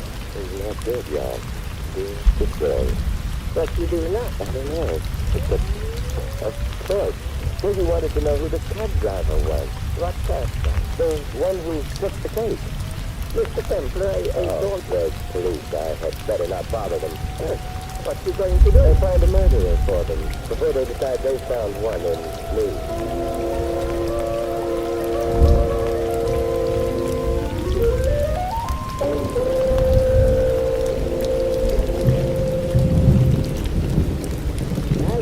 That double cab company, that's what you want. That's what I wanted. Here you are. Don't buy any yacht. Oh, why should I? I already got one.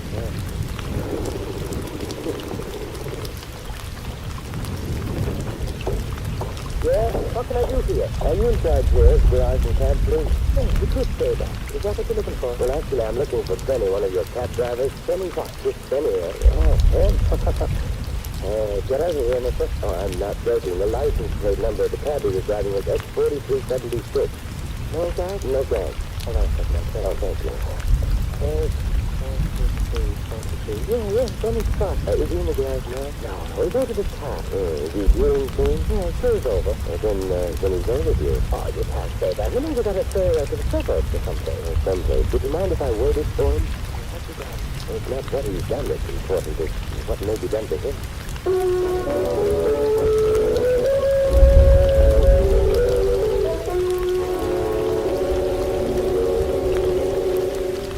been here for more than an hour. Yeah, Benny's usually getting late before. Excuse you. Grab your cab company, Grogan speaking. What? One of our cabs is parked in front of your driveway. You just tell the driver. Huh? No right in it? Maybe that's impossible.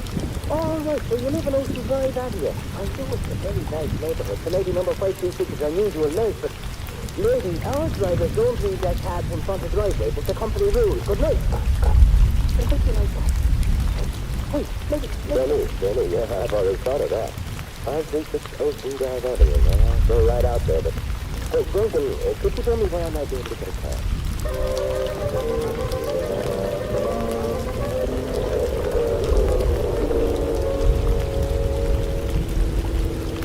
500 block and yes, stop now. Benny's cab is here. It looks empty. Driver, hang around for a while. Okay, let's go. There's no one in the back of the cab. Hey, Benny. It's a lie. Well, what is? I didn't touch the drop. Furthermore, I never drink, and besides... Hey, you ain't my wife? No. Then who hit me on the head? A friend of yours, perhaps. Oh, no, my friends don't go on hitting me on the head. Don't. Hey, wait a minute. Where's the blonde? Well, I don't have her on me. I'm beginning to remember now. She hailed a cab, got in, and then she started asking me about some cake. Dear Peggy. Told me to pull over to the crate. She kept talking about cake, and then she hit me on the head. And I don't even like cake.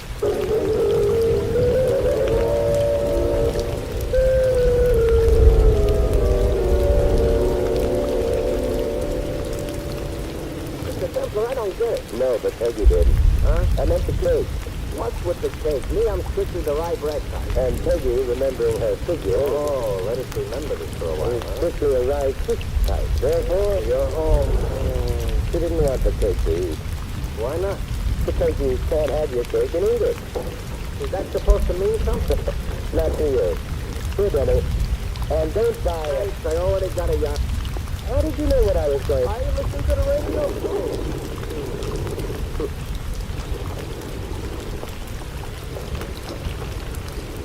What do you think, Mr. Spencer? Oh, you spend much of your time lurking in vestibule? No, I'm crazy about that to Well, do. that's nice. I'll leave you to this one. Just a moment.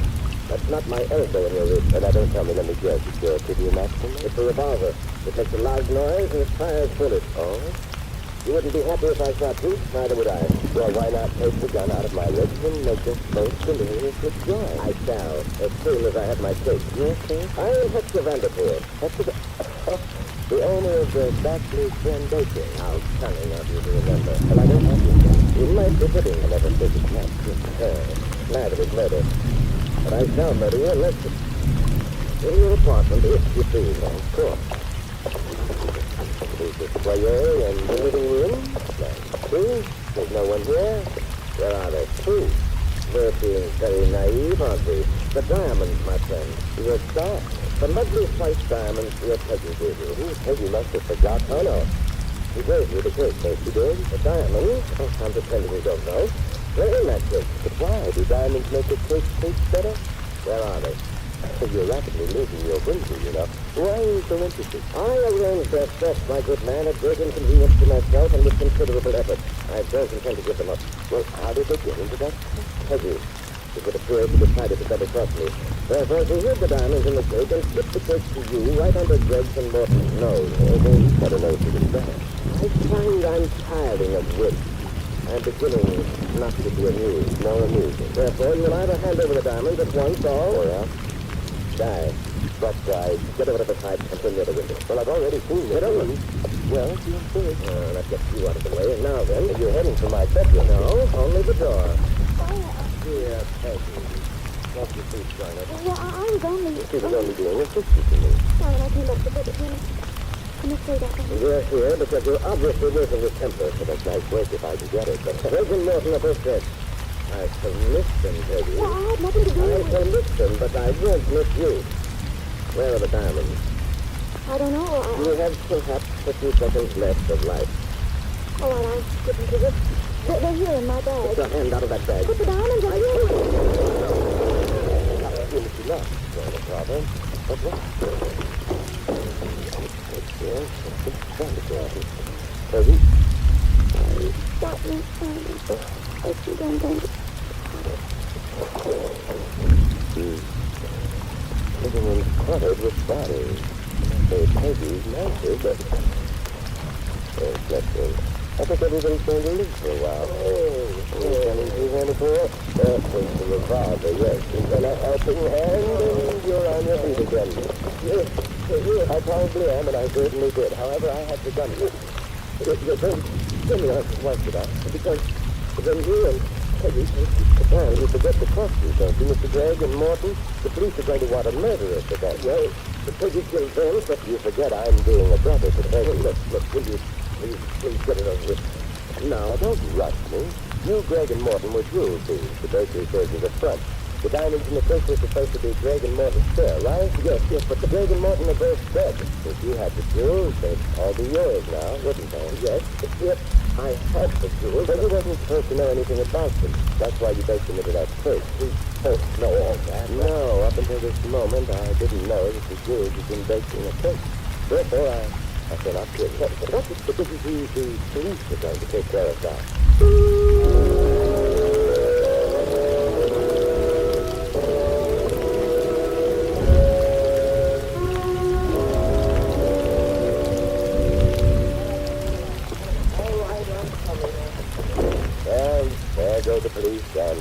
Vanderpool. But, Simon, I just don't... Oh, Peggy, you're adorable. You're a liar, and I don't mind explaining. Vanderpool killed Greg and Morton. How did I know? And I knew. Yes, Simon, I did see it. And I'm glad you asked me. I knew because Vanderpool showed up at this apartment. Now, how did you know about it? Greg and Morton had followed you from the bakery. You knew about it because I told you not to. Yes. Now, Vanderpool had no way of knowing unless secretly he was at the bakery at the time of Morton's death and here when Greg was killed. Oh, and his motive was to keep all of you from... True. You know, I'm hungry. Would you mind getting that cake now? Well, where'd you hide it? In the bread box in the kitchen? Yes. Thank you, my love. You know, you may be under the impression that you're a crook, but you're not. Huh? Vanderpool knew, if you remember, that the jewels weren't in your bag before you opened it. How? Simple. He knew you didn't have the jewels. How did he know that? Simple again. He hadn't put the jewels in the cake at all. What? His double cross had started before your attempted hijacking. So there are no jewels in the apartment present. I guess I'm not a big critic. Okay, I'll get the cake and we can eat it. The important question now being, is the cake any good?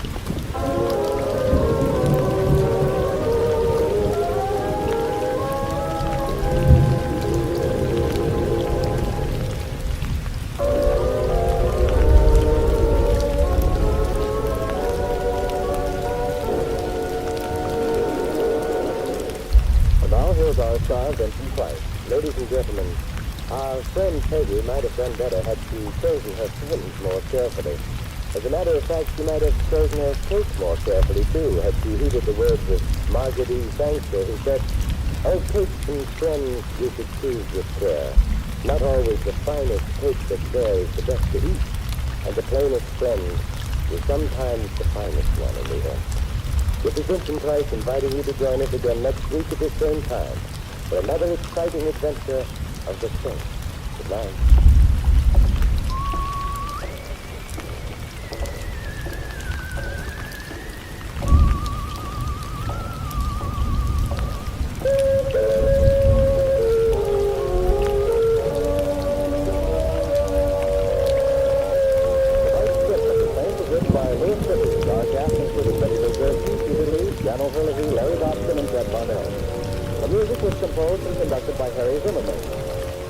Based on characters created by Leslie Crackles, with a James L. Sackler production, and is directed by Thomas A. McAvity. Vincent Price is soon to be seen in Robert Lippard's production of The Baron of Arizona. All you Saints fans will be glad to know that the Saints comic book are unfavored all years fans. Your announcer, Mary Ross. This is the Mutual Broadcasting System.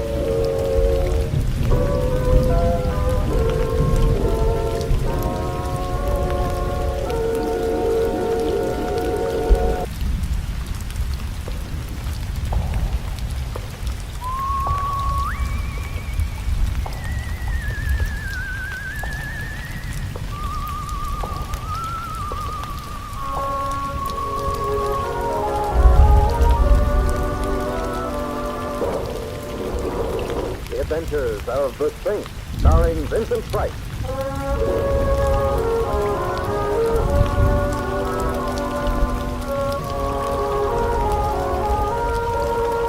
The Saints, based on characters created by Leslie Charteris and known to millions from books, magazines, and motion pictures.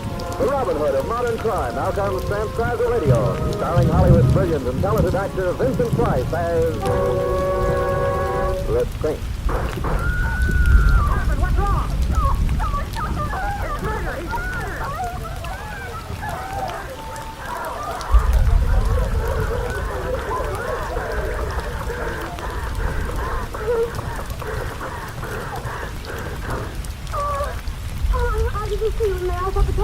It's perfectly all right, Miss Ames. Oh, please don't go. I must. The police... I'm now at the scene of the crime. They'll take care of things. I can see you're in a hurry. Yes, I am. All right, driver, step on it. Yes, sir. Comfortable, Miss Ames? I don't know you too well. An oversight on my part that can be easily remedied. I'm Simon Templer. Simon Templer? Yes. Oh, you're the Saints, aren't you? Sometimes I feel as though I had a neon sign on my forehead. I'll confess the fatal appellation. Well, I think I'd better get out, Mr. Templar. You see, I've Think got... is not synonymous with boogeyman, Miss Ames, and why not call me Simon? After all, we were both present at the unveiling of the corpse. If you think you're being funny, Mr. Templar. There's nothing funny about murder, particularly when as pretty a girl as you is involved. But I'm not involved. A question of semantics, Miss Ames. A man gets killed when you're within 5 feet of him and you turn tail and run. If that's not being involved, my dictionary lied to me. Well, I suppose you're right. It was foolish of me to run, but when I heard those shots and saw him fall, How did you know who I was? Such modesty is becoming, but hardly intelligent, Miss Ames. You're a star. Your show is opening in a week, and your pictures are being plastered all over town. Of course, I should have known. Did you know the man who was shot? Yes. Yes, I had an acquaintance with him. His name was Jim Barry. The publisher? Yes. Oh, I know him, or rather knew him. He's been kind enough to publish some scribblings of mine, but what were you going to see him about? Anything special? No, just a business talk. Business talk with a publisher? Don't tell me that Barry Kilgore Company is going to publish the story of your life. No, but Jim's firm was preparing an anthology of the modern theater. He wanted to include the new play I'm going to be in. Down, Barry. Down to the floor. I said down! What happened? He doesn't like us, then. The driver of that car threw some hot lead our way. I don't know. I only saw the glint of a gun out of the corner of my eye. Hey, driver, are you up? Simon, it's dead. Wait up. Now, how do you like that? We get shot at and he faints. I don't blame him. I feel Well, it. don't. You must be due at the theater for rehearsal about now, and the show must go on, but for the life of me, I've never been able to understand why.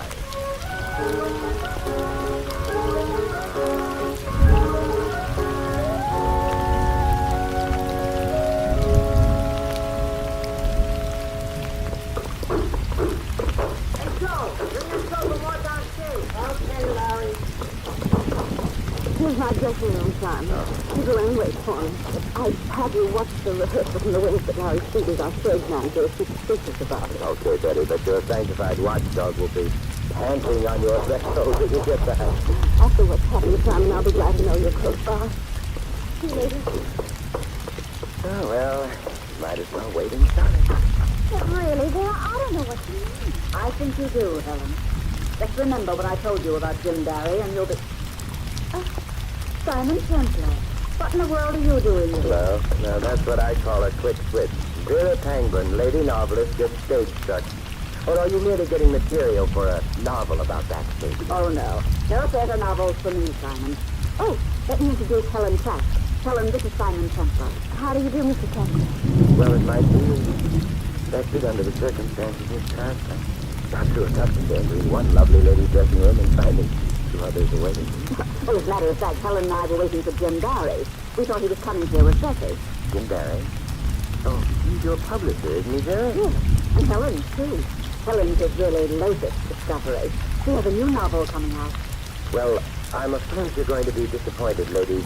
Barry's been unexpectedly detained. Oh, and I was so anxious to see you. Well, why not let me substitute? I'm very good at parlor tricks and small talk. And your name's Templar? Yes, it has been for a number of years. I can remember way back when my parents... What's the big idea of keeping the things away from rehearsal? Did I? Who are you? Oh, Stevens, the stage manager. That's right, and I'm also the guy who doesn't like Stage Door John. There's something about the way you said that hurts me deeply. It's, Hey, what's that thing in the cuff of your trousers? In the cuff of my trousers? Yeah, right here. Now, look here, Templar, I don't know what this is all about. Maybe you don't, but you should know a revolver cartridge when you see one. Revolver cartridge? Is that what this is? It is. Where's Betty Ames? Why, in rehearsal, I had them start. And I presume there's a shooting scene in this play? Why, yes, toward the end of the first act, but I... You'll like me even less after this, but I'm stopping that rehearsal. You can't do that, Templar. I don't. You'll have a dead star on your hand. Betty Ames, are you crazy? I hope so. I hear them. Where's the closest stage entrance? Over there, to your left. I hope you know what you're doing. I'm afraid I do. They're at the shooting scene now. Stop it. Don't shoot. What is it, Simon? What's the matter? Apparently nothing, but I'm a little amazed at finding you all right. Why shouldn't I be, Simon? Now, there you have me. Quiet, everybody. Templar, I've had enough of this nonsense. You've held up the rehearsal by keeping Betty away, and now you've broken up the end of the first act. Either you get out of this theater or I'll have you thrown out. You know, Stevens, I must be super sensitive. Why else would I get the idea that you don't like me? No, don't ask me. It's something I want to do first. Where's the gun your leading man fired just now, Betty? Oh, it's over there on the floor, just a pop gun with blank cartridges. Cartridges? That's it. I've always wondered how people shot and plays had so many lives.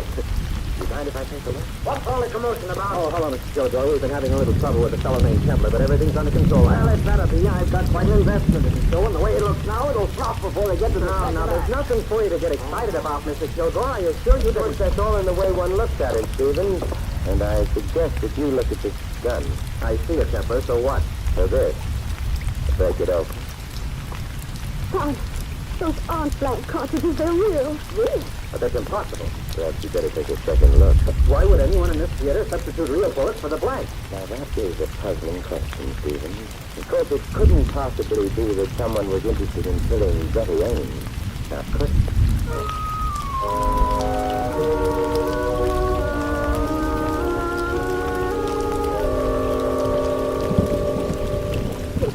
How you mean, son? Well, theatrical people may dress somewhat unconventionally, but I thought that Stevens with revolver cartridges in his trouser cuffs was going a bit overboard.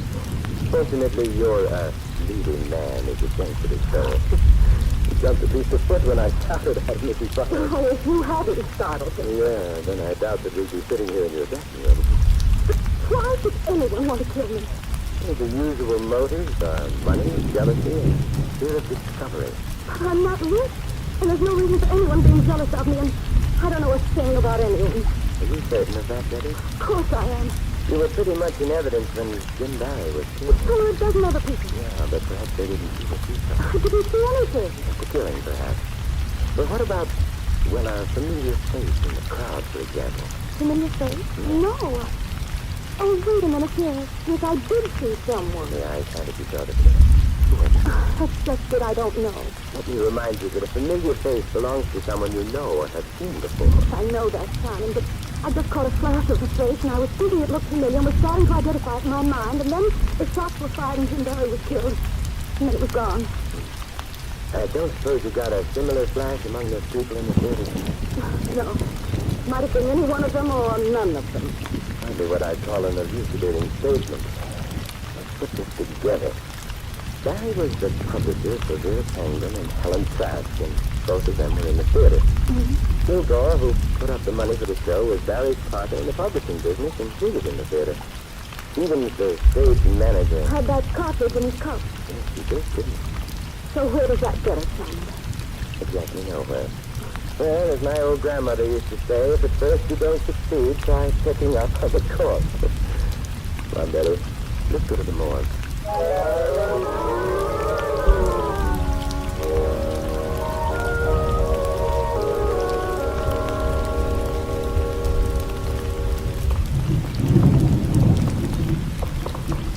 The place gives me the creep, Simon. Strangely enough, the morgue never was noticed for being the most beautiful place in the neighborhood. Do you think they'll do the work? How optimistic can one man be? Looking for someone, Mr. Templar. Hello there, Duncan. How are things? Oh, they're pretty dead around here. Pretty dead. Same jolly old soul, aren't you? Oh, I get the kiss, Mr. Templar. How easy for you. You jolly enough to do me a favor? Really? Yeah. Did you get an advance case of rigor mortis in here sometime this evening? Something about the name of Barry? Barry? Yeah. He sure did. Gun killing. Job, too. You want to see him? Oh, no. I bow to the lady, Duncan. But you know, I have a theory that every murdered man dies with exactly $11.63 in his pocket. Yeah? But how could that be, Mr. Templar? Let's look at his personal effects. Personal effects. And I ain't so sure. There's no search hands. You know the rules. Oh, of course. I'm sorry I can't get this left down. Miss Ames was anxious to see if those opening night tickets to her new show, the ones in your name, that is, could possibly have been lost around here somewhere. $11.63, you say. Well, that's an interesting theory, Mr. Templar. And we can't block the progress of science, can we? No, indeed.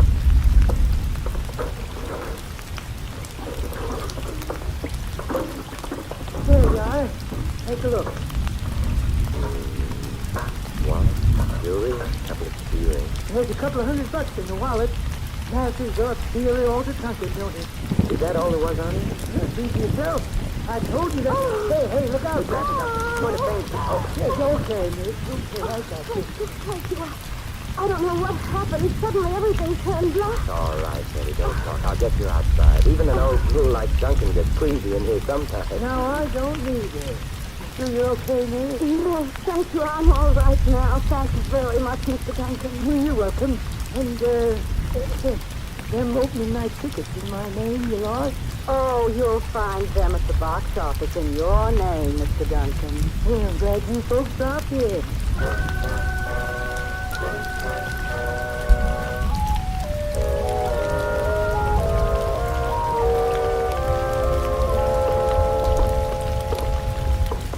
The first part of your scheme seemed to work all right, Simon. Well, I did get hold of Barry's keys, and thanks to the painting act you staged, and very realistic one, too. But there was a little else of interest there. Then what goes on now? Here I might suggest that we halt right here in front of the office of Barry Kilgore and Company Publishers. We got a key that looks as though it fits the lock. And walk right in. There, you see what skill, perseverance, and some petty larceny can accomplish? Now, where's Jim Barry's office, you know? Oh, yes, right over there. Kilgore's the one next to it. There's the light switch on the wall. You'll never make an understudy to a sneak thief by talking about lights, Betty. My blackness, no. But I still don't understand what you expect to find up here, Simon. Neither do I, but I'm looking for motives. And what better place to find motives than in the dead man's private files? Let's start with his stuff on the desk. Those are only galley proofs of a book, Simon. So it would appear. What a fascinating title. My Heart One Romance by Helen Pratt. Oh, no. Talk about corn. No motive for murder there. I wonder. What do you mean? Inter-office memo crystal material. For Pete's sake, Jim, stop publishing this kind of sight before it ruins us. Initial K. K for Kilgore. What do you make of that, Simon? I think Kilgore didn't like the book. But if it's as bad as all that, why was Jim Barry publishing? Maybe you better take another look at Helen Pratt. Oh, you mean you think that Helen and Jim I Barry prefer were... to keep an open and clean mind about these things. But we do know Kilgore didn't like it. And Kilgore stands to get plenty now that Barry's dead. He becomes sole owner of the business. Simon, someone's coming to the outer office. Very inconsiderate of him. But what if it's the police or Jim Barry's murderer? Their suggestions are very inconsiderate of you. What's he doing now, Simon? Now, there's people in the office. Are they coming in here? No, they've gone into Kilgore's office. They didn't turn on the light, so they must be familiar with the place. Remind me to complain to the owners of this building. They've made these walls so soundproof I can't even recognize the voices, let alone hear them. Hear those all right, couldn't they? I'll be right back. No, Simon, please!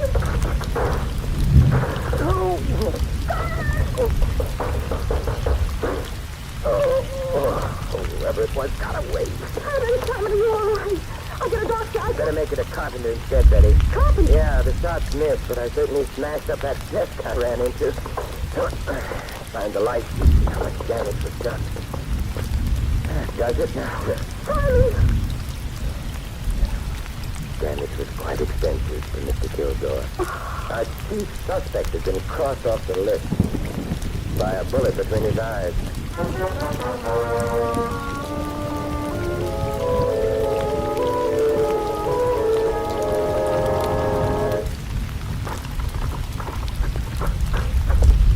Well, at least you got me home safe and sound, Simon. After what's gone on today, I'm beginning to wonder how that happened. Does everything look to be in place? Yes, of course. Betty, it's a funny thing, but ever since my college prom days, I've had an abiding dislike for chaperones popping up unexpectedly. I'd better look around. Look, don't let these modern inventions frighten you, Betty. The telephone is quite on. I use it. I'll answer. Hello? This is Vera Pangborn. Oh, yes, Vera. I want you to do me a favor, baby. I think I know something about Jim Barry's death. Just a minute, Vera. Simon, it's Vera Pangborn. She says she thinks she knows something about the Barry case. Nothing. slip the receiver with more recognition. Vera? What do you mean? I don't know just how to explain it, Betty, but... Oh, it's that window! Vera, what is it? Vera! Vera! Are you still there? Simon, there's a shot. What happened there? This may come as a tremendous surprise, Betty, but it sounds like Vera Penguin just became murder victim number 3.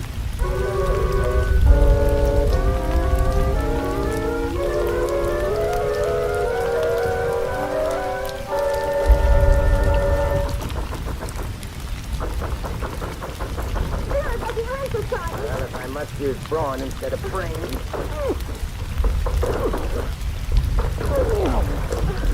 Ineffective, if not me. Come on, let's go in. Simon, there she is. Yeah. On the floor. Not here, Barry or Kilgore. Shot in the upper part of the arm. You better get some towels, Betty. I'll be right back, Simon. Good. Well, what happened? Simon. Man, I'm sorry. It's all right. I'd be indignant about it too, Vera, but suppose we talk about it You later. want Simon? You better let me at it. Now, wait up. I'll lift her out of the cabin. There. Now, if you'll make like Florence Nightingale, Betty, I'd like to look at the fire escape. Oh, I can. Poor darling, time to talk later. Let's get you fixed up first. You just relax. Sure, we're here and everything's going to be all right. The view from your fire escape is very disappointing, Vera. Only shattered glass out there. Did this homicidal friend of yours shoot through the window? Yes. I was talking on the phone to Betty. I looked up and saw him. He had a handkerchief over his face and he got shot. There you are, Vera. And that'll hold you until we get a doctor. By the way, Vera, not that I'm curious or anything, but what was it you were going to tell Betty over the phone about Jim Barry's murder? I can't tell you, Simon. Well, I'll admit I'm not as pretty as Betty or as criminal. No, I won't say anything. He's already shot at me once. I won't say anything. He'll kill me. You don't have to tell him, Billy. Simon, you better call a doctor. He's in no condition to be bothered now. Right now, neither am I. Suppose you take care of the medical details and then meet me at Helen's Rat. Hey, Helen. Yeah. Is that where we're going now? No, I'm going to Larry Stevens' place. If that sounds confusing to you, it's no wonder. I'm a little confused myself.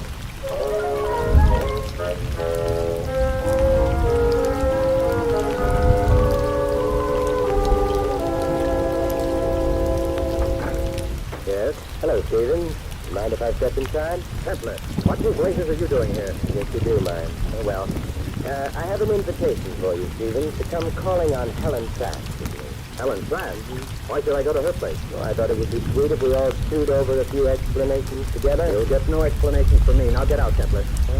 Okay, Stephen. But if you don't mind, I would like to leave you something first. Yes? What's that? You know something, Stephen? I think you're coming with me whether you want to or not.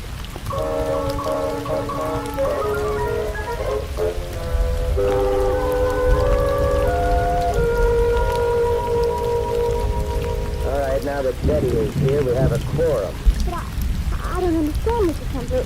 Why are you all here at my apartment? There's no sense asking him, Helen. He's completely crazy. Stevens, I think you're prejudiced because your jaw still aches a little, Miss Trask, when I entered Betty's dressing room tonight, Vera was saying something to you about Jim Barry. What was it? Well, she was merely warning me against him, that he had a weakness for young women writers. In your case, that's understandable.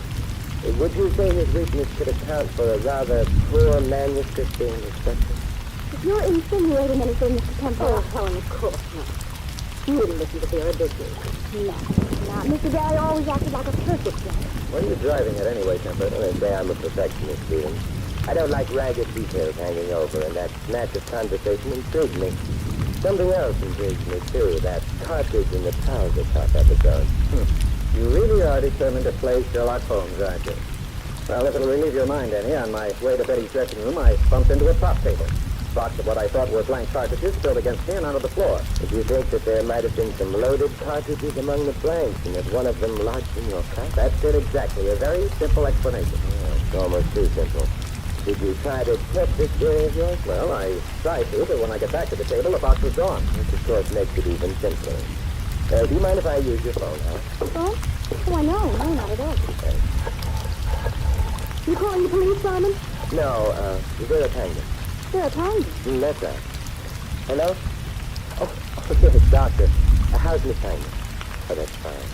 Give her a message, will you please? Tell her Simon Templar called and she needn't worry about that killer any longer. That's right. Betty Ames has remembered who it was she saw at the scene of the murder, and that's all the evidence we need.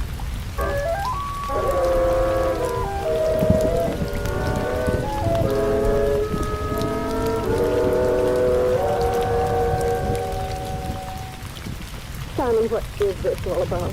Beautiful here in the park, isn't it? You know very well that I haven't remembered the face I saw when Jim was killed. A brilliant moon, soft starlight, a perfect night for romance, and she talks about killing. Oh, please, Simon, please. What are we doing out here anyway? To take a cue from you, just killing time. And I think we've killed enough. Let's get going. Simon, for the last time, will you give me a direct answer? Where are we going? Oh, didn't I tell you, Betty? Why, I'm nearly taking you home.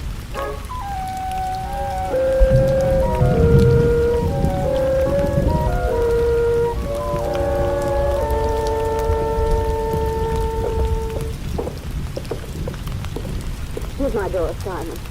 I can find my way in alone. Don't you think the least I can do is to search the apartment for you again? That won't make it very good. Good night. Well, at least allow me to turn the lights on.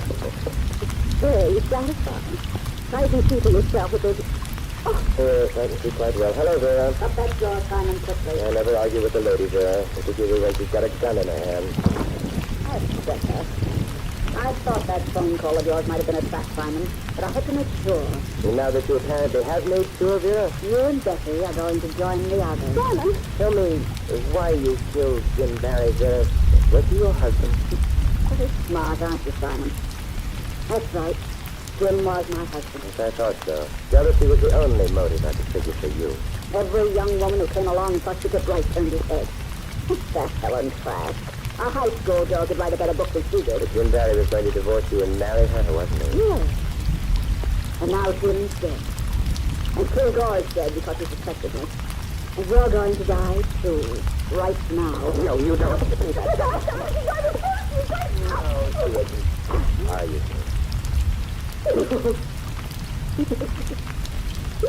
Oh, Simon. Oh, Simon, I'm so sorry. You know something, Betty? So was I.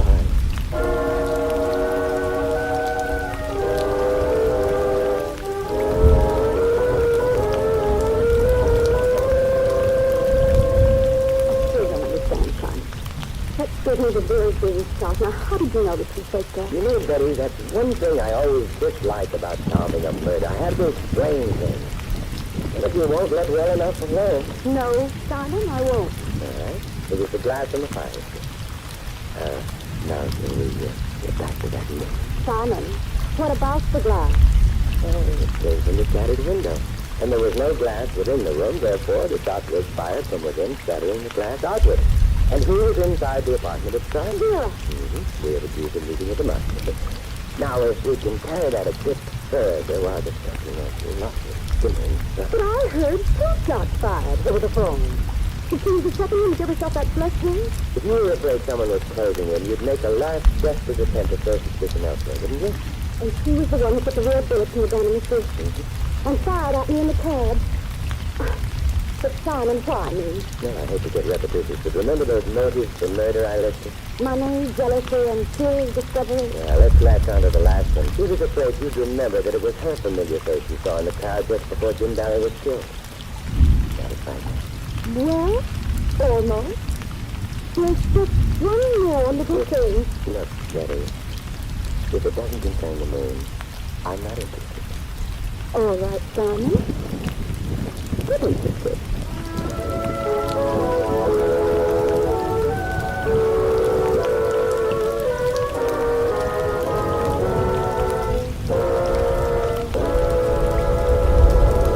You've been listening to another transcribed adventure of the Saint, the Robin Hood of modern crime. Now here's our star, Vincent Price. Ladies and gentlemen, as good citizens, we have the entire sphere of American life in which to use our heritage. So let's make the affairs of our nation, state, and community our affairs. Remember that we all have a voice in it. Use that voice and use it well and often. Only then can we set an example of freedom, knowing that our own American heritage is secure. This is Vincent Price inviting you to join us again next week at the same time for another exciting adventure of the Saint. Good night.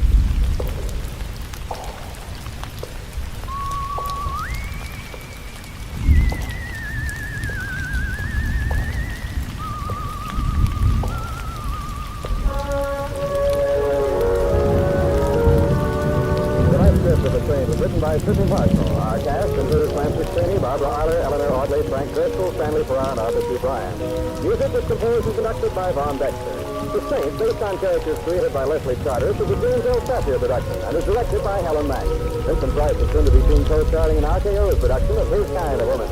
All you Saint fans will be glad to know that the Saint comic books are on sale at all newsstands. Here now is Don Stanley. Programs, extra programs here. Following now on NBC are two stellar programs you want to stay tuned for. Listen next to another exciting adventure mystery on the adventures of Sam Spade. Then hear the NBC Symphony Summer Concert with guest artists Helen Talbot and Vladimir Goldsman. And congratulations to station WWJ Detroit on this.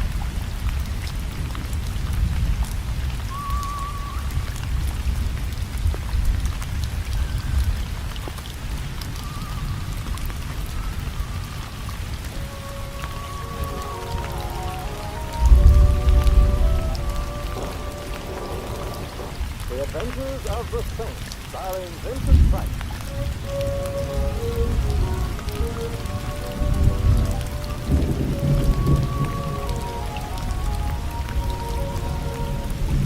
The Saint, based on characters created by Leslie Charters and known to millions from books, magazines, and motion pictures.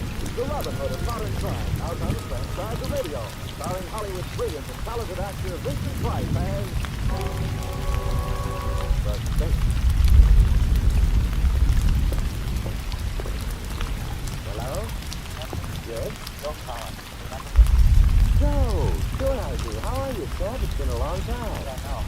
Is your fight still on for tomorrow night? Yeah. Come down to the gym right away. Sure, but what is it? I'll tell you when you get here. I need to talk to somebody at the press. I feel bad. I'll phone for a cab and be there in 20 minutes. Oh, thanks. Oh, no, thanks me, Joe. After all, I've got a bet on you tomorrow night. I've got to protect my investment. You got a bet on me? Call it off. Call it off. What? Hello.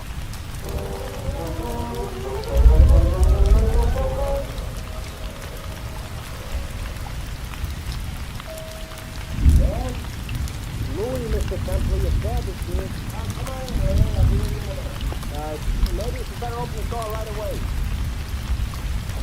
Well, why didn't you come in, Louis? The door was up. Who's that? Look now. It's a baby. You are so right. But how did you bring him here? I found him here. On your doorstep. Listen, don't you look at me that way. Who ain't opening this mouth? True. Right. Well, let's get him inside. You want to go in? Maybe you better. Let's go. Oh, he's taking it. What's your name, old buddy? Hey, what's wrong? Hey, what's your last name, Donnie? Donnie Dawson. How did you get here, Donnie? Okay, let me find it. Because I got away with this. Donnie, tell your Uncle Louis how you got here, huh? The gold mine of information. Wait a minute. Here we go. I understand that it's traditional, but just a minute, Donnie. For a few days. Sounds like trouble, Mr. Temple. Sit down.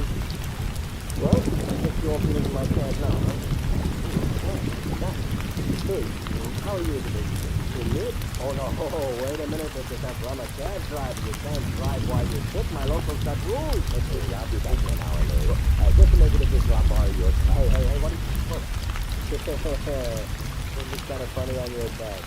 Hey, look at the funny man with the hat down here. Is that funny? I'll see you later, Larry.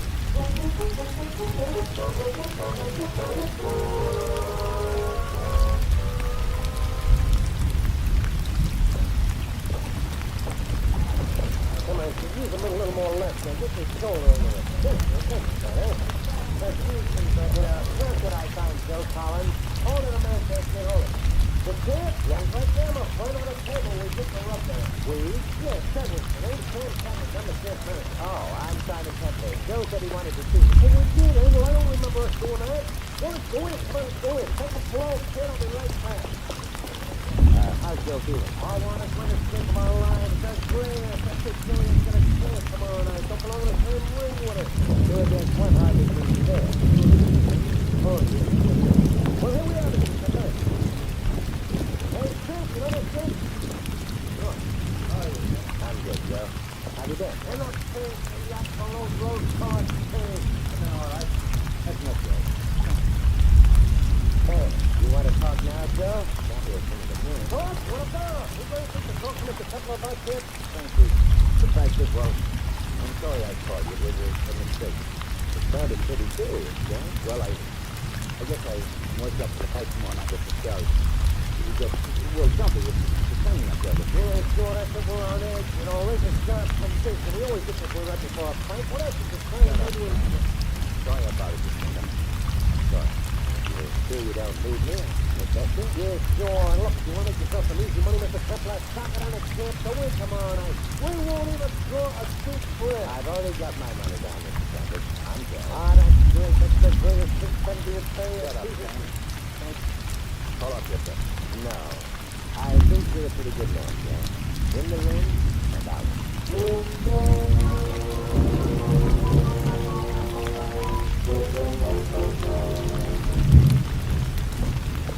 Morning, Ray. Hi, Mr. Kepler. Over as soon as I got your call. How are you? Not so good. You have a responsibility being a father. Yeah, I'm getting some help, fortunately. I phoned an employment agency sent over a nurse. That's a shrewd move, yeah. There's nobody quite has a woman's touch like a woman has. You know what I mean?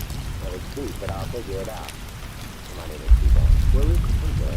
Oh, it's pretty late hours. You'll be tired, too, if you get down to 15,000 times a day. How are you, Donnie, old man, eh? Did you like talking this morning? What's the information? You just got to be fine, but I wish you luck, man. Donnie? What's your last name? Who brought you here? Where are you from? Huh? Well, very rate is consistent. Well, I can see the name. Mr. Campbell? Yes. Thank you. I'm Miss Barton, Mr. Campbell, the agency secretary. Right in here, Miss Barton. Miss Barton, this is my friend Louis, how do you do? And your tribe, Don. Hello, Don. Hey, been to a tour of you, Miss Barton. She's beautiful, Mr. Campbell. Don't you think so? Louis and I consider him one of the most beautiful babies we've ever seen. Right, Louis? Right. Talk fluently, too, same time. Oh, darling.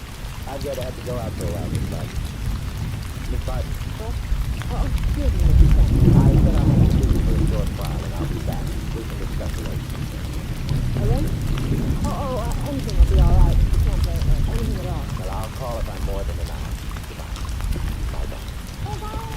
Hey, tell your Uncle Louis goodbye, Donnie. Well, better than nothing.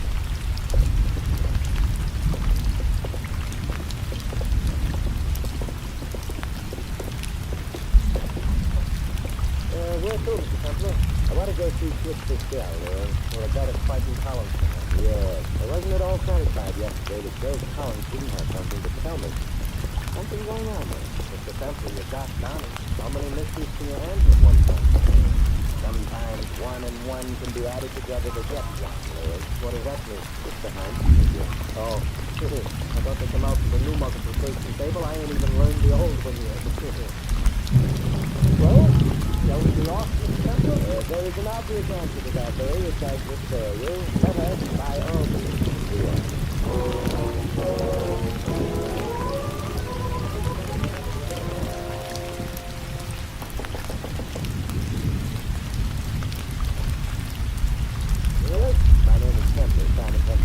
They're only down at the desk, which is 57th Street. It is. How was your birthday, Mr. Temple? I'm a big folly partner. Oh, yes, John. How do you do? My name is Alexander. quick telegram. You manage to yourself? I look after him. He's very dull, too, I guess. The best, Mr. Alexander. Can I see the kid, Mr. Alexander? Unfortunately, right now, he's speaking. We're on the way into the fight. Well, then perhaps I can talk to you about the fight. It'd be a pleasure. I can set the kid for the hour and never tire. I'm quite fond of him. It's perfect young being, strong, healthy, and once championship, we will have nothing can stop it. I'm quite confident. I am. If I didn't think this, I wouldn't think this. I wouldn't take a chance when it's too late. I won't tell him hurt, you understand? Don't worry, Mr. Alexander. He won't get hurt. Good. See, Mr. Butler, I've been so quite emotional with him. Usually I'm not the most dramatic. I see.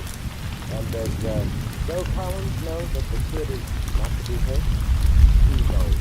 You telling me that the fight is fixed? Watch your mouth, son. I'm not telling you anything, Mr. Butler. But whoever you are, whomever you represent, remember this. Just want to defend you. I do not have. Because I find pleasure in giving you this what you get. And if anything or anyone stands in my way, no, Mr. Butler. I refuse to be worried by you. The kid will not be hurt. Good day. Mr. Alexander said good day, Chum. Thank you for interpreting. Thank you.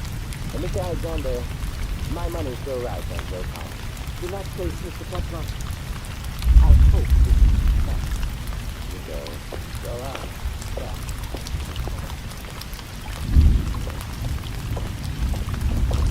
Mr. Butler, been looking for you. What is it, Mayor? I called your house to check if everything was all right, like you told me, and Miss Foster said Sam Chadwick has been calling, wants you to call right away. Joe Collins is wrong. I don't know, but it's supposed to be urgent. Here's the number, and if your phone goes on, it's the elevator. Thank you.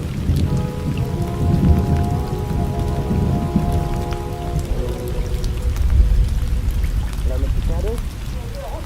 Simon Johnson, Chadwick. Oh, Mr. Chadwick, I can play.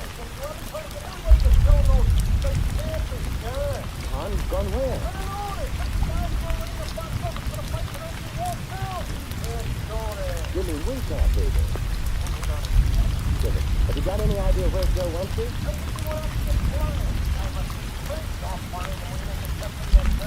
Well, I'll do what I can.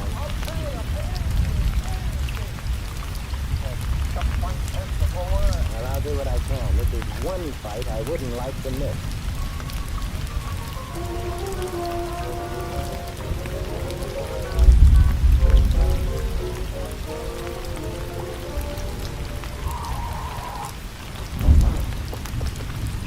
Must be about the last bar in Charlie. I ain't missed too many bars since tonight my nephew went into the Navy. And if we don't have any luck here, I'm about ready to give up, Larry. Well, come on, let's give it a try.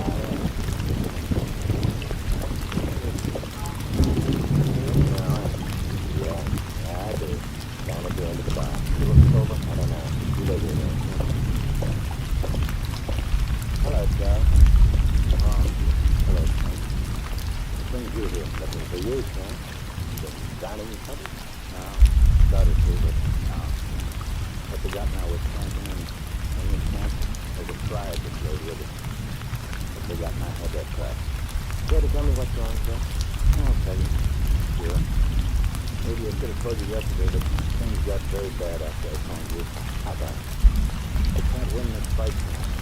You can't beat Kid, Joe? I can't try to beat him. You won't let me. You got my son. Huh? What thing is it? Alexander, I guess. He had somebody do it. I know he was a little crazy, but I didn't think he was that crazy. I just know he was an out too. Really? That isn't your wife. Was my wife. Left me right after the kid was gone 2 years ago. No good. But if you don't let the cow win tonight, I do. I see. You know,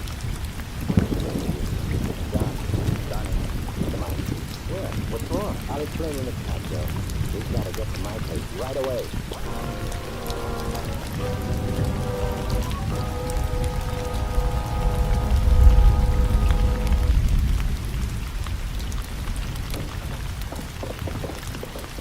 Okay,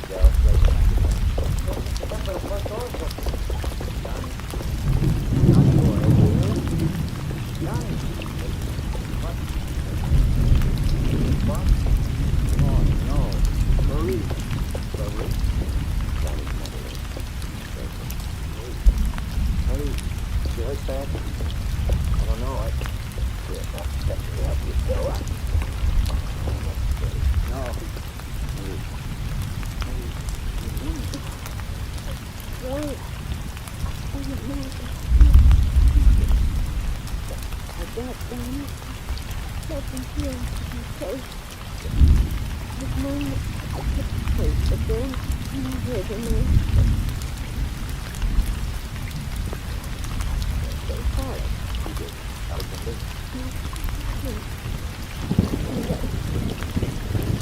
Down it. Try to stop him, but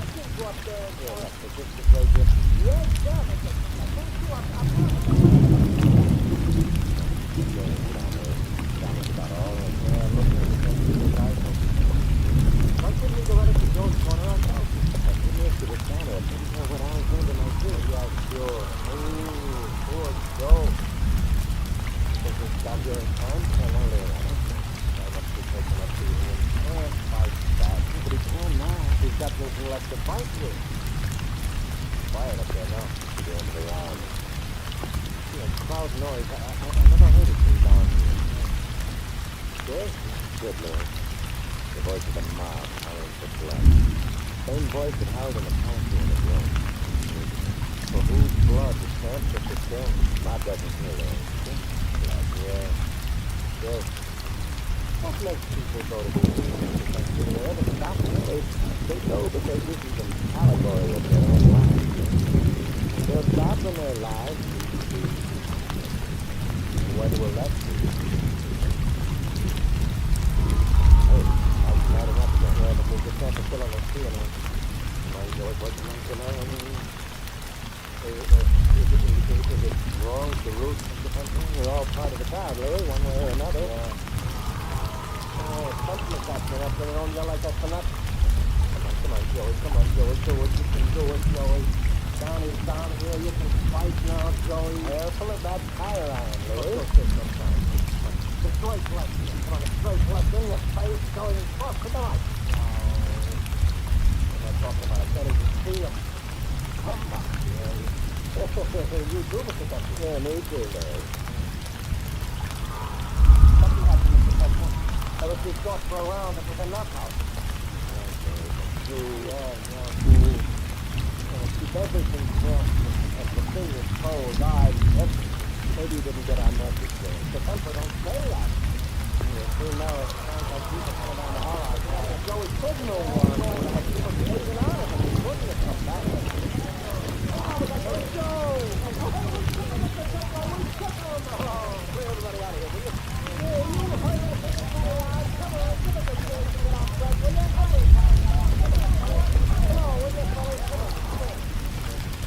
All out, Smith. Everybody got great fight. I thought it was just kind of the little boy was thinking. This boy, you might part of us, Joe. Thanks, man. Yeah, well, you better excuse me now. I got some notice to let.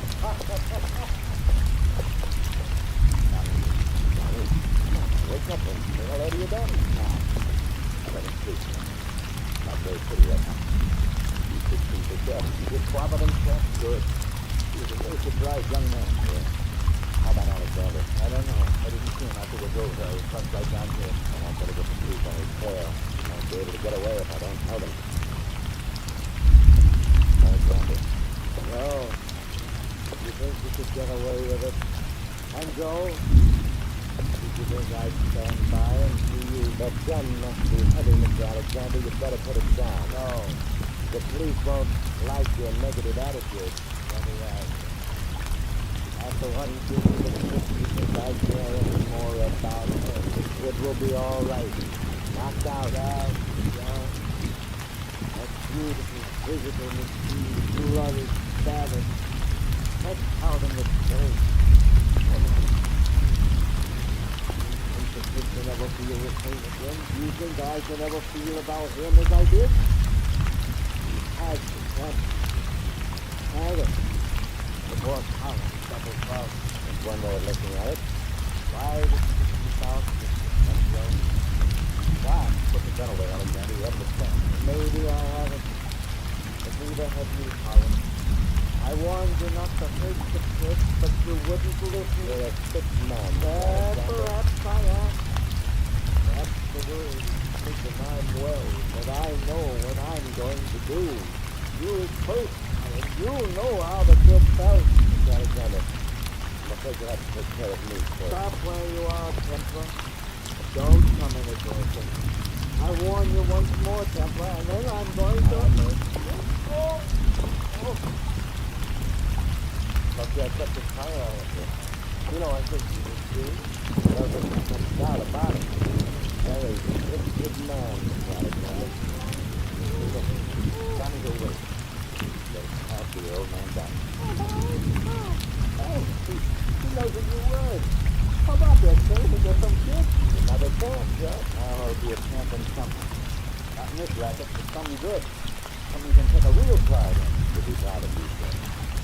Hardly not as true. Come on, about it.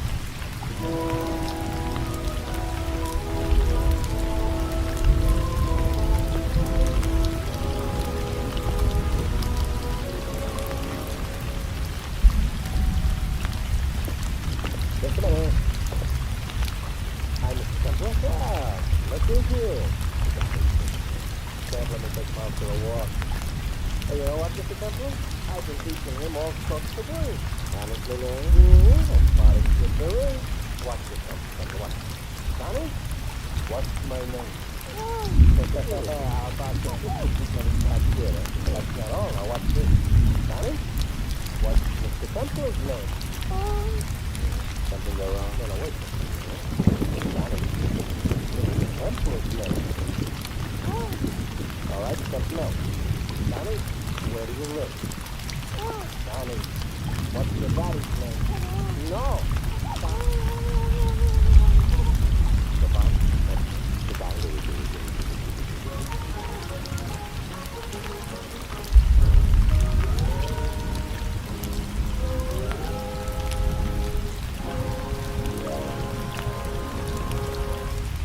You have been listening to another transcribed adventure of The Saint, the Robin Hood of modern crime.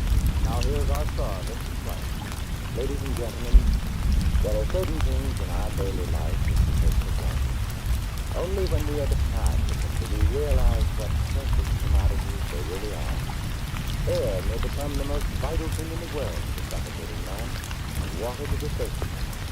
In the same way, freedom, when it is missed, suddenly becomes life-saving treasure. In this country, we possess freedom. It is carnival. It is our American dream. This liberty which we so casually accept was created in nature. It isn't just material. So Americans are justly proud of their heritage, and much of the world around us is shocked. If we are to justify our own pride and enjoyment to those in other countries, we must make this freedom a personal thing. We must take it as it was handed to us and preserve it. Preserve it with constant effort. That is our job as Americans. And we know, for freedom, everybody is young. This is Vincent Price inviting you to join us again next week at the same time for another exciting adventure of the Saint. Goodbye.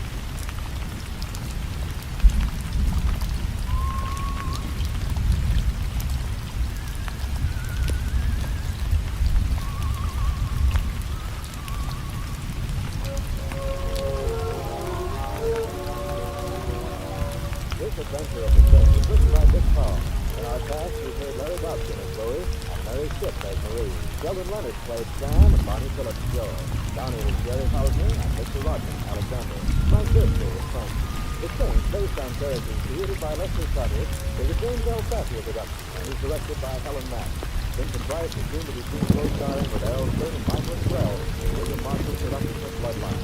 All you Saint fans will be glad to know that the Saint comic books are now on all newsstands. Your announcer, Don Saint. Good times mean good times on NBC. Who's on the big show tonight? Listen, Bob Hope, Dean Martin, Jerry Lewis, Rosalind Russell, Frankie Lane, Dorothy McGuire, Louis Armstrong, Mary Wilson, and glamorous, unpredictable Galoo. No wonder it's the big show. And Sunday evening also means another outstanding production by Theater Guild on the air. Tonight it's Boomerang, starring Fred Douglas. Remember, Bob Hope and Martin Lewis join the big show today on NBC.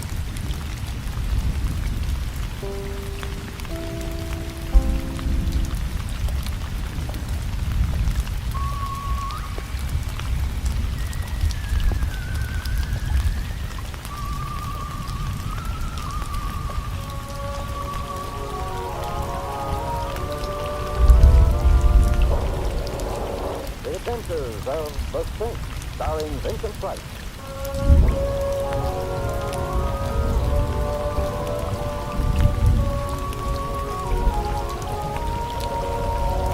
The Saint, based on characters created by Leslie Charter, and known to millions from books, magazines, and motion pictures. The Robin Hood of modern crime now comes to radio, starring Hollywood's brilliant and talented actor Vincent Price as the Saint.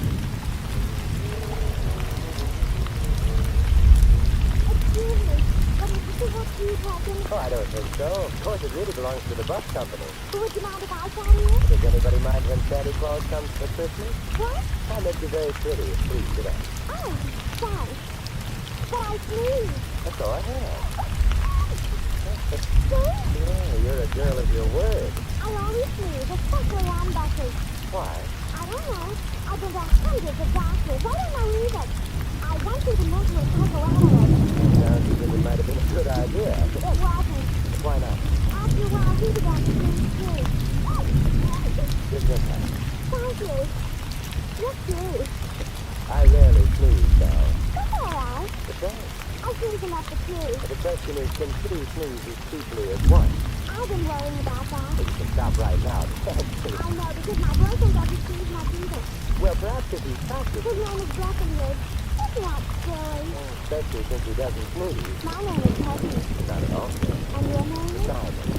As the name of the bus is Serenity, and the name of the city we're in is Simon what? New York City. Yes, Rita. The Simon City. Oh, you're the same. There's a totally unfounded rumor to that effect. But from what I've heard, you're no friend at all. That's good. We're on a bus. That's guessing. Well, what could happen on a bus? I didn't mean I was scared of you. Please get off the bus with me so that we can go to Breckenridge. Why? He's scared too. Thank you. Please take my word for it. He's got nothing to be scared about. Oh, I didn't mean scared of you. I meant, well, Breckenridge is a prize fighter now, Simon, and he's scared. Why? His prize fighter's called Benny the Battler. Oh, and Breckenridge is afraid of Benny the Battler. No, nobody's afraid of Benny, not even other prize fighters. Oh, we're getting off here. Mom, please go inside. Okay, then. Thank you very much. You're welcome. And now, Peggy, what is Breckenridge afraid of? Mother!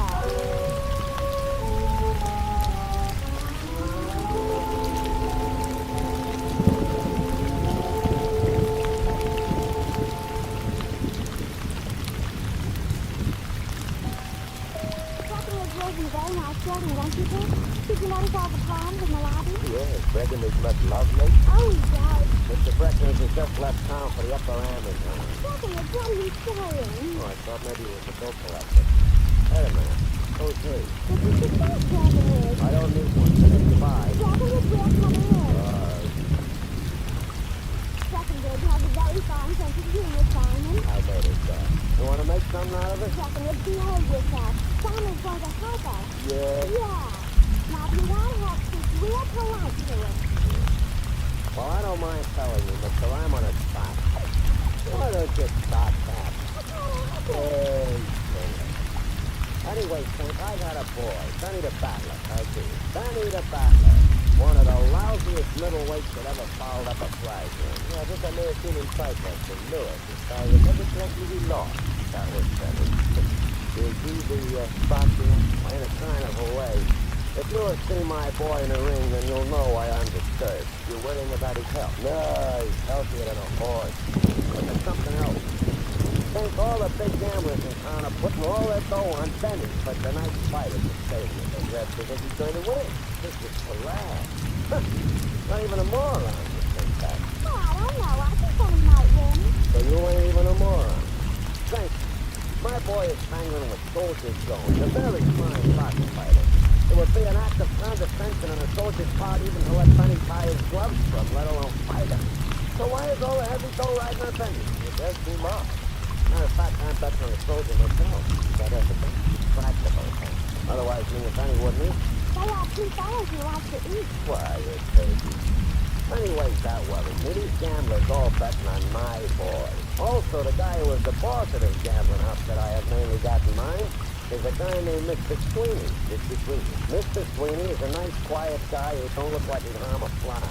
So he wouldn't harm no fly.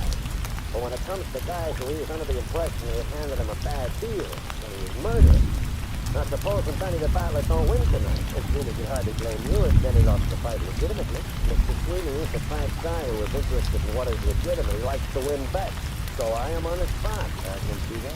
Anybody who ain't blind can see that. But what can you do about it?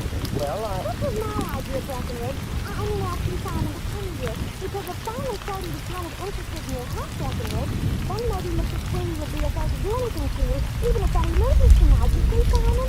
Well, I don't know what good my interest in Breckenridge's health would be him. I'm not a doctor. Simon, if Mr. Sweeney gets really mad at Breckenridge and Benny, they wouldn't need any doctors. They'd be patronizing the same undertaker. Oh, bite your tongue.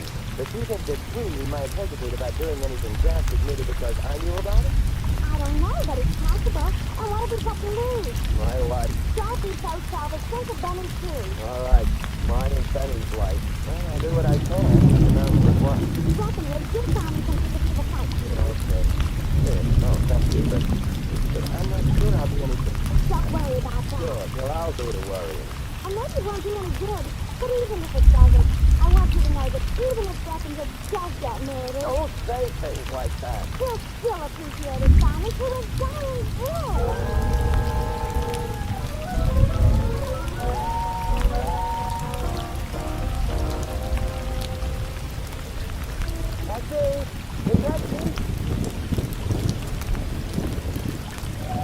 For a moment, I thought you were going right past. For a moment, I felt like going right past. Louie. Never mind, get your friendly. Just get in. Thank you. Senator Donald. I beg your pardon. Well-known traders in history. Senator Donald. You. I'm not sure I know what you're talking about. This afternoon around 3 o'clock, what were you doing?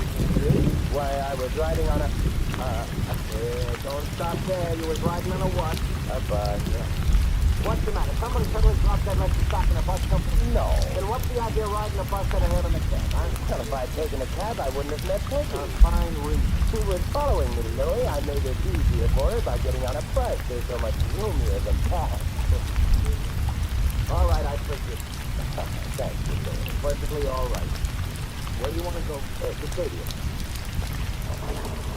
Go on a place to take a girl. I'm not taking a girl there. I'm going to see the fight.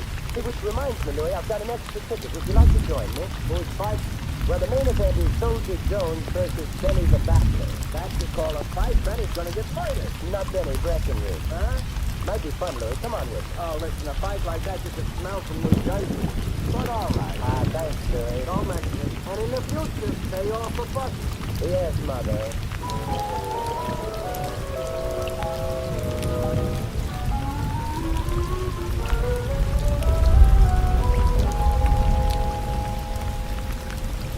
Benny's dressing room must be up ahead. What are we going to do? Sympathize with him before he goes to and gets slaughtered? I guess with him.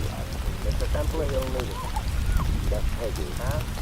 Wait a minute, Benny, fancy a soap. We got all our soul riding on Soldier Jones. Breckenridge, I've been thinking. With what? What's going to happen to my career if I keep on getting laid in the rising all the time? You can always go back to your truck. Besides, the soldier has been making derogatory remarks, you see? You're good, man. What kind of derogatory remarks? About you personal or professional? Derogatory remarks about I think. So when I get in that ring tonight, I am going to bat his ears off. Benny, listen to me. First, if you're heaven, he's liable to get mad at you and maybe kill you. Second, if they should happen to pass a miracle and you should lay him away, we all lose our soul. Benny, we've got to die for him. I don't die for that bum when you don't answer this with. You know what's happening to the price of fresh meat? Come on, it sounds like a preliminary. Let's go, Louie. That's how we do it now. We gotta get going. Unless I see you Benny the back of the house your own thing. In quite a spot, though. Unless Soldier Jones kills him inside the ring, Sweeney is likely to kill him outside.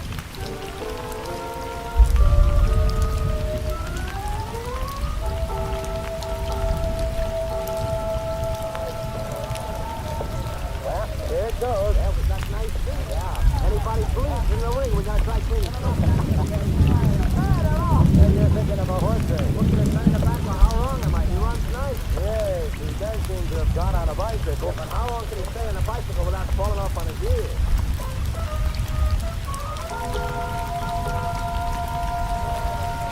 It's a fourth round. And then he's still on that bicycle. The crowd doesn't like it much. He must be under the impression the best way to box fight is to run away. And for him, it's probably the safest way. The soldier's catching up with him. Benny's wind is failing. Oh, the soldier just going into the very pretty left of Benny's breath back. Yeah. Ooh, and a right. Oh, and another right. Oh, Benny the back one, Mr. Templer, is fighting out on his black knee. The bell sure saved him that time. Didn't save him. Merely postponed the execution.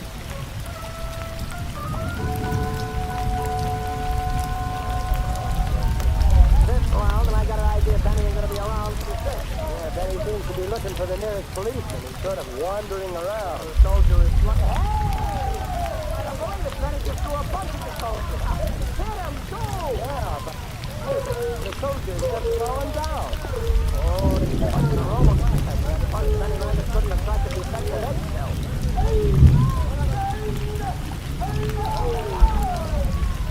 Benny and I say this in some blackness of mine as just one, yeah. With the best invisible punch I ever seen. Must have been quite a punch. Soldier hasn't moved yet. They're working over him in the ring. Come on, I think we'd better visit. Where are we going? Into the ring. Up we go. Okay. Did you see what I just seen? I beg your pardon, Breckenridge. My boy knocking out the soldier. I've seen it myself, but I don't believe it yet. Hey, I knocked him out. Maybe I could botch my career, huh? With one punch, I lay him right on the canvas.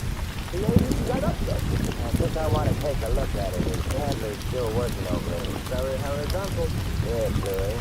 Furthermore, I suspect he needs a doctor. A doctor? He's got his in for medical attention or something? Correct. What he needs right now is a death certificate.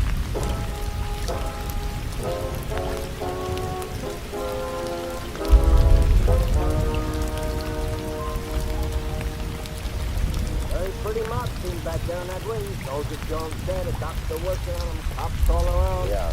Only thing, I don't get it. I'm afraid I did. The odor when I bent over the soldier. Oh, come on in, Holly. Hello, baby. Hello, Johnny. Isn't life wonderful? Or maybe it isn't so wonderful the way you live. Soldier's dead. Oh. You mean in the kettle I knocked him out? No, he didn't die as a result of the blow, Benny. What did he fire? Old age? Where are Benny's gloves? The ones he wore in the ring? Oh, over here, right here. Oh, thanks. What's that? What's the matter, Benny? Don't you smell funny to you? Come here. Take a sniff, Benny. That's what you can do, okay? I don't smell nothing. That may be like a hospital. Like a hospital is very good. What you're smelling is ether. Ether? Wait a minute. You mean there was ether on Benny's blood? The blow with the candle knocked the soldier out with a fever one barely grazed the soldier's mouth and nose. Therefore, what knocked him down wasn't the blow, but the ether. Are you trying to say I put ether on my head so I'd knock the soldier out? I'm not for the moment saying anything about how the ether got there, Benny. What I am saying is that Soldier Jones got a strong dose of ether into him. Add that to the fact that he was strenuously exerting himself, that his heart was under a strain, and you're totally simple. He died of ether. There's ether on your gloves, Benny. Hey, Mr. Breck, don't say nothing, Benny. Keep your mouth shut here.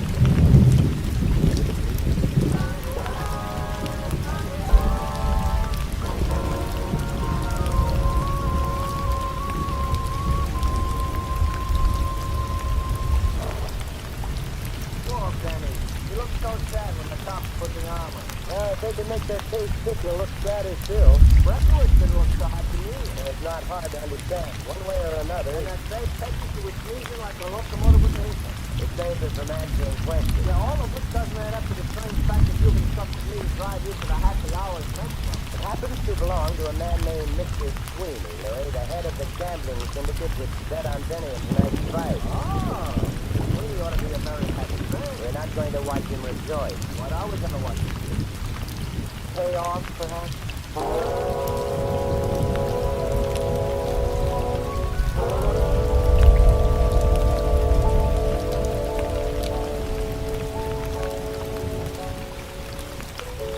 I have been in flashy accounts without even leaving my house.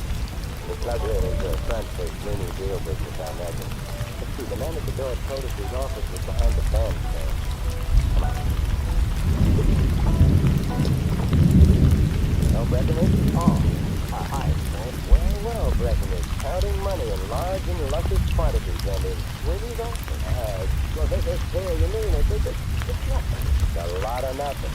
I thought you were afraid of Sweeney. Why should I be afraid of him? Then he won. Then he may have won a non-stop trip to the fair. Did he give you that money?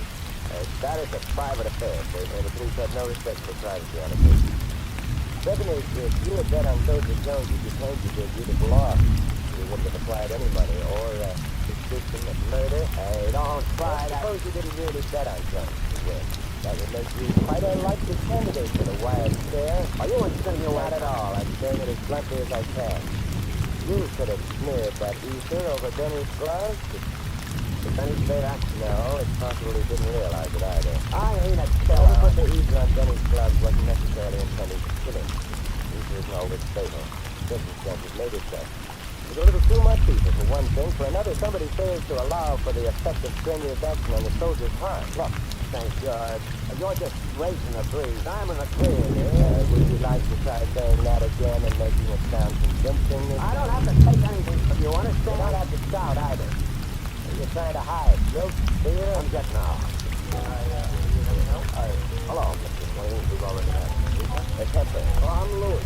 I I was saying I'm getting out of here and quick. That's right.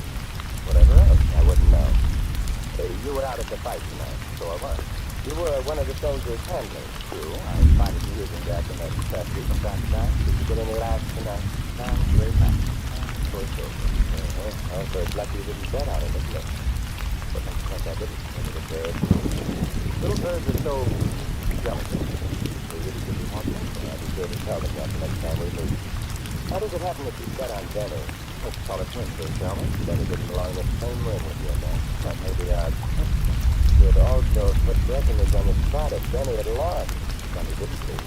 Breckenridge, therefore, delivered.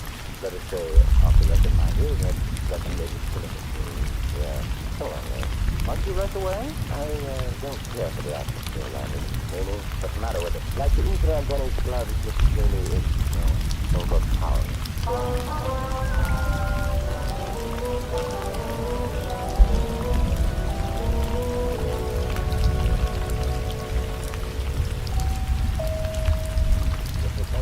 I know you're making up an exception, but is visiting Peggy really necessary? I just assumed that answer that. That's a small house. You must live alone. Get that snag out of your voice, man. You know, I'm not sure you are. And you vote for me, huh? And you see, Louis, Peggy may know something. Sure. Only what about? There's other things she's got to go in the door about it.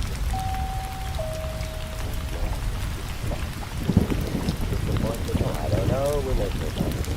Well, secondly, possibly helping you help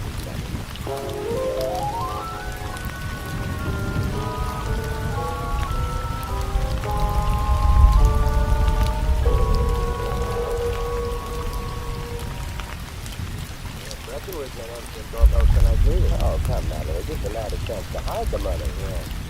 Unless he took on the land. How much did you pick up out of the lady?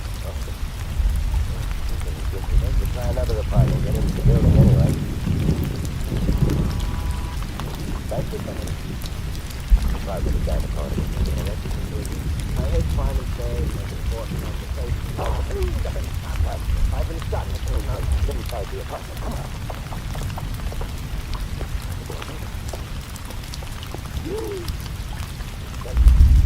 Behind that fence. That bullet hit his gun. Revolved on his right hand. So what's supposed to be his hand loose on the gun? Is that the way it always is? That's the rule, that's how you said. Yeah, but 9 times out of 10, there's a asthmatic reaction at the moment of death. The hand grips the gun more tightly instead of loosening. It means there must be a back door to this apartment. Off the kitchen counter. There it is. It's the same fact. The guy's gun ain't gripping the gun tight, so there has to be a back door to the apartment. Oh, the architect ought to hear about it. The murderer had to get out before we got in, and the murderer was here a moment ago. I don't get the part. Why did you bother making it look like a suicide? We were supposed to think Breckenridge had been responsible for the soldier's death, which became constant stricken because he hadn't intended to kill the soldier and shot himself. And his hand was loose on the furnace. All right, so logic and you went to school together. Breckenridge was a crook also. I suspect a blackmailer. Yeah, it almost saves him right. Like I always say, turnabout is hoist with his own petard. Hey, what is a petard? A petard is a dance. Yeah, you've got the proverb all wrong, but you've solved the thing. Well, for a dope I didn't do it. I have? Yeah, you just read about it. Well, I read that in my comic book. And that tells us we murdered Soldier Jones and Breckenridge. Oh, speak for yourself, John. Maybe it tells you, but But if I know my mystery, you're not going to tell me. Not for another 5 minutes.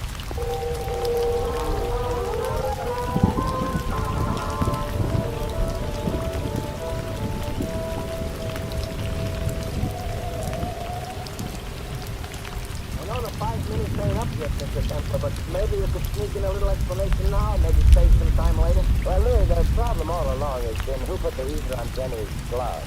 Benny, Breckenridge, Peggy. But then you said turnabout, and I knew who had really put the ether there. Well, never mind the dramatic pauses, just keep going. The person who put the ether on Benny's glove is the court. Yeah, I should have known. For a minute back there, I thought maybe I was going to find out something, but I didn't have to worry. After the hour's next one. But why are we here? They don't keep court. You probably know. Besides, who can arrest the court? Oh, but you see, the court wasn't guilty. I'm going home and beat my sleep. Maybe that way I'll stop feeling curious. Look at the Jersey cheeseburgers. All the little tables covered up with their little white crowds. Why did I set up? Look at the light there in Benny's office. Yeah, I wonder. Did it go home? Really not. Come in. Wow, Mr. Duncan, good evening.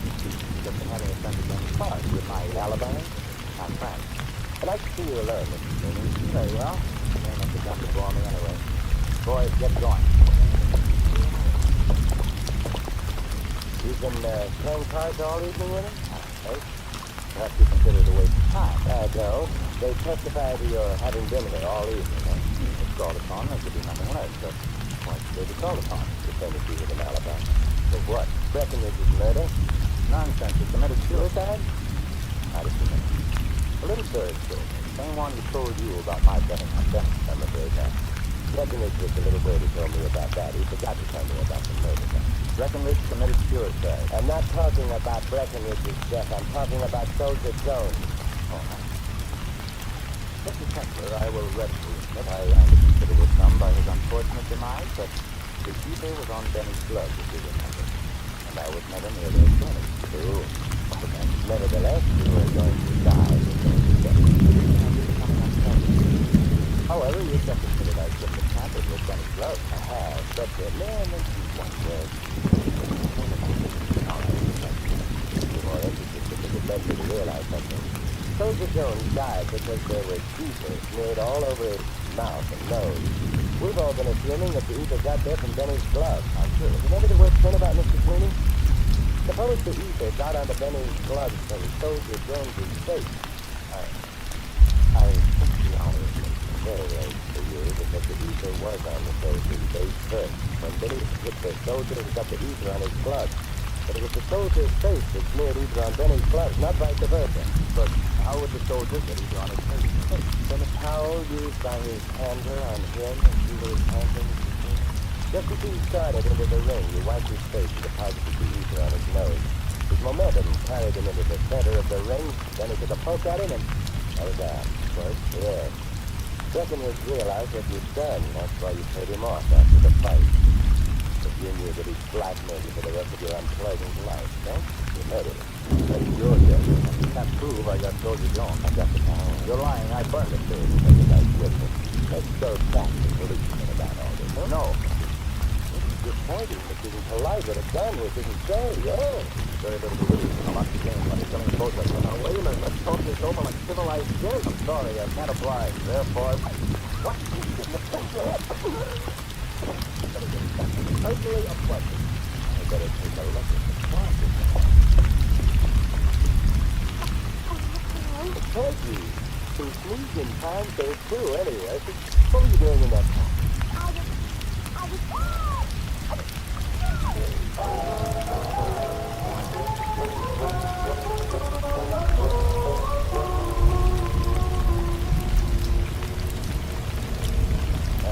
So, Peggy? Well, I hid in the closet so maybe I could overhear a clue. I was very brave of you, Peggy. Well, I thought I kind of owed it to Breckenridge. You love him very much? No, but he was a very friendly fellow. You look friendly too, Tommy. Also cute. And you did catch Mr. Sweeney. But I think I'm going to pick you. Louis is speaking. Pictures. Peggy, you haven't sneezed. I don't have an actor who wants to sneeze. I like you. You caught my sneeze. Didn't I? However, as Louis mentioned earlier, I am hoisted by your surprise.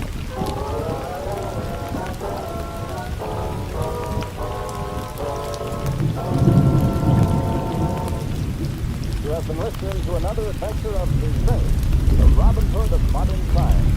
And now, here is our star, Vincent Price. Ladies and gentlemen, our cast tonight included Sandra Gould, Larry Dodson, Al March, Peter Lee, and Barney Phillips. This is Vincent Price inviting you to join us again next week at the same time for another exciting adventure of the Saint. Good night.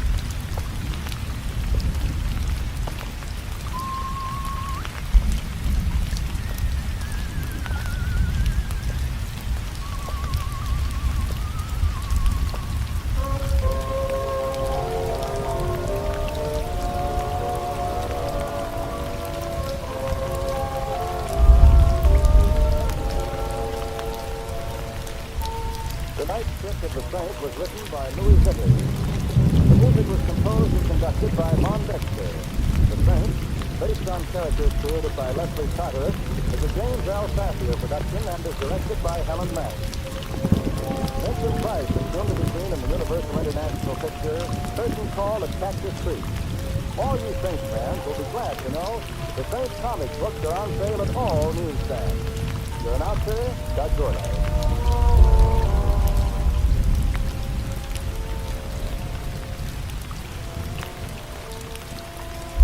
Next, Dan Spade, then Summer Symphony on NBC.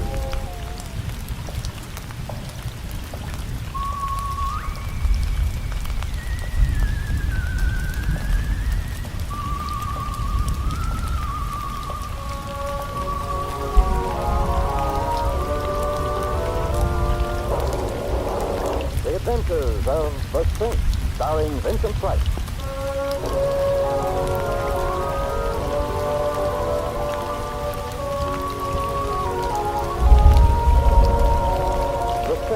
Based on characters created by Leslie Carteret and known to millions from books, magazines, and motion pictures. The Robin Hood of modern crime now comes to radio, starring Hollywood's brilliant and talented actor Vincent Price as the Saint. Excuse me, but is this up to you, Captain? Oh, I don't think so. Of course, it really belongs to the bus company. Would you mind if I sat here? Does anybody mind when Santa Claus comes for Christmas? What? I make you very pretty. Please sit down. Oh, thanks. But I sneezed. That's all I have. See? Yeah, you're a girl of your word. I always sneeze, especially on buses. Why? I don't know. I've been to hundreds of doctors. I don't know either.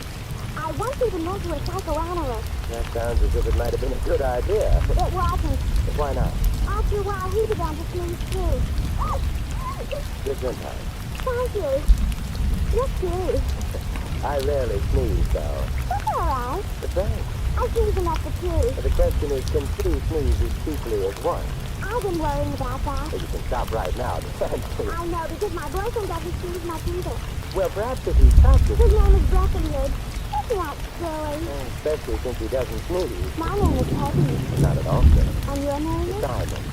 The name of the bus is Genevieve, and the name of the city we're in is Simon West. New York City. You're cuter. Simon Temple. Oh, you're the Saint. There's a totally unfounded rumor to that effect. But from what I've heard, you're no Saint at all. That's good. We're on a bus. I'm sweating. Well, what can happen on a bus? Except for what's that? I didn't know I was scared of you. Please get off the bus with me so that we can escape to Breckenridge. Why? He's scared too. Peggy, please take my word for it. He's got nothing to be scared about. Oh, I didn't mean scared of you. I meant, well, Breckenridge is a prize fighter now, Simon, and he's scared. Why? His prize fighter's called Benny the Battler. Oh, and Breckenridge is afraid of Benny the Battler. No, nobody's afraid of Benny, not even other prize fighters. Oh, we're getting out here. Mom, please let us out. Okay, man. Thank you very much. You're welcome.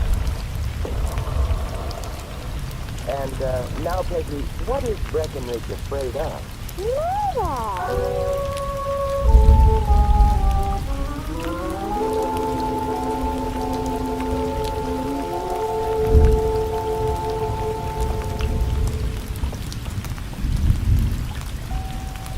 Breckenridge lives in a very nice building, don't you think?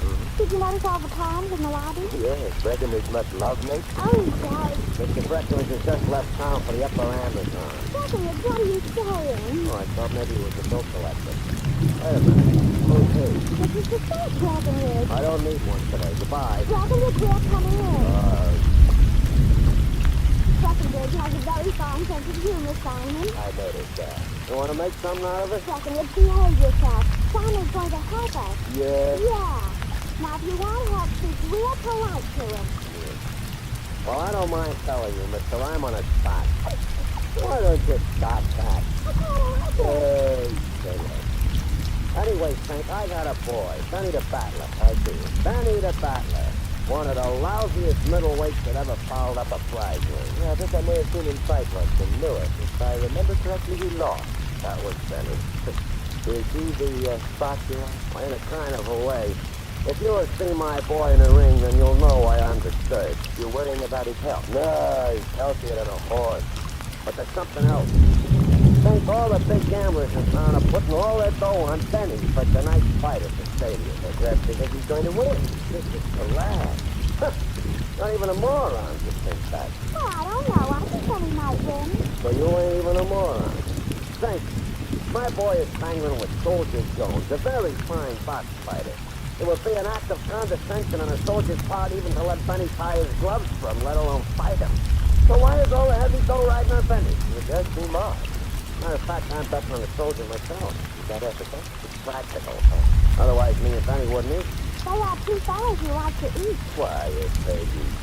Anyways, that worries me. These gamblers all betting on my boy. Also, the guy who was the boss of this gambling outfit I have mainly got in mind is a guy named Mr. Sweeney. Mr. Sweeney. Mr. Sweeney is a nice, quiet guy who don't look like he'd harm a fly. So he wouldn't harm no fly. But when it comes to guys who he is under the impression they have handed him a bad deal, then he is murdered.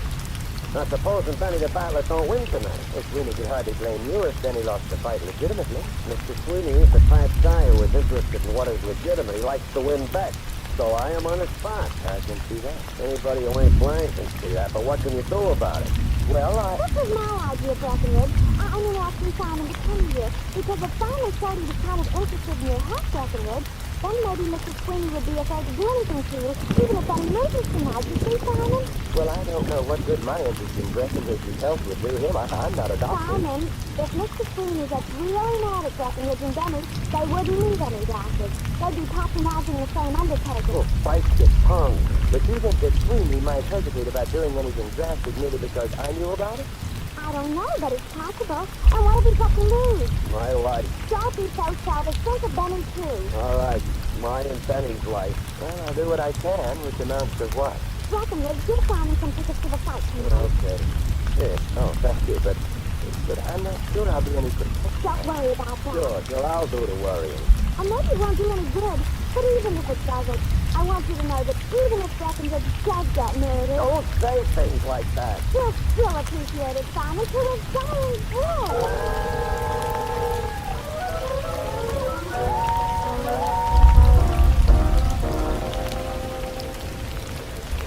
Taxi! Hey, taxi!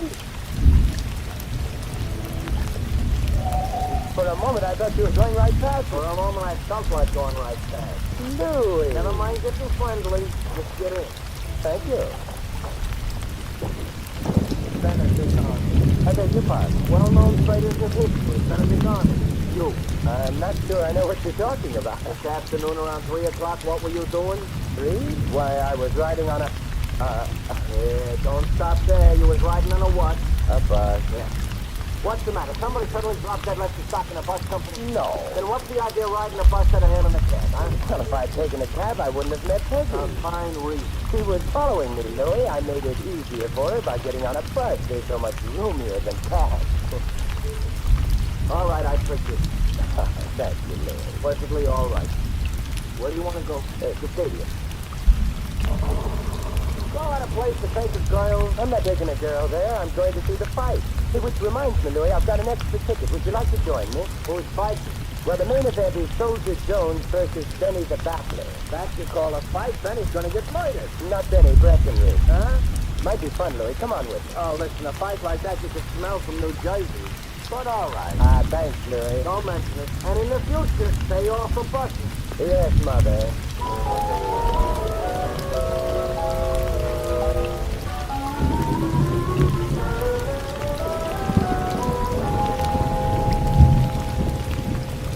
Benny's dressing room must be up ahead. What are we going to do? Sympathize with him before he goes away and gets slaughtered? Just with him, lad.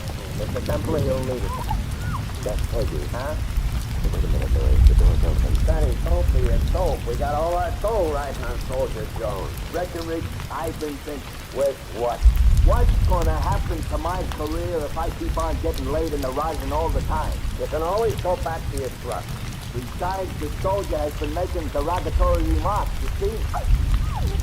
He's unhappy. What kind of derogatory remarks? About you personal or professional? Derogatory remarks about I think. So when I get in that ring tonight, I am going to bat his ears off. Benny, listen to me. First, if you hit him, he's liable to get mad at you and maybe kill you. Second, if they should happen to pass a miracle and you should lay him away, we all lose our soul. Benny, we gotta die for him. I don't die for that bum. Benny, don't answer me too quick. You know what's happening to the price of fresh meat? Come on, it sounds like a preliminary. Let's go, Larry. No time to think it now. We gotta get back. The less I see you, Benny, the back with a happy You're quite a spot, though. Unless Soldier Jones kills him inside the ring, Sweeney is likely to kill him outside.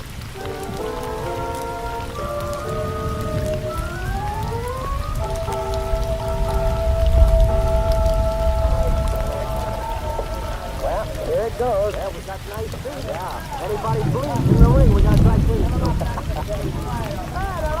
You're thinking of a horse race. Looking at Benny the back, well, how wrong am I? He runs nice. Yes, he does seem to have got on a bicycle. But how long can he stay on a bicycle without falling off on his ears?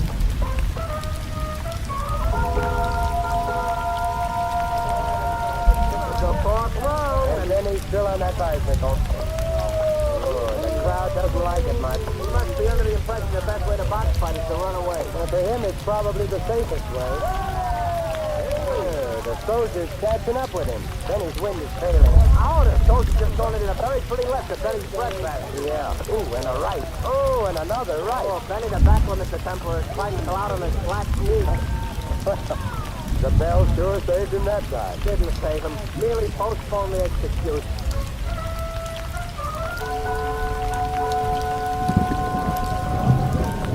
This round, and I got an idea Benny ain't going to be around for the sixth. Yeah, Benny seems to be looking for the nearest policeman. He's sort of wandering around. The soldier is... Hey! I don't believe it. Benny just threw a punch at the soldier.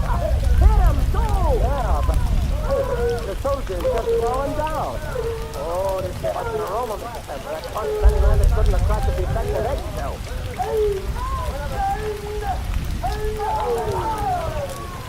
Benny, and I say this in some blackness of mind, has just won. Yeah. With the best invisible punch I ever seen. Must have been quite a punch. Soldier hasn't moved yet.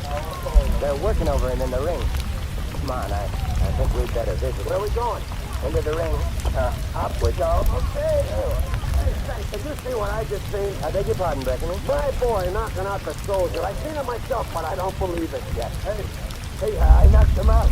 Maybe I could botch my career, huh? With one punch, I lay him right on the canvas. He ain't even got up yet. I think I want to take a look at him. His handler's still working over him. Very horizontal. Yes, Louis. Furthermore, I suspect he needs a doctor. A doctor? You got a yen for medical attention or something? Correction. What he needs right now is a death certificate.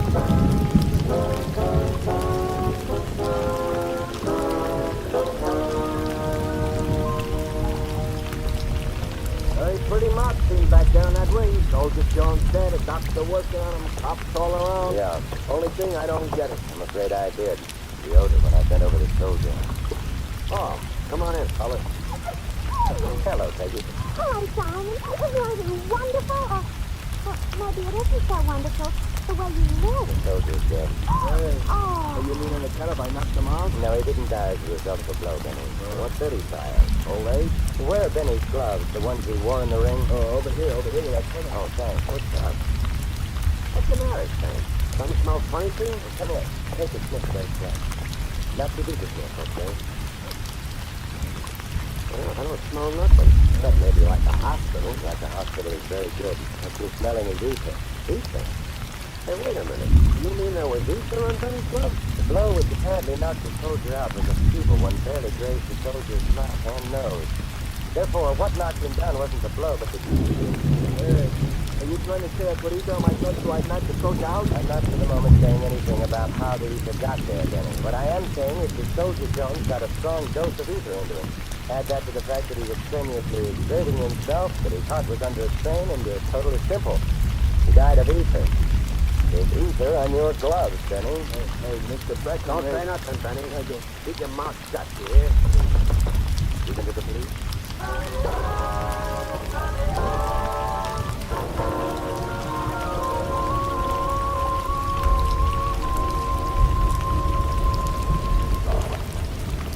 Poor Benny. He looked so sad when the cops put the arm on him. If they can make their case stick, you'll look sadder still. Breckenridge didn't look so happy either. It's not hard to understand, one way or another. And that Dave Texas, he was sneezing like a locomotive with a hitman. It saved her from answering questions. Yeah, all of which doesn't add up to the strange fact that you've instructed me to drive you to the Happy Hours next club. It happens to belong to a man named Mr. Sweeney, the head of the gambling syndicate which bet on Benny in tonight's fight. Oh, Mr. Sweeney ought to be a very happy man. We're not going to watch him rejoice. What are we going to watch him do? Pay off, perhaps?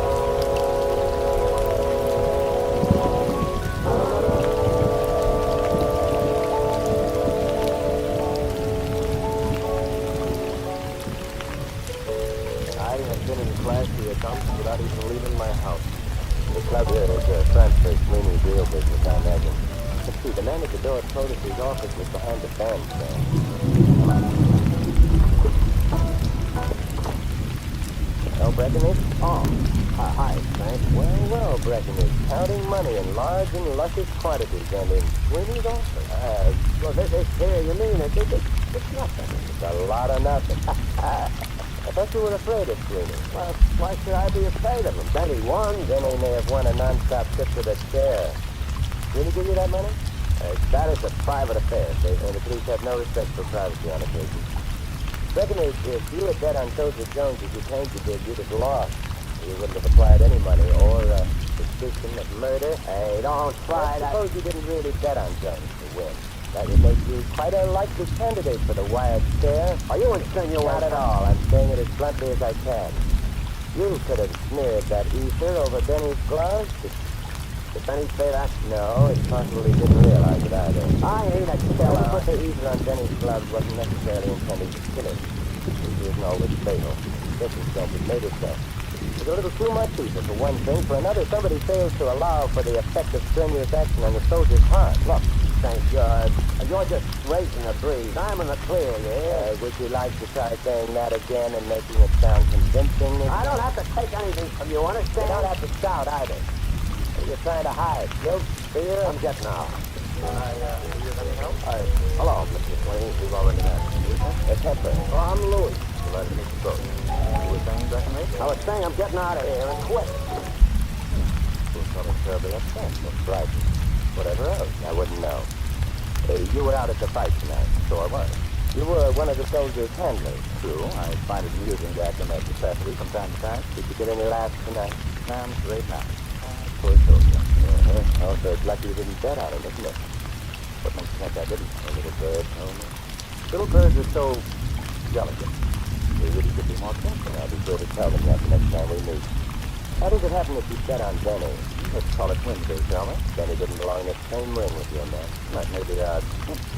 Would also put Breckenridge on the spot if Benny had lost. Benny didn't lose. Breckenridge, therefore, the difference. Let us say, off the record, mind you, that Breckenridge is still a bit. Yeah. So long, Must you rush away? I don't care for the atmosphere around here. Sweeney, what's the matter with it? Like the ether on Benny's gloves, Mr. Sweeney, it's overpowering.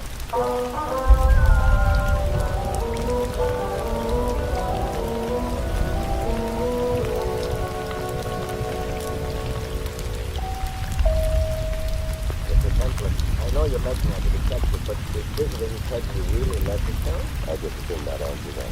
That's all right. It's a small house. Hey, You must live alone. Get the smirk out of your voice, Louis. Either I'm nuts or you are. And you vote for me, huh? And you see, Louis, Peggy may know something. Oh, sure. Only what about? You better change your subject over and you know about it then. Now, come on.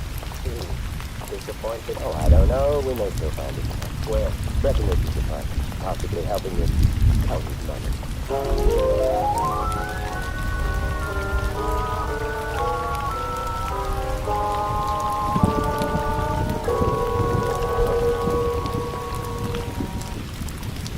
Breckenridge ain't answering doorbells tonight neither. Oh, come now, Louis. Give the lad a chance to hide the money. Yeah. Unless we took it on the land. Where on earth did you think I got it? The radio.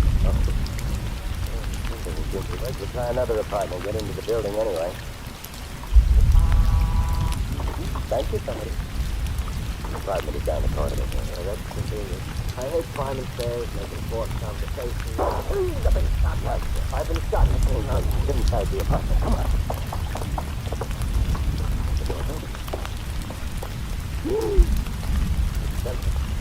Behind that desk, That bullet did his job. Captain Temple, revolver in his right hand. But it's supposed to be his hand loose on the gun. Ain't that the way it always is? After all, the guy is dead. Yeah, but 9 times out of 10, there's a spasmodic reaction at the moment of death. The hand grips the gun more tightly instead of loosening.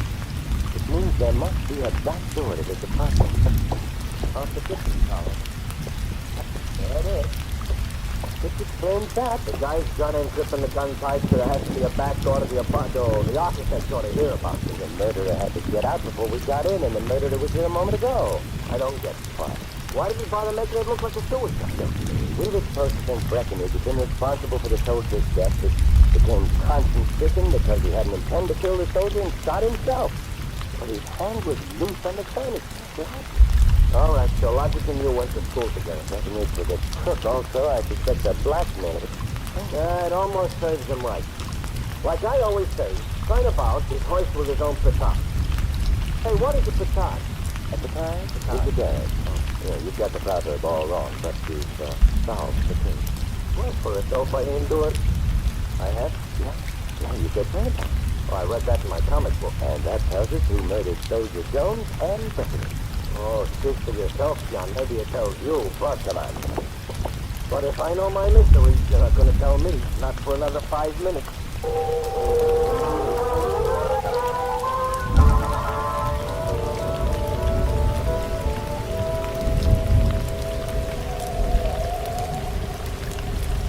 I know the 5 minutes ain't up yet, Mr. Templar, but maybe you could sneak in a little explanation now, maybe save some time later. Well, Louis, the problem all along has been who put the ether on Denny's glove. Denny, Breckenridge, Peggy. But then you said turnabout, and I knew who had really put the ether there. Well, never mind the dramatic pause. Just keep going. The person who put the ether on Denny's glove is the court. Yeah, I should have known. For a minute back there, I thought maybe I was going to find out something, but I didn't have to worry. Happy Hours nightclub. But why are we here? They don't keep corpses. Probably not. Besides, who can arrest the corpse? Oh, but you see, the corpse wasn't guilty. I'm going home and teach my kids. Maybe that way I'll stop feeling inferior. Look at the joint of this verdict. All the little tables covered up with their little white crowds. Why didn't I say that? Look at the lights down in Jimmy's office. Yeah, I wonder. Did it go home? Still not. Come in. Sounds quite simple. Wow, Mr. Templar, good evening. Just been having a friend again party with my alibi. My friend. I'd like to see you alone, Mr. Sweeney. Very well. Then if you've got to bore me anyway. Boys, get going. You've been playing cards all evening with him? No. Perhaps you consider it a waste of time. I don't. They testify to your having been here all evening, huh? It's called upon. There could be nothing less, but why should they be called upon? Defended you with an alibi. For what? Breckenridge's murder? Nonsense. He committed suicide? How did you know? A little bird told me. The same one who told you about my betting on Dennis. I'm afraid not. Breckenridge was the little bird who told me about that. He forgot to tell me about the murder, though. Breckenridge committed suicide. I'm not talking about Breckenridge's death. I'm talking about Soldier Jones. Oh. Mr. Templar, I will readily admit I earned a considerable sum by his unfortunate demise, but the ether was on Benny's gloves, if you remember. And I was never near those gloves. True. Well then, Nevertheless, you are going to die for Jones's death. you're becoming unpleasant. However, you've just admitted I shouldn't have tampered with Benny's gloves. I have, but may I mention one word to you? The pain about it. All right, you mentioned it. You'd be more interested because it led me to realize something. Soldier Jones died because there was ether smeared all over his mouth and nose. We've all been assuming that the ether got there from Benny's glove. How true. Remember the word spin about Mr. Cleaning? Suppose the ether got onto Benny's gloves from Soldier Jones's face. I think the hour is late. Very late for you, because the ether was on the soldier's face first. When Benny hit the soldier, he got the ether on his glove. But it was the soldier's face that smeared ether on Benny's gloves, not vice versa. But how would the soldier get ether on his face first? From a towel used by his handler on him, and see where his handler was before. Just as he started into the ring, you wiped his face and deposited the ether on his nose. His momentum carried him into the center of the ring. Then he took a poke at him, and that was that. What? Yeah. Breckenridge realized what you'd done. That's why you paid him off after the fight. If you knew that he'd blackmailed you for the rest of your unpleasant life, so you murdered him. That's your guess, and you can't prove I got Soldier Jones. I got the towel. You're lying. I burned it. Louis will make a nice witness. Let's go chat to policemen about all this. Oh, no. You're pointing, but isn't polite with a gun, which isn't safe. Yeah.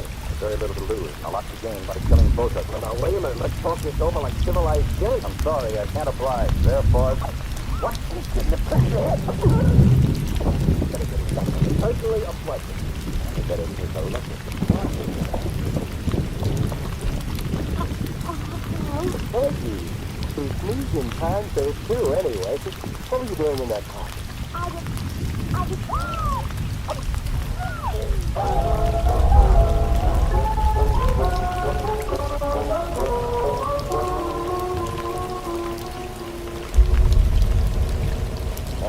So, Peggy?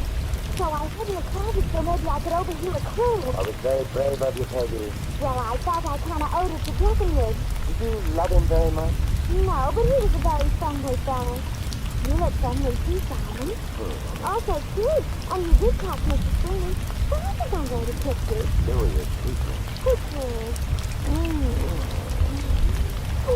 Peggy, you haven't sneezed. I don't kind of like this. Who wants to sneeze? All right, you are. You caught my sneeze. You didn't I? However, as Louis mentioned earlier, I am hoist by your petard.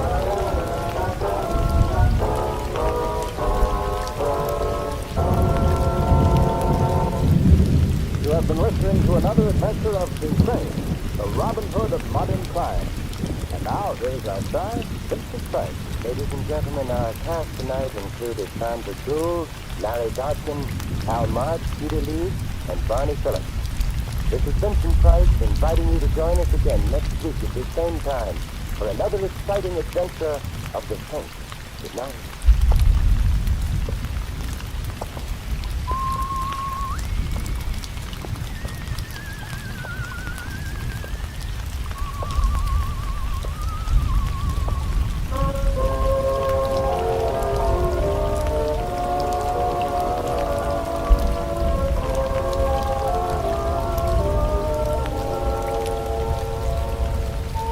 Tonight's script of The Saint was written by Louis Vitters. The music was composed and conducted by Von Dexter. The Saint, based on characters created by Leslie Carteret, is a James L. Safier production and is directed by Helen Mack. Vincent Price is soon to be seen in the Universal International picture Curtain Call at Cactus Creek. All you Saint fans will be glad to know the Saint comic books are on sale at all newsstands. You're an outfitter, Doug Gorley.